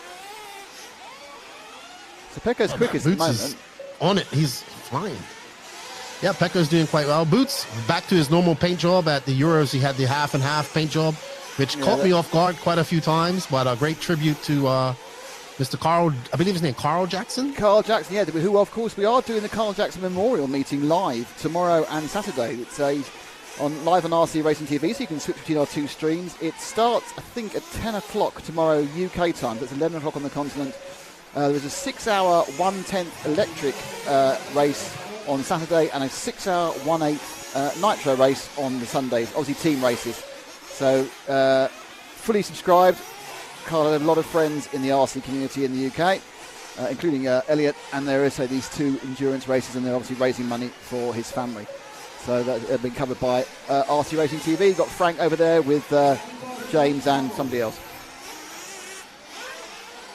Ah, okay, that's where Franklin is. Okay, and James. So, good stuff. Good stuff. Good old Frank. I love you and Frank have such a unique relationship. It's one word for it. It's unique. It's hilarious. We're like 2 old. We're like basically like 2 old women at the women's women's congress. We just sit there, kind of gossiping over knitting most of the time. Women's Institute. That's what I was looking for. It's a very British thing, the Women's Institute, just gossiping away and being quite snippy with each other as well most of the time. But Boots, I did hear that. Boots looking quite good now, settling on, still in second behind Pecco. Out there in that red and white S-Works car, Reds. I think he has the Reds GP coming up next as well for him. I know he can't miss that. Good to see him running an antenna tube. I love cars with antenna tubes, especially white antenna tubes. So very good on Boots. Yeah, the antenna tube. Best here in RC.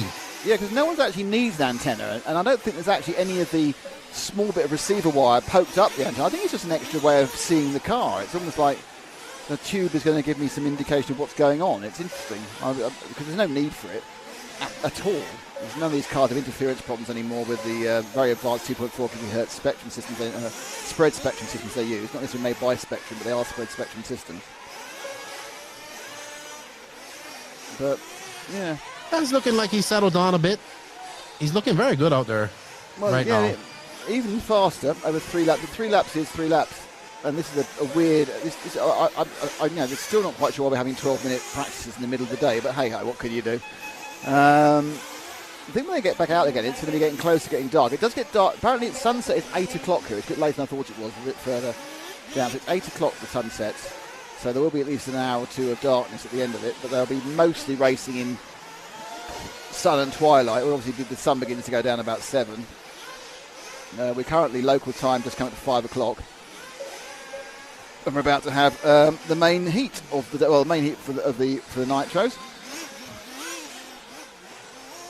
There we see Ongaro and one of the Parente brothers. Yeah, that's the older one. That's Daniel Parente. So all the Reds racers, it's Reds Racing T-shirt day today. So you've got Barufalo and you've got Canas, and they're wearing their Reds Racing T-shirt. So I expect they'll wear a different major sponsor's T-shirt each day. We've got the X-rays of the Baldos. We've got the Baldo brothers and the Kilic brothers. We've got 2 sets of brothers in this one. So car 1 is Burak Kilic and it's Ricardo Montero in 2, Marco Barufalo in 3, Ricardo Burton in 4, Brian Baldo is in 5, Burke and Kilic is 6, Rob Battle is 7, Renault Savoy 8, Juan Carlos Canas is 9, Hal Figueiredo is 10, 11 is Daniel Parente, 12 is Oscar Baldo, 13 is Albert Garcia, 14 is Alex Vaz Cambia, Gumbler called David Ongaro is 15th, and Oscar Navarro is in 16th. The older of the Navarro. There we see JCC. With his new facial hair. He's debuting, I think, this time. I've not seen him being quite so beardy. We get a good view of the RC for life Where is Burkan? Okay, there's Burkan. Sorry. There's Montero as well, very fast Portuguese driver. And I wanted to say that it looks like the Ongaro front hairstyle has carried over to Spain now. We see Adrian Parente monarching Ongaro's hairstyle. So that has gained some popularity from Italy to Spain among RC racers. Well, it's good to know we got some international hairstyle changes. You can never have too much hairstyle There's trading. JCC. There he is. I think Robert Batty has changed his colors again now. He's now all white. Before he had some red in it. Now he sees controllers all white. Yeah, the car's orange still. Robert expecting a... Yep. He's expecting a little a son. A son in February. Yeah. How they grow up so quickly. Congratulations to him. Oh, he's 35. He already messaged me and he's I know. Yeah, old. He says he showed me Salty Joe bought him some souvenirs from Bermuda, like Bermuda drink cooler, like koozie and keychain, and he goes, "Lefty, look at this. Salty Joe brings me a gift, and you have bought me nothing." Well, yeah, fair enough. Like, all right, I'll bring you a gift next time I see you. Yeah, I'll bring you a gift. Just you wait for my gift from me. Okay, so Ash has finished putting sun cream on. It was he's actually in the sun. I'm hiding in a hut. I'm sweating, to be honest. Right, let's find something exciting to talk about. As this has got plenty of time. It's a 12-minute run, and there's no faffing about with warm-ups. It's straight on it. That is going to be possibly Savoia. Kind of a Savoia-esque look to it, but there was another car up before that looked a bit like Savoia. I think that is Savoia. I think that's car 8. I think that's Renault with the TLR. No, it's Kyosho. He's back with Kyosho again, isn't he? So yes. Been with Kyosho for a few years now. European champion in 2008, 2009 and 2010. So just to put that in perspective, he was first European champion 15 years ago, which means that Ongaro is about 6, perhaps 7. Nearly won in 2013. I always get his paint and Yao Figueiredo's paint mixed up. Very similar paint. Yeah. Both Kyosho's now. I thought Yao was going to be here. I saw his name in there. He's supposed to be here. But there he is.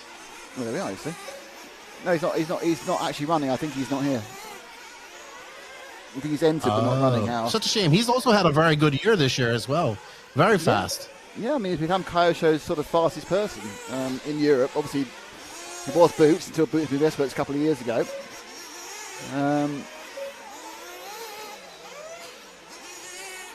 But yeah, it's interesting how these things all kind of ebb and flow, isn't it? That looks like his father out there, though. I'll be honest with you. That looks like Mr. Figueiredo out there. Well, it's possible. I don't know. You keep the going on. I'm not quite sure what's going on. but I saw that his father was there. I saw Jose Figueiredo. I know that's his father's name. But right on board, we are on board with the Shark, Rando Savoya, a veteran of this sport. Spent some time down in Australia. Went cage diving with great white sharks, and that's how he got his nickname. So, from France, multi-time, like you said, 3-time European champion. Actually lived in America for some time as well. Yeah. When he joined X-Ray, he went and lived in Texas for some time. So, looking to do well here at the Buggyland X, Buggyland 10. 10 times this race is being held. So, and just as we say that, he makes a mistake, gets it a little bit wrong. And that's Parente that went by him. And I want to say this is Yao right here. No, that's pink and yellow. No, but how's not? Look, he's done no laps. He's not taking part. He's not here. Yeah, it's weird. That's Brian Baldo, apparently. Yeah, that is Baldo. Okay, let's find somebody else. And Ash. behind them... We've had an argument about who is and who isn't that car now. Oh, that's a multicoloured machine. There's Berton. Is that Ricky? Ricardo Berton in the Infinity. No, yeah, he's obviously gone for paint, because last time he had a plain body on. Now he's decided to actually put something into it. You know, we talk about silly season and drivers. We forget about Infinity and their possibility to sign some drivers, as I hear. That their cars. That is absolutely Yao Figueiredo's father out there. I don't know where Yao is. Okay. Is that actually happening, though? The Infinity car. The Infinity car has been happening for longer I heard than... that the production car... Yeah, I'm just a bit surprised if it's going to happen or not, to be honest. It has been a long time. Certainly has. But there we are with 2019 European champion. Great European championship that was, in the rain and mud and everything else. A great race to the end. It could have been number 3 for Runnerfolk too, but lost it on the last few corners. Oh no, that would be hard number 3, charging Berton. Yes, it would have been 3 because you didn't get 3 till last year. You're right, absolutely, yeah. Oh, the shadow now is playing havoc with the camera. Where are we going now, Ash? There is JCC. Let's drop. Let's just drop back somewhere else. We've been with that one, Ash. Let's go back. Leave him. He is no longer our friend. No. That's how you were to go. It's exciting, isn't it? There we go on the back straight there. With car. No, that was fine. That was car 3 at Buffalo. I was happy with that. Everyone likes to see a bit of WIRC. Oh yeah, let's watch him in the new WIRC car. WIRC, World Innovative RC Cars. Well, in fact, we've made the innovative bit up. There's no actual guarantee it is standing for innovative. Well, international wouldn't really make sense, would it? World is international. Yeah. You can't, yeah. I mean, obviously, the desire not to call WRC World Rally Championship is great with this one. But yeah, I'm not quite sure what's going on apart from that. Anyway, Buffalo currently is the 5th fastest over the timed period. The fastest on a 2:05 is Canas. He's got the fastest lap though has gone to Birkenkilich on a 41.379. Canas is on a 2:05 for 3 laps. Just for reference, he did like a 2:02.5 for E-buggy. So E-buggy ran a little bit quicker around this track. You can let this one go, Ash, and we'll see who else we can see. Put the next car, and that should be Birken. Burak. It's Burak, yeah. The blue one is Burak. Oh, well, got him. We got him with a curse, the commentator there. Just when it worked out who it actually was, and they went, no, you can't say who I am. And number 1 car, Burak rolls away. Doesn't really matter because, I say, it's just best 3 laps. You've got 12 minutes, set 3 decent consecutive laps.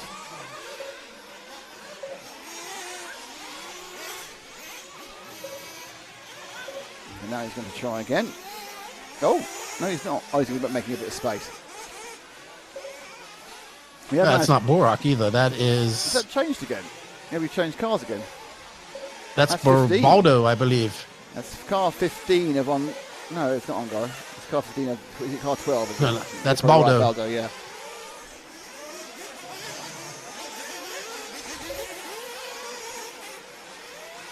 Ash is just randomly picking out cars.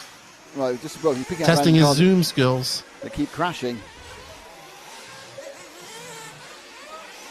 This is an interesting accident he's having his own there. Look at that. Going too far, going too near. Oh!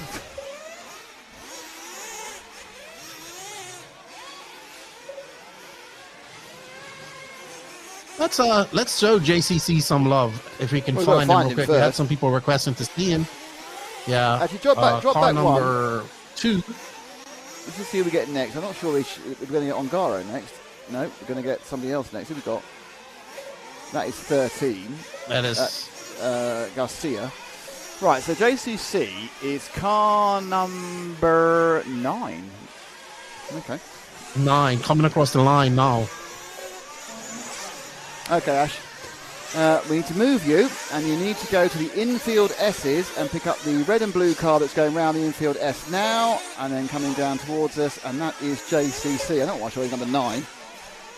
That was a quick pickup, thankfully, because he was quite near the time he's scoring part of the thing. Oh, JCC smash accident. Should we watch it again? He does like to smash. Don't start that. So even the best can do that. There's kind of it's interesting, kind of a relaxed feeling about the way these guys are doing this. They know they've got to get 3 laps out of 12 minutes. So they're prepared to push it a couple of times, I think. Gives them a chance to really examine the envelope of what the car can do on the track. Bertie Kitch says the fastest lap time of 41.3. Oscar Baldo's not managed to do 3 laps in this one. Ongaro now fastest. Oh, it's Daniel Parente, absolutely. You know, you big up the Parente boys earlier, and I go, no. But no, look at it now. Into second place goes Daniel.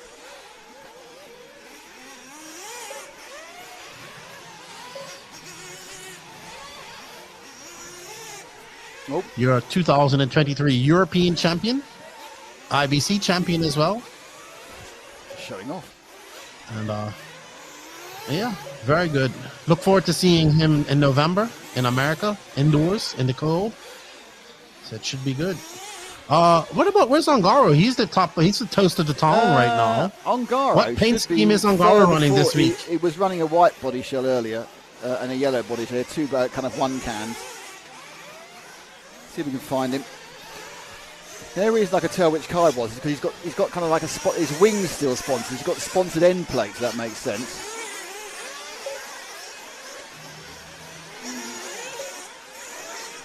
Okay, Ash. I need you to pick up on that infield section again. It's the white car coming around the infield section now. There we go. I like my calm talking voice. It's the infield section now. Hello, everybody. Would you like to come to the infield section with me?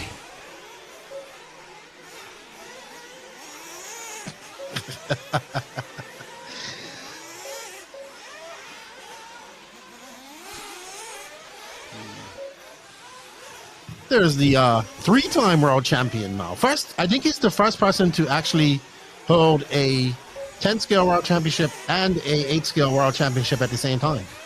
Yeah, I believe that's correct. I think that's happened before. He's looking in good form. Parenti's now the fastest, though. Which is, obviously, Parenti heard me say, no, I'll talk about real people. And he's gone, no, I'm going to show you how good I am, Nicholas. And Lefty was absolutely right to back me. So Parenti's fast over 3 laps. I mean, obviously 3 laps in the race is different, but hey-ho.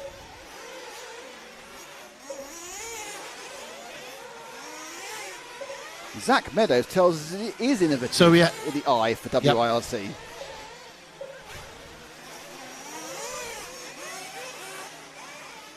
Ongaro looking Ongaro-esque out there. Just out there on a Friday afternoon drive for him.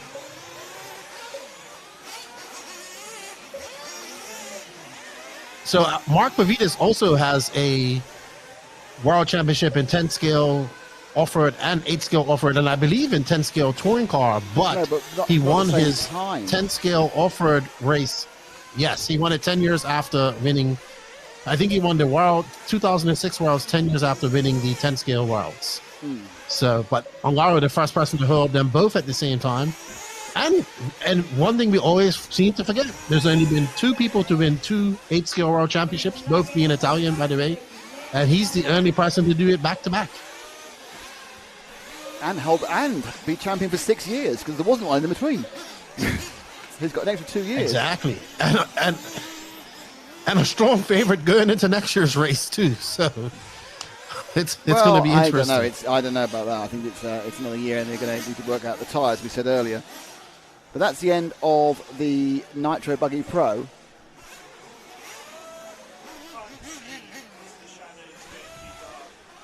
So it's Ongaro, Berkan, Daniel Parente, Burak, JCC, Robert Badier, Berton, Navarro, Barufalo, and Brian Baldo, your top 10 coming out of this. Let's see if I can find the actual summary and see who is your top 10 coming out of everything. That's E-buggy. Innovate Hen. That's a cool name. Innovate Hen. Innovative. I guess it's innovative.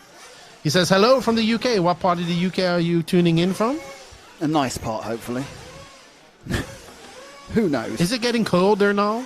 No, it's boiling. Oh, UK, yes, it's cold. Not cold. It's just it's weather actually at the back end of September and the start of November. It's not October. Sorry, days of the month is normally quite good.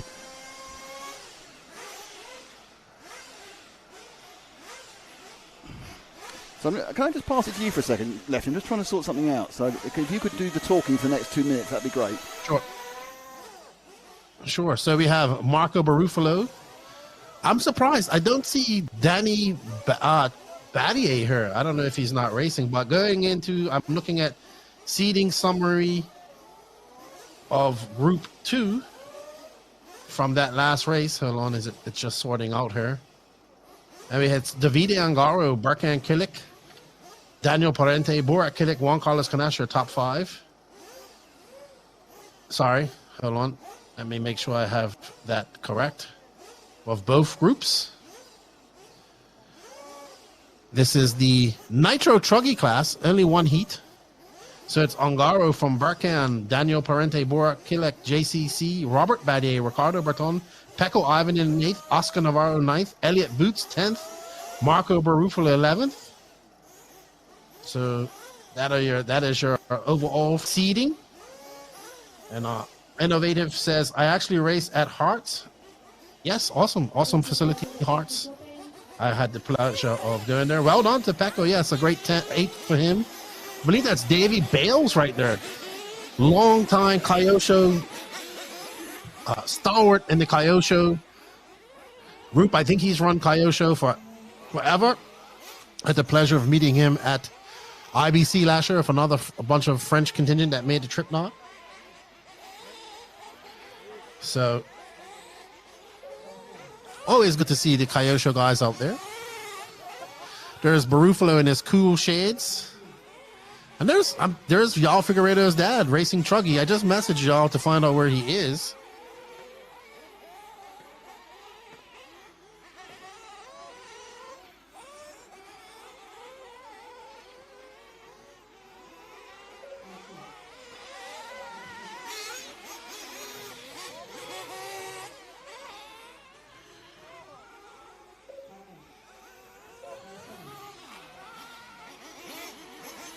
So y'all says he'll show up tomorrow. I'm talking to him. But there's his father out there in that red kite. Well, I assume that's his father out there. So Jose here running Nitro Truggy.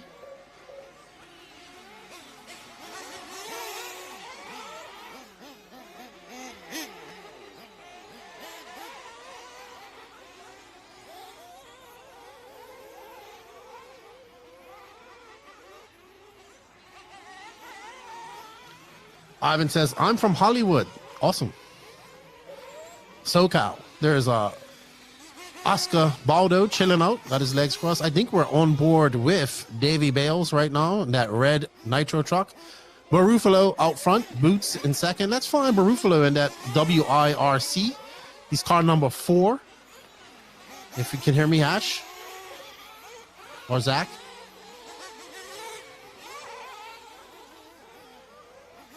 Ooh, yeah. I would agree if you're a chemo. I don't want to start any riots amongst the Kyosho faithful. And I believe this is Barufalo. Yep, that is Barufalo. They're in the new WIRC Truggy. Let's stay on this. I know a lot of people have been looking to see what he can do because He's on this first race with his new cars. Barufalo making the switch from Techno over to WIRC. Switch for, and he just said he gets it up on that pipe and gets it a little bit wrong. I'm pretty sure that he will make the. I'm pretty sure he'll make the final with only 10 Truggies out there.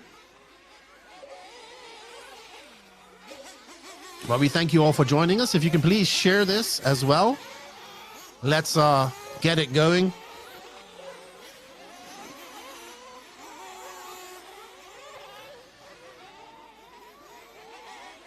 And Yao says, let's follow my dad for a few laps. He's the white truck out there. Well, we're following a white truck as well. It's Marco Barufalo. But Figueiredo will be car number 5. It's actually not checked in, so maybe he broke on start. There's the Shark Renault Savoia, but Barufalo getting ready. He is going to be running Truggy at AMS as well in November.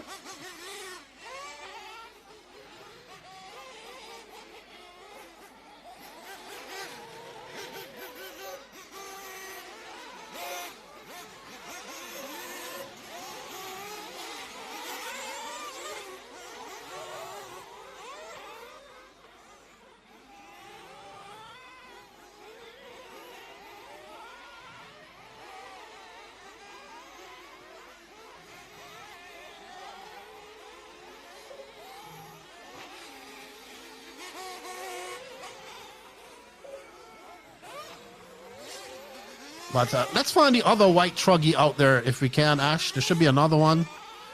There we go. There is Mr. Figueiredo, who just stops as soon as we put... I think he's just out there having fun. Him and his son. Oh, yep. That's exactly how I would drive. There's Burak laughing at it. Burak's like, what are you doing? And there we see... there's y'all's good buddy. I forget his name. I think it's Nuno. Doing the tuning on Mr. Figueiredo's truck. What's up, Toby? No Americans out here, Toby. No Americans whatsoever, unfortunately. I think a lot of people at the Hoosier, J Concepts Hoosier race this weekend. J Concepts at the Hoosier Hobbyplex. I'll be watching that later on as well today. But no Americans, unfortunately, at this race. It would be great for them to come out here as well, I think. He says shocker. I'm not shocked. I know that's sarcastic. But right now we're on board with Mr. Figueiredo, Jose, requested by his son, Yao, who will he will be there tomorrow.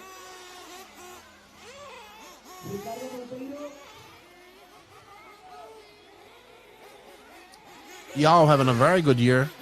I think he'll have no problem doing the bump game tomorrow. But we want to thank you all for joining us.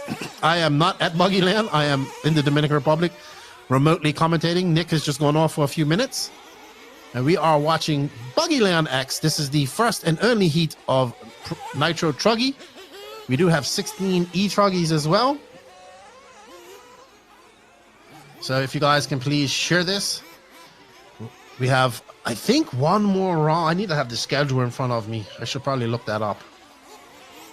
I think we have one more round of seeding practice to go. This is scheduled to go until about 9:30 tonight, so we do have one more round.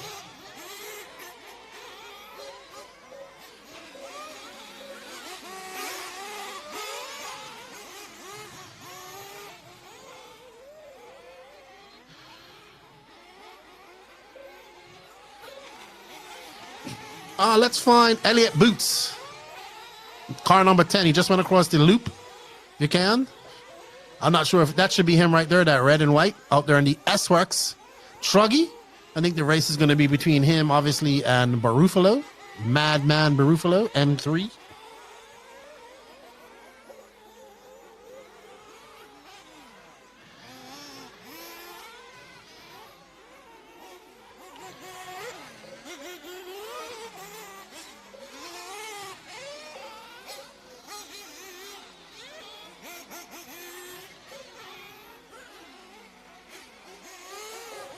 There's Boots coming across in that red and white S-Works Truggy, sorry.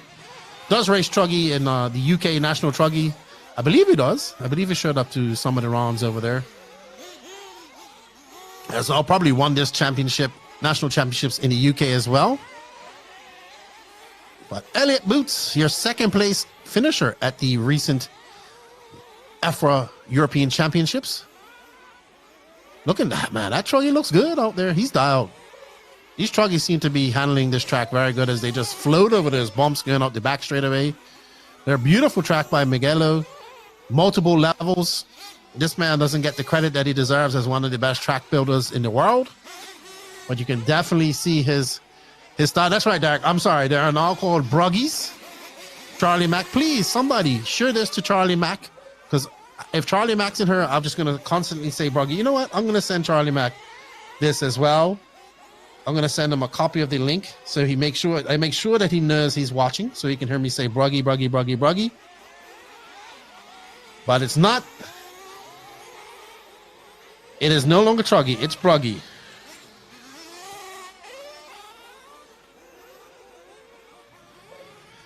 But Elliot Boots looking quite dialed. 3 minutes and 33 seconds. Remember, this is seeding.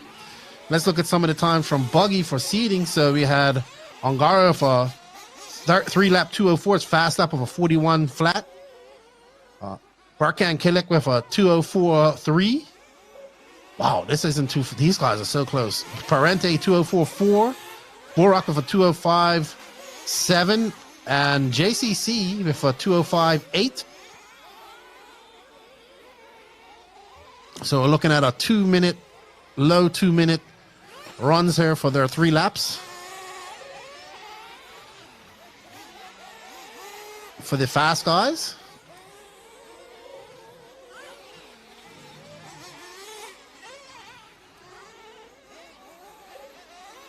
But lots of racing going on this weekend as well. The RC Racing TV crew are at the Memorial Race for Carl Jackson in Hearts this weekend as well. So they're split between these two events.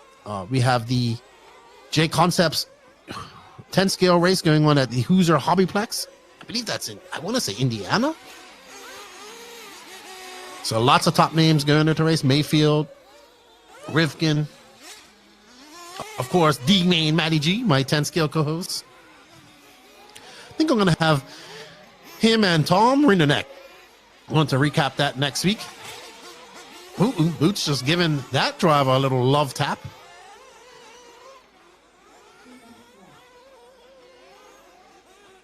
You are watching the Buggyland X, brought to you by RC Racing TV here in Madrid, Spain.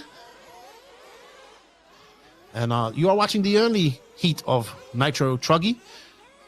E-Truggy, and we still have E-Truggy, E-buggy. This is more of like an American race. It's split up into classes. They also do letter mains, not ladder mains. So a little bit different of style. We don't see this type of race in Europe much. So Miguelo choosing to go with the American style, make it a little bit different. We will see these guys running under the lights the next 2 days as well, which is something you don't see very often at European races. We did see it at the recent European Championships, but it wasn't by design. It was a matter of circumstances. With 1 minute left, Boots is looking good. I think he's pretty much comfortable out there right now. He almost has a 1 second lead.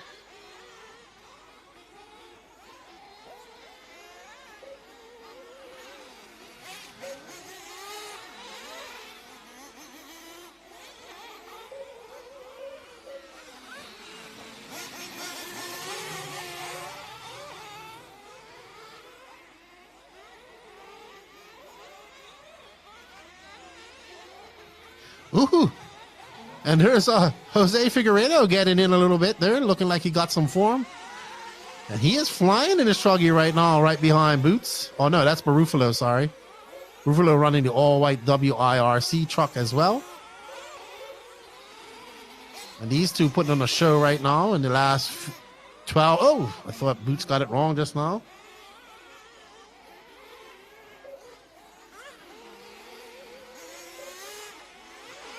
The all-white WIRC of Marco Barufalo.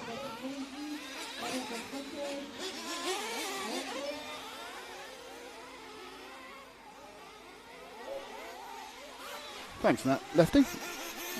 No I've worries. solved the Did you go problem. on and have some lunch? Nope, I did have a natural break, but I also solved the problem that suddenly turned up, which luckily I managed to solve, and therefore it's no longer a problem. As you know, it's a living thing, a live stream, and sometimes things just happen. You go, oh, how's that happened? So I moved some stuff about and fiddled with stuff, and I think something was overheating, to be honest.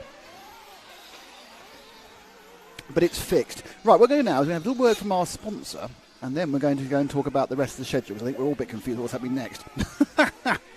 Here we go. Stop scrolling, you nerd. Learn something new with Invisible Speed. Are you the driver of this car? Yes, sir. Why? You just won a free alignment. I had my car touched by JQ, and now I don't feel safe. I can say that he did improve his time 10 seconds and his best lap. Last question, would you recommend the Invisible Speed course? Yeah, for sure. Spend your money. Good spend.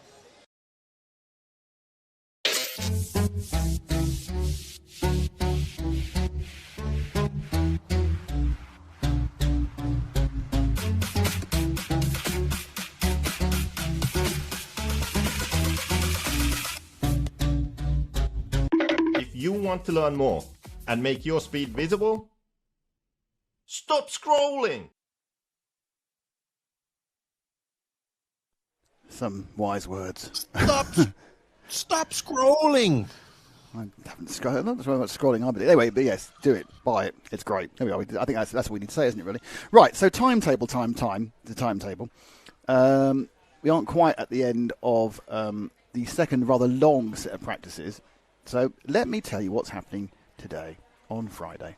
So we are now currently about 3 or 4 heats away from the end of this one. We've got this one, then 2 more. We've got 2 Nitro over 35 races. So that's what's happening. Trucking Eco, Nitro 35, Nitro 35. So that's that, and that round finishes. And with absolutely no gap whatsoever,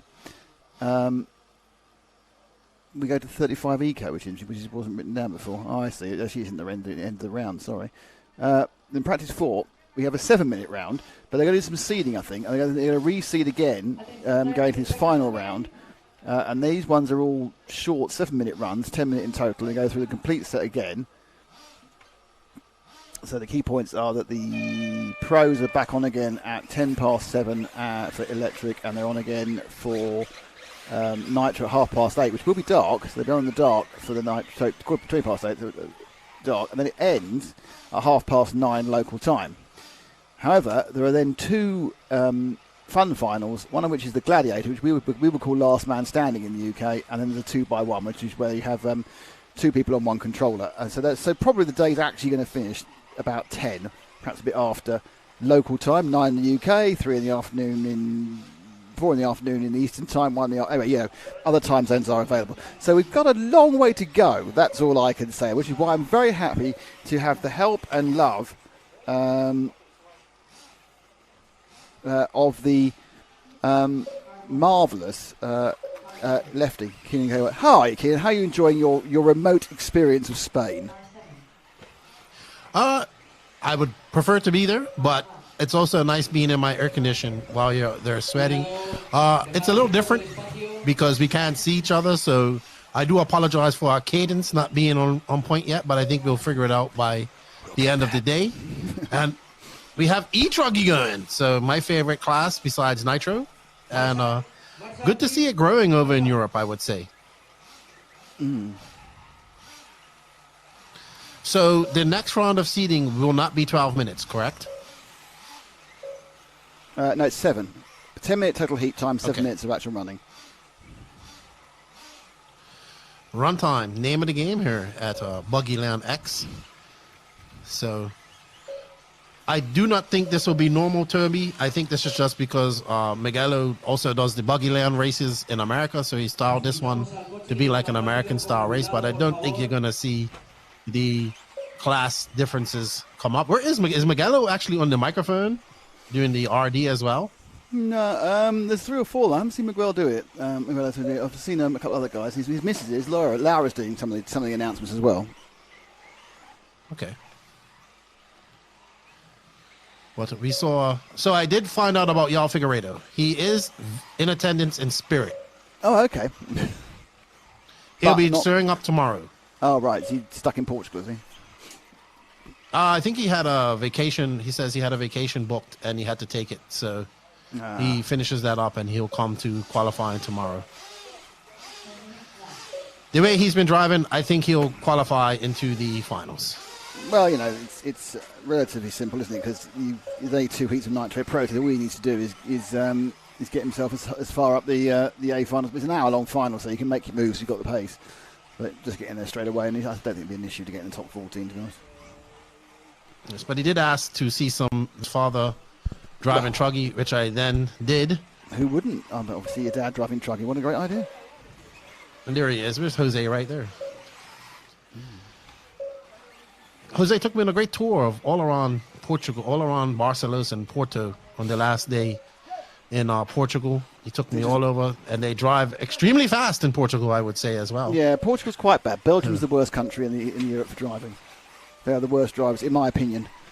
And I've driven in most countries. Obviously, any country I'm driving in instantly becomes much worse. But the Belgians as a nation, rather than as people visiting, I think are the worst drivers. You know, and I'm prepared to take other people's verdicts and say, I'm not sure, but just my own experience.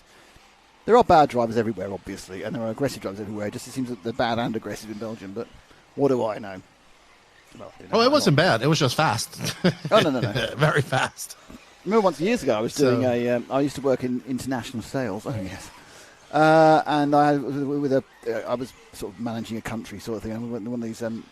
We was down in Germany, southern Germany, and the guy who was taking me around said, "Got on the motorway. Said, do you mind if I go fast?" I thought, well, that's fine because it's obviously auto. I said, no, it's fine. So he literally maxed out this Jetta turbo or something, and then we were trundling along at 145 miles an hour for about 10 minutes.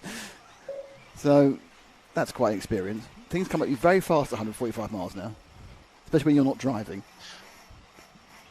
I should assume so. But it was a great tour. Portugal's beautiful, man. I really enjoyed it over there. It's one of the few countries that I've been to that I could see myself living there. That's how much I liked it. Great.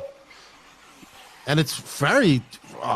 it's not expensive at all. I found it very It's one affordable. It's one of the more cost-effective European countries. To be honest, I mean, nothing's cheap in Europe anymore. Even the countries that used to be cheap, like Eastern Europe, aren't cheap anymore. But Portugal is certainly much more on the affordability scale than some other places you go. I can't remember. I went somewhere recently. I can't remember where it was, and I was shocked how expensive it was. But literally, my mind is just disappeared. I mean, it was quite. I went to. Don't know. When we were in Portugal recently, the beer was €1.60, and that was fine as far as I was concerned. Basically, I just. But that's where I do my pricing off. Yeah, bottle of beer. Yeah. €1.60. Last night, I think our bottles were £2, I think, and maybe a bit less. But at least Madrid, so it's like the capital. I agree with Kimo. He says you got to come to Bermuda and see how it goes here. Bermuda is the most expensive country in the world. It is. Period. Yes. Oh yeah, I was in Greece. Yeah, we was in Rhodes. I had an actual holiday with the missus in Rhodes, and that was really expensive. It was like €5 for a beer. And I'm thinking, why are people having holidays? I mean, Greece surprised me. Greece appears to be expensive. It's kind of not come back from its problems. It's just very expensive in Greece. And you go to Portugal, Spain, it's much cheaper. And in France, you have to be careful. But yeah, so I wouldn't recommend if you're on a budget going to Rhodes because it seems very expensive. Truggy not paying that much bills here at Buggyland this weekend. There's very few bills being paid by these. How many bills are being paid? This is number 6, I think, with the moment, isn't it? No, it's not. It's completely wrong. No, that's 15. Car number 5. See, that's the 15. That is 15. That is 15. That is. I haven't got the list for this one. Hold on. I'll in a second. Morgan Masur. Morgan Masur. Yes. Purple and white. Why can't they put 3 numbers on? Honestly. They're worried about the aerodynamic effect of a number.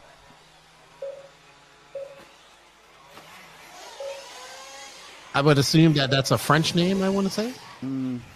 Oh, yeah. Could be. One of these 50 French contingent of Kyosho drivers. Davy Bales and those guys. What? E-Truggy. The fastest. This is probably the fastest, period. I think E-Truggies are have the most speed on straightaway, They have the most speed through the bumps. They jump the best. All right, you part of the Truggy advertising company. Oh, that's an interesting reinterpretation of the race, isn't it? I just haven't. I've had a lot of time to watch them over the last year, and last year as well. And just I watch these cars just doing amazing things, especially in the hands of top drivers. So it just seems like the weight aspect of it, the weight ratio, where it's placed and all that stuff, the longer chassis, obviously with the bigger wheels, they handle better than the E-buggies. They handle, they're able they're to easier to drive, jump better. Yeah, I think they're very easy to drive. Leandro Dominguez, RC racing in Portugal is very expensive. I can't believe it's more expensive than anywhere else in the country. E-Truggy love it, says Oddball. I overwhere was guessing where I thought was very expensive was the Netherlands Groningen large scale. No, it wasn't that one. That was a Frank production. Frank did virtually the whole of the European season on his own, to be honest. He was a very, very busy boy. He says that's a Frank production. That's a typical you and Frank banter right there. Absolutely. It's a Frank production. Go Frank. Oh, it's too bad Frank didn't make it to Vegas. He would have enjoyed it. Well, you know why? Because he had to get his get a passport. I mean, he travelled out so long, he ran out of passport time, and also he's still a US citizen, so he had to send his passport off the US embassy. And one event he has to make is the F for AGM, which is I think the 2nd or 3rd week in November, and so to do that, they had to send it off way in advance, so he couldn't go to. It didn't work out particularly well for him actually, because he couldn't go, and so he got swapped with Ash. Because Ash was supposed to be doing camera work on a karting event, and I let Ash go, and I got Frank in return. So, and then Frank then was filming in the end of September. It was way too hot, really stuffily hot for most of the day, and then we had a massive thunderstorm, and he got soaked. Rather than being in Vegas with you guys and the expense account, you're kind of going, it's not worked out. I mean, I did my best, but it's not worked out that well. Well, I would say that the temperature in the convention area of the Venetian was extremely great, air conditioned. It was so many people. There were tens of thousands of people. I think on the first day when I was doing the qualifying, I was, I'm looking at my screen and calling the race there, and obviously people are listening outside. And I think when I looked up, there was thousands of people around. They were we were right next to the food court. And that's when I got that's super the only nervous. place to be, yeah. No, I mean, it was a great thing I watched. I mean, what we're talking about here is the H2 Grand Prix, which is a STEM project run by, better than I do, because I'll fill in the gaps, please, Lefty. A STEM project run in schools. Horizon Educational. Yeah, to encourage the development and the exploration of hydrogen fuel cells. And they use it, they get the kids to build RC cars, which are powered by hydrogen. And it's a worldwide series. There's schools all over the world to take part, and they all qualify in their individual countries or regions, and they get to go to the final. And the final this year was at Vegas, which is pretty impressive. And we were asked to cover it, and Matt went out there with Ash and I can't remember, his name's completely escaped me for a second. And then Ben and Leffy did the commentary. And it was great. And what I would suggest, it's obviously on our archive. It's one of the most recent things, H2 Grand Prix. I don't suggest you watch all 6 hours, because the cars themselves, because they're powered by hydrogen and built by kids, they're not the fastest things in the world, but it's really about the engineering and it's about learning about it. But have a watch and see what's going on, because it's very interesting. And obviously, that is RC going to the masses, even though, of course, it's not RC that's getting the publicity, it's hydrogen fuel cells. So we need to find a way of leveraging both, I think, out of that. But from what I understand... we will be going back, you guys and possibly in Europe, me as well, will be going and doing some more of their events next year. Yeah, they seem very pleased. But I did want to say this, that it's not just about, obviously the hydrogen side of it is where the money comes from, and that's the big thing, right? But this was at a renewable energy convention as well. But I sat in on the Monday, I think, and I was a judge. So these teams have to come up and do a presentation of each of their cars and whatnot. And we had this one team from California called, they were, oh man, I forget their name already, but they were they had won this previously. It was a more upper class, rich, expensive, $40,000 high school that they went to. Okay. It was like a little, they had everything. They had Generation 1 car, Gen 2, Gen 3. They had made their own body that they tested in wind tunnels. They were like a little Formula One team. They were doing all these diagnostics and analysis with laptops. And they were fast. They were very dominant in their qualifying. And then I thought they were going to dominate in the 6-hour final. But it was actually one of the teams from Bulgaria who were just running a Mugen car, a Mugen 10-scale car. The driver actually, he comes up to me and he goes, "Hey, are you Lefty from the No Name RC podcast?" So he was an RC racer, right? So he raced 1/8 scale off-road and on-road in Bulgaria. And they were doing pretty good. They were actually, for the first 2 hours of the race, in the lead and dominating, but then they had a servo go out and they had to go fix that. So, I mean, that's got everything we want. It gets it in front of thousands of people. It gets it into schools where they can learn about RC and do things. And they've managed to get out of the industry big money behind it. So they have everything that we asked for in RC. But we can't get, so well, it's a good program. It's a start, because what they've come to is they've come to an RC broadcasting company to broadcast it.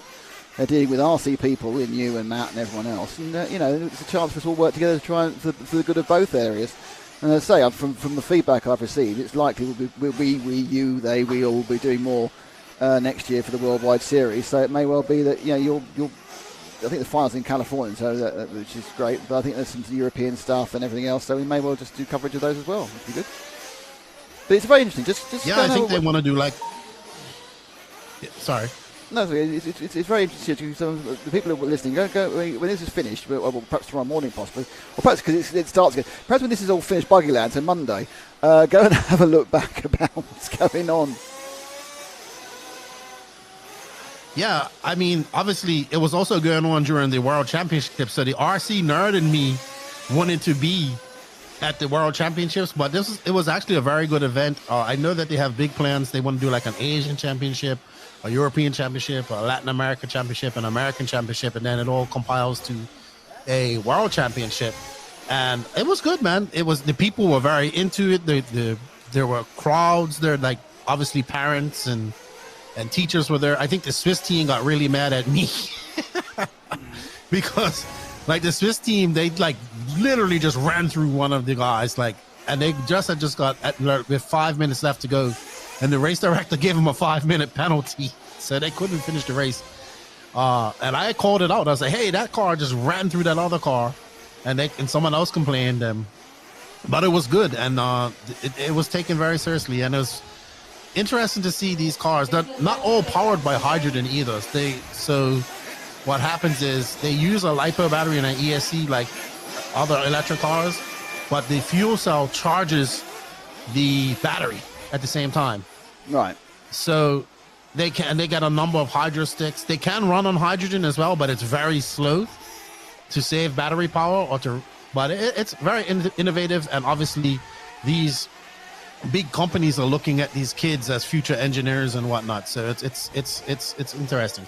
But right now, it's all about 35 plus and JQ, which is the only championship that counts, because this is the one that I would be taking part in and coming last in, to be honest, because I'm obviously a lot more than 35.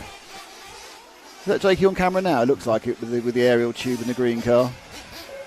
That is JQ, who went to the recent 40-plus European Championships with visions of grandeur and came out very disappointed with a 4th place finish. I wonder where he came. He seemed to think he had a good chance. Who won that? Oh, you done it now. I should follow it, but I didn't. I just... I know Kevin Brunson, Jerome Sartell beat him, and I don't remember who actually won it. I think because Sartell was really off form at the Euros, so obviously it wasn't really enjoying that track, or perhaps he was too busy doing the S-Works management stuff. So now he set his sights on doing well at the AMS 40-plus class.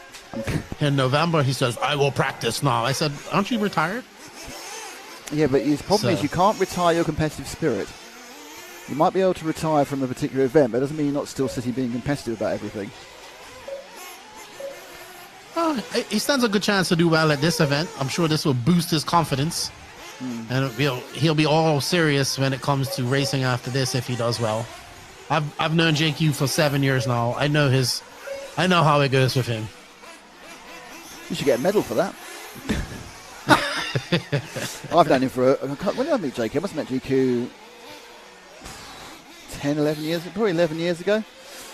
but only really got to deal with him on a regular basis probably 15 or 16, around the time we were doing Neos and doing stuff with Phil, and Phil was working with him quite closely, and therefore Matt was working with him quite closely. I mean, he is the ultimate Marmite person. You either love him and hate him, and I personally love him and hate him at the same time sometimes.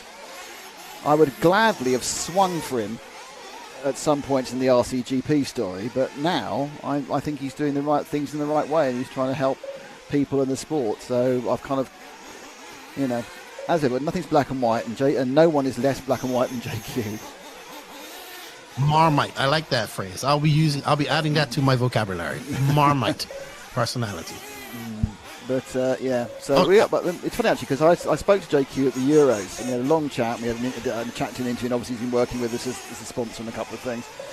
And the previous time I'd spoken to him was when I had a literally blazing row with him at Charlotte Airport on the way back from RCGP round, the final round of RCGP at the end of last year. Absolute stand-up row about something. I won't go into what it was. But you know, the thing about JQ is, one thing I like about JQ is you can argue with him, and he doesn't hold a grudge. He doesn't take it. He enjoys a good argument, in fairness, but like a Monty Python character, he's very fond of a good argument. And you can have a proper argument with him. It's not like, you know, he's not. It doesn't. That's the good thing about him. He doesn't always take it on board because he's also very stubborn. But I think, you know, if you can get, it's a real major achievement to get one of your points over. I think, yes, I've made him agree with me on one minor point. But well, even when you do agree with him, he continues. He doesn't stop. That is true. We had a 3-hour argument one time when he came down here. So it lasted. My wife, it was me, his girlfriend versus him, and my wife, who doesn't speak English, was just sitting there quiet, listening to us argue for 3.5 hours on a drive up. And I was like, "All right, JQ, you're right." He probably does speak English, he just didn't want to because JQ was involved. John Moore says RCGP needs to come back. RCGP does need to come back, but it needs a couple of things to come back, and one of that is better support from the industry, but we'll leave that one there. I don't think outside the industry support.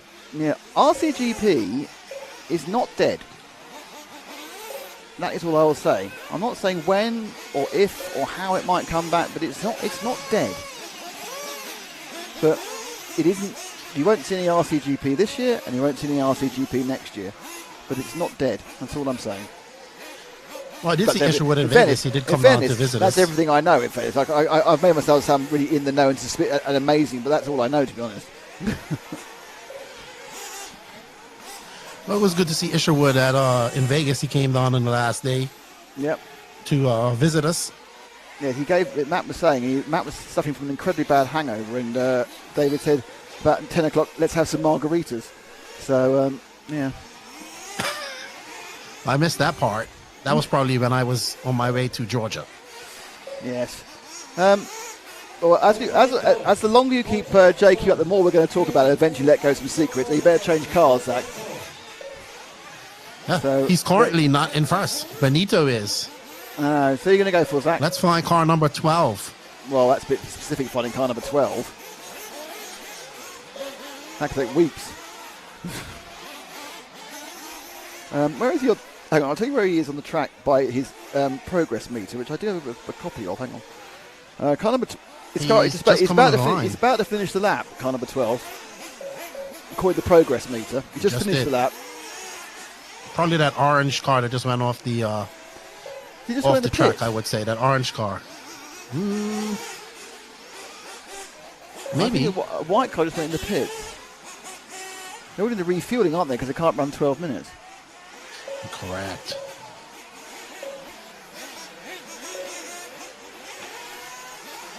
I see two.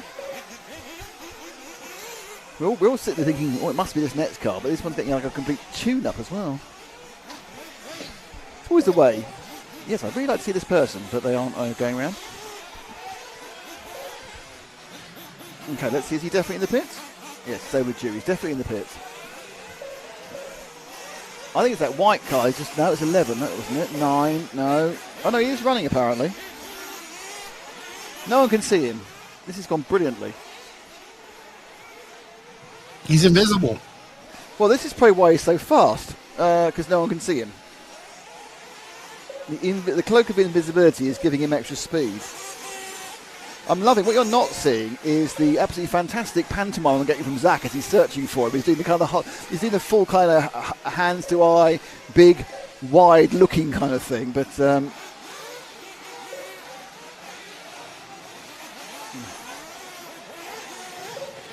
is that the yellow car right there? Of is it the yellow one? Number 12? Yeah, I think you're right.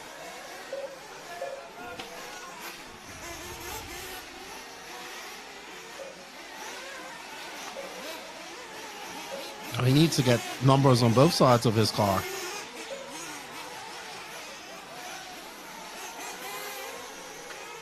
Or is that car number 2?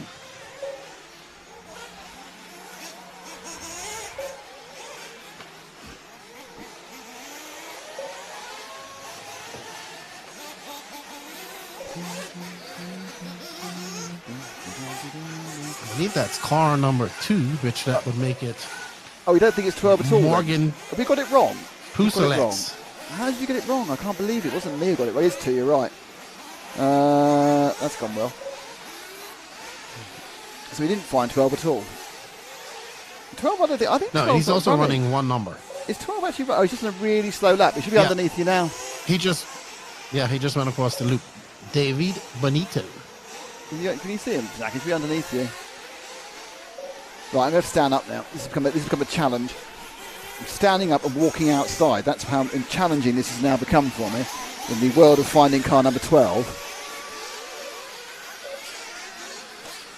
Admittedly, people who don't put enough numbers on their cars don't deserve to be on television. That's what I think.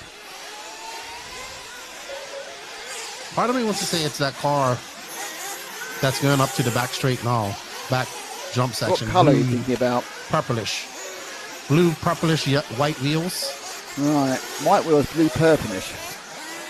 You think he just went, probably just went across the back part of the track, it looked like. Right, I can see a purplish car coming. There's 2 cars. You see that one, do you? Okay. There's 2 cars coming. No, because then we see Bonito just That's came across 11. the line as well. That was 8. One you would think about was 8. That was 2, who we've seen before. This is ridiculous. This is the worst ever try and find a car. I've had some bad ones in the past, but this one's absolutely mind-numbingly bad. That's 3 underneath us. That's 9. 15. 7. 11. I think. 13 got hit by an HB. I don't think it's got any numbers. 16. 14. Crashed underneath the 6. Yeah, I think this is. I think he hasn't got his numbers on. Ooh, bad racer. No numbers. Oh, that has a number. I don't actually know where the loop is, to be honest. Is it there? Oh, it's there. I hate them bits. That's car number 8. Yo Saurus. I'm still looking. But you keep talking about I'm going to kind of looking for 12. That's car number 8 of Joel Saurus. That'll do. I assume he's from Portugal.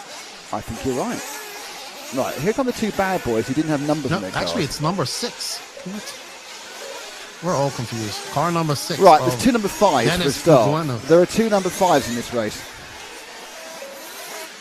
That is not a good start. Because therefore one of them shouldn't be number 5 and probably needs number 12, my guess. Someone's broken down. Right, we're abandoning finding number 12 now because I think there's some numeration issues with stickers. And now I'm very upset. Never been so upset in my life. Car number 5, that is Jesus Camara Mora. So that all-white car. Quite like. I think because obviously you have a Spanish-speaking wife, your Spanish pronunciations are very good. So do your kids speak English, Lefty? No. Really? Everybody in my household speaks English. Spanish. Really? I thought you would have taught them English. At least my daughter thinks she speaks English. Brilliant. At least what you can my do then son is understands a lot of English. Right. When you're swearing at him. Oh, they definitely know those words. In my accent and everything else. So, but car number 5 looking pretty good out there. Jesus. White antenna tubes for the win. Oh, yeah.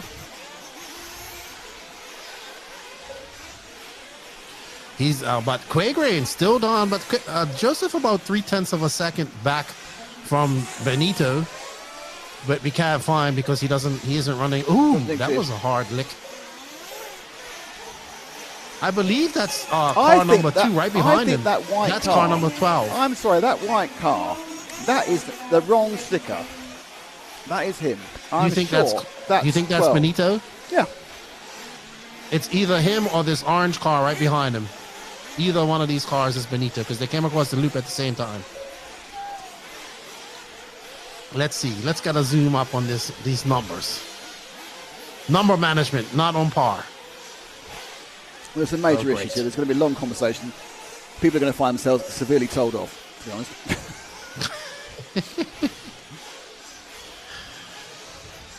This car has no numbers. Yeah, this is the problem. One number. There is some real numeral shit going on. Oh, excuse me, French. Well, we spent 8 minutes trying to find the leader, and we still didn't find him. Yeah, but we had a good fun while we were not doing it. Right. So what's up next?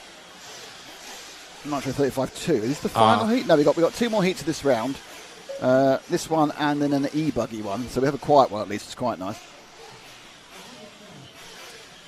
So I want to say that's David Benito just walking off to stay on us now. Yep, that's him. From Spain. No numbers. That was Benito just talking to the gentleman in the pink shirt. Well, probably the pink shirt guy's gone, you know you've got no numbers in your car, don't you? Really? Yes. It's very annoying. Oh, what's going on in the chat? Leandro has written a load of stuff on the chat. Everything costs more everything costs more in Portugal and countries. Some of the various shops in Europe becomes cheaper than buying here, including shipping. Okay. That's interesting, isn't it? Apparently diesel costs over 2 litres per minute. I am going to Portugal. This is just basic filler. Oh, actually, we're going to have a basic filler, but have a basic filler video for JQ because he was on a minute ago. So let's have a little word from JQ first before I give you my basic filler. Stop scrolling, you wannabe Lewis Hamilton. Learn something new with InvisibleSpeed. You can't do everything at 100% maximum speed. You have to be smooth. I mean, when you drive a real car, if you drive a real car, how do you just, when you get to a 90-degree corner to turn into the parking lot, do you go like that with the steering wheel? Do you like slam on the throttle and the brake? No. You probably turn the wheel smooth and get on the throttle smooth. Same thing with an RC car. If you want to learn more and make your speed visible, stop scrolling! And that message is brought to you by the Anti-Scrolling Association. Hamilton. He says Hamilton, very funny. Anyway, so talking about Portugal, I'm going to Portugal in early November. I'm going on a track there at Portimao. I'm doing 3 days on my bike at Portimao. Portimao is a fantastic circuit. I've been there covering it for full-size motorsport on a few occasions, so I'm doing that. So there's every likelihood I'll come back very poor because I've crashed my bike. And what type of bike are we talking about? I've got a BMW S1000 RR. So it's only got 200 horsepower. Yeah. And I have no talent. So it's basically like giving you a Formula 1 car to a 9-year-old. Nice. But it's like a modern bike, right? Oh, it's not even a year old. Is it more like a... it's a super bike. It's a super sports bike. Oh, okay. So it's an actual... Okay, got you. John Moore has John Moore says scrolling. that is a bike. Oh, yeah. Oh, Oliver Wender, that's a very, very controversial statement. Who wants to be Lewis Hamilton anyway? I'd be amazed he wins another race in his career. It was controversial. I am not starting anything. I'm not starting any Lewis v Max rubbish on this chat. The only thing I will say... No, I won't say that even because that will just start it, so I won't say anything. What I would say is Lewis Hamilton is one of the all-time great drivers. Whether he's the best driver in 2023, probably not. Whether he's the best driver in 2024, who knows. But I'll go back to something I said before. Form is temporary, class is permanent. And there have been elements where you can see that in Lewis's performance this year. You know, this has been a season dominated by Max Verstappen, who's driven brilliantly. He's been made to look better by his car, but he's also been made to look better by how terrible his teammate is. And obviously, Formula 1 is something I do follow and know quite a lot about. But yeah, Hamilton is the real deal. Verstappen's the real deal. And that's something that people find it very hard to say in the same sentence. They're both very, very good, as is Alonso. They're all three of them truly great drivers, and the reason they have X World Championships rather than Y World Championships has often been down to decisions they've made about which team to be at and where they're at. And you put all three of them in the same car with the same level of development behind it and the same backing from the team. So you couldn't put Verstappen into Mercedes and you couldn't put Lewis into a Red Bull. You put all three of them into the car, I don't think that you necessarily get the results you might expect. I think there's a lot more to some of these drivers than they've given credit for. But that's the glory of it. Everyone has an opinion. Oliver Verde, they're all better than us at pressing pedals and turning a wheel. If only that was a simple element of Formula One. There is so much more like that. And I think as you said, Lefty, about some of our RC races, every single Formula One driver can press pedals and turn a wheel. There hasn't been a single race or a single qualifying session that has been led or won by the fact that someone is able to turn wheels and press pedals. It's all in the head. Once you get to a certain level of fitness, the difference between the good and the great is just mental. And that obviously comes with the natural talent that's in your brain, but it's the ability to think whilst doing it. And it's that is always what has separated the good from the great. And every single person in F1, from Logan Sargent to Sergio Perez to Max Verstappen, is a fantastic driver. None of them are donkeys, none of them are rubbish. But there is a difference. And the difference tends to be between the ears, not on the hands. There we are. That was a non-controversial rant. Almost. But Daniel Santo had come out. I have with not a weird followed statement. Formula One this year at all. Well, no. Well, it doesn't. Verstappen's won. Daniel Santo had come out with Hamilton is a really good driver, but he can only win a season if aided by the race director. I'm not really quite sure where that comes from. I'm not going to get into it, but I don't follow that because the major complaint about Hamilton's speed, he's won because the car's really easy, and so I'm not sure where the race direction bit comes into, but whatever.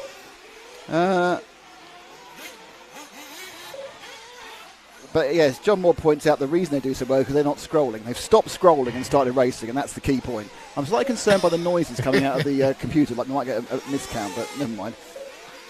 But anyway, don't forget that RC got a major bump just last week when there's loads of publicity about Lewis and Esteban Ocon racing the racing Kyosho cars, weren't they, in the pit lane?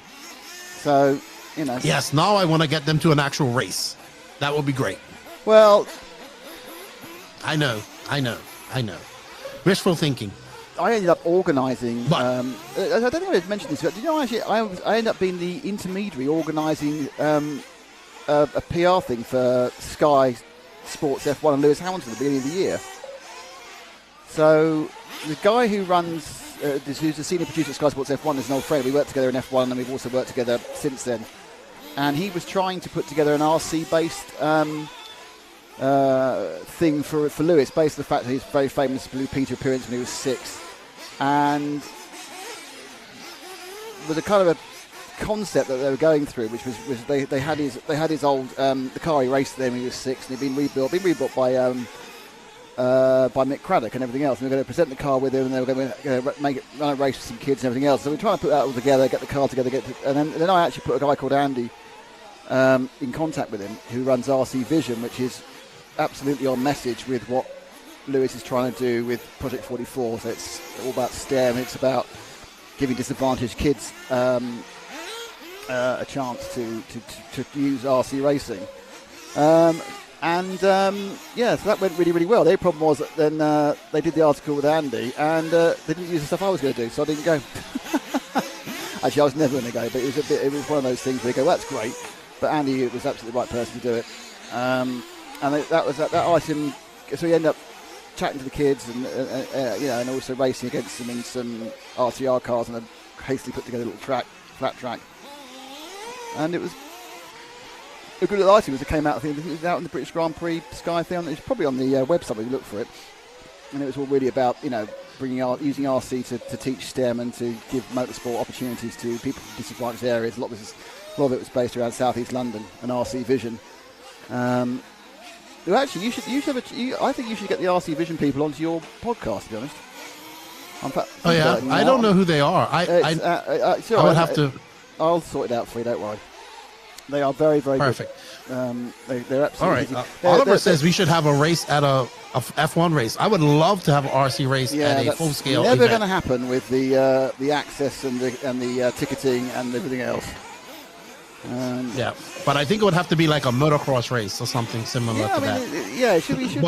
These should be raced side by side with other things. Obviously, that happens in the States with the RC Visions thing, doesn't it? Which we've done the last couple of years with Live RC, the RC Visions.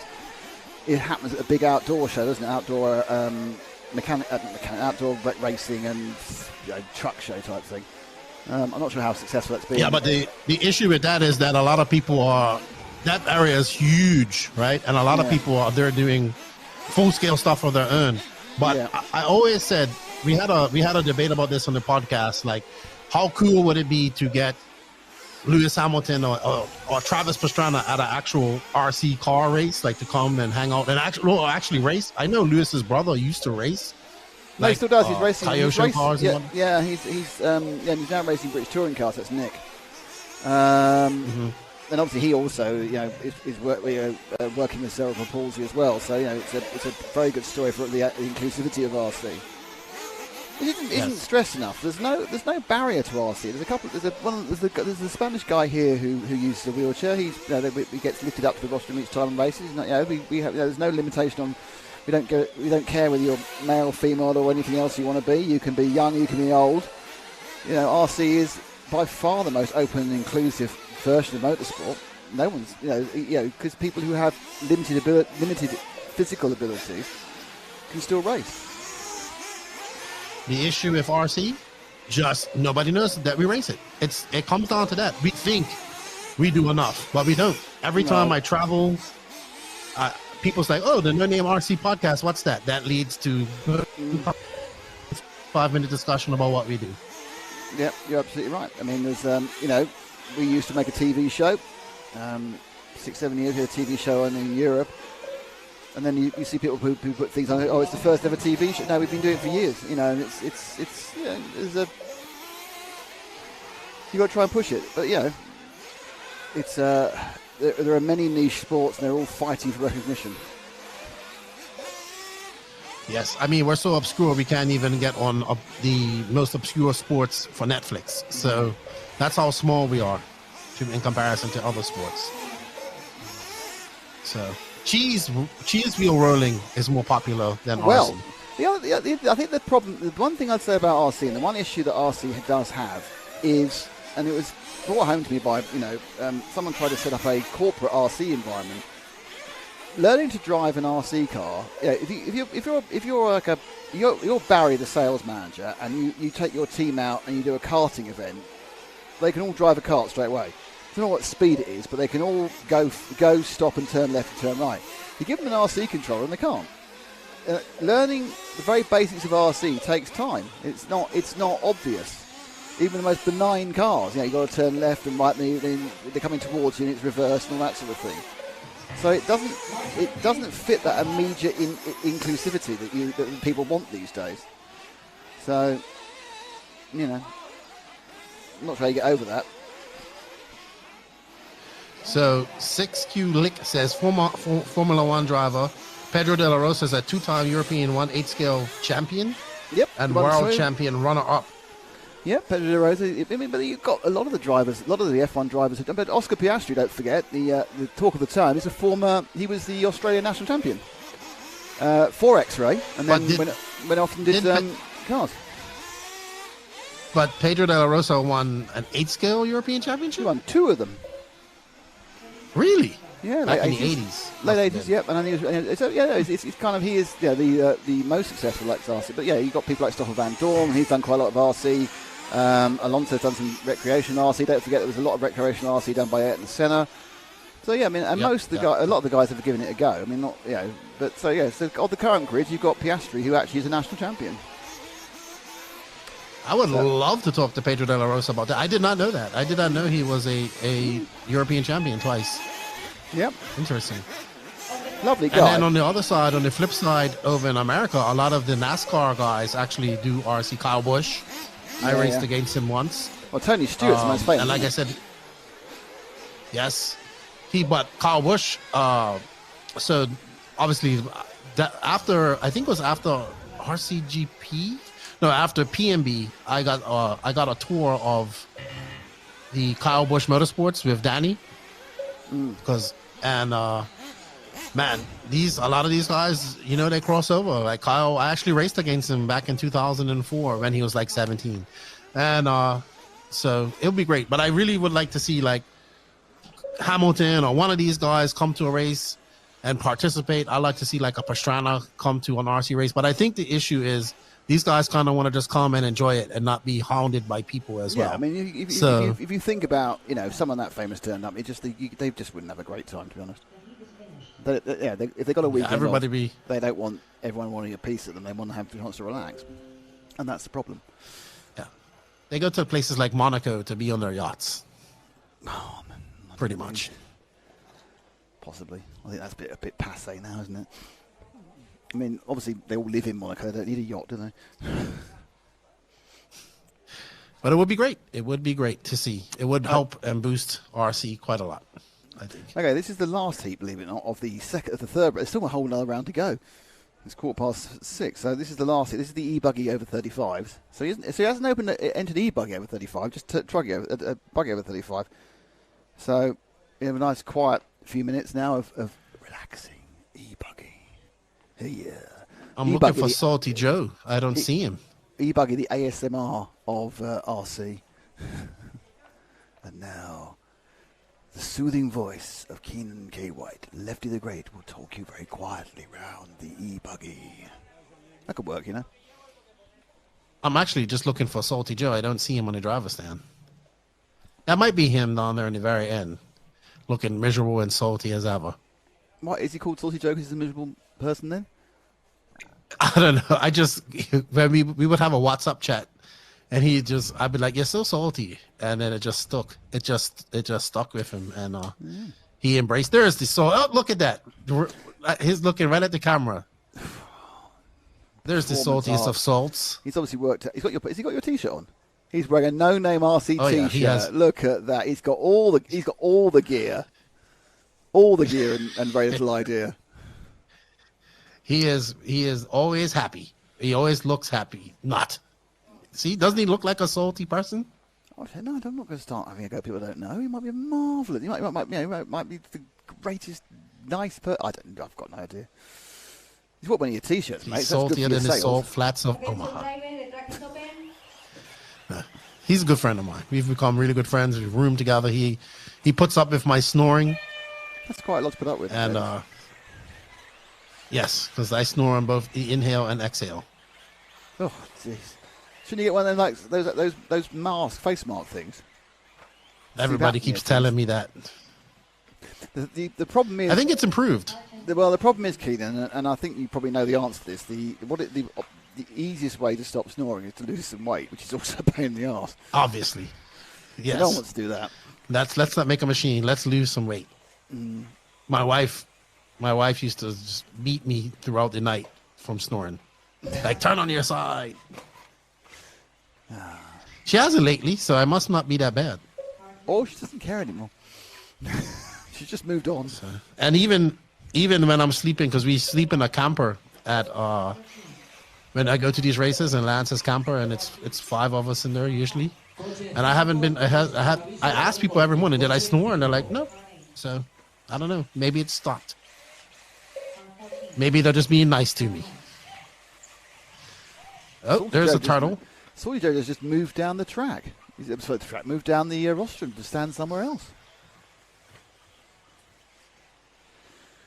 It seems very kind of over the top just to do that for no reason. He probably should put his glasses on. Might be an idea. What car E-buggy. is It has this? gotten very quiet. Even you're talking quietly, Nick. Well, I'm just kind of, I told you I'm doing an ASMR thing. I'm making everyone want to relax with me. Ash is Or sending like his, golf. Ash is sending his 419th message to his missus. He was very active on his cell phone when we was in Vegas. You know, last night we were all absolutely shattered yesterday. So we came in, we got food. Took a while to get food. I think we got back in about 9ish, and so about 10. It's like it's bedtime for everybody because none of us had any sleep because of the flight at 2 in the morning. Ash says, "I'm just going to go and call my missus." Went fine. Obviously, out like a light myself, and Zach come back this morning. He had a 2-hour conversation with her. He'd only seen her 2 days before. They spent the whole of the previous week. What do you find to talk about for 2 hours after a day and a half? And just in case anyone's getting a filthy thoughts, no, they were in a public area while they were talking. So it wasn't like, oh yes, I'd like to grease your nipples or anything. It was no, not at all. But that was a technical term. That's a technical term from my TR4A. You have to grease the nipples on the rear suspension on a regular occasion. So that's the key point about that. It was not what you think it was. If your mind went elsewhere, that's not my problem. Anyway, this is TR4A.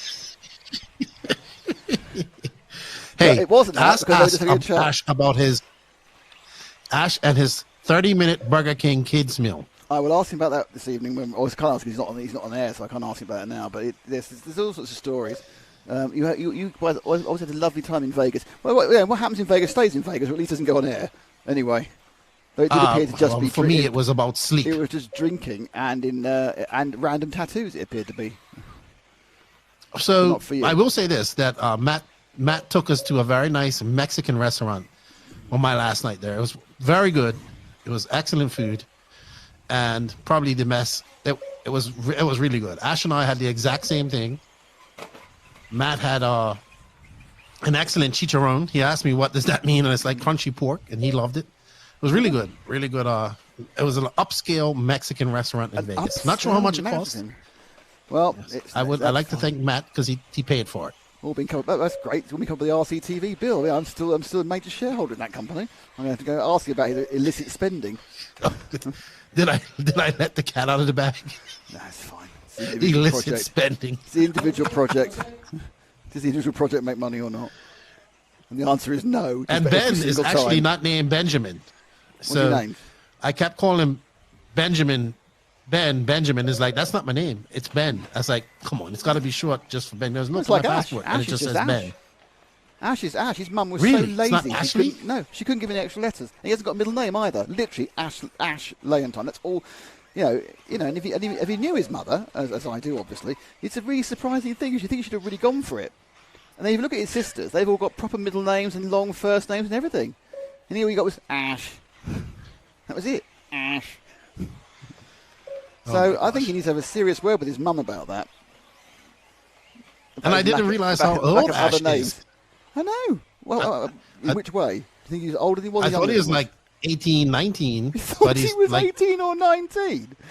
That would be he's like real, 27. That'd be real child. Yeah, that'd be real child labour. I've been employing him since the last 6 years. It means he's been working since he was 12. I mean, in fairness, I would employ him when he was 12, but he wasn't. He wasn't tall enough, and there was safeguarding. Remember once we've employed a couple of people who aren't 18, and it presents all sorts of issue because they're 17. It's like safeguarding. You have to be in certain things. It's like, oh, for goodness sake. We're not going to do anything. We just want to film all day for many more hours than legally responsible or wise. But we're not going to do anything to them that's going to affect them. If you know what I mean. Now I'm going to have to go to therapy afterwards. I might have a good sit down and a rest. We literally just want their time and their energy. We don't want anything else. But yeah, it's a bit of a laugh. Oh my gosh. I wonder what Matt's thinking right now. If he's listening in on this, I'm all right because I haven't. Don't forget, I got in serious trouble once for going massively off topic in at RCGP that time, and I've been told off about 4 times about that. Even though I thought it made sense. So at this point, I'm very careful only to go very vaguely off topic. And talking about other members of the team to me is not off topic at all. It's on topic. Because I remember that. Because I remember that let's situation. not talk about it. Yeah. So basically, the idea is because obviously what we have, we're building a community with the people who are listening, and the community wants to know about the people who are broadcasting because they can't see us because we're just disembodied voices. They can produce their own visual images. You know, now they hear about Ash, and they know Ash has got a phone welded to his ear. You think he's 18, he's only 26. They've got an image now of someone who's very young but obsessed with phones. You know, we would have an image of Zach if you like as well, but that's a longer story really. So we have a request from Trini Castilla. I assume she's named Trinidad. What's your brother's name? Let us know, and we will follow him. It's I assume Sportsman Nitro Buggy is up next. I'm hoping that it's Castillo. His car's yellow and blue. This is great stuff straight away because I think you mean wheels, but yeah, she's just giving the car is. Hopefully, it is the next race. Also, being as they have resorted since then, by the way. That's true. And we have Antonio Manuel Castillo, car 9, next race.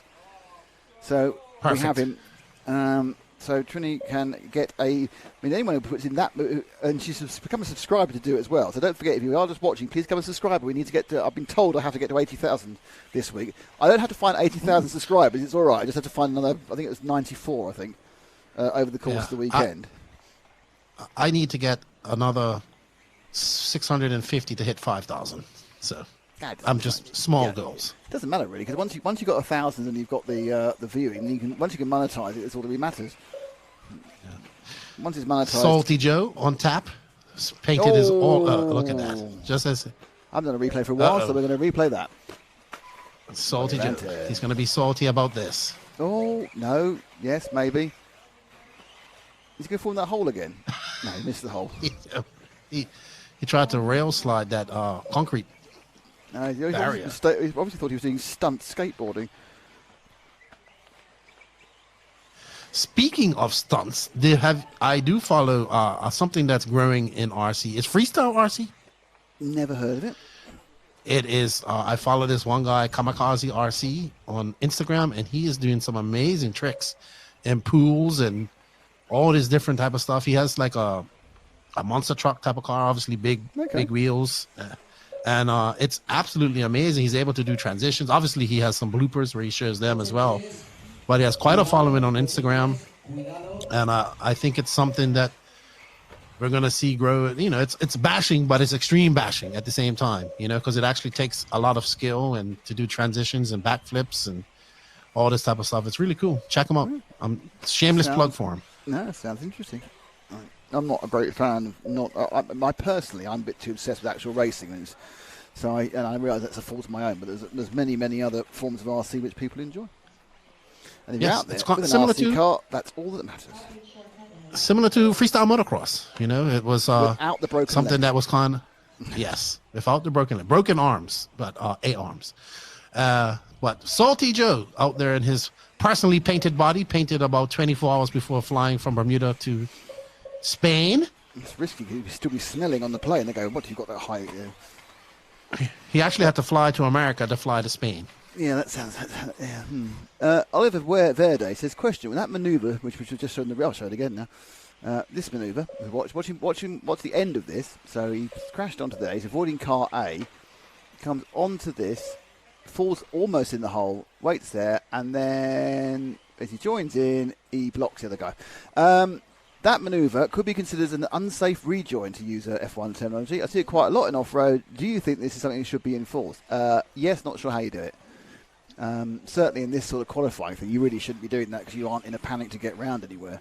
But what tends to be the way is people don't think about what's behind them and can cause problems. And if you have a referee, sometimes that'll get called, sometimes it won't. And unfortunately, of course, all that happens is the person who committed the error or the crime loses time, but of course the person they committed it against has already lost that time as an innocent person. So it's one of those ways, and life isn't fair and sometimes sport isn't fair either. But yeah, I think it should be policed. I think it should be careful, but I don't believe anyone does it deliberately. I don't think there's any, I've never really seen any sort of deliberate sort of, I'm going to go out and get someone. So actually I did see it once.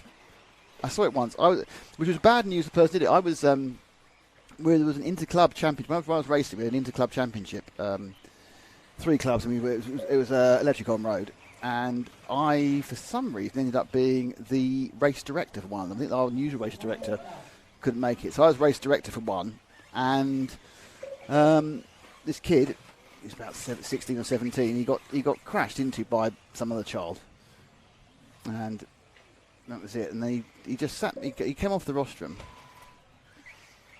put his car down, and deliberately tried to cream the other guy. Really? Yeah. Unfortunately, I saw it, and I kicked him out of the meeting.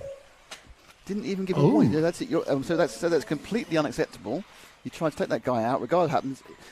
So I'm just kicking out the meeting. And his dad came over and really tried to demonstrate with me. I said, well, so what would you suggest we do if someone does that? He goes, well, we should do that. No.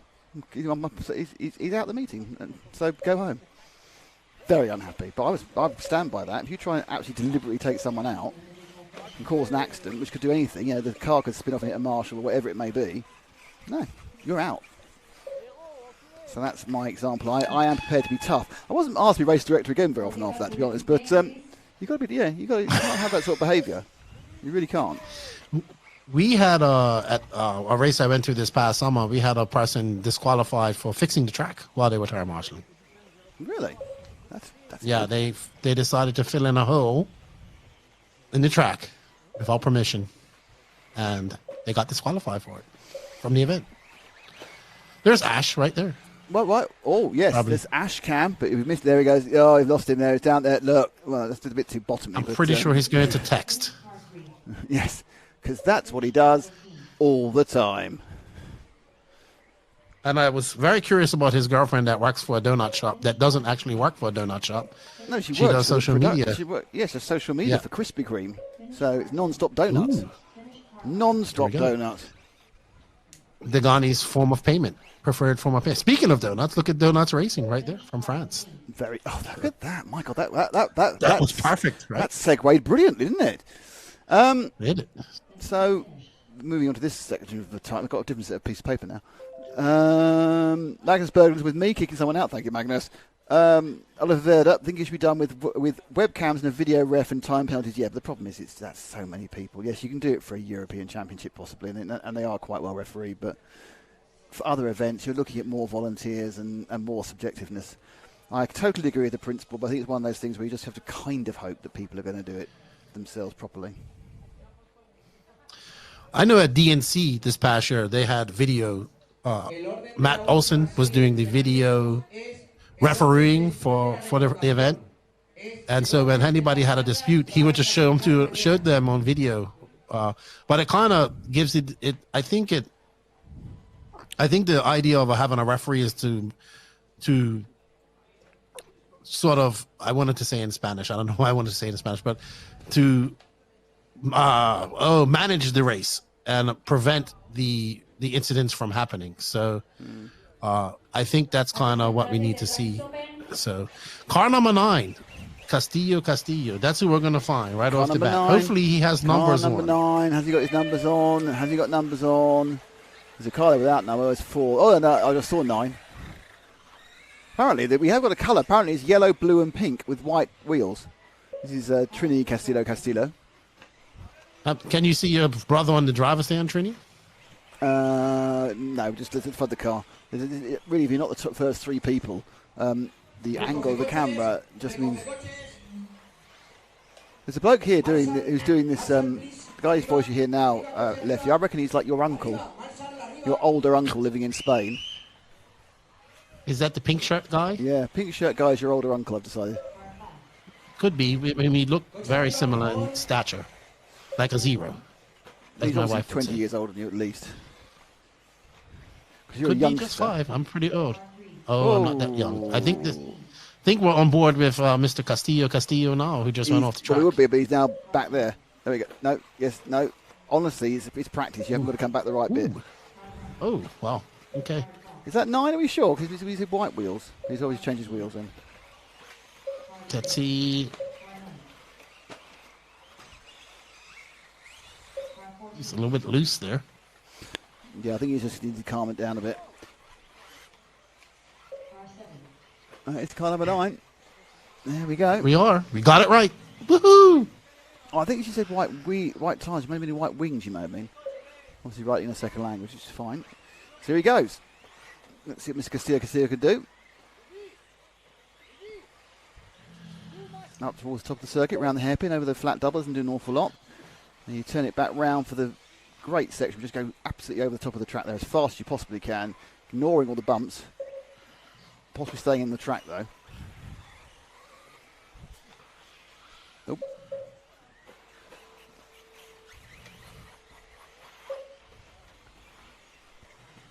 Ash is back, by the way, for those who are Ash fans.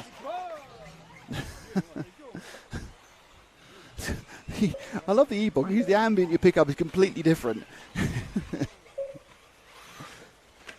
Oh, whoa, whoa. I'm afraid that is a replay. Oh, the Zoom of Death as well. Ooh. I've heard the Rev of Death, too.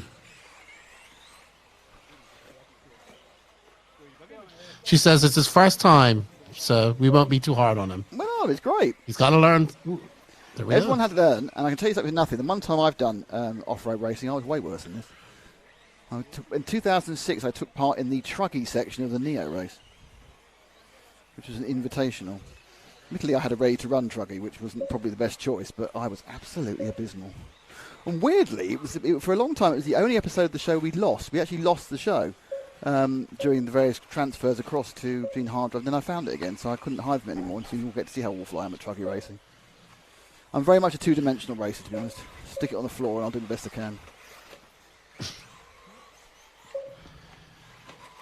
And we are on board with Mr. Senor Castillo. Is he from Madrid? Because she is watching from Switzerland, she says. No, you know. Internet. Oh, careful. Oliver Verde says he remembers that episode. Yeah, well, it's only 17 years ago, but it's etched in my memory, I can tell you.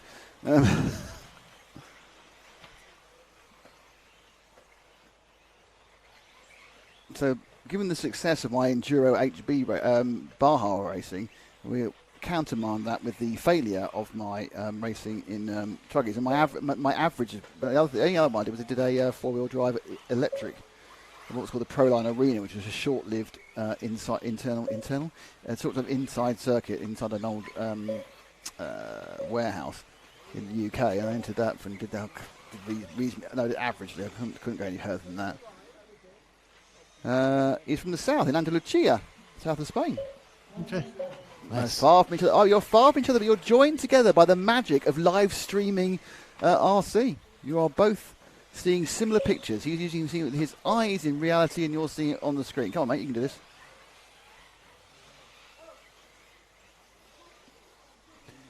This is his first meeting. This is pretty good, to be honest. I'll be honest with you. This is your first race. This is not bad at all. Andalusia, is that up by Redovan? Andalusia. Further south. No, it's a bit more internally. Oh, that's Alicante. That's right. Alicante. I'm not an expert entirely on Spanish geography, but, you know, respect. What we'll do is we'll leave him alone now, because obviously he doesn't realise it. He's under mental pressure of us filming him. And we'll pick up somebody else. There's two there. This is exciting. Could be either of them. Great transition. Yeah, well, there are two. That's it. The leading one is definitely car 2, so we're taking him the greeny blue one, which is now the secondary car. Oh, the time's run out. How can time have run out? Hold the car to the lane, please. What's going on here?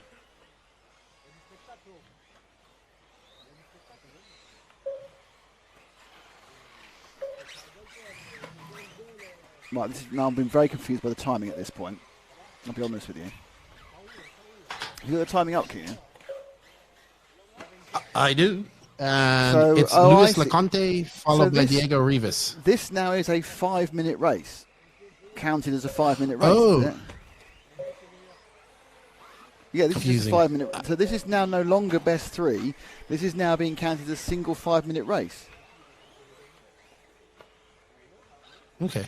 So just to confirm, the loop is where the concrete section is, I assume? I think what this is, you know how you do practice finals, so everyone knows where they are? I think those last 2 rounds actually counted for something, which was the seeding of this. And this one now basically is just a practice for the actual heats tomorrow. And you're in your own order, and you're doing the time of race you need to do. Ah, okay. That would make sense.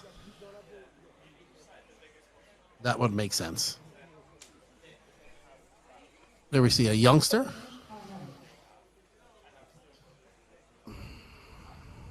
Yeah, this makes some sense to me. But yes, so this basically is the next 3 hours is people practicing for their qualifying, it seems. But hey ho.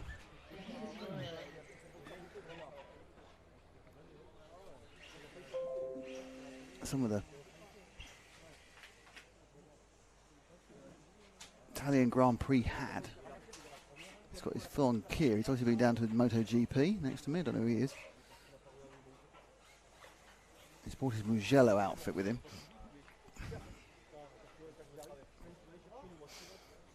I'm mildly confused about a number of things, to be honest. So everything's running fine. Hopefully you're all enjoying watching. We are RC Racing TV. My name's Nick Damon. Thank you to InvisibleSpeed.net.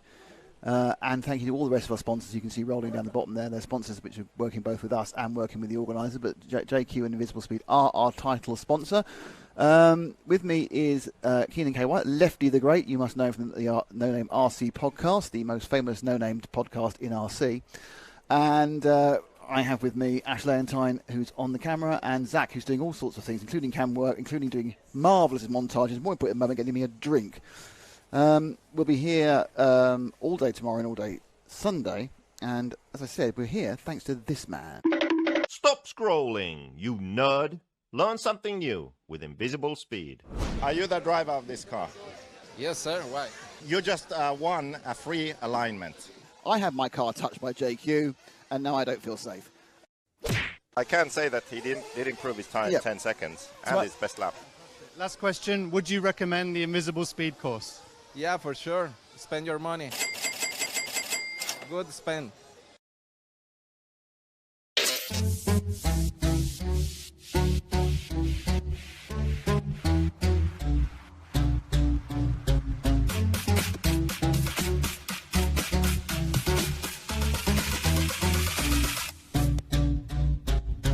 If you want to learn more and make your speed visible, stop scrolling. Whatever you do not scroll. Yes, and just wanted to add to that up until the end of Buggyland, you can order the online course and get entered in for the pre-ordered Invisible Speed 2.0 book. So you're getting pretty much a $100 value, because that's how much it costs to get shipped, of the new book that's coming out. As well as the online course, which is very good as well, because you get to participate in a lot of the Discord actions. You actually get homework as well. You're giving people homework. And it's benefited a lot. The people that take advantage of it actually benefit from it. If you don't go in and do everything, it's like RC. If you don't cross all the I's and dot all if you don't dot all the I's and cross all the T's, you will not benefit from it. So go check it out, and you get a $100 value with the Invisible Speed, with the purchase of the Invisible Speed course by the end of Buggyland. It's all over. And you're welcome, Trini. Thank you for letting us know who your brother is, and we'll let him know that you watched him on RC Racing TV. The only place to watch RC, apart from all the other places you can watch RC. We like to think we're the best, but that's because we're arrogant. No, there's a number of other very good companies out there. Did you watch much of the Mod RC's Worlds? I did not watch as much as I want, because I was actually at the H2GP, and then I was at we did stop the race to watch Tater win the World Championship, but then I was also doing commentary at the Georgia Peach State Classic, so I didn't really have much time to watch it. I did go and watch the mains and all that stuff. What did you think of the coverage? I thought it was good. There's no edge to that. I'm not interested. I'm not trying to say plus or minus here. I'm just interested. I'd be interested to get a more American-centric view of what you thought of it. I thought it was good. I thought it was a little bit disappointing. The first A1 or four-wheel drive. The first rule of commentating on a live stream: you are commentating what's on the screen, not is what's going on at the outside of the screen. So I think they kind of watched that and they called that. But I thought it was good. They had a good team there. I thought the pictures were good and whatnot. So he went all in. But I also think Matt does a good job as a 1 or 2 person team as well. which No, he's there doing were- actually this weekend. Yeah, at there were the nine J of Concept them. race. They had 9 of them at the Worlds. And I thought, yeah, it was good. I think, I think it's a stylistic thing. But I thought, to be honest, they were using some live RC equipment, weren't they? Live RC were supporting in some way. I know that. That's technically, but I thought it was good. Well, I think they were using a lot of RC garage stuff. Yeah, I thought it was good. I mean, it's a great. They had a really good environment. That one big area, which made things be able to be worked on. Like you could easily go walk in the pits on the RF because you could see you could still see the control room. Everything was just across the track. I thought the conversation was good. I'll be honest with you. I'm going to say now because I just didn't think the actual coverage of the cars was that good. I thought everything around it was actually really good. The conversation, the interviews, all that. But I just felt that the coverage of the cars, and it's interesting you didn't mention this, so it might well just be me. I didn't think that was very good. I felt they had that disconnect. I thought the coverage of the cars was good. He had good replays, and he was on it, and he was able to focus on that, in my opinion. But I only watched the mains, to be honest. I only watched the... Yeah, I did not sit there and watch it all day. Yeah, in the practice, it was a kind of, I know we've not been particularly talking to the pictures today because it's practice and it doesn't really matter. But obviously, as things get more important, you do talk to the pictures more. But I felt that, the pictures and what they were saying weren't really aligning, which isn't necessarily a problem. But it was very good. No, but overall, it was very good. What I thought was particularly impressive what I thought was really impressive, genuinely impressive, is in the worlds for electric, there's a dead day in the middle, because you have the 2-wheel drive final, and there's a day off, and they start 4-wheel drive. They went live on the dead day, and they had like 700 people watching nothing. It was brilliant. Couldn't believe it. Really? Yeah. They were just chatting. They were showing that they obviously a lot of people were in there, and again, this closed environment where it's all inside one room made it a bit easier. But still, that was very impressive. They could get that just for those guys chatting, and there wasn't any action at all. There was nothing. Well, also, I think it's Worlds, and it was in America, so everybody was very excited about it. First 10-scale World Championship since 2013. And then, of course, you had, like, what made me excited was Davide doing so well right off the bat, right? And, of course, I was all over that. But unfortunately, the issue was, I think, on the actual mains day, there were so many people it was Monday or Tuesday, there were so many people in the convention hall of where we were doing the H2GP race, like tens of thousands of people, that data stopped working for me. So I had full bars, but my data wasn't working. Now the previous day, it was working fine. So I wasn't able to watch it. Yeah, I mean, I actually think the final. I think waited till 1 o'clock to the final, the third final, because it was obviously running. It wasn't a great time zone. It wasn't bad. It wasn't a terrible time zone for the UK, but it was good. I know it was interesting the way it was covered. There's some things I would go. Yeah, I think if we had enough people, I'd do. I think it does show that if you've got a lot of people, you can do a lot of things. And of course, the advantage they had was there were a lot of the people who were local, so the cost of someone local. Mm-hmm. And it all comes down to coverage, comes down to cost. That's why you're not here. That's why you're sitting where you're sitting. The cost of covering, of bringing people around is what it is. And if you've got people who live locally or live within, a short car ride, and you don't have to fly them somewhere and everything else. And I think also some of these guys were doing it in a sort of volunteer base, which is great. But if you have a lot of people, you can do a lot of things, and that's what So if you think about it, if you're going to do a coverage in Brazil, you can't send 9 people to Brazil. It's not possible. It's just not financially possible to do it. Well, I think all them guys were from SoCal, so that's what made it. They just a 4-hour drive from there to and I think it was SoCal. And they had a great camaraderie as well, and I think that really came over. And it came over as a brilliant American event. It came over. That was, if you want to have an American event, which you do when it's an American World, it came over really well, and they had that American edge to it, which I personally really liked. But it's about this is where you think about investment. You think, well, if someone's prepared to invest the same to send 9 of us to, and I say us, a 9-man team to the Worlds, think what you could do then. It'll be so. The level of coverage you can give, the level of interactivity just goes up through, because no one's doing 2 jobs. Well, no one's doing 3 jobs. You're all doing one thing. But that's where the investment needs to come in, and that's where we go back to our loop again, where the investment from IFMAR comes in, given that IFMAR currently don't pay a penny for Worlds. Those boys who put on that event in the Worlds in America, just as we did when we did the Worlds in Redovan last Spain. year, you have to literally find every single cent yourself. There's nothing given by any. Which is a shame. Which the is a shame. Euros, yeah, the Which is a Euros. shame. We work with EFRA, and EFRA pays some money. We also raise some money, but IFMAR won't pay a penny. Yeah.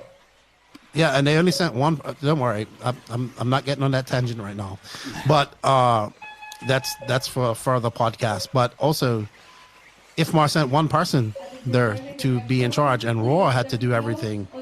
So, and it's a shame that, and these entries, let me tell you something, these aren't cheap entries. We're talking about $500 per, $500 for 8 scale entry for one entry, and I think it's $250 per entry for 10 scale.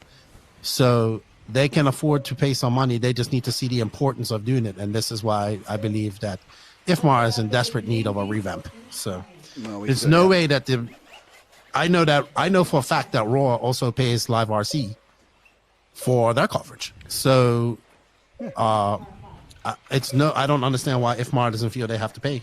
They need to pay something. Hiding behind the fact they have no money, but that's not true.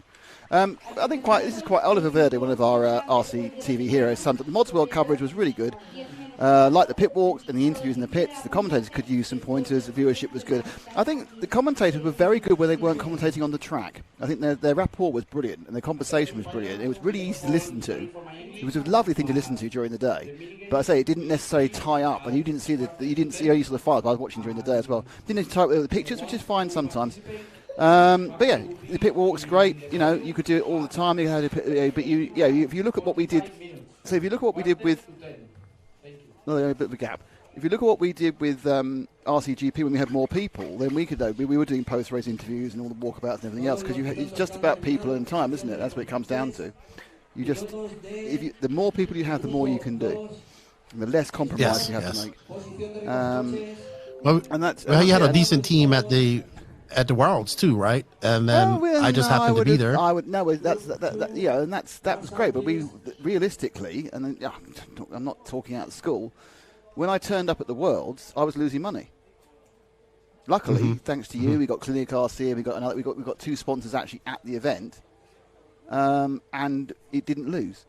It didn't pay, it didn't make much money. But if I'd had more money and more support going into it, and one of the problems with that event was, obviously, we were trying to raise money at the beginning of 2022, when no one was really sure what was going on still because of the end of the pandemic. And that's why we ended up with a 4-man team. And originally, I wanted to send a 5-man team. I wanted. But we can go back to. And it would be RCGP, right? Yeah. RCGP had 5 men plus you, plus me and you every race, and they invested the money. Yep. And they made zero money, absolutely zero money off the race, obviously. Maybe just enough to cover maybe the first American run. But they made zero money, but Isherwood put in the money to have, he put focus on the coverage, right? Yeah. So, and if you look at the coverage, I don't understand why IFMAR can't do that. I would still say that the coverage, RCGP coverage as a whole, you take not the RCGP coverage rather than the RC2, the RCGP coverage as a whole, regardless of whether you like my voice or Lefty's voice, as you're both on the show, I think that's the best coverage RC's ever had. I think. Yeah, I'm a little biased too. I agree. But no, and it's not really about it, and that's really about the pictures and what we did and how we moved it about. Even stupid things like doing the evening shows, the chat shows, and everything else. It's just adding a bit to it. And we were able to use the kit. And even then, I'll tell you right now, we'd have been an issue. It was absolutely putting a lot of money in. If we had another person, a bit more kit, it would have been better again. Well, that was also a race that was catered to a race that was, and the coverage were combined. You know what I mean? It wasn't, the coverage was a side thing. It was the coverage and the race were just as important. And also it was a capped race, and some of the races, they didn't have much interest, unfortunately. Yeah. So it was a little easier to do. Well, yeah. What's up, Kevin Mendez? How you doing? Sorry about that. Just on my buddy. That's funny. Say hello to me. So it's yeah, fine, he's a friend of mine. I know he's going to his last race this last weekend, as it's getting cold up there in the he's up in the upper northeast area, Rhode Island area of America. So it's already full there. The leaves have already changed. That's your uncle making that announcement, by the way. That's Uncle Lefty. I'm going to call him from now on. He likes a pastel colour. He's got he's pastel lime green shorts on. He's got a pastel pink T-shirt, and he's got kind of pastel green shoes. He's very pastel. That's all I can say. So we are currently. I'll give you the local time now is just coming up to 7 o'clock local. We've got a complete set of these seeding heats. I don't know really what they are, but it does mean that we're going to see all the top guys again twice more. Once in E-buggy in about 20 minutes' time, and once in Nitro at about 20 past 8, I think it was. And the racing actually finishes at 9:30.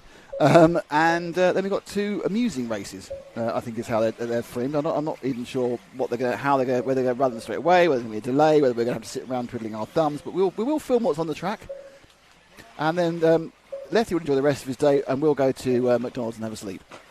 So that's how it works this way. I mean, you can go to McDonald's as well, but obviously not the same one as us. Yeah, McDonald's is kind of far away from me. Oh, nightmare! It's about 40 miles away. And really? Bloody hell! I didn't know you could be 40 miles from McDonald's. Yeah, well, that's not it's actually just in the cities here. It's not really a popular. You're not in the city in anywhere in Dominican then. So I don't really know where you live, to be honest. I'm up in the country. Yeah, I'm up on the north coast. I'm more out. I'm not far from a small tourist spot, but only like the major cities here have fast food restaurants here. Now, so I need to make a comment about the screen at the moment. It looks like someone bought a body shell and threw away the blanking for the windows, because he's ultra one-canned that. He's just sprayed the whole thing pink. He's not even blanked off the windows, which actually would make that body illegal in F1 competition. And he's got no stickers on it either, and I don't think he's actually got a number on it. So he's literally just running total stealth with a pink body. Now, whether he has literally smacked up his last body in the last heat and therefore has panicked and done what he can do, I'm going to see. I don't think there's any number on that. This is absolutely, could be anybody doing anything in the all pink. There is no number on that car. He's forgotten to put numbers on it. Who knows what it is? It's just a mystery machine, a la Scooby-Doo. Yeah, he's driving blind. His driver can't even see. So, I know, it's ridiculous. Yeah, big no, not having painted. I it's a pet peeve of mine, but not having clear windows. I think I don't know. It's a pet peeve. I mean, I assume but he was definitely absolutely in a panic, because doesn't take that long to stick the blanks on, does it really? They'll come in the kits. Maybe he lost them. That's what I think happened. And I think also, obviously, he needs a new body very quickly. He's got no stickers on it. He's now upside down. He's been hit by somebody else. He's got no stickers on it. Okay, so what I'm going to do is I'm going to tell you when he goes over the line, and we have to guess who he is, all right? Right, so he's going over the line now. And right behind him was car 10. Who was it? Regis Bruner, I would say. What number? Harris. So we have car number 10 is Arnaud Marty, and car number that he's probably with is I want to say either Harris Catsado or what Juan. Give me the numbers it should be. Give me the numbers it should be. So it's 10, 4, and 3. Right. So if I can see 3 or 4.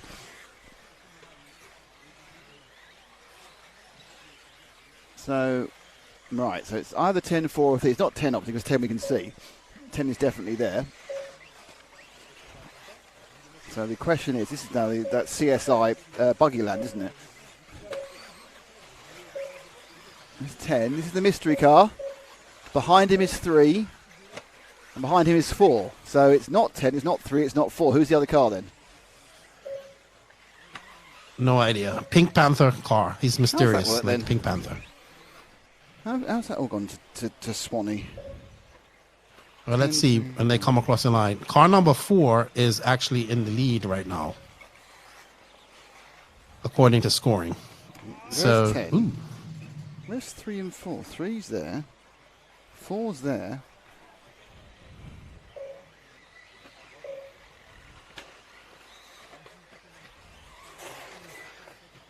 I think it might be car 12 of Gil Jeffrey. Is my suggestion. There's 3 across the line now. There's 4. Mystery car. I think it's Harris Katzazan. What number is that? Car number 4. No, I've seen 4. I think it's our 12. leader. It's 12. No, it's car 12. It's definitely car 12. Gil Jeffrey? Gil Jeffrey, yep. It's 12. he's The problem kinda- is you're looking at that on the internet with a delay, which makes it very difficult. Whereas I'm hearing him going bip and I look around the corner, which I'm also looking on the internet with a delay, but I just looked who was around. I'm pretty certain that is 12. I've not seen 12, for example, which is another bit of a giveaway.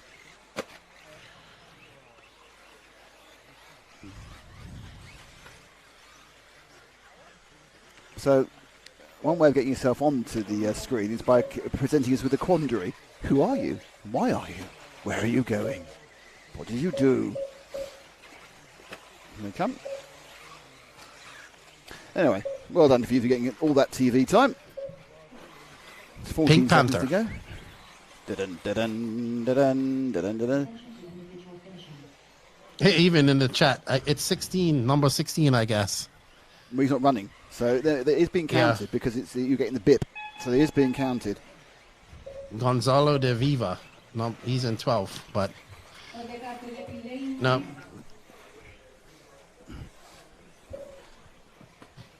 Lots of numberless cars in this race. Come on, Nick. Go put the hammer down. And Juan Clavier I have would just take that. literally failed the signalling to my colleagues.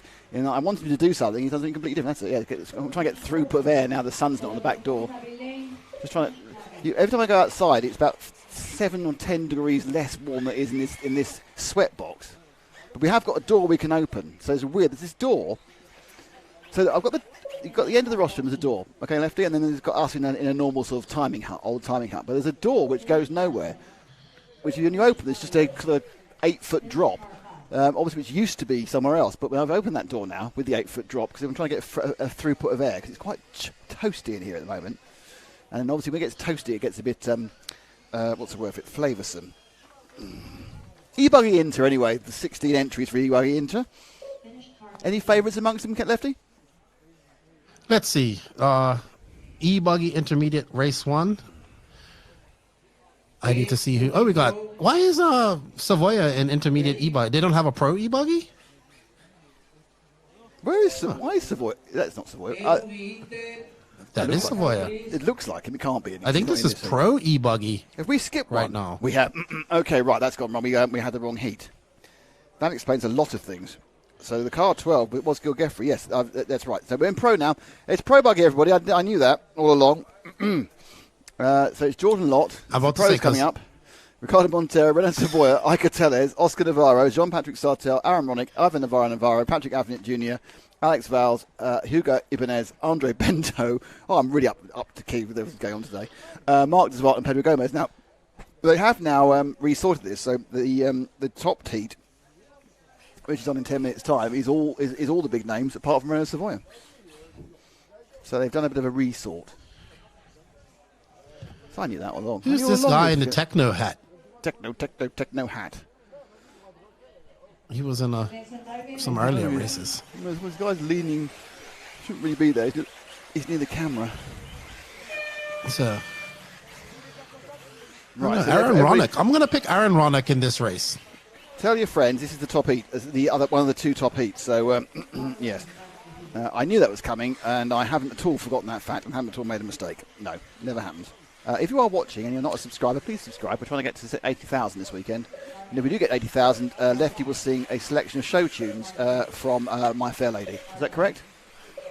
That's your category. I know absolutely no show tunes. I don't even know what My Fair Lady is. But I know you're a big show tunes and we obviously need to get on an Broadway international trip. fan. Yeah, we need to get on an international trip together at some point because then I can indoctrinate you with that sort of thing. Anyway, so this is a car. My screen's gone really iffy. I think that's car 8, I think, which is Navarro. Ivan Navarro, the younger of the Navarro brothers. Marshall, number. Oh, my screen's gone really bad. I think certain colour... Oh, no, see, the light and shade isn't quite so bad now because it's very shady the whole way and not very light. Earlier, Ash couldn't really see what was going on because he was just staring from sun into shade. As you can see, we are now getting the evening sun coming down over here in Madrid for Buggyland 10. Buggyland 10. Estefan Mateo.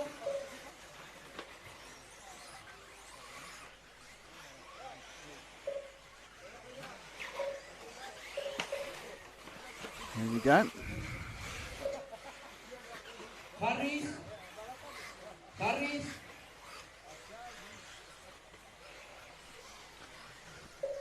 So that's the 8 car. I think it's much easier to read the numbers when they're in the shade. Let's find somebody else, Ash. They are racing an actual proper 5-minute run, this one. Who's Ash going to give me? It's so exciting. Oh, he's picking someone up over there. Oh, that's Savoy, I think. He has moved out well. I'm pretty sure that's Renault in the 3 car. Running second at the moment.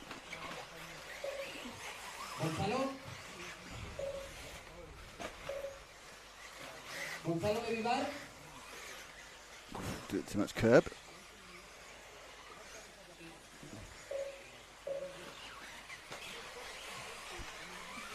So these are actually running 7 minutes. So goodness only knows why the previous one's running 5 minutes. It's a combination of weirdness, but never mind. These are running for a 7-minute heat for this pro. Perhaps the other e-buggies are running a bit shorter. I suppose it is possible in their qualifying tomorrow. But this is a 7-minute run.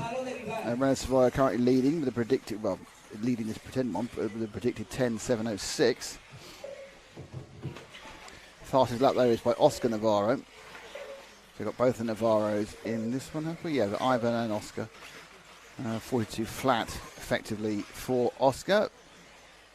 As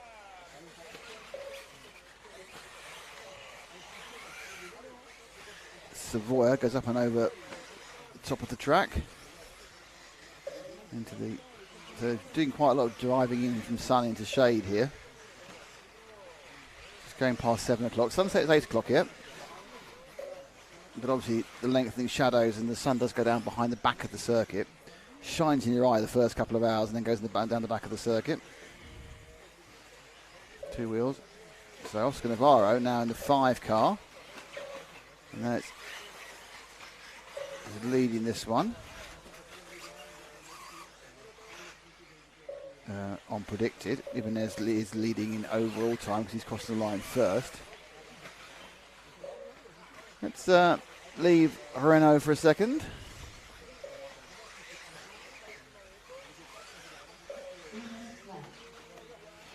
With the, I think that was a 13, I think that was. It is 13, it's a Mark de Zwart. It's not 13, it's somebody else. I'm pretty sure it's 13.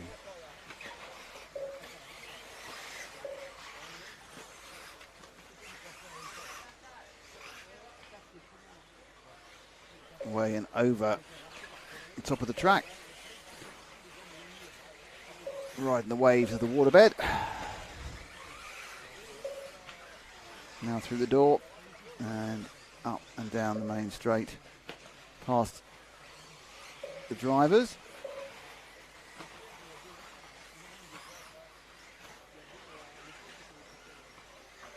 A couple minutes to go. This is what currently scored in 10th on predicted. So you've got the absolute time on your screen at the moment. I'm just having a look at the predicted times. Neither of which are always a particularly good read what's going to happen. You just kind of know who's crossing the line first and who isn't.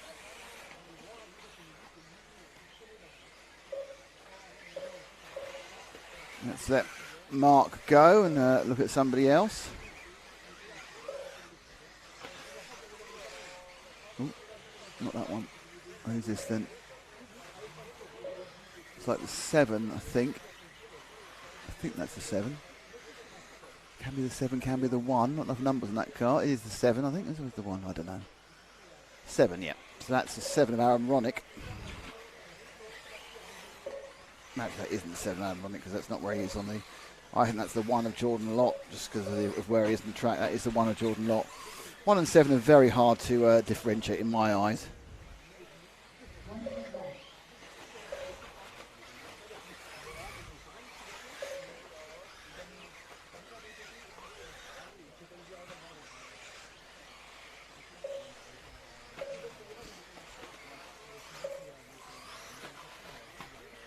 Lott leading this on predicted as well as on overall at the moment. Predicting for a 10.7 7:06. Fastest lap is with Oscar Navarro at 41.5, which is quite a bit faster than the fastest lap that Jordan's done, which is 42.1. But he's doing that same. It's doing a fast lap every lap, isn't it? That counts, not just doing the occasional fast lap.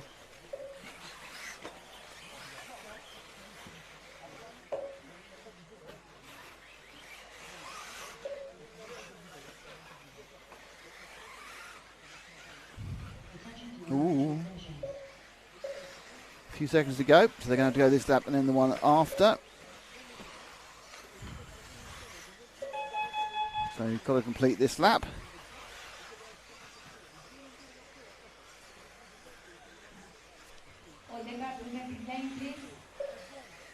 So next up will be everyone you've ever heard of, to be honest, and got through there quite nicely. This is a practice, it doesn't really count for anything at this point. It's more about working out your strategy for tomorrow, and obviously it's going to be significantly different because it's going to be early morning. But then there's 3 rounds of qualifying and then a plethora of finals tomorrow.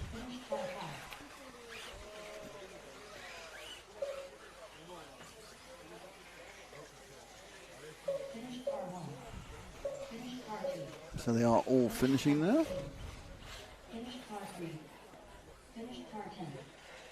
Alex, Alejandro, cógeme la silla para acá, porfa. Para adelante. ¿Vale?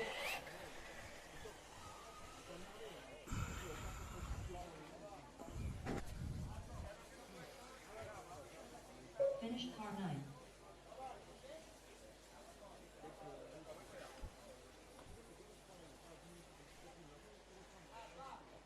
Finish car 4. The heat is finished.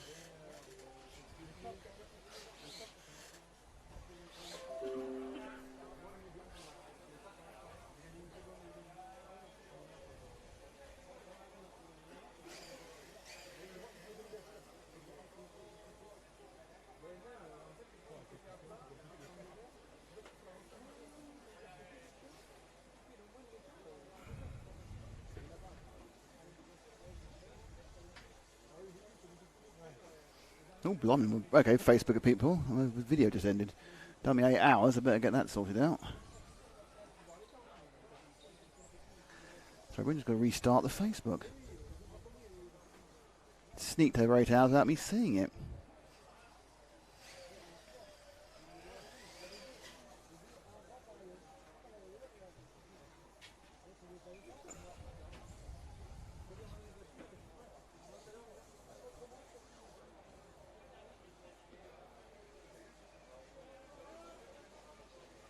There we go.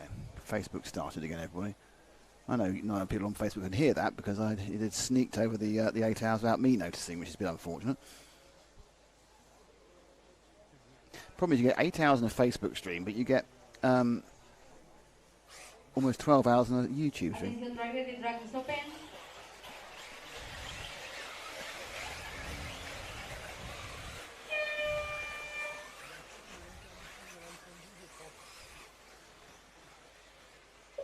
Car 5 starts ahead. Car 1. Car 14. No se puede llevar la marcha atrás. Okay, here we go. Top drivers. Ongara, Parenti, Burton, Boots, Kilic, Canas, Barufalo, Ivanen, Battle, Parente, Baldo, Todd, Baldo. So there's 2 Baldos, there's 2 Parentes, and there's 2 Kiliches. It's just a battle of the brothers. There we go. And we have immediately picked up with a car. And it's car number 5, is that? That's 5? No, it's not 5. It's 9. So that is World Battle, the 2013 World Champion 10 years ago. But this is E-buggy, obviously. He wasn't World Champion in electric. So there's Robert with the Mayarko.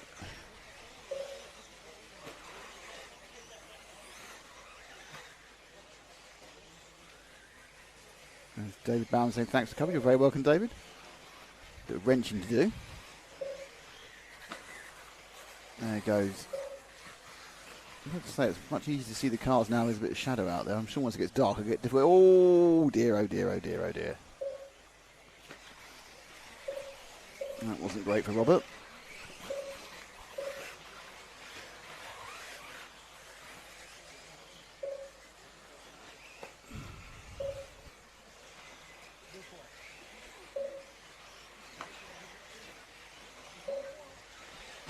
So Canas has set the early pace with a 40.6.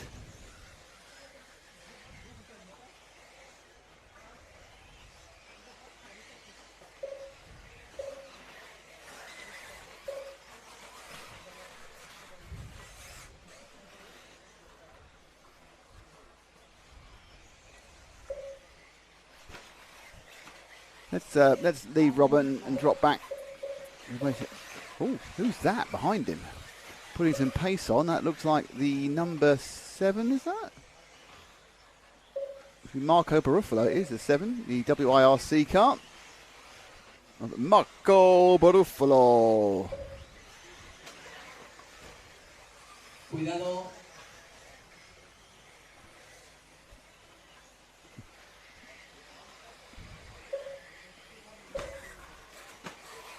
There we go.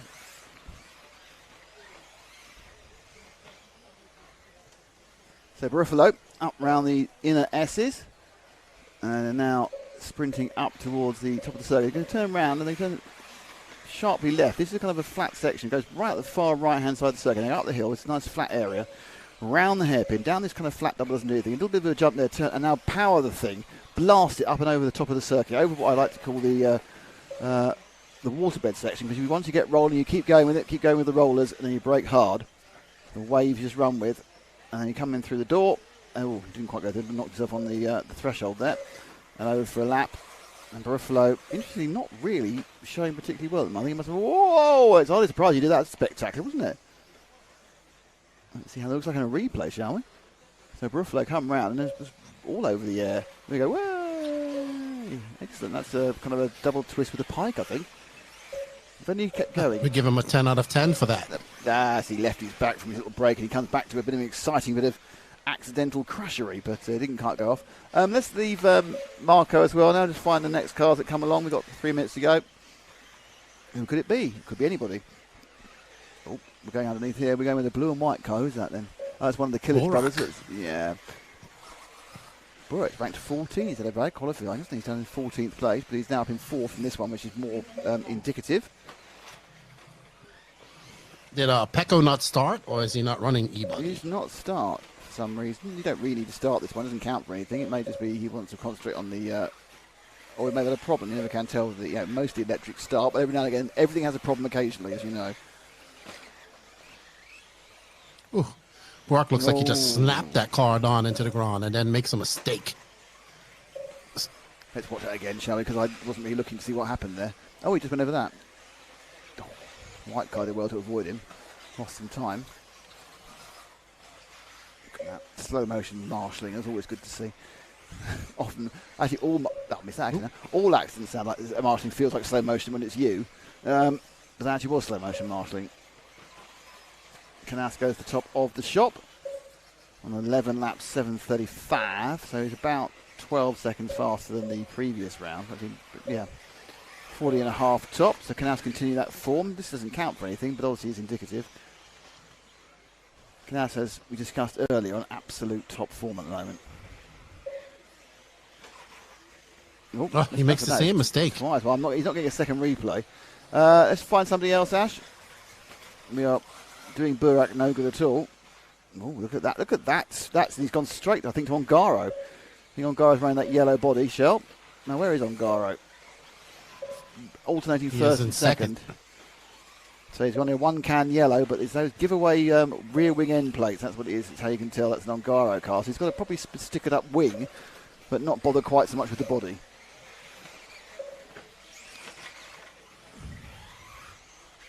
That is not the best looking yellow paint I've ever seen. I will say that.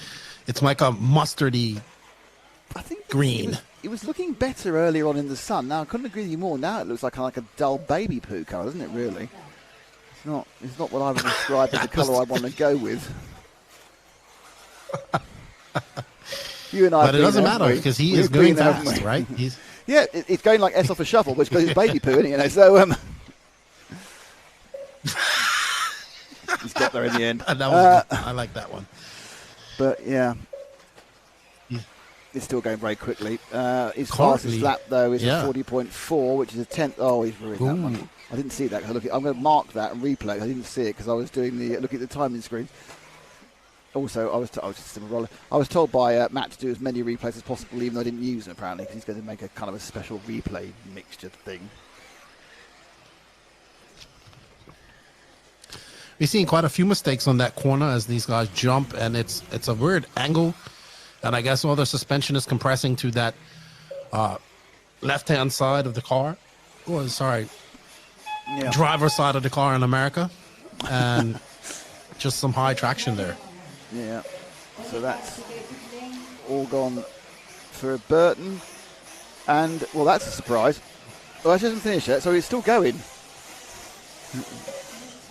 Ash has walked off and they're still finishing. It's all right, mate. It's okay. It's only a practice. Don't do it tomorrow, though. No, the beep just means time's up and they have to finish a lap after that. Yeah, I agree with you. But they are finishing. I mean, currently, it's very exciting because Adrian Parente could be the fastest. We don't know. Who's going to cross the line? Is it Parente or one car's Canas? We can't see the track. Who's going to have? We don't know. And the answer is they haven't finished yet. Canas goes over. And Parente, I think, by 900th of a second, Canas is the fastest. So Canas from Adrian Parente. Doesn't count for anything. Ongaro's third, Klitsch is fourth, Ricardo Burton is fifth, Battle is sixth, Barufalo is seventh, Brian Baldo is eighth, Burak Klitsch is ninth, Oscar Baldo is 10th, Daniel Parente is 11th. Do you need to go somewhere where we're walking off? Off you go. That was E-buggy Pro, and now we start Nitro Buggy Sport, or as it's also known, Clubman Racing. This is where I would be. Can you see you? Can you see your uncle then on camera? Oh yeah, I saw him earlier. Yeah. My uncle. He's probably only like 5 years older than me. Yeah, but you know, uncles can be any sort of age, can't they? Different to you. Your uncle can be younger than you. This is true. Very much so. They could be. There's another guy that could be related to me right there. Which one? The pink shirt one? That's the guy we're talking about. No, the one that... No, I'm talking about the guy in the... He's a little bit taller in the Mayako shirt. Yes. He's almost... Yeah, no, he needs to have a... I got to find out where he got his Mayako shirt from. We need just a bit more facial hair, to be honest. That's what I'm really going on this time. I'm going for beard, lookage, and general, world weariness. There's something else I'm looking for as well. Oh, yeah. We're definitely on the same almost body shape. Just a little bit taller.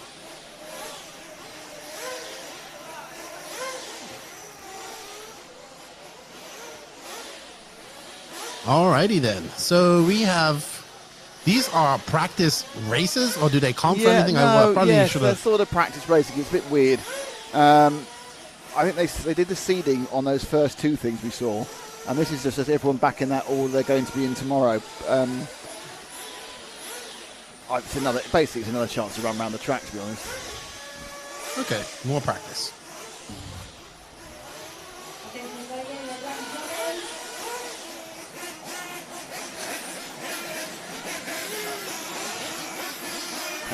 Ash is having a natural break, so we'll be back in a minute. Now, having opened the door for the throughput of air, which we desperately needed, it is now providing a throughput of nitro fumes as well, so I may be high as a kite in about 2 minutes' time. So there's 3 heats of Buggy Sport, and they are fully fully subscribed. There's 48 entries. But I must count up how many entries there are in total. It's quite a lot. But because there isn't like a total number of heats, because the heats are all split up, I haven't even worked out how many heats you've got in total here, actually. Talk among yourselves while I try and count some pieces of paper. Got up next, we have the Sportsman Nitro, first heat of P1, it says here. Seeding, we got to correct that. It's SEEDIND. It should be G, so we've got to get that spelling mistake fixed. We have how many rounds of qualifying tomorrow? 3. 3 rounds of qualifying tomorrow in all classes. I think there's 18 heats in total. Okay. There's 18 heats with about an average of 15 drivers in each heat, which would be 270 entries. So it's about 270 to 300 entries. And I would reckon the number of actual people is about half that. So I reckon we've got about 135 or so races here. So it is fully subscribed. So the only thing you could have got is a Nitro Truggy berth. It's the only thing that's not fully subscribed. Yes. Not a full set of Truggy here. Truggy unpopular like a porcupine, an angry porcupine. Don't ask me why I used that word. I was challenged. An angry porcupine at a balloon factory. There we go. An angry porcupine at a balloon factory. Challenge accepted. Challenge completed. Who told you to use angry porcupine? That's easy. No, I was challenged to use the word porcupine in the stream. Easy. Honestly, make it difficult. That's actually fun. Can you use any type of word? And he sends me a message laughing at me. But you finished it off. An angry porcupine in a balloon factory. Very good. That will go in the list of sayings for now. There we see Pecco just kind of chilling out. He's probably wondering when it's time to have his next beer. Yeah, he's probably thinking, should I have been racing? Oh, well, I missed it. Talking about things you're challenged to do. Obviously, I do a lot of work with John Hindhoff, the voice of Radio Le Mans. And many years ago, when we were working on ITV's coverage of support races, British touring cars. And he challenged me to get the phrase "more oil than a fishwife's tabard" into the show. And don't forget, I wasn't doing comms; I was doing interviewing. And I thought, well, that's a bit of a challenge and a half, more on the fishwife's tabard than on the fishwife's tabard. I think it was going to be difficult. But John was actually racing that weekend. He got a guest race in a Brands Hatch in a classic. He was in an old Ford Capri, and he pulled into the pits, and the thing was leaking. And I literally managed to use the phrase to him. So I said, well, John, you pulled in the pits, you're leaking more oil than on the fishwife's tabard. And at that point, of course, both of us just corpse, and no one understood why. So we were just laughing on the thing. So that's still I think if you can actually use the phrase to the person who set you the challenge, at that point, that's it really. It's kind of won that one. But it just fell beautifully. And as he always says, he won his class in that race, and I always point out he was the only car in his class. Which is very important. Yeah. Always to win that one. Always easy. What's up, Miles Lane? How you doing? I saw you in here earlier. Hope you're enjoying the coverage as well. Remember, everybody, to hit that share button. We got about another 2 hours left, I would say. It's 2.5 hours. 2 hours? Oh, yeah. Blimey, could many more twant that. We've got 2 hours before this is finished, and then there's the fun finals with the emphasis on the fun. There's a couple of those as well. But, just trying to work out... can you show 7 from Wayne RC? Was that for this heat or a previous heat? That was previous heat. I think he was looking for Barufalo. We did show Barufalo, that's fine. Look, Tara wants to know what happened to Pecco. Well, we didn't know either. But he is obviously fine, so obviously it was either a planned lack of action or a problem in warm-up. But either way, it doesn't seem too concerned. I'll tell you what.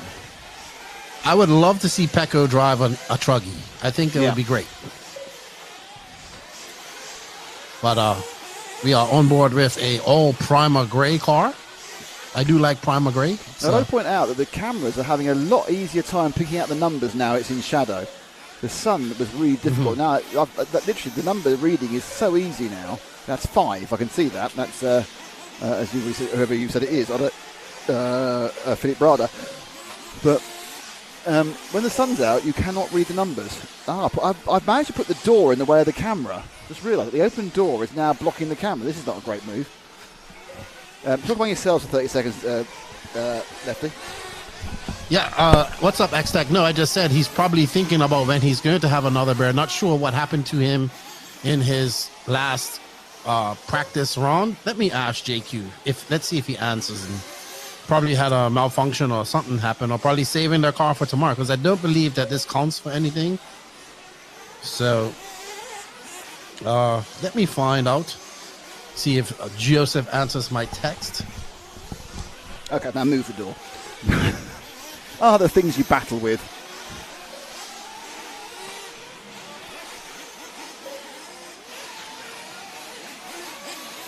But we are on board with this gray car, and car number 5, who is Felipe Brada. Felipe Brado. Let me explain this. He's got a weird language on my one. Can't see who it is. Why is Pecco having a beer and not racing? Well, there we have a question for the ages. Why is Pecco having a beer and not racing? because Oh, that's he's lovely, that Finnish. one. Yeah, what else is he going to do?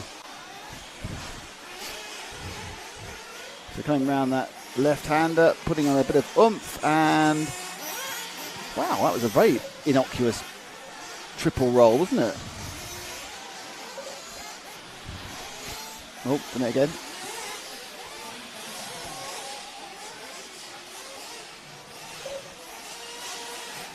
No, he's going from bad to worse. Looks like that's a TLR out there. I think that was TLR on the side. So not going well for this all primer gray. No, not a T. No idea. But primer gray teamed up with some bright orange and yellow flames. Always looks good. Talking about paint Well, jobs in there. Exotech says primer grey is cool on race cars, but starts to be mainstream on real real cars. You know, ask me what colour my car is. But is it matte or gloss? No, it's primer grey. In you know, that kind of non-metallic car. It's gloss. It's that non-metallic primer grey. I quite liked it when I ordered it, so I'm sorry if I've offended someone. But yes, it's Audi primer grey. I said because he's Finnish, as in from Finland. No. In Finland. We Car haven't number finished. He's got another 4. race anyway. Nope. Boomer Thomas. Bodmer Thomas. Thomas Bodmer. This is the last lap for him. Suddenly this number reading's become almost easy. Not easy, but almost easy. The shadows really are lengthening now. Sunset is in half an hour. Ooh. Look at Marshall. That Marshall in a pool of... Go back to Marshall. He's just in the chair. The chair is in a pool of light. It's like he's almost been touched by God to be a Marshal. That's what battled with the orange shoes. Bobby Battier, yes. Everyone keeps saying, "What's up, Lefty?" It's like you've got a problem. Steve Battier. What's up, Hey, Lefty? what's up, Steve What's up, Battaglia? Lefty? What's up, Lefty? What's How up? you What's doing? up? What's up? Good buddy. There's Pecco and Bobby having a chat. I always tell Bob, I said, why isn't your beard as good as your brother's beard? That's a long question. I'm surprised that Danny isn't here this weekend. He must be Apparently, he must have other duties. We'd reached our limit of brothers with the Killiches and the Parentes and the other brothers. There was no room for any more brothers. Okay. So we had the Danny Battle brothers as well. Up next is Speed, Group 2 of seeding, practice racing? Seeding heat rather than seeding Seeded. heat. I had to point out all this stuff. Yes, I did that point that information out. up there is ripped straight off from the Everlap site. We've not written it that way. It's just a way we interrogate the information on the site and then their API and then change it into a set of scoring. So basically I'm saying it's not our fault.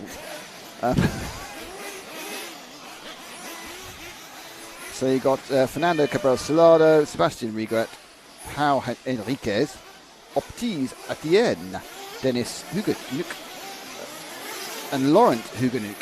So the Hugenuk brothers, or the Hugenuk father and son, are both there. Nicolas Moisy, Sebastian Tharvin, Daniel Muffas alias Anthony Cabot, Anthony Rossin, Ainara Almeria, Alvaro Rayo, Jose Valdado, Alexei Chibut, and Jean-Leon Moreno. It's a pity we haven't got nationality because there's a lot more French people here than I thought would be here. So there's a lot of the French guys make this trip. I mean, obviously they have their own big race in Montpellier, but that's the other end of the year when it's cold. And driving to Madrid from southern France isn't too difficult, to be honest. It's probably 5 or 6 hours. Which obviously, if you're in America, it's just driving one side of the state to the other. It's nothing at all. Well, I have a long drive ahead of me next month. Yeah? Uh-oh. Tell us about it. Oh, he's in the hole. Yep, from He's in Fort the hole. Lauderdale to... He is in the hole. Kyosho at that, so might be, let's see. It's car 2. It wasn't I know it? a lot of the French guys. You've got Sebastian Rigaud. Oh. Go on, tell us about your drive. You're starting in Fort Lauderdale. Where are you going next? Fort Lauderdale to Myrtle Beach. Oh, that's not that far. That will How many be- hours is that? Oh, it's 12. Jeez. So what's happening at BCRC then? It's far. Oh, Masters of Dirt. That will be happening in October. So I'll be going to that. Cool. But next week, a quick hop, hour and a 45-minute flight to Fort Lauderdale, then a 3-hour drive to Port St. Richie on the other side of Florida. Ask JQ if he can describe a Moomin troll in an interview. And Magnus is saying, "What's up, Nick?" Thank you, Magnus. I don't feel left out. I get a WhatsApp. That's excellent. A Moomin troll. It's just they are. Well, it's not really describe a Moomin troll. It depends what images you've seen and what version of the cartoon. But it's just a children's book, series of children's books written, I think, by Noah Finn. The thing to remember is that JQ's not Finnish. Whatever he says, he has not got a Finnish passport. He is not Finnish, is he, Lefty? No, he's not officially Finnish. He's actually officially British. He's officially British. Which is why he didn't have to do national service, which I think is more of a relief for the Finnish army than anything else. I think he would definitely get kicked out of the national service if he was joined.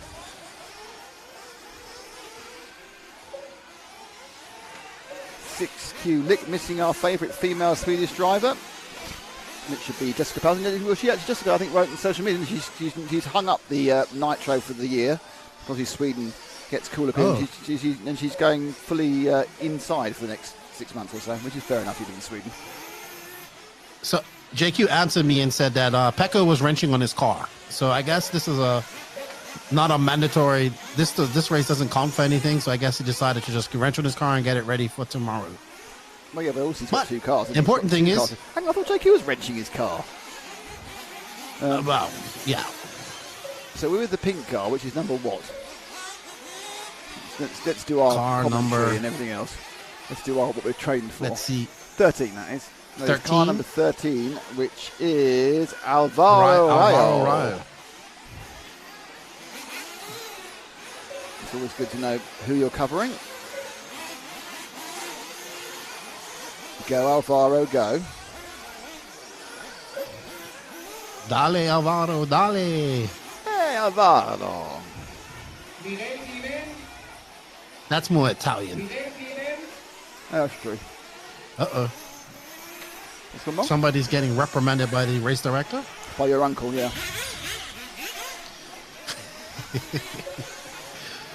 Oh, my gosh.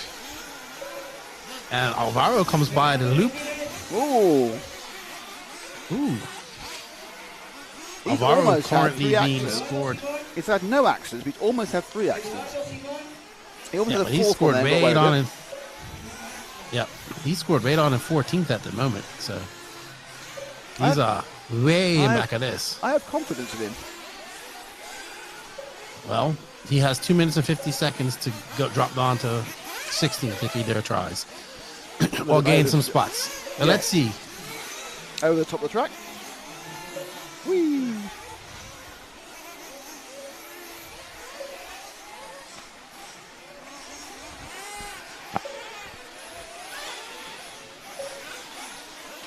Have the temperatures dropped much with the sun going on for you in there? No, and it's obviously well, yes, because being in the sun was horribly hot, but the shade temperature is the same.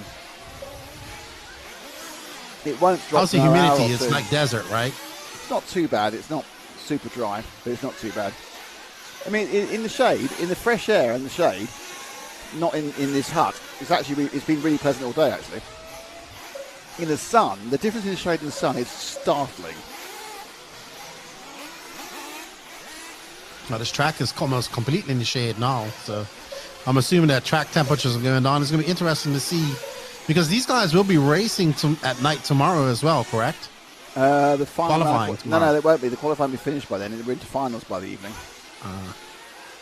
All right, so lower finals by the evening. Gotcha.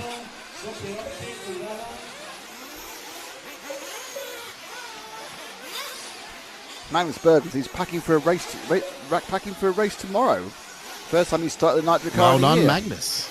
Well, all I say is, if it's the first time he started the car in the year, I have to test it first.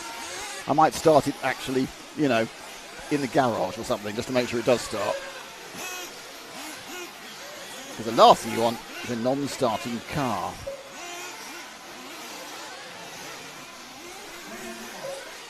Yeah, on board with this orange car with no numbers, it looks like. So if you look at the shot now. Is that our leader? We have I've just got another shot just so you can see the sun. I see its shade, and just a bit of a patch of sun which is coming through the edge of the rostrum, which is blocking out a lot of it and lighting up that central section. Again, we got one poor marshal sat in the sun while the rest are enjoying the shade. Oh, came to that a bit late, didn't I?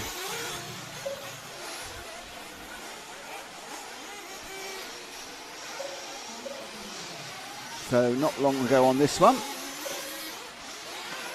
Second of 3 Nitro Buggy Sport races. Then we have the 3 intermediate ones, and then we get to the pros. So all ticking along.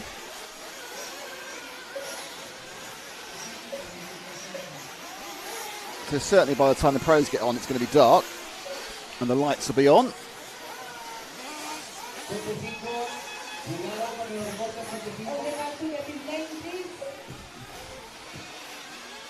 Thanks to InvisibleSpeed and thanks to our other sponsors listed below. Just finishing off this one now as they hop into view. Alrighty.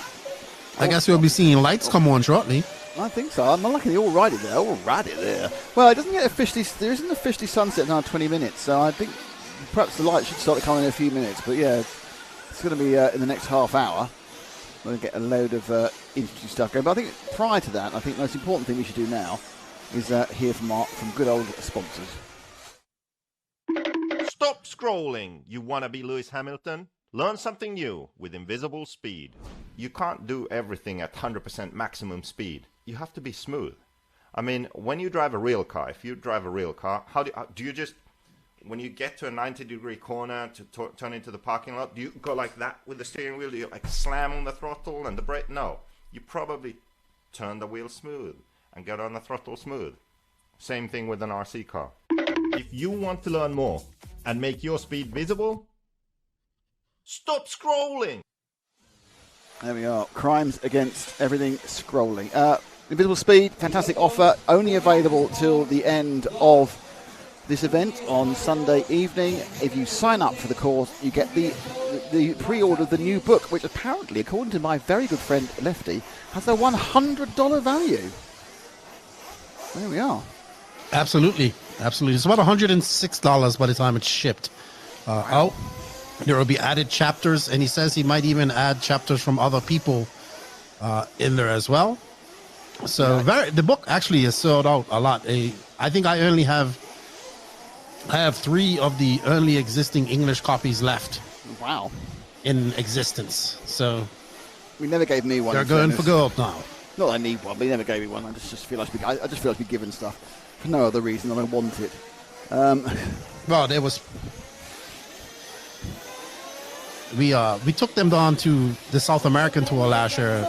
I basically had a suitcase loaded up with about 45 books. So I made it extra heavy. My carry-on had books in it. My suitcase had books. Then I finally got met up with JQ and Robert, and we put the books out, sparse them out between our luggage. But could you imagine how heavy 40 books are? It's pretty heavy.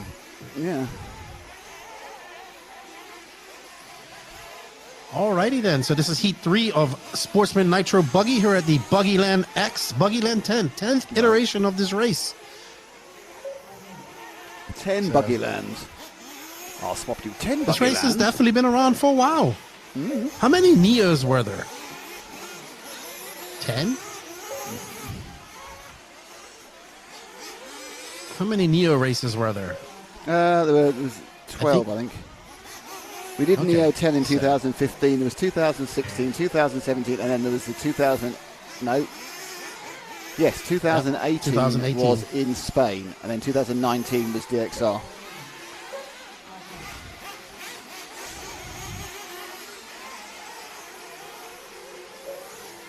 Did you guys do the coverage for DXR? Yeah, 1 year it was, yeah. And it was going to be on the following year, but it was one of the first things that got called off because of COVID. Of course, it was due to start about 2 weeks after we went into lockdown, so it got called off. Yeah, I've been in the process of uploading some older audio-only podcasts this week to YouTube. So I'm basically I saw that. I've seen them coming up. Yeah. So I just want to have all the podcasts on YouTube as well. And I was listening to this one. It was right after DNC 2020. And it was like COVID hit like 2 weeks after that. Yeah. I got home from that, or 2.5 weeks after that. So, and it, like COVID kind of originated in California in America. So it was crazy. Seems like so long ago now. All right. So we got the Likey, the young Likeys in here. They are of Danish descent, but live in the UK. I believe they drive the Agama cars. So the Likey family all race together. I believe we met them at the RCGP UK round. They're at Nemo Raceway last year. And out front right now is Antonia Manchanda, followed by Nathan Truggy, who is from France, and Kostas, who I'm not going to try and say his last name, who I know is from Greece. I'll do him a favor and not butcher his name.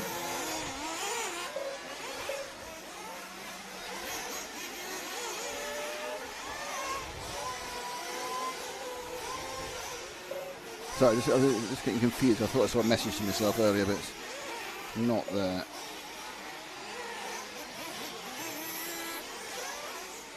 Well, good luck on your race, Magnus. He says he's got one tank through the driveway and he's good.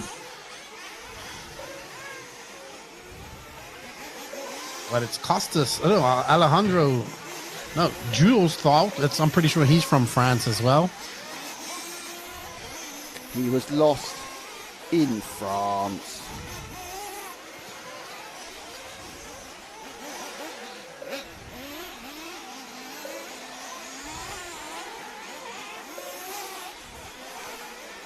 Dear. Go on, sorry, go on. I'm still trying to sort something out. Sorry about that. Okay, so I guess we just don't have any moving cameras for now, so I'll just talk to you guys. No, we have. We've got moving cameras. I haven't pressed the right button. Sorry about everyone. That was me entirely. I was trying to answer some questions that people were asking me, and I've completely cocked that up. So I apologise. I've wasted everybody's time. I'm going to go in and have a cry in the corner. Who is this? Car number... It's easy to read. It's 2, isn't it? That's 2. Sorry, carry on. I'm going to carry on doing what I was trying to do a second ago. I've ruined everyone's day. That is the car of... Thought. Let's see if I can get his full name here. Jules. So I'm assuming that Jules is from France. It seems like a very French name. He's out there in that purple and pink car. Excellent display of his numbers. You can see them absolutely clearly now, right in front of that mint green buggy.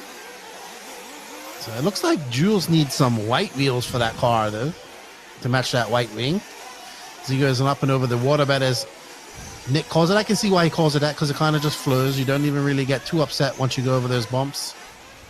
And back down, up and across the start-finish line. And he's currently in second. In front of him is Antonio Manchanda. So I know some Manchandas that live in America, up in the Northeast. Very fast young drivers as well. Good family that races together. I want to thank everybody for joining us all day. Remember, tomorrow we have 3 rounds of qualifying and some lower finals. I don't know what time we're starting tomorrow, but if you are on the East Coast, go ahead, Nick.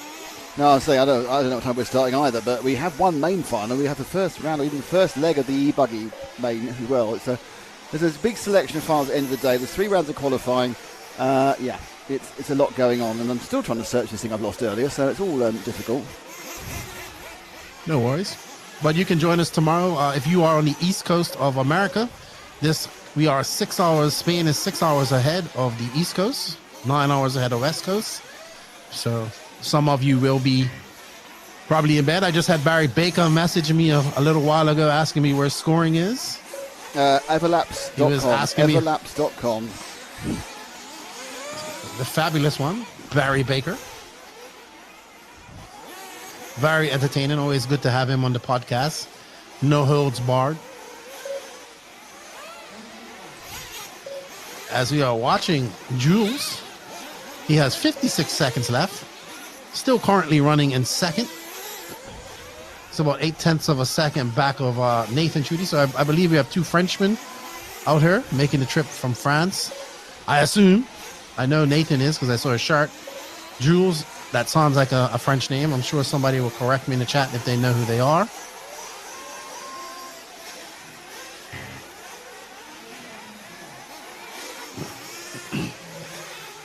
But coming up, scheduled to go for a few more hours here. We will be racing under the lights tonight in Madrid.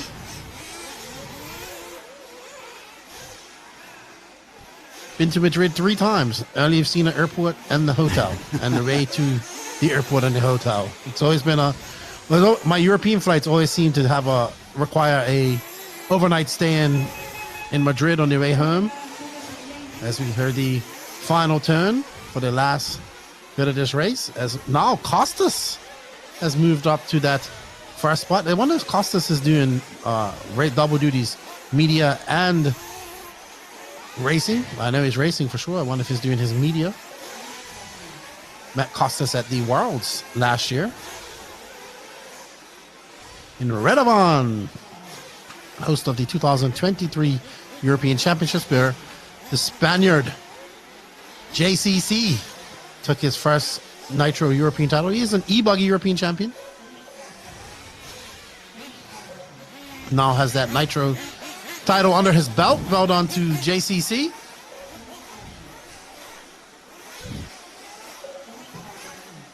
Oh, it's the colours. The colours are coming right out now. I must admit, this kind of shade, it's punching the colours, isn't it? Lovely. It's all bright and beautiful. What's the other camera look like? There we go. It's a bit dull. Yeah, it needs to liven up. Yeah, exactly. There's the other camera. These red shirts, marvellous. All right there, Kurt Robinson. I will see you Friday as well, dude. Oh, making your dates. At Epic. Kurt from New Zealand. Really? He's a professional. He is a professional wakeboarder. And Wow. he has a wakeboarding. He does wakeboarding. I believe he teaches it now in Florida. So he's not from the land of the thylacine. He's just above it. New Zealand's above Australia, right? Yeah. No, it's to the east. It's east. But the and New below, Zealanders have a actually. good cricket team. Yes, and a good rugby team. And they have a good sailing team too. They actually won the America's Cup for years. In Bermuda they won it recently. Wow, they had it a few years ago. Yeah, Hey, gotta show off. Gotta give Bermuda its props I when mean it Bermuda. gets. I mean, the New Zealand was showing off by being good at sailing.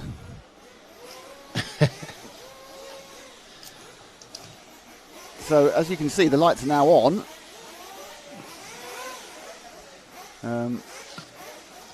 We've got one. I'm going to do the exciting and count the lighting poles because that's the sort of thing you do when you're trying to fill time. Okay, so there's 1, 2, 3, 4, 5, 6, 7, 8 lighting poles around the track, and then there's also big lights actually on the rostrum as well. 1, 2, 3, 4, 5, 6. So I think there's a minimum of 22 lights, 23 lights, 24 lights I've just seen. So there's 24 lights, 25 lights. There's 25 lights. I'm going to just say that, and if you're going to contradict me, you're going to have to come down here and prove it. It's getting quite pleasant out there. It's cooling down. It's still blooming hot in here. That is probably because I'm sitting behind a plethora of quite chunky equipment that's kicking out some heat, it has to be said. I've got 2 computers. I've got a sound desk. I've got a big old television. I've got some cleverly bits of kit which we don't want to talk about because they're special and make us be great, theoretically. Okay, so this is the Inter. This is Heat 1, is it? David Bales in the Inter. Yeah, Heat 1 of Nitro Buggy Intermediate class. Yeah, so 3 of these, and then we see the Superstar is back out again.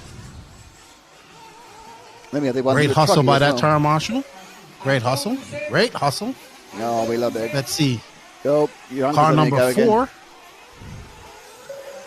Your uncle's having a right old row, he is. My uncle, Tio. He loves it. So there's 2 cars on camera here. Could be either of them we're following. I can't see the number of either of these 2 cars. Past that I believe that's car number 4. Oh, I think you're right as well. 4 in the lead. Front. No, he's not. Was in the lead. Oh, he's been marshalled. The laconic one-handed marshal there.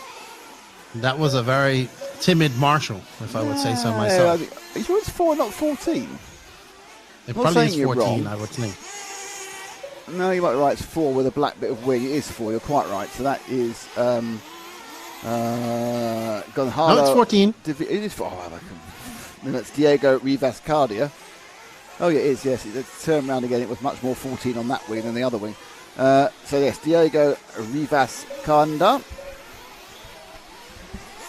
who is currently being scored in 7th. Gerd Pfeiffer, I've seen him at races before. I'm trying to think where he was at. He's done everything. Gerd's done. Gerd did some of the RCGP RC2s. He's done the Euros, all sorts of stuff. He's a regular in the major.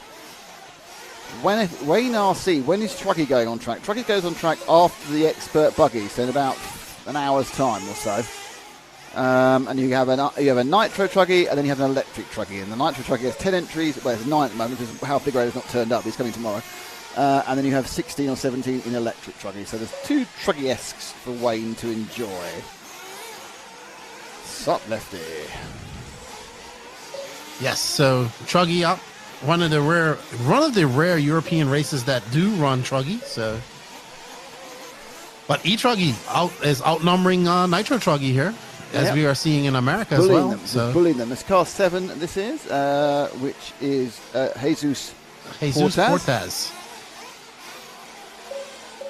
Ooh, I like his color scheme. Red, white, and grey. Oh, you like a bit of red, white, and grey. Flying over the top of the circuit there. You just turn left and come over the double. Brake hard. And a bit too hard, and then lost the rear end. And the car was very slappy in its angle. Through the door. But it looks like the track is cooling down, and it's just losing a little bit of the grip. So normally when it cools down, you pick up a bit of grip before you lose any. It just depends. I don't think we're getting a dew point here. I don't think we're anywhere near the dew point here. There just isn't enough humidity in the air, to be honest. Let's have a look at my not particularly accurate weather forecast, which does irritate me slightly sometimes. We have a request to follow 27. Okay. Number 2, which is Harold Senderov. We followed Harold before, so that's not too much of a problem. If we can find number 2, that'd be great. We found number 2? No, that's not 2. I'm starting with the dew point question. He just came across the loop. We're 6 degrees above the average for today's temperature. It's normally 24 this time of year. It's 30 today. There's not really wind. Sunset's just about to happen. Humidity is 37%, so it's very low. The dew point is 11 degrees. It's getting nowhere near the dew point, so we're not going to have the track's not going to get wet. It's a full moon as well tonight, so we have some werewolves racing later. We need to find car number 2. He's actually in the lead right now. So showing off. Yes. There we go. Excellent find there by go. Ash. For the multicoloured Harold Senderov. Where's Harold from? Whoever requested him. That's not good because he just clicked himself onto a marker, didn't he? Watch, he pings a marker out of the ground coming around here. Oh, actually, it's already out. He's just made it worse. There. So someone needs to bang that thing in as quickly as possible. We also saw a tire marshal on his phone. Well, big no. No turn marshal. No, you must not be on your phone. Ooh, it's an HB car. A rare sighting in Europe nowadays. I know, it's weird because obviously it was all based out of the middle of England for a long time. That's a saga to make a decent Netflix story. How HB went to pop and HPI. I know HPI's been rescued now, and oh god, yeah. I know HPI's been rescued now, being run by a Danish company. Did you see the saga about Hara and his car? Yeah, what? I did. His world's winning car? At the edge of that. He won obviously the car. He won the Worlds in 2008. I wasn't quite sure how he lost it in the first place and how it ended up on eBay. So if you know the whole story, please tell me now. So apparently, from what I'm told, because I was talking to Hara and I was talking to Ben and Zach, Ben Panic and Zach Ryan, who helped him get it back.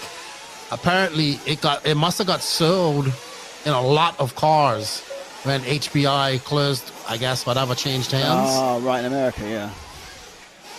And this gentleman got it, or somebody got it, and then he wanted like $4,000 to buy it, $4,800 on eBay. And Ben and Zach talked to the guy, got him talked on to like $2,900, I believe, and they did a GoFundMe for it, and it sold out in 4 hours. So That's cool. Mark Pavidis has it now. Well, Mark Pavidis picked it up from the guy because I believe he's in California. Sent it to Ben. Ben's going to Japan next on the 9th to deliver it to Hara. I know all this because Ben and Zach and I and Hara are all trying to plan a podcast together, and it's logistically impossible right now with them It's being quite a difficult time zone-wise, a complete. Right, and then I'm traveling quite a lot, so we're trying to get it where we can have everybody on at the same time. But yeah, Hara's gonna have his 2008 world's winning HB car, or as you guys in the UK say it, in Australia and ever, HB. An extra pronunciation of the Yeah. H. Well, that's a bit, and don't forget, we're correct because it's our language. It's called English. I had to teach Matt a word in Vegas. What word was that? He swore on it was not a word in English. Spry. Of course, spry's a word. He swore on spry was not a word. Then I had to Google him. Well, frankly, he's also wrong because spry also was the name for a spray, a cooking oil you could spray on things back in the 80s. But of course, Really? spry is something you would normally refer to someone like an old person if they're still mobile. He's very spry for his age. So there we are. Well done, Leslie. Right, That's well, all I can used the say. term. But then again, you are British anyway, so it's not. You're only speaking one British person teaching another British person. Well, I said that car is spry like a spider monkey, and it's like, spry is not a very word. I said, yes, good. it is. Liking spry like a spider. I'm still in that one. I might put the lights on actually to read this. We have got lights in this booth. They do have a very dodgy plug though, so if I suddenly stop, it's not because I'm not want to talking to you anymore, because I've been electrocuted by the plug. As always, there's only a couple of things I would say that Britain does better than anywhere else in Europe. I'm not particularly jingoistic, but the two things I'd say we do better is plugs, electrical plugs, and motorway junctions. And those are the two things we do better than anyone else in Europe. We have the best motorway junctions and the best plugs. And just about everything else is a bit, crap, to be honest. But those two things make me proud to be British. Motorway junctions and our plugs. There we go. Well, everybody needs to be proud of something. You're proud of your electrical plugs. It's a great design. Big and Safe bulky. and everything. Safe and everything else. But, yes, other than that, there is, yes. The UK is a basket case like so many other countries these days. Anyway, let's not get into that now. We're up for the second interheat to go on. We are now officially, one more heat after this. It's officially sunset in 15 seconds. So I've turned the lights on in the cabine, so I can actually read the heat listing I have.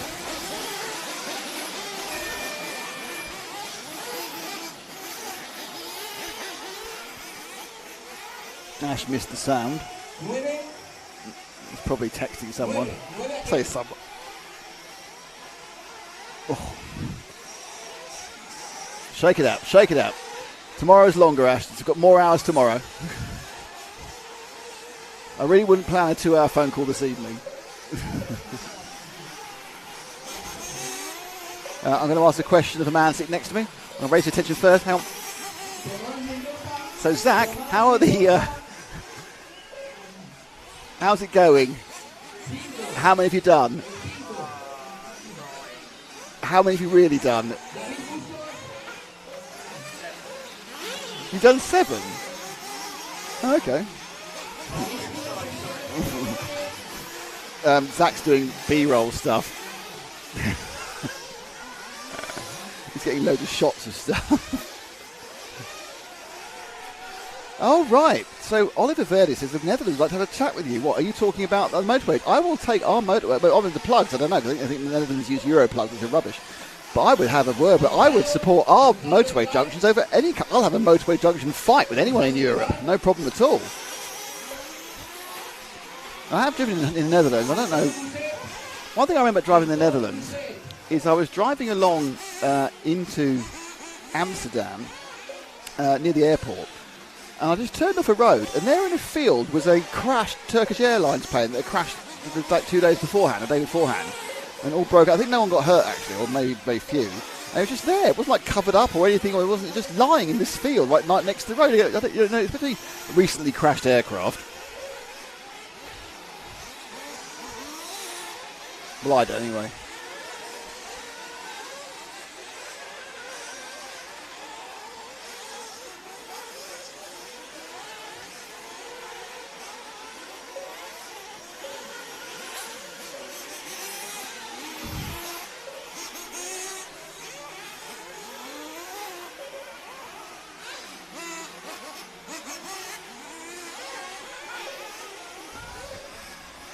Have you gone, Lefty? Have we lost you? Where's Lefty? On my own. I muted myself by mistake. No, I was worried then because I have no indication if the line's dropped, and I was thinking, going, "Oh God, he's gone! He's left me. I'm allergic. He's left me 2 hours to do." So also, we were on board with Nuno. Yeah, I'm having a motorway junction round, by the way. So you know, I heard your passionate plea about a Turkish airliner, which would have freaked me out too if I'd have came on no, it freaked me out. I was very surprised by that because because obviously anything like that happens in the UK and it's all covered up and you can't get anywhere near it and it's like 10,000 miles, you know. But honestly, it was just sitting there. I think with two policemen in a car quite near it, and that was it. I'm trying to figure out what number car we're on board with now. What, the leading car? Yes, car one, right 11. It's 11 or 1. Well, 11 would be Ruben Cervantes. It's 11, yeah. Okay. He's currently being scored down in 5th. Looks like a Mayako, I think. Is that a Mayako on the side? I can't see. It does look like the sticker from Mayako. Yeah, but just so everyone knows, we haven't got any information given to us by the organisers about chassis or anything else. Normally you do get a little bit, but we just have the name again, and the transponder number, which is useful if I was actually running a timing system. I could tell you exactly their transponders. Oh dear, their transponders were, but you know. But he's now moved up to 4th, Ruben. No, 3 minutes and 14 seconds left to go. Oh, you see? Yeah, that's a Mayako. I just saw the bottom of the chassis. And there we go. Dun, dun, dun, dun. Curse of the commentator. He's doing so well as well. Find someone else, Ash.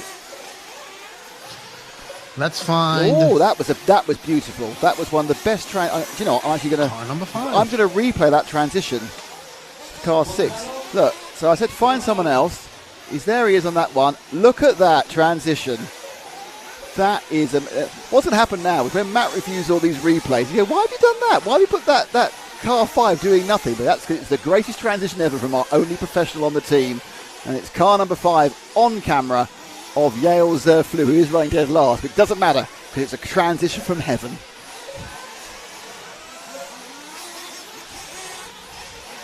Yeah, I've seen his name surface quite a few times in European racing as well. I want to say he's from. I think he's Israeli. I think Switzerland.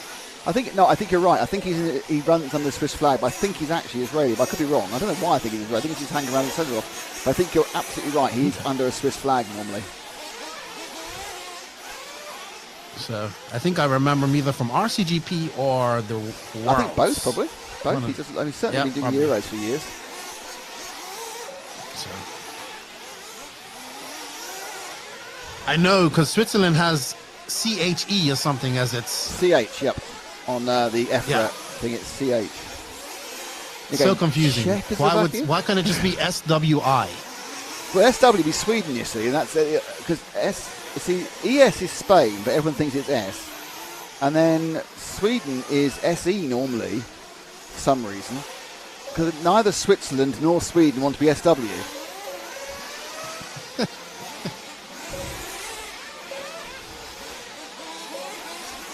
Perhaps Swaziland has SW.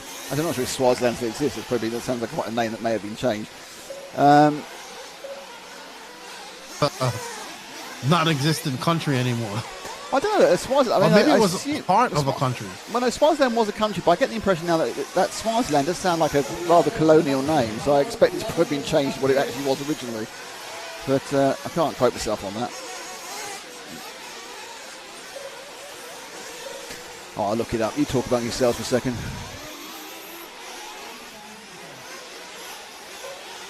Ezra, yeah, we got 27 seconds left. He has improved from 6 to 15. Do you know what Swaziland is called now? It's called Eswatini. Eswatini.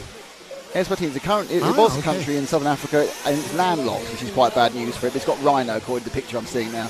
So it's Eswatini is what Swaziland was. There we are. Don't say you don't learn anything watching an RC broadcast. You've learned about spry people and Eswatini. That's just in the last half hour.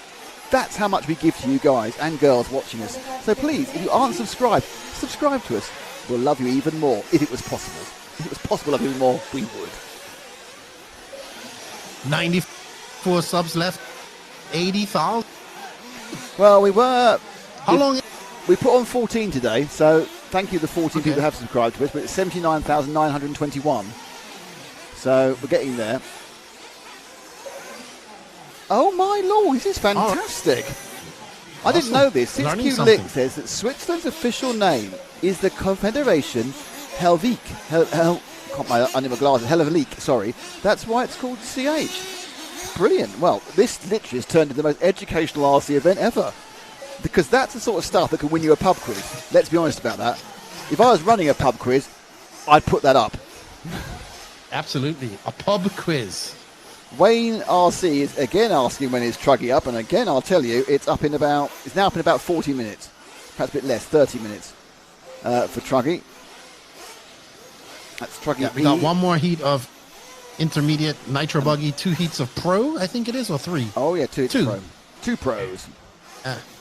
Then we go into Bruggy, as it's now called. Bruggy? Not Truggy. Hey, Bruggy.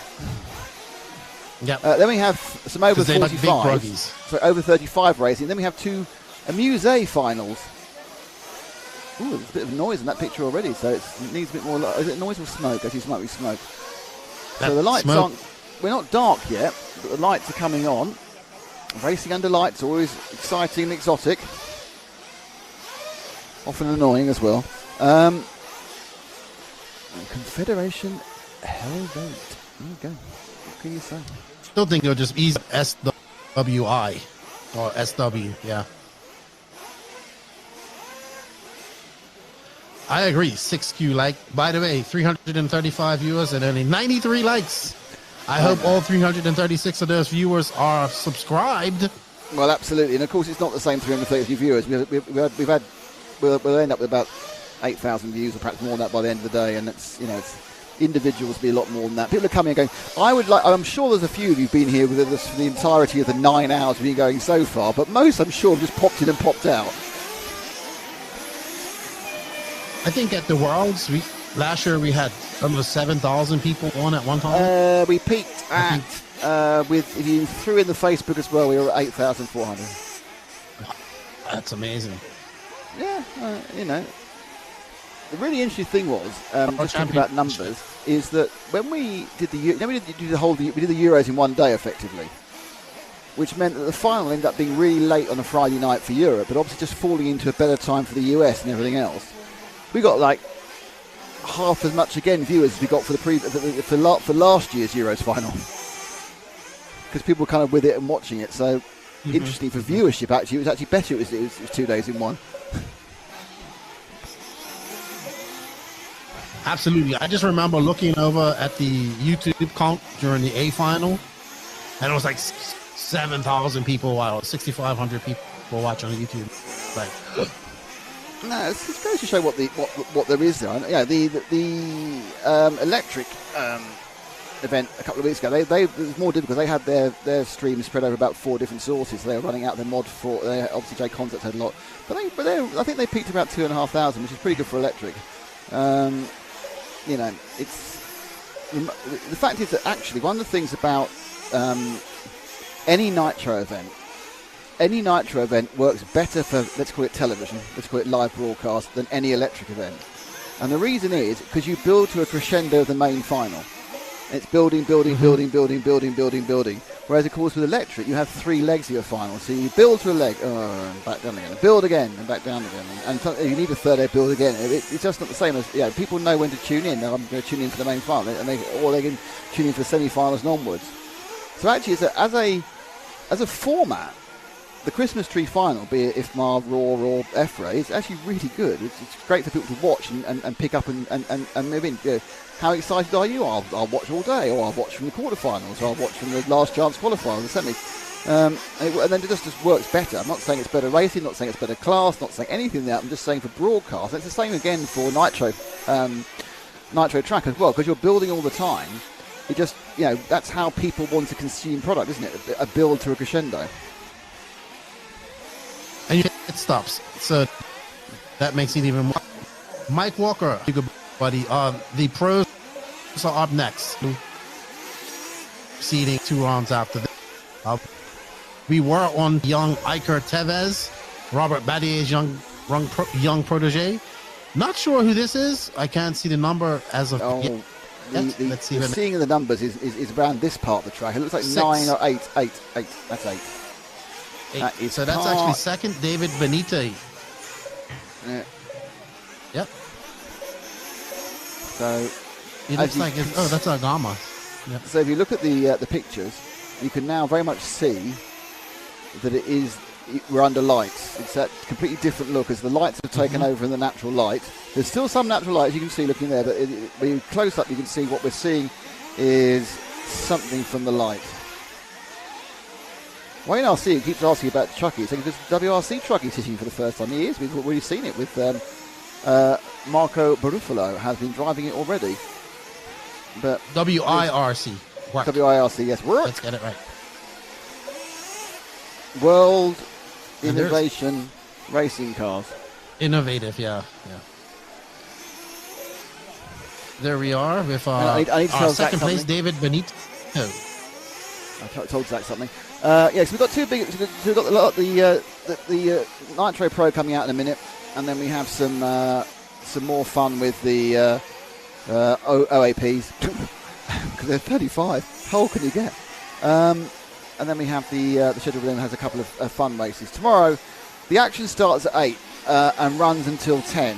So that's 40 and a half hours. I genuinely don't know if we're going to start at 8. I need to make a decision with the team about what can be physically done with a team of 3 in these temperatures. So I don't want people getting unwell. I do want to provide you with a service, but obviously we have to make sure everyone's looked after. My job is relatively easy, sitting down here and talking. It's even easier when Lefty joins me to talk with me. It becomes a pleasure. It's no longer having a chat with Lefty is a pleasure. Talking on my own sometimes is a little bit of an effort. I'm sure Lefty would agree on your own can be a bit of an effort sometimes. But the guys who are standing up doing the camera work, that's who we need to look after. So I'm not sure when we go on live. I will publish it this evening at the end of when we're going to turn up. But yeah, that's the absolutely. That's the thing. So let's find car number 2. We have there we are. Have you found them already? Yeah, I thought the Likes were running Agama. It looks like they're running. They were. But it looks like they're running their regular Agama. Well, no, not the N1. Not the N1. That's car number 2. Is that car number 2? No, that's car number. Oh man, that's difficult to see these numbers. We Wrong need colours. bigger numbers. Yeah, that's not 2. It's the wrong sort of. It says 12. You're close though. I get them wrong all the time as well. If you can see if you can see 2 at all, that'd be great. It's got no front shocks. Well, it has got. We can't see them. It'd be the N1, and this comes now the longest look for. I mean, it's just amazing how it's never the next car past. It's never the next car past. Ah, look at this. This is our professional cameraman. I think it's that blue. Yep. There we go. No obvious shock absorbers, though they have them, of course. They're laid down. And there is Eric Light in the 2 car.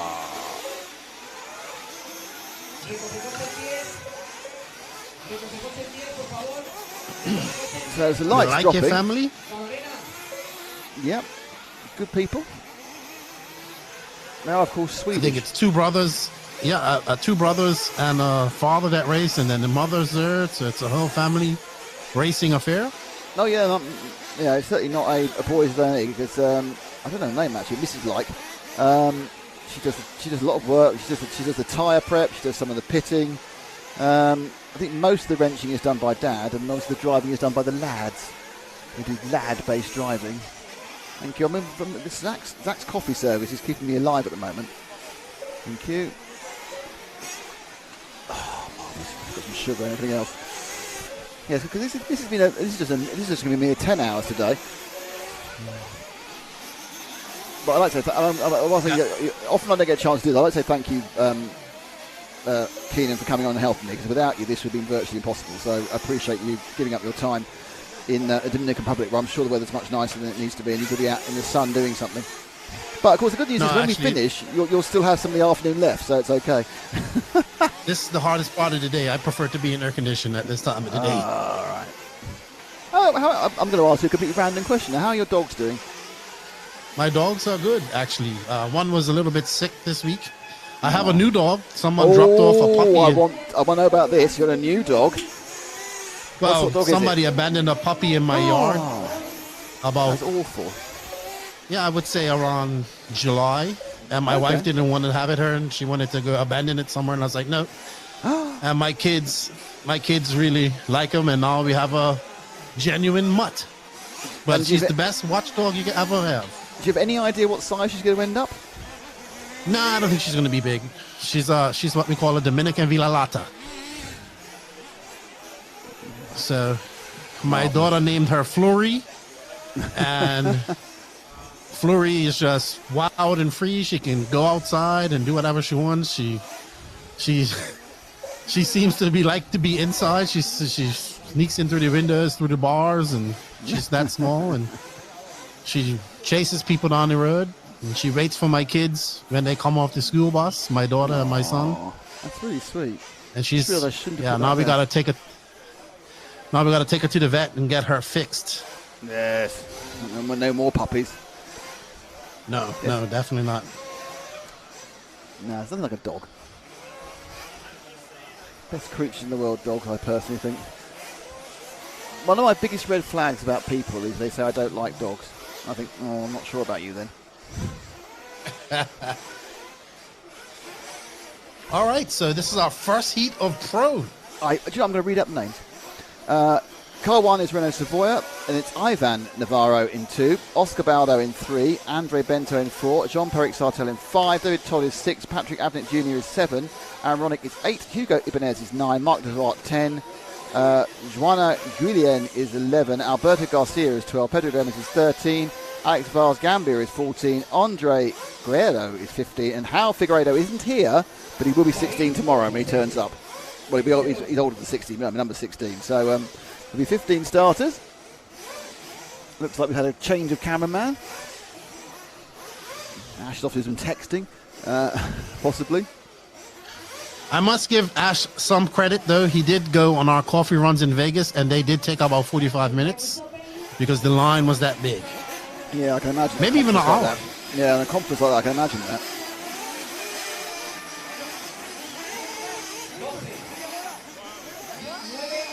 Alrighty then. So let's see who we got. Gene Perrick, is he like a cousin or brother of the Sartels, apparently? Has to be.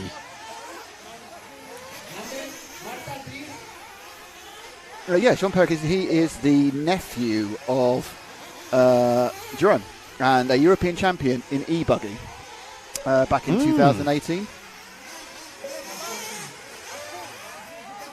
Okay.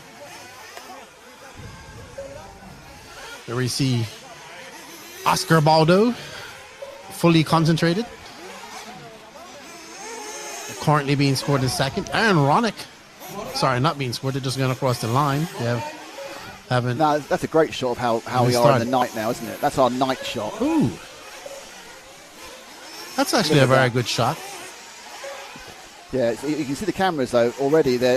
That camera is having a little bit. You see, there's a trail on the camera because it probably needs a bit of a white balance adjustment. But considering we're not going to do anything important in the night, I'm not going to bother with it. This is the kind of one-off night running for these guys. Let's see what we got on the camera, and it's this car here, and we have to pay. What car is that again? Up and over the top of the track. They look faster at night, don't they? Yeah, they do. I'm Cars look pretty sure faster that at looks night. like Oscar. No, let's see. Car number 7, I want to say. Ooh. Yep, car 7. Yep. That is Patrick Junior Ovenet. No, it's Patrick Avnet Jr. Ovenet.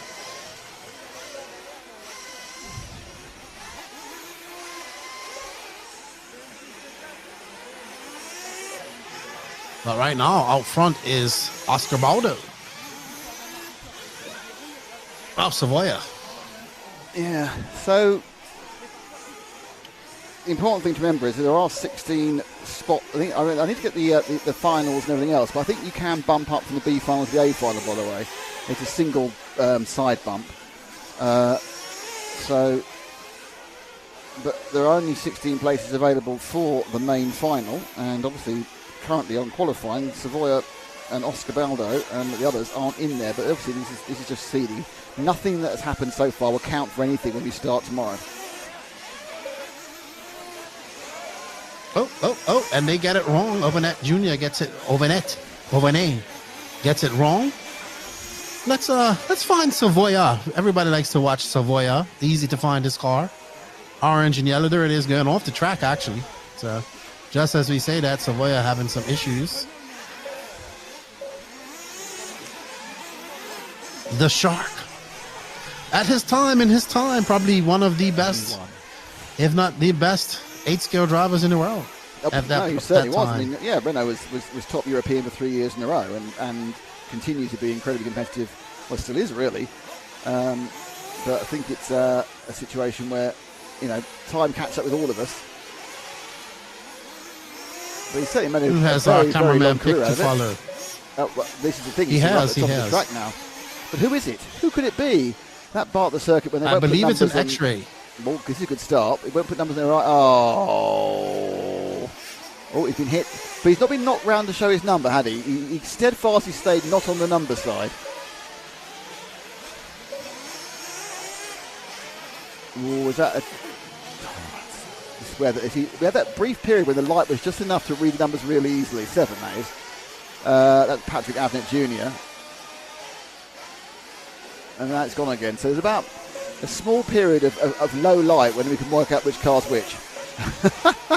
And that's it. We did follow the Shark, but he disappeared off. Yeah, the Shark's pretty easy. Orange wings on orange side dams on the wings, which I also love because it helps pick on a car. I think he ran off the track a minute ago. I was doing something else, and I lifted, and he would always run off the track. Yeah, but when we said to watch him, but he was back on. Okay. I'm not sure who we're following now, though. The same person before, Patrick Avnet Jr. Oh, is it him? Okay. Let's find Savoia, who's right behind him on the track. Well, in scoring. Sorry, behind Baldo. So find number 1 and Savoia. I think just going up to the back of the track there. Nope. Oh, there's Car two one, orangey, you're looking for yellowy yellow cars. and orange, Zach. Yellow and orange, car 1. That's the start, yellow and orange. So it could be one of 2 cars, but it might be the right one. It is the right one. There we are. Nice one, Savoia. The advantage occasionally being yellow and orange, even though I think it's a very uninspired colour scheme, is you can be picked up in low light situations. We are in now. Pretty much fully dark for the surrounding area, but we do have a little bit of light shining as well.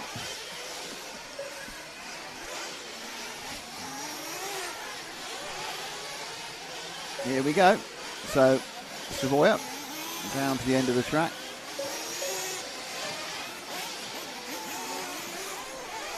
Savoia, as they would say that. in France. Give it a right flourish there, Lefty. Yes. Always good to have bright colours. So easy to pick up. Yeah, basically all during the day I was bored with yellow and orange, but now I love it. No one likes your fluorescent until it's dark, and then we love it. So just about come to the end of this one, 47 seconds to go. Is Oscar Baldo, there's 3 people who haven't started this one. Johan Guillen, Alberto Garcia, and Javier. I'm not sure about the other two where they have run before. There's no real requirement to run this race, and being run in the dark, it's relatively pointless. So you might think I'm not going to bother. You don't want the track time. Oh, and out and slid.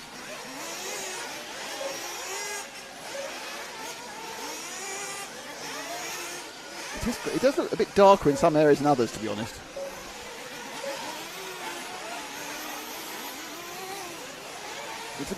Quite a few people are a long way behind, which makes me think they've been doing different things. They haven't been like actually going for it the whole time, knowing it's not a real counting one. Now, obviously, Baldo and Savoia have been going for it. So a 10-lap, Savoia goes across the line with an actual score in the 7:18. Oscar Baldo's going to follow him round.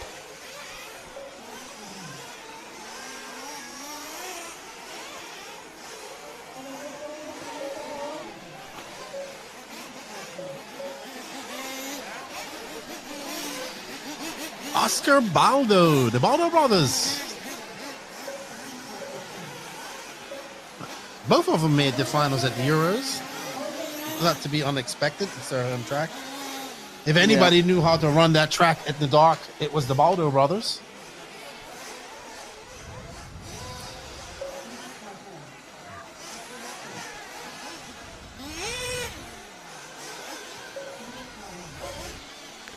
So just fiddling with stuff now, so we're going to hell. A hand cart.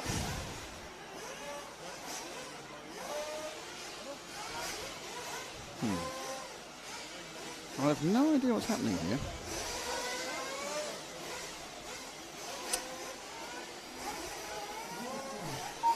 That's what's going on there. Right, so we've just reached the limit of the batteries for one thing, and we've changed the wrong ones.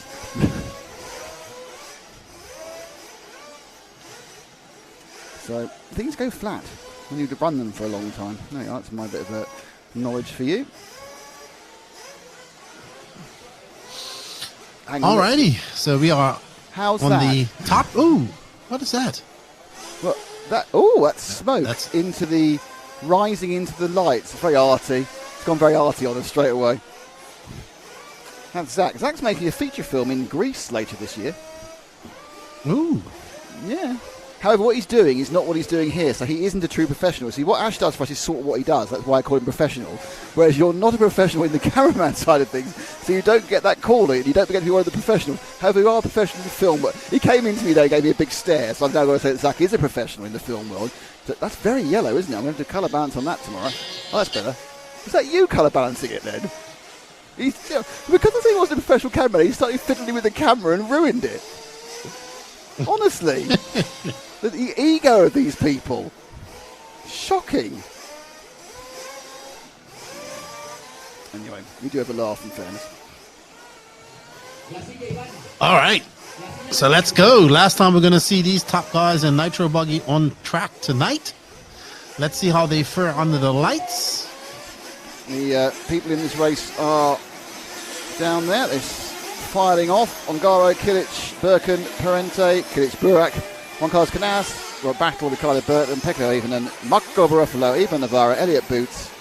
And then we have Jose Miguel Sanchez Martin, Brian Baldo, Jordan Lott, Adrian Parente, and Ricardo Montero are your 16 runners and riders. And we are with this particular yellow and red high definition machine.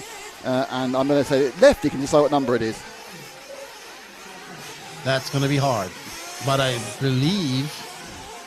I really wish they would run complete wing numbers. You know? I'm not sure why they're not weighing numbers on the right hand side. It is quite frustrating. So, no idea who this is. That's Brian Baldo. Is it? Okay, well done. Yes. Obligatory clear wing of X-ray. That's 13, is it?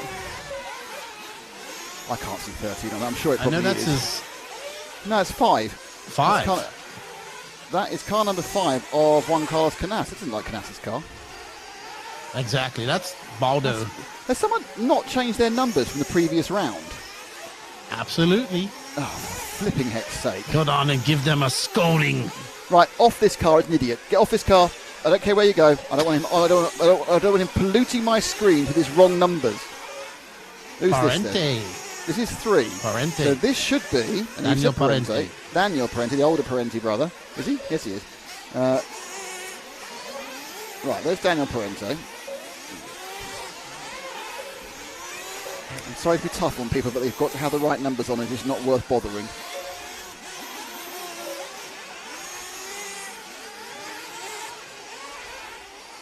Parente in that black, red, fluorescent orange and yellow body. 16, 17 years old, I believe. His brother's about 14. His brother looks quite... I think his brother looks younger than 14. Travis. Oh, we haven't had a replay for a while, so we'll have one now. Everything's looking fine here, up into one of the infield loops. Oh, yes, that's just short jumped it, and then the other side. Oh, I'm out in the fresh air, it's quite nice. Let's look for somebody else. Let's see who we can have. Who do you think the fans want to see? I want to see Robert Battier. That's who I want to see. I want to see Bobby. Number 6. Bobby Battier, number 6. That's he'd be in a red car, but interestingly, when you actually get out and look out the windows, I'm looking at now, all the colour gets washed out. Visually, the camera's picking up, but I'm looking at it and it's just very washed out cameras. Colour-wise, I think he's coming, to be honest. I think he's the next one. There we go. There he is. There's Bobby Battier in the red machine. Pretty average weight of half a lap to find a blooming person before it actually turns up. Running in, scored in second actually. That's unpredicted rather than actual. They're normally quite similar, but they can get wildly out sometimes an accident the previous lap. There's Ongara from Battle from Kilic in predicted at the moment, and they're about 10 seconds faster than the previous round, which isn't massively surprising.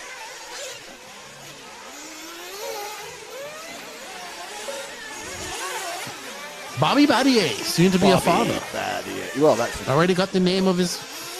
You know why he has that? Nils, Nils. Really? Okay, cool. Yep. But, you know why he got this name Bobby, right? Where's Robert? Bobby is short for Robert. Right, but we call him, that's his alter ego. We call him Bobby Smash. Yes, okay. It's a bit rude. Okay, that's enough Bobby Battier action. He goes up there and tests the limits. Who's coming over next? Someone just restarted. That's Boots, I think. Yeah, Boots has been off the track for a while, and he's obviously taking this a test session. Where are we now? We on anybody? Following Boots. White car, there we go. White car going just there. That's Ongaro. You can't fail with a bit of Ongaro action. The double world champion. The man has been world champion for 6 years. What more could you want than the reigning world champion? And of course, one of our most recent, but not our most recent world champion. That was Taylor Sontag. I think a lot of people in Europe actually thought his first name was Tater. Not realising it's a nickname, it's actually Michael. But we're going, I think it's Tater, isn't it? No, it's a nickname. I think it's short for Tater Tot. I think what it's kind of like, the whole thing was like, people, because there's so many crazy, there are so many crazy names in America now. You look at the NFL and these names are all completely made up. Well, all names are made up, but they're even more made up. You kind of, perhaps someone did call their child Tater, who knows? Yeah, I think it's short for Tater Tot. He is our most recent world champion, four-wheel drive world champion. But this man here, David Ongaro, has won 2 world championships in just over a year and a couple of weeks. In fact, he may have won exactly a year, won 2 in a year. The absolutely premier off-road world championship in Spain this time last year, or just a bit earlier this time last year, and then of course the 2-wheel drive, which many people seem to think it's hard to find. I think people seem to think the 2-wheel drive is slightly more prestigious than the 4-wheel drive. I think it's pretty even in electric off-road. I think it's a bit of snobbery about 2 and 4-wheel drive, but apart from that, and you see the blaze of light as they go past the rostrum. It's very well lit, the rostrum, and these areas here which are a bit less well lit, but still pretty good. I mean, it's a pretty good level consistency of light. As you can see, the camera isn't lying too much. This is pretty much what it looks like. Just the camera is getting a bit more colour than your eyes will get.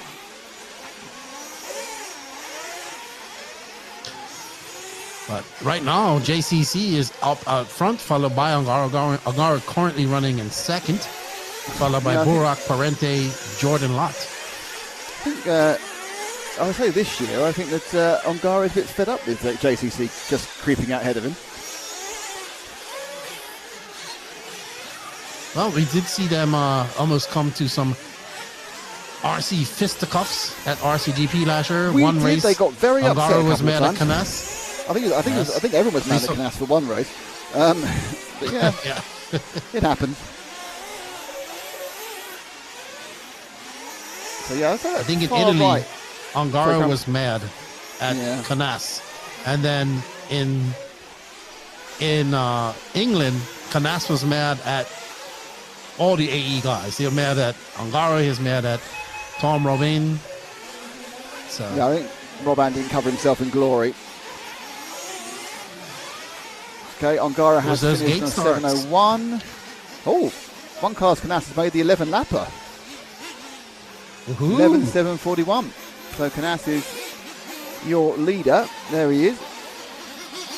I think he may have not known that. I think he may have pulled in. I think Canas made the time. Yes, Canas has made the 11 lap, didn't realise and pulled in. So he's actually going to get a 10:6:59. Again, this doesn't matter. This is not counting for anything.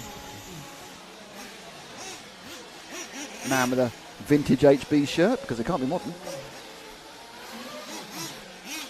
And there they all go. I think Barufalo will stay up there and just change his model number, because I think he's about to do a bit of Truggy action. I think that's Oscar Navarro, to be honest. The HB driver. Light shining into the hairpin camera. We are now going for Nitro Truggy. Nitro Truggy, everybody. Exciting.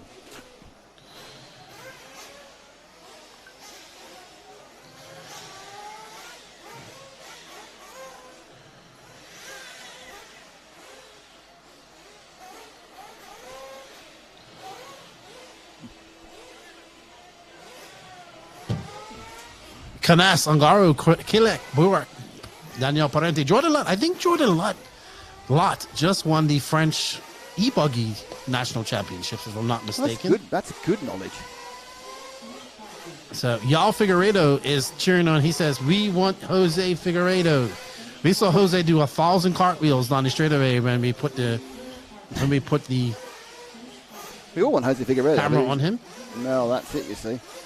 It's 10 cars at the moment. Elliot Boots, Marco Barufaro, Plamen Petrov, Nathan Chudi, or Chudi Nathan actually, Stefano Zanelli, David Bales, Vladimir Santos, Laurent Lemian, Bastien Weishart and Jose Figueiredo. And there is, it has to be said, quite a wide spread of pace within this one.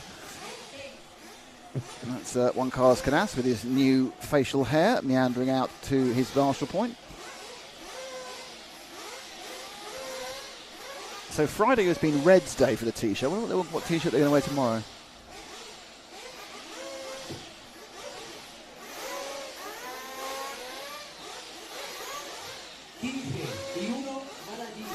I do like the style of the Reds T-shirts, though. It looks very good. No, they are. I was thinking that myself. That's a good RC T-shirt. It's like, yep, look at me. We are doing our Reds thing. There go the Truggies. Right, someone desperately wants to see car number 2. It's the first sign of the WIRC, formerly WRC, Truggy, and that's with Marco Barufalo, who I've known, who's now on his 3rd chassis since I've spoken to him. And I think that's it. You're absolutely right. Straight with the one-can white body shell. Car number 2, Marco Barufalo with the new WIRC name change due to, I'm sure, trademark clash with our friends at Rallying. This one isn't counting, which is as well, really. Has Marco's got the wrong number on above? Oh, I don't know. That is Marco, isn't it? He's got 2 on one side and he's got 5 on the other. Yeah. That's just how Marco does things. So it's car 25, but that is him, despite the... right, so now... Oh, no, that's not right. That was way too early. We will find your dad, all-white Truggy. Is he running your Truggy, y'all? Jose Figueiredo. 5-2, but this actually is, of course, the it's 5 on that side and 2 on the other side. I mean, honestly, someone needs to talk about stickers. This isn't the 5. That's not the 5, is it? The Zanelli. Have we got this wrong? This is actually Zanelli's truck. I'm just wondering if we got this actually up the Swanee. I think we've got this. I mean, it looks like I think they're we going might have got fast this enough to beat wrong. Barufalo. Yeah, I was thinking that. But I don't think he's going to cross the line at the right time. And I think it's Zanelli is. Right, that's the That wrong might car. be, right, okay, stop that again. might be Stop. Jose. No, it wasn't. That was Zanelli. We need to find Barufalo, car number 2. He's getting towards the end of the lap now. So there's 2 cars. Look who's finished the lap. Car number 2. I believe that's Marco right there. Take the red car. That car that just crashed at the top of the track, is that him? I believe so. Yep. That white car that just crashed. No, wait. There. That might be him. Might not. That's him. There's 2. Yes, got there in the end. It's got a purple wing. Purple wing. Get a free song out of that. I think we were following Jose Figueiredo for that time, thinking it was Marco. No, we were following Zanninelli, who was car number 5. So we were just confused by the numbers and the darkness and the fact we've been doing this for 412 hours. But what it does do, it gave a chance for everyone who was watching the stream to shout at us, going, "You are being so ridiculously dumb, people." That's Boots right in front of Madman Marco Barufalo. No, and realistically, it's between those 2, I think. Yeah. I'll have a bit so early Boots warning scrapette now. So the red and white S-Works of Elliot Boots. And look at that wheelie. No, he's back again. Oh, look, Zach's trying to do a bit of early competitive camera work. I think we might want to film the driver stand directly after this race. I don't care. It's Truggy. I don't like. Of course, the contest might have you win a Truggy race, you get all the money. Okay, then. I want all the money now. Give me all the money. Even the money I haven't got, I want all of it. So that is the WIRC, the world. I don't know what did WIRC used to stand for. Innovative World Racing Car. Yeah, now it's World Innovative Racing Car. Yes. There you go. So you learn something new every day. That's what I've learned today. The MQ, Madman Marco Barufalo, out there getting some truggy practice for his trip to America. Been signed up by, dropped by, well, not Left Techno, signed up for WIRC. It's all going well.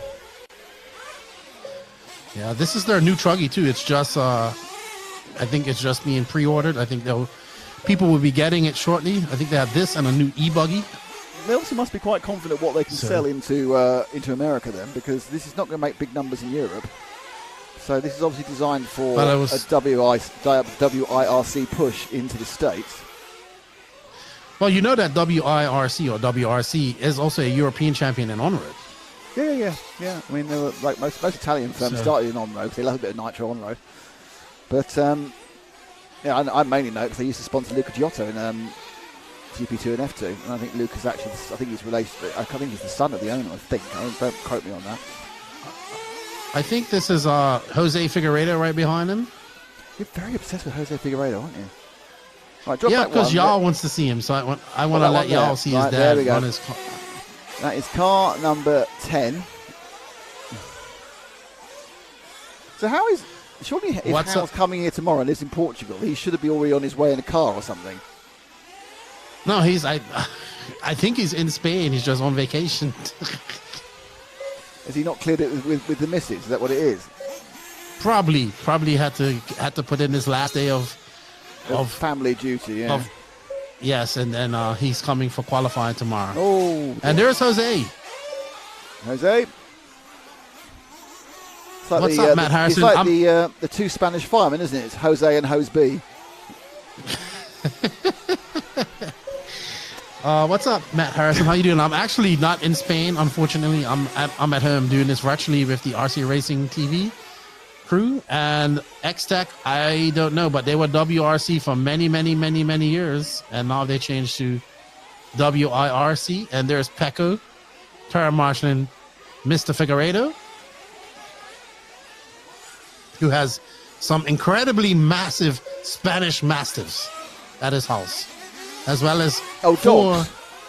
Yes, he has Right. 3 giant Spanish Mastiffs. I mean, I Wow. was just at his house, and then this big giant of a dog just comes up and brushes up against me. Very friendly.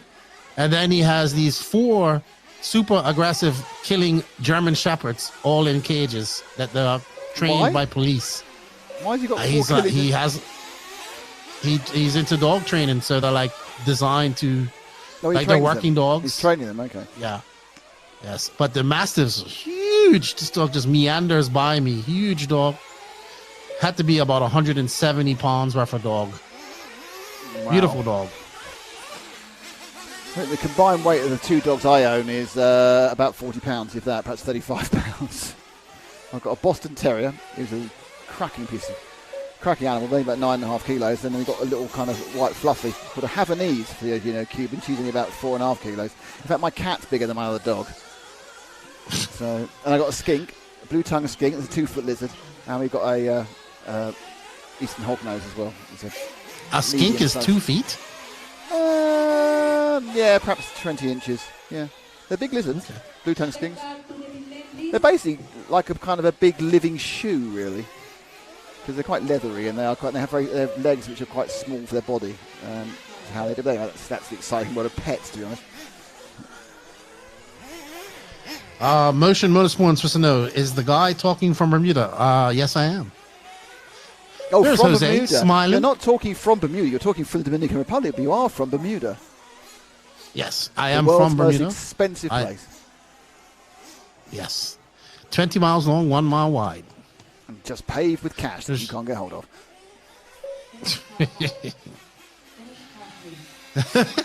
He just looked at the camera like, I'm on camera? Oh, I I'm on am a camera. star. Look at me. Okay, this is E-Truggy, and they've got themselves with their headset. They can just shout. Oh, motion. You can hear, Yeah, he must be you can hear- Bermudian as well. I can hear Bermuda accent. I say, but that's obviously a really interesting. I would never pick up that your accent's Bermudian. It just sounds kind of like Mid-Atlantic, really, to me. Well, that's obviously where the Bermuda is, but I'm also not talking in my full accent either. really, do you go full twang, do you? Yeah, it would be a little too fast. But he must be from Bermuda as well, because I just saw him how he wrote. I can see an immediate problem with the cars beneath us, and there's 2 number 12s.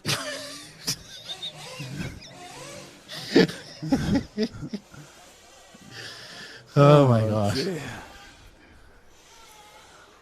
There we go, number 12A, and keep going for number 12B. 12 and 12. So one of those is Gilles Marubi, but who knows who it is? Who knows? All we know is it's E-Bruggies E-Bruggy. for the win. E-Bruggy. I love you, my Bruggy. E-Bruggy for the win. Yeah. E-Bruggy doesn't pay the bills. It might pay like a small amount of the electric. Motion Motorsports. Where are you from? You must be Bermudian as well. Let me check out your YouTube channel. The track is open.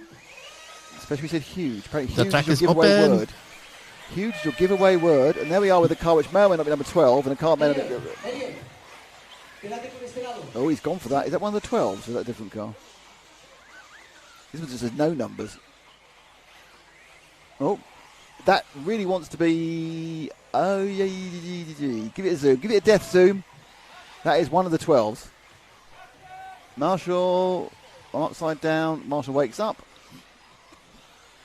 Flips him over. Off he goes. And he may or may not be number 12. This is exciting, isn't it? This kind of 12 roulette is kind of making the evening. So car number 12, when he goes across the line, will it be this car number 12 or a different car number 12? He is from Pembroke, which is where the capital city of Bermuda is. So check this, in Bermuda we have Hamilton City, which is the capital, and we have a parish called Hamilton as well. Wow.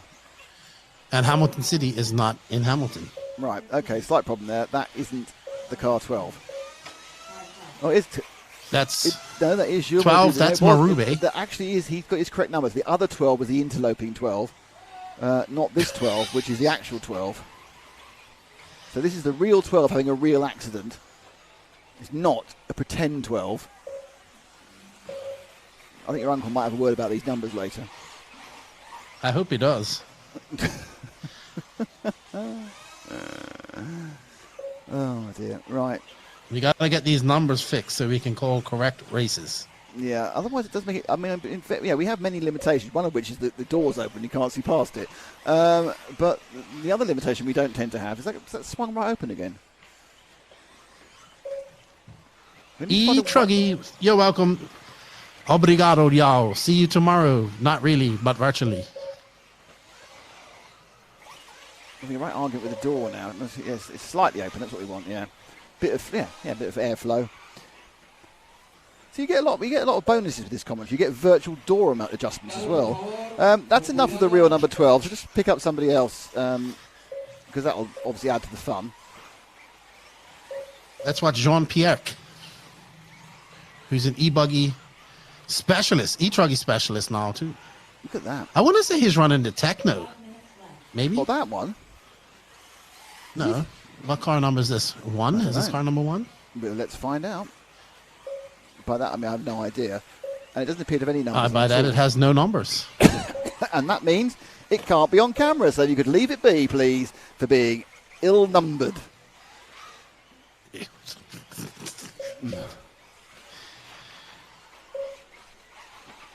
Nope, they've got purple car. Purple car.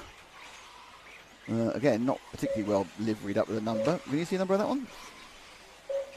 No, I missed it. The light got in my eyes. I think it's got such a big shock tower. The shock tower is occluding the number which is on the windscreen. I can see myself falling out with these truggies very quickly, actually. The sheen from the lights is making it very hard to see the numbers. Yeah, I would agree with that. It's a car. 4, I want to say. We'll say 4, because who's going to correct us with anyone's ear? It was car 4. It'd be Alexander Blanca Dominguez, but I don't think it is. That's not where this guy is in the track. I don't know. It is very hard to see the numbers.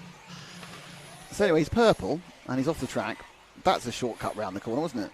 Just went out the inside of it. So what I'm going to do is I'm watching this. I'm going to see if when a car goes over the line, who it might be. It's very exciting. This. It's like it'd be quite nice if he gapped the guy ahead of him a bit more. Yep, he's in a nice open area. Okay, let's see who pings the thing next. It's Morgan Mazur, the number 10 car. There you go. He wins. I bet we're all happy to find that out. And then Morgan does a little celebratory spin because we know who he is. So Jean-Pierre Sartel is about half a lap ahead. Only my tip for victory in this particular class. Oh dear, that's not where you want to be. Nice death 15 there, car number 15. This is the thing that we teach our cameramen very early on in RC racing. Is that when the car goes over, and the most important thing you have to get is when it's upside down, you have to do a death zoom. So you just zoom into the dead car. That's the death zoom. That's the RC Racing TV way. Good night, Mrs. Ivanin. Have a good night. See you tomorrow. I'm sure you'll be in here watching Pecco. That car still hasn't got numbers on. Right, none of these two. Don't want either of these two. Let them go. Oh, gone with the black car. Exciting black car. What a great pass by that orangey reddish car. Also, once again, numbers nowhere to be seen on the black car. I think he's got them in his nose, but I don't know for sure. Is it on the wing? He has got a number on the wing. I can't read it. And there's one on the window as well. It's just very hard to see. I can't read anything here. They're going too fast. They need a wing. They need a number on the other side. Like we can read the other side much easier than that side. Is that 14?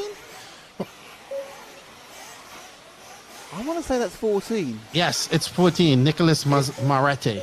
There we go. You see, between us, we managed to find out who it was. Don't they know they need numbers on both sides of the wing, or they're going to be off balance? Weight distribution. Very good point, that. They're obviously missing a trick there. Frankly shocked, to be honest. Is that Nitro? Is 35 plus Nitro up next? Yeah, we've got 2 of those, or 3 of those. I can't remember how many it is now. We've got 2 of those, and an E-buggy. Impressive landing. And then that's it. And then we've got the fun finals after that, with the emphasis on the word fun. You having fun yet? Yes, I am.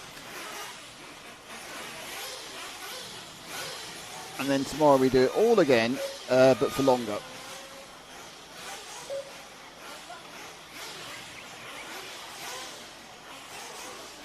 Guys are getting very aggressive here in the one heat of E-Truggy. E-buggy Motion Motorsports from Pembroke. What's your YouTube channel? I'm going to check. Is that a YouTube channel or just your... Well, normally your name has a channel attached, doesn't it? You know, some people just have... I mean, it looks like he has a channel. Oh, look at that. Look at Well that. Impressive. Done. Straight on the camera. Replay? Do you have a replay? Do you have a replay? I've got a replay. I'm not an amateur. This is my first rodeo. Had an overtaking act. He spooked the other guy we were with for a double crash. Double crash. And yes, our man was stuck under the barriers. It's out now. Well, that was excellent. Double crash. We can't ask for more than that. I mean, don't forget, we can have a bit of a laugh here because this isn't counting on it. No one's losing anything. This is just practice. So it's no one's having a disaster. No one's losing their time because there's no time to lose.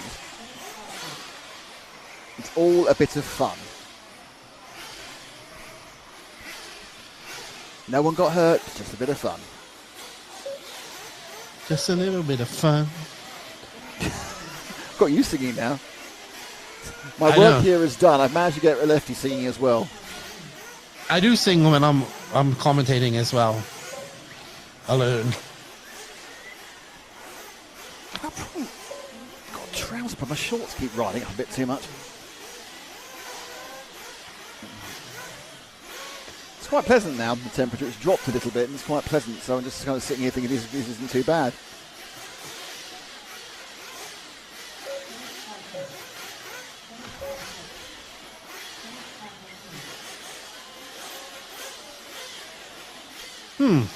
There's some rumors going around that Ongaro might be running a different new engine. Ooh. Interesting. Yeah.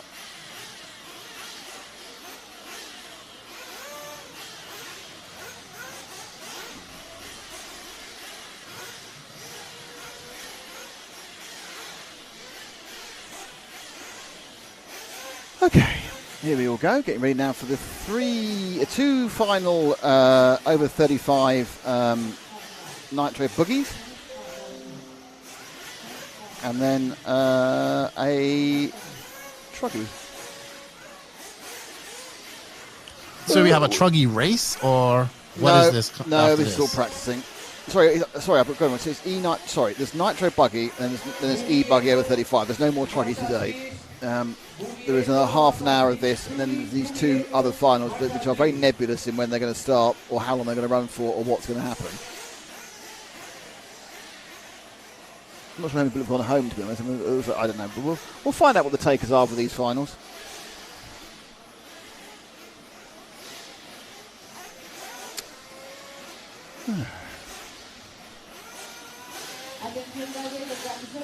Oh, your uncle's got some notes there.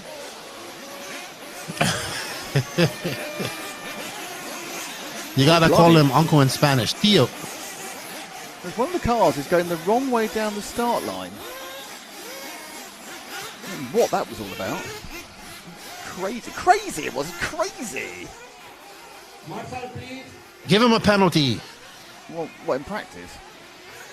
Yeah. That's smoke rising. That's smoke all rising across the cat. Amazing. No, okay. This is normal for night racing. Yeah. We don't get too much night racing. Dust and smoke. There's not much night racing. No, I know. In fact, I think that Euro event, obviously apart from the entirely indoor event, which wasn't really night at the Neo, but I think that Euro final was the first time we've done night racing. I'd been to night racing in Europe. This is the second time, so twice in 2 or 3 weeks is quite impressive. But obviously it's something that's absolutely standard in the good old US of A. Number 8.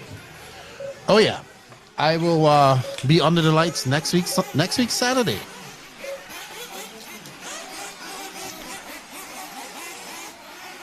Uh-oh. No, that's not good. That's not working. We have a dead It's not Kyosho. clean, though, and it's got no numbers, so he deserves it. Sorry.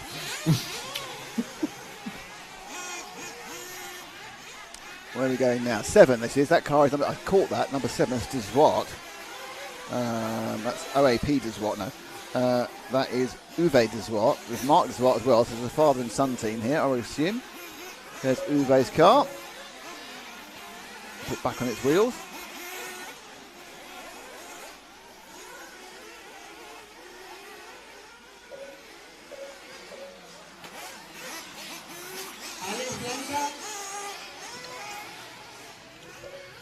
Alex Blanca. Who's that? Yeah, it might be the Marshall, actually.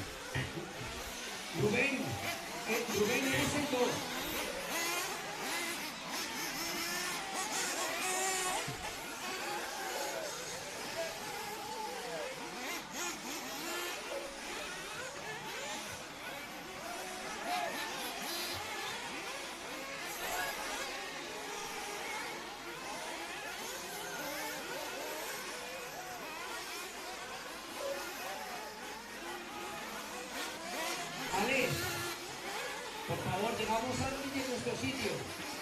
Llegamos antes en nuestro sitio.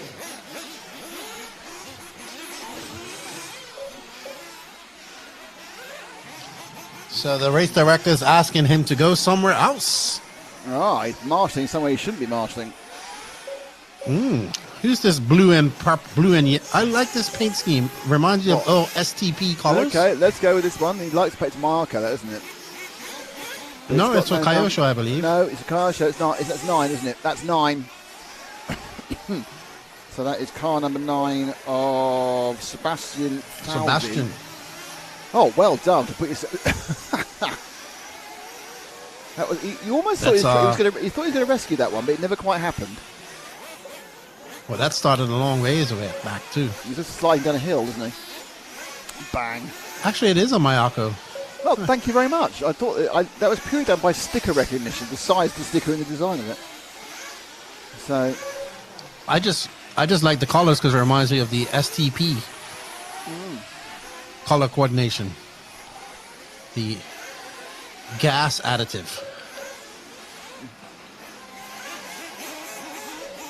which I don't even know even if it exists anymore. yep, you still buy it, still get it. Still things sponsored by STP. It's a petrol additive, anything else. They'll sell anything to anybody. You know, an octane booster, or whatever they want to call it now. Oh, he's Ash left and then came back.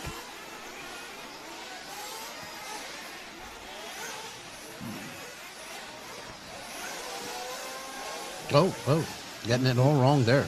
Nope. Not a good showing for the STP colored theme buggy. Oh, and they got a clippage of the wing there. Should we leave Hello, this poor man boss, alone tuning and in find from the somebody else? Netherlands. Hello there. Oh, look at this. Where's he going to go? He's going with the... No. What car's he going with? Oh, look at that. Switch across to the Mauve machine. It has got numbers. It is number 2. It's our leader. It's Laurent Hugenek. There you go. I think JQ's up next. X-Tech. Hello, He is. boss. How you doing? Tuning in from the Netherlands. Shooting in from the nether regions. Hello, Baz Reiter. Maybe boss will know about your Turkish airline plane that went on in Netherlands. I'm not saying it was Turkish. From memory, it's Turkish Airlines. It was a long time ago. Like, I don't know, possibly even 10 years ago. I can't remember precisely. I think it was Turkish Airlines. It crashed. It just landed in the field like before the start of Schiphol Airport.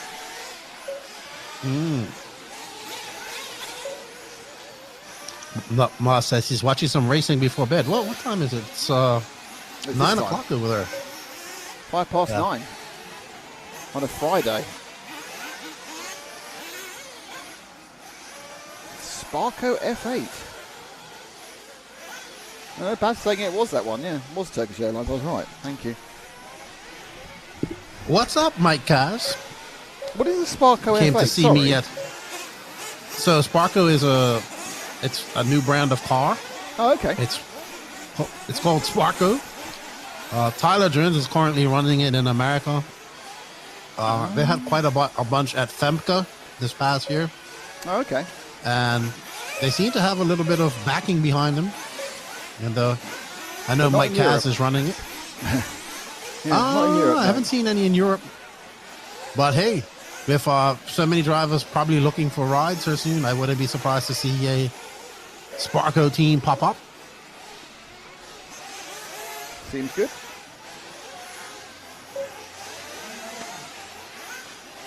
Very shiny, that one. This is Kyosho too. It's really shining under the lights really well.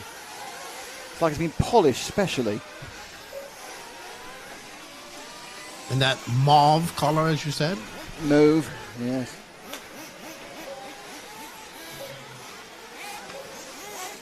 Boss says, with a baby boy, you get all your sleep you can get. I actually go to sleep before my daughter, so she stays up watching her iPad. I just leave her alone. How old is she? 31. 4. Oh, blimey. Okay. How old's your lad? Going 5 her next month.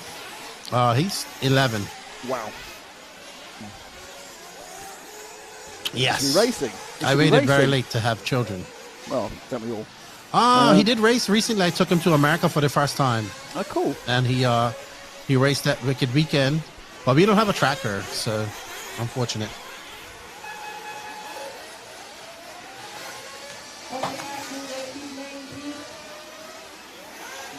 This one is now just doing the closing lap. Need to finish these laps they're on. A couple of them got another lap to go after this actually, but most of them just finishing the lap they're on.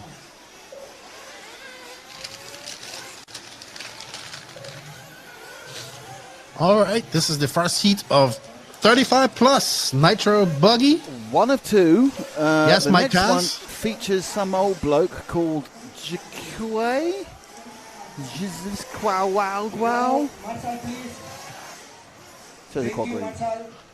Oh, I have the moon. I have many names for JQ. It's the full moon, but it's not. It's not quite. You'd have to make all sorts of camera adjustments to get it to show properly. Because actually, as I'm looking at the full moon, it's marvellous. You can see all the Sea of Tranquility and all that sort of stuff. You could probably see the moon landings, and they did happen. If you're looking for it, but it's a full moon. Oh, hang on, there's a werewolf, and there's another one. Oh, we're being over on my werewolves. With the downside to the full moon. Hello to Khalid Ben Hamoud. How you doing? Yeah, fun layout by Miguelo Mike Cass. He's done a very good job, and as he always does. Let's see how Joseph Boom Shaka Wow Wow is doing in the next heat. Before we see how he's doing, shall we hear from the man himself, with Invisible Speed are sponsoring this entire event? Stop scrolling, you nerd. Learn something new with Invisible Speed. Are you the driver of this car? Yes, sir. Why? You just won a free alignment. I had my car touched by JQ, and now I don't feel safe. I can say that he did improve his time 10 seconds and his best lap. Last question. Would you recommend the Invisible Speed course? Yeah, for sure. Spend your money. Good spend.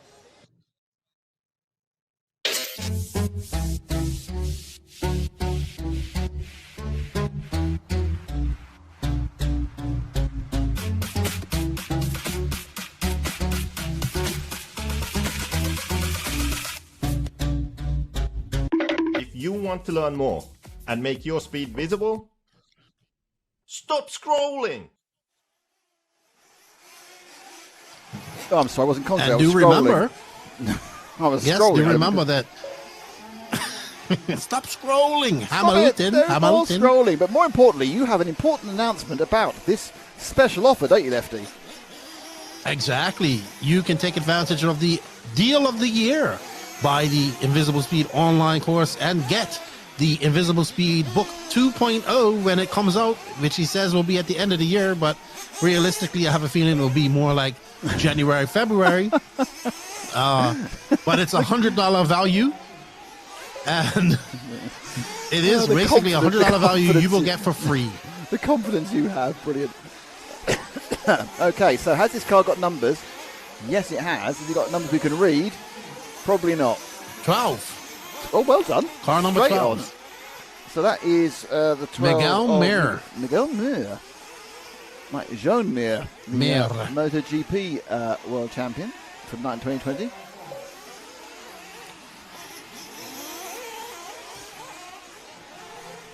With that fluorescent pink and blue paint job. Oh, boy. Where is JQ? Late he's as usual. Currently running third. But actually, it's not really, it's just sort of one lap because they just count the first laps at the moment.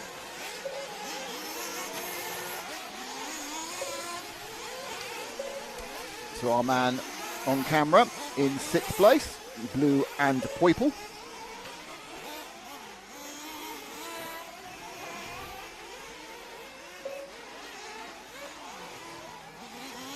Oh, Mr. Mayor, he gets it wrong. Yeah, got it Just wrong. Clips the rear end on that jump right there and goes for a ride. Goes for another ride And it now. goes from bad to worse for him. Sort of dived below the sponsorship line there, so we couldn't really see that one again. Oh, yeah. I wonder, what time do things close in Spain there? Is it, We're very lucky. McDonald's isn't shut till I thought 2 they a.m. McDonald's open till but like 2 regular a.m. restaurants and stuff? About midnight, but we'll be going to I McDonald's, thought- so it's fine. Okay. I'm sure Ash will approve. I need to have a very brief chat with Zach, so if you can talk about the cars on the screen, that'd be marvellous, Leslie. Oh, all right. Well, Ash, let's find Mr. JQ because everybody wants to watch him. If you don't know what JQ's car looks like, actually, there might be. Is that JQ? Nope. Baz is it? No, I already read your mind, Baz. We will find JQ. There's JQ.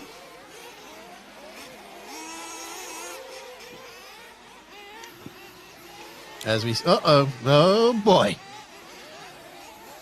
JQ, great idea, bad on execution.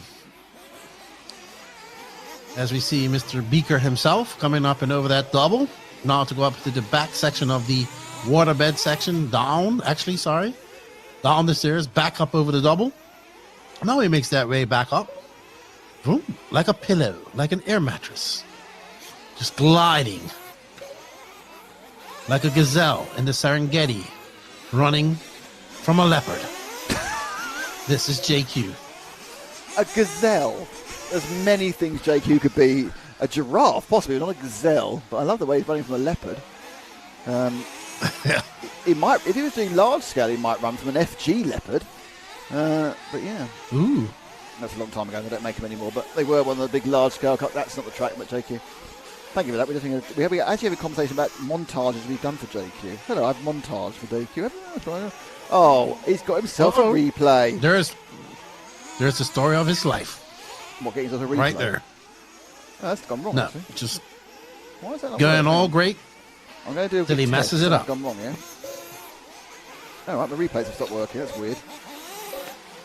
Uh-oh. Matt won't be happy about that. Well, no one will be happy about that. Because mainly I'm confused why it's happened. Anything else working?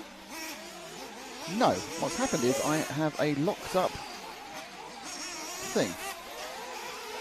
Yeah. Talk about yourself a moment, Lefty. So there JQ goes up. He's now scored in second. He's behind Joel Sars. After that accident, JQ just getting it all wrong. That was he's about 1.1 seconds back. That was a 56-second lap for JQ. So he's like almost 10 seconds slower on that one lap. So let's see if he can mentally get back into this with 1 minute and 58 seconds left. As you see JQ going up back over the waterbed section. As he comes around across the loop here shortly, he's going to have some lap traffic in front of him. Much better lap for JQ. David Benito is now in second for 6.5. So there's a 44.9 for JQ. So great lap by him. Obviously, I think JQ should win this race. If he doesn't, then he should give up entirely. But don't forget to check out the Invisible Speed online course. And you get that $100 value of the Invisible Speed 2.0 book, which will be improved from the original book. As we see JQ kind of not, oh good lord, he just gets it all wrong after going on in that hole. So Got to put his head down and just clock off some good laps here with 1 minute and 4 seconds left to go. So you see JQ around that 180 up over the double. Nice jump right there. I really like that jump. And a little bit of a chicane before we come into the straightaway. Nice long double that sends you low and long. Yep, Marshall was on the phone earlier too, Mike Kaz. I caught that. So that drops JQ back to second. That was almost 3/10 of a second back of Joel Soares.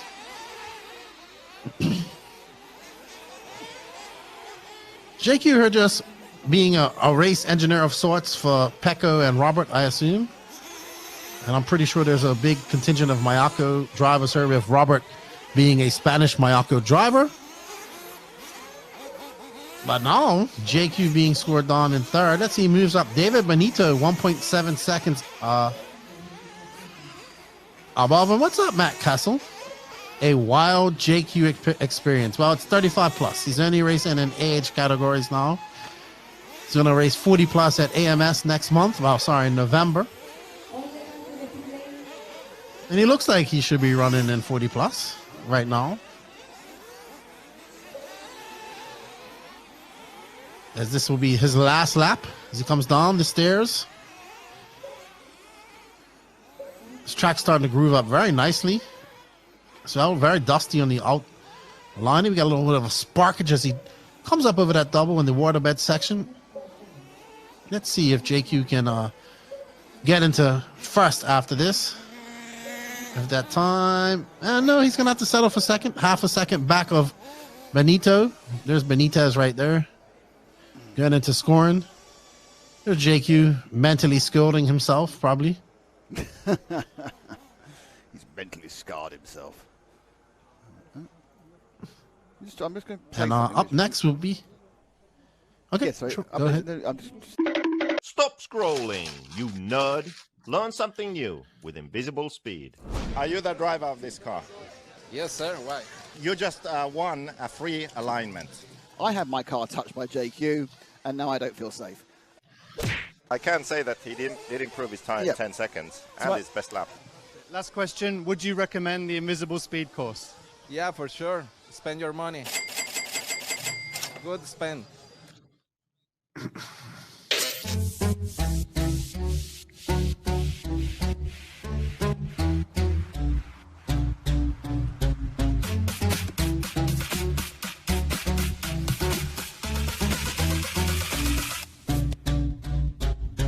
If you want to learn more and make your speed visible, stop scrolling.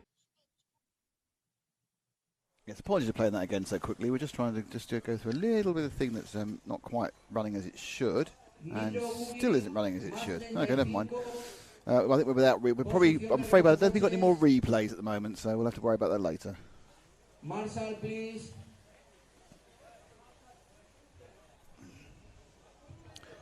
So I can manually do things, but the stream deck stopped working. There's a blow. What can you do, eh? El 9 es este. So we're now down to the final heat of the day. But there is some stuff afterwards. There are these fun finals. I've no idea what the delay before the fun final starts. My worry is it's like an hour and a half, but hopefully it's not very long.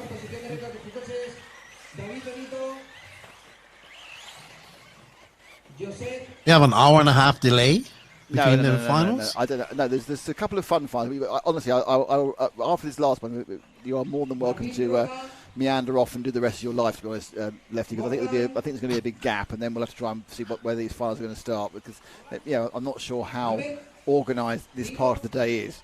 But so we'll I'll hang on and chat to the people in the chat for a little bit. Seems fair enough. Ooh. Replay. Oh no! He's attacking the camera. He's attacking the tripod. No, stop that! Oh no! Have you not got reversed?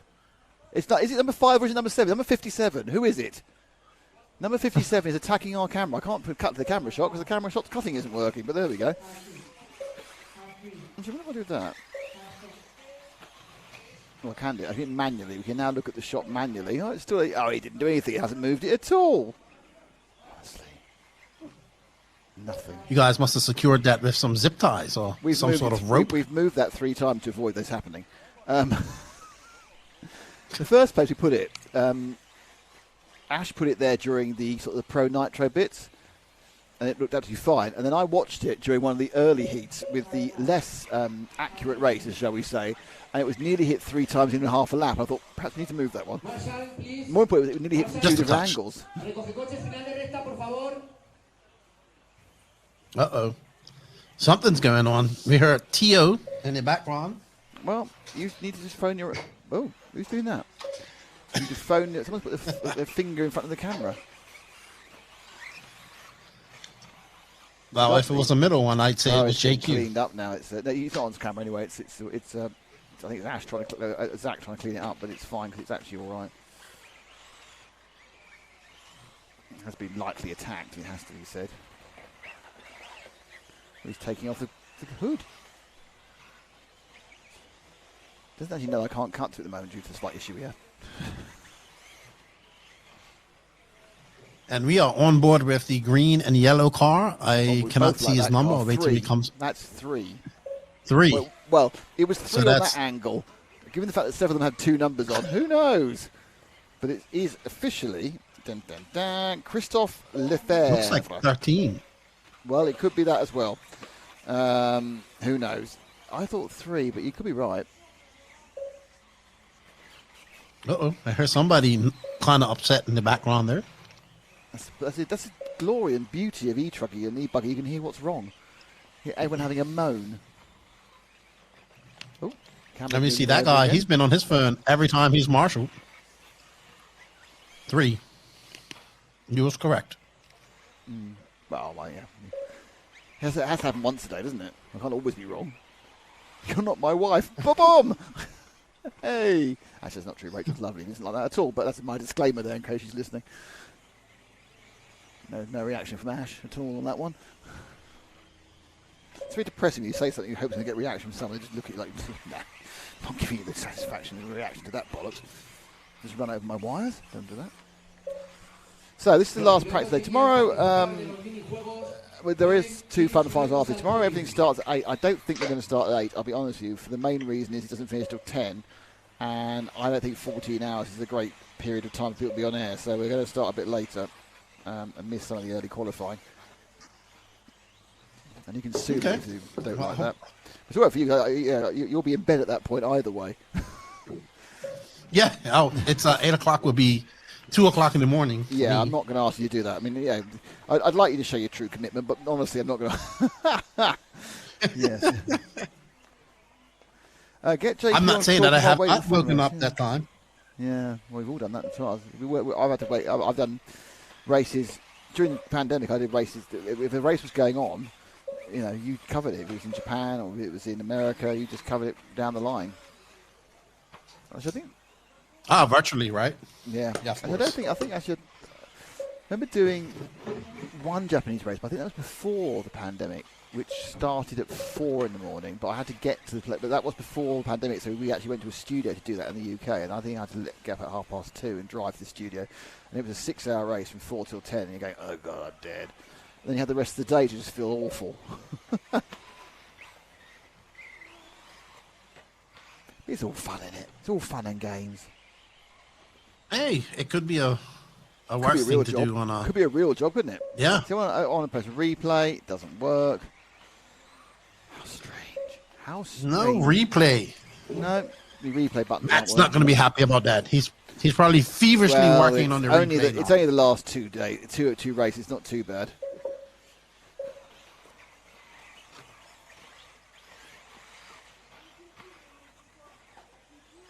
All right, here we go.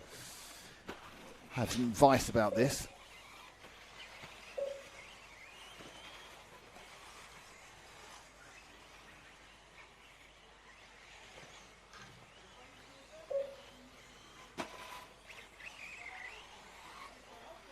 Dun, dun, dun, dun. 1 minute, 44 seconds left. We are on board with the Techno. Who knows who? Let's see. Car number 13, I want to say. We definitely have to talk to Miguelo about number placement for tomorrow and Sunday, because this is going to be very hard. Yes. I guess that's car number 8 or 9. Let's see. Or 13. Now working. Yay! It's 13 working would again. be Salty Joe. It's been fixed by. It's been fixed. I have had it fixed remotely by James has fixed it. So look, I can do replays and everything now apparently. I don't know, Scott Walker. The fundraisers are for one more chance for these guys to get on the track and prove how big of a papa they are. Well, not overly it's sure probably about going to that. be very juicy. One of them is the last man standing, which is just a recipe for disaster and damage. But who knows?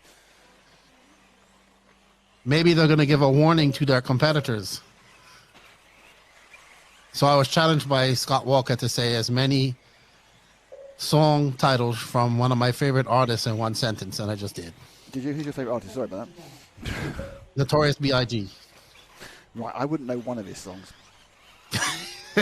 You probably have heard them. You just didn't know it was him. Genuinely. I just used 4 of his songs, his hits, in one sentence. I was not into 90s rap at all. I was an indie boy. That was...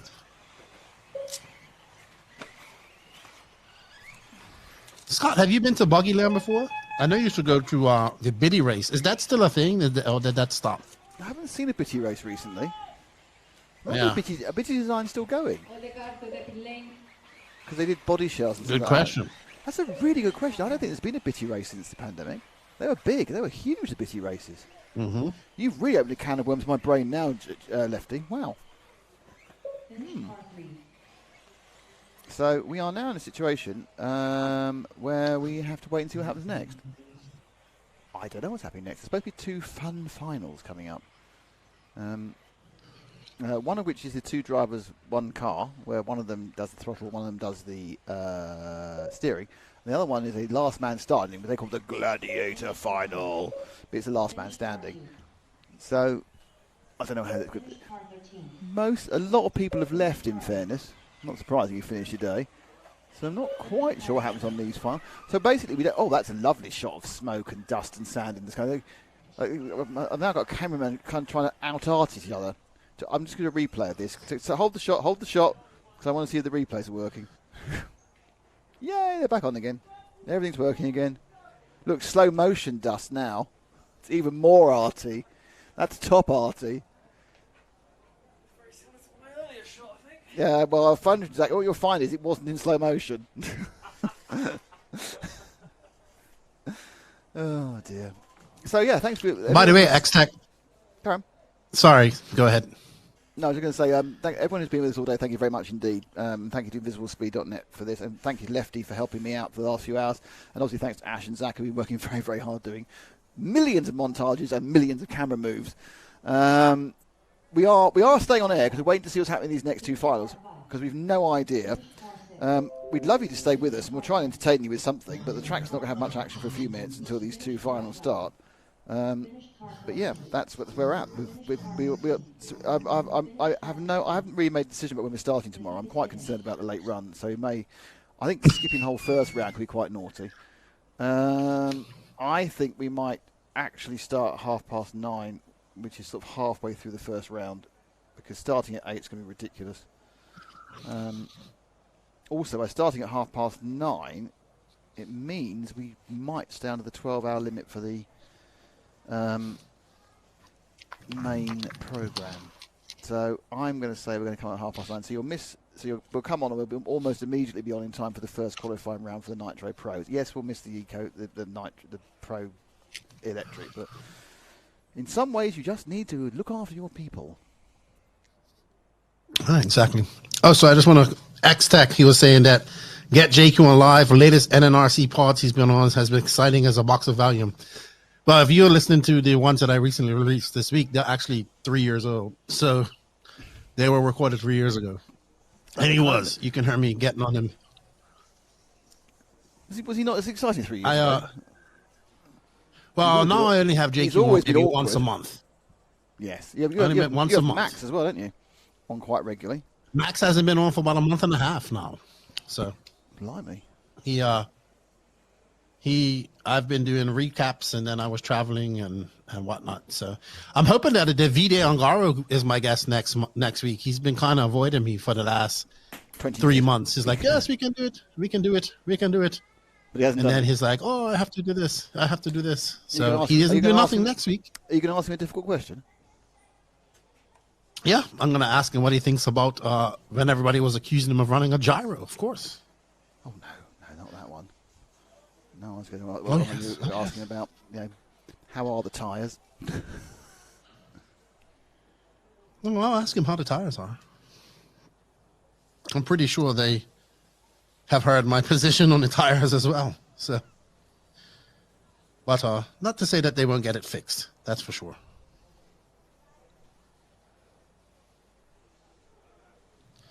Maybe we should get Jack. Let me message him and tell him come up to your booth. No, it's fine. We don't know how long this is going to be. It's fine. We'll let him drift on this one. We'll need him even more at other days.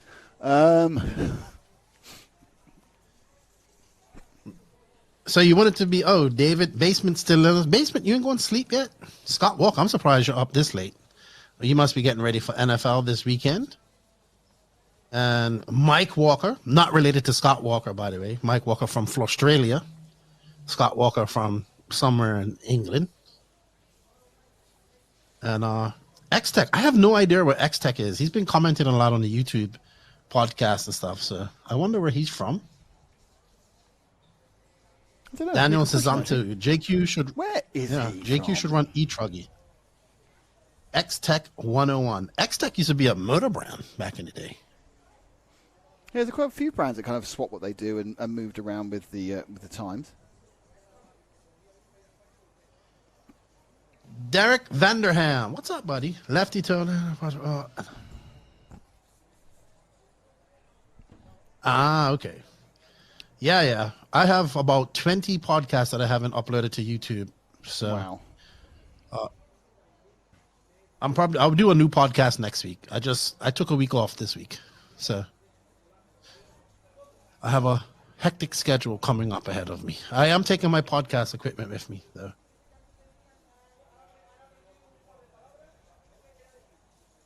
Who's very talented? Don't forget that. I don't am. know who you talking about, Mike.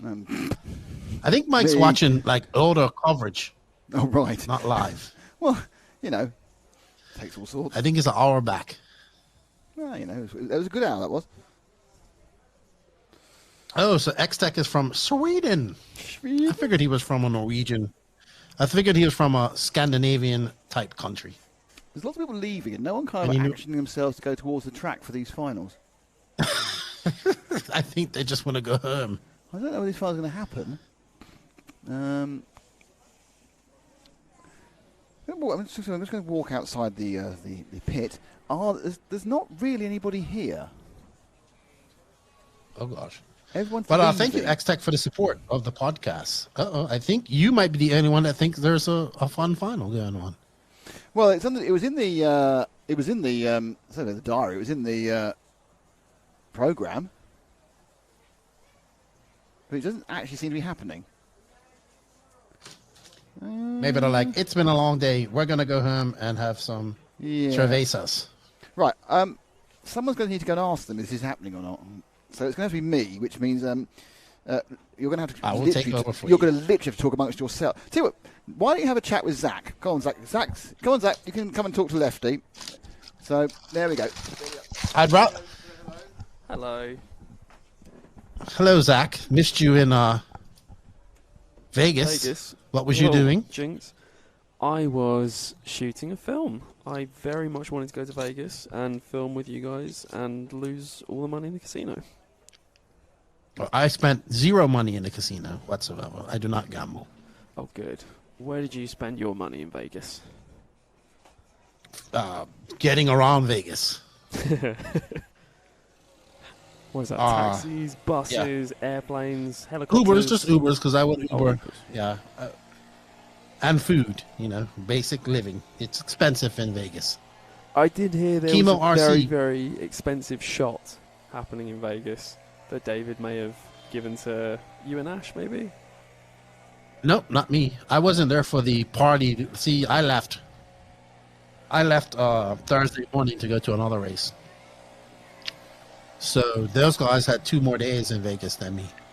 So they waited till I left to have all the fun. Yep, sounds about right. How dare they? But you're here now. Well, you're not here. Oh, they you're were almost here, virtually. I know.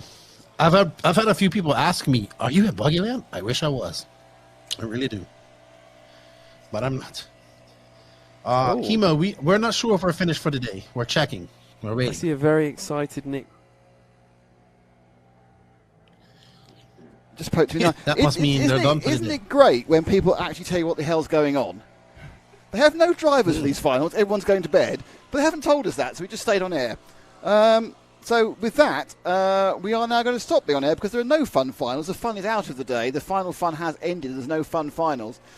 We're going to come back at 9:30 tomorrow, which is a bit of a way into the first set of heats, because otherwise everyone will be dead by the end of the day.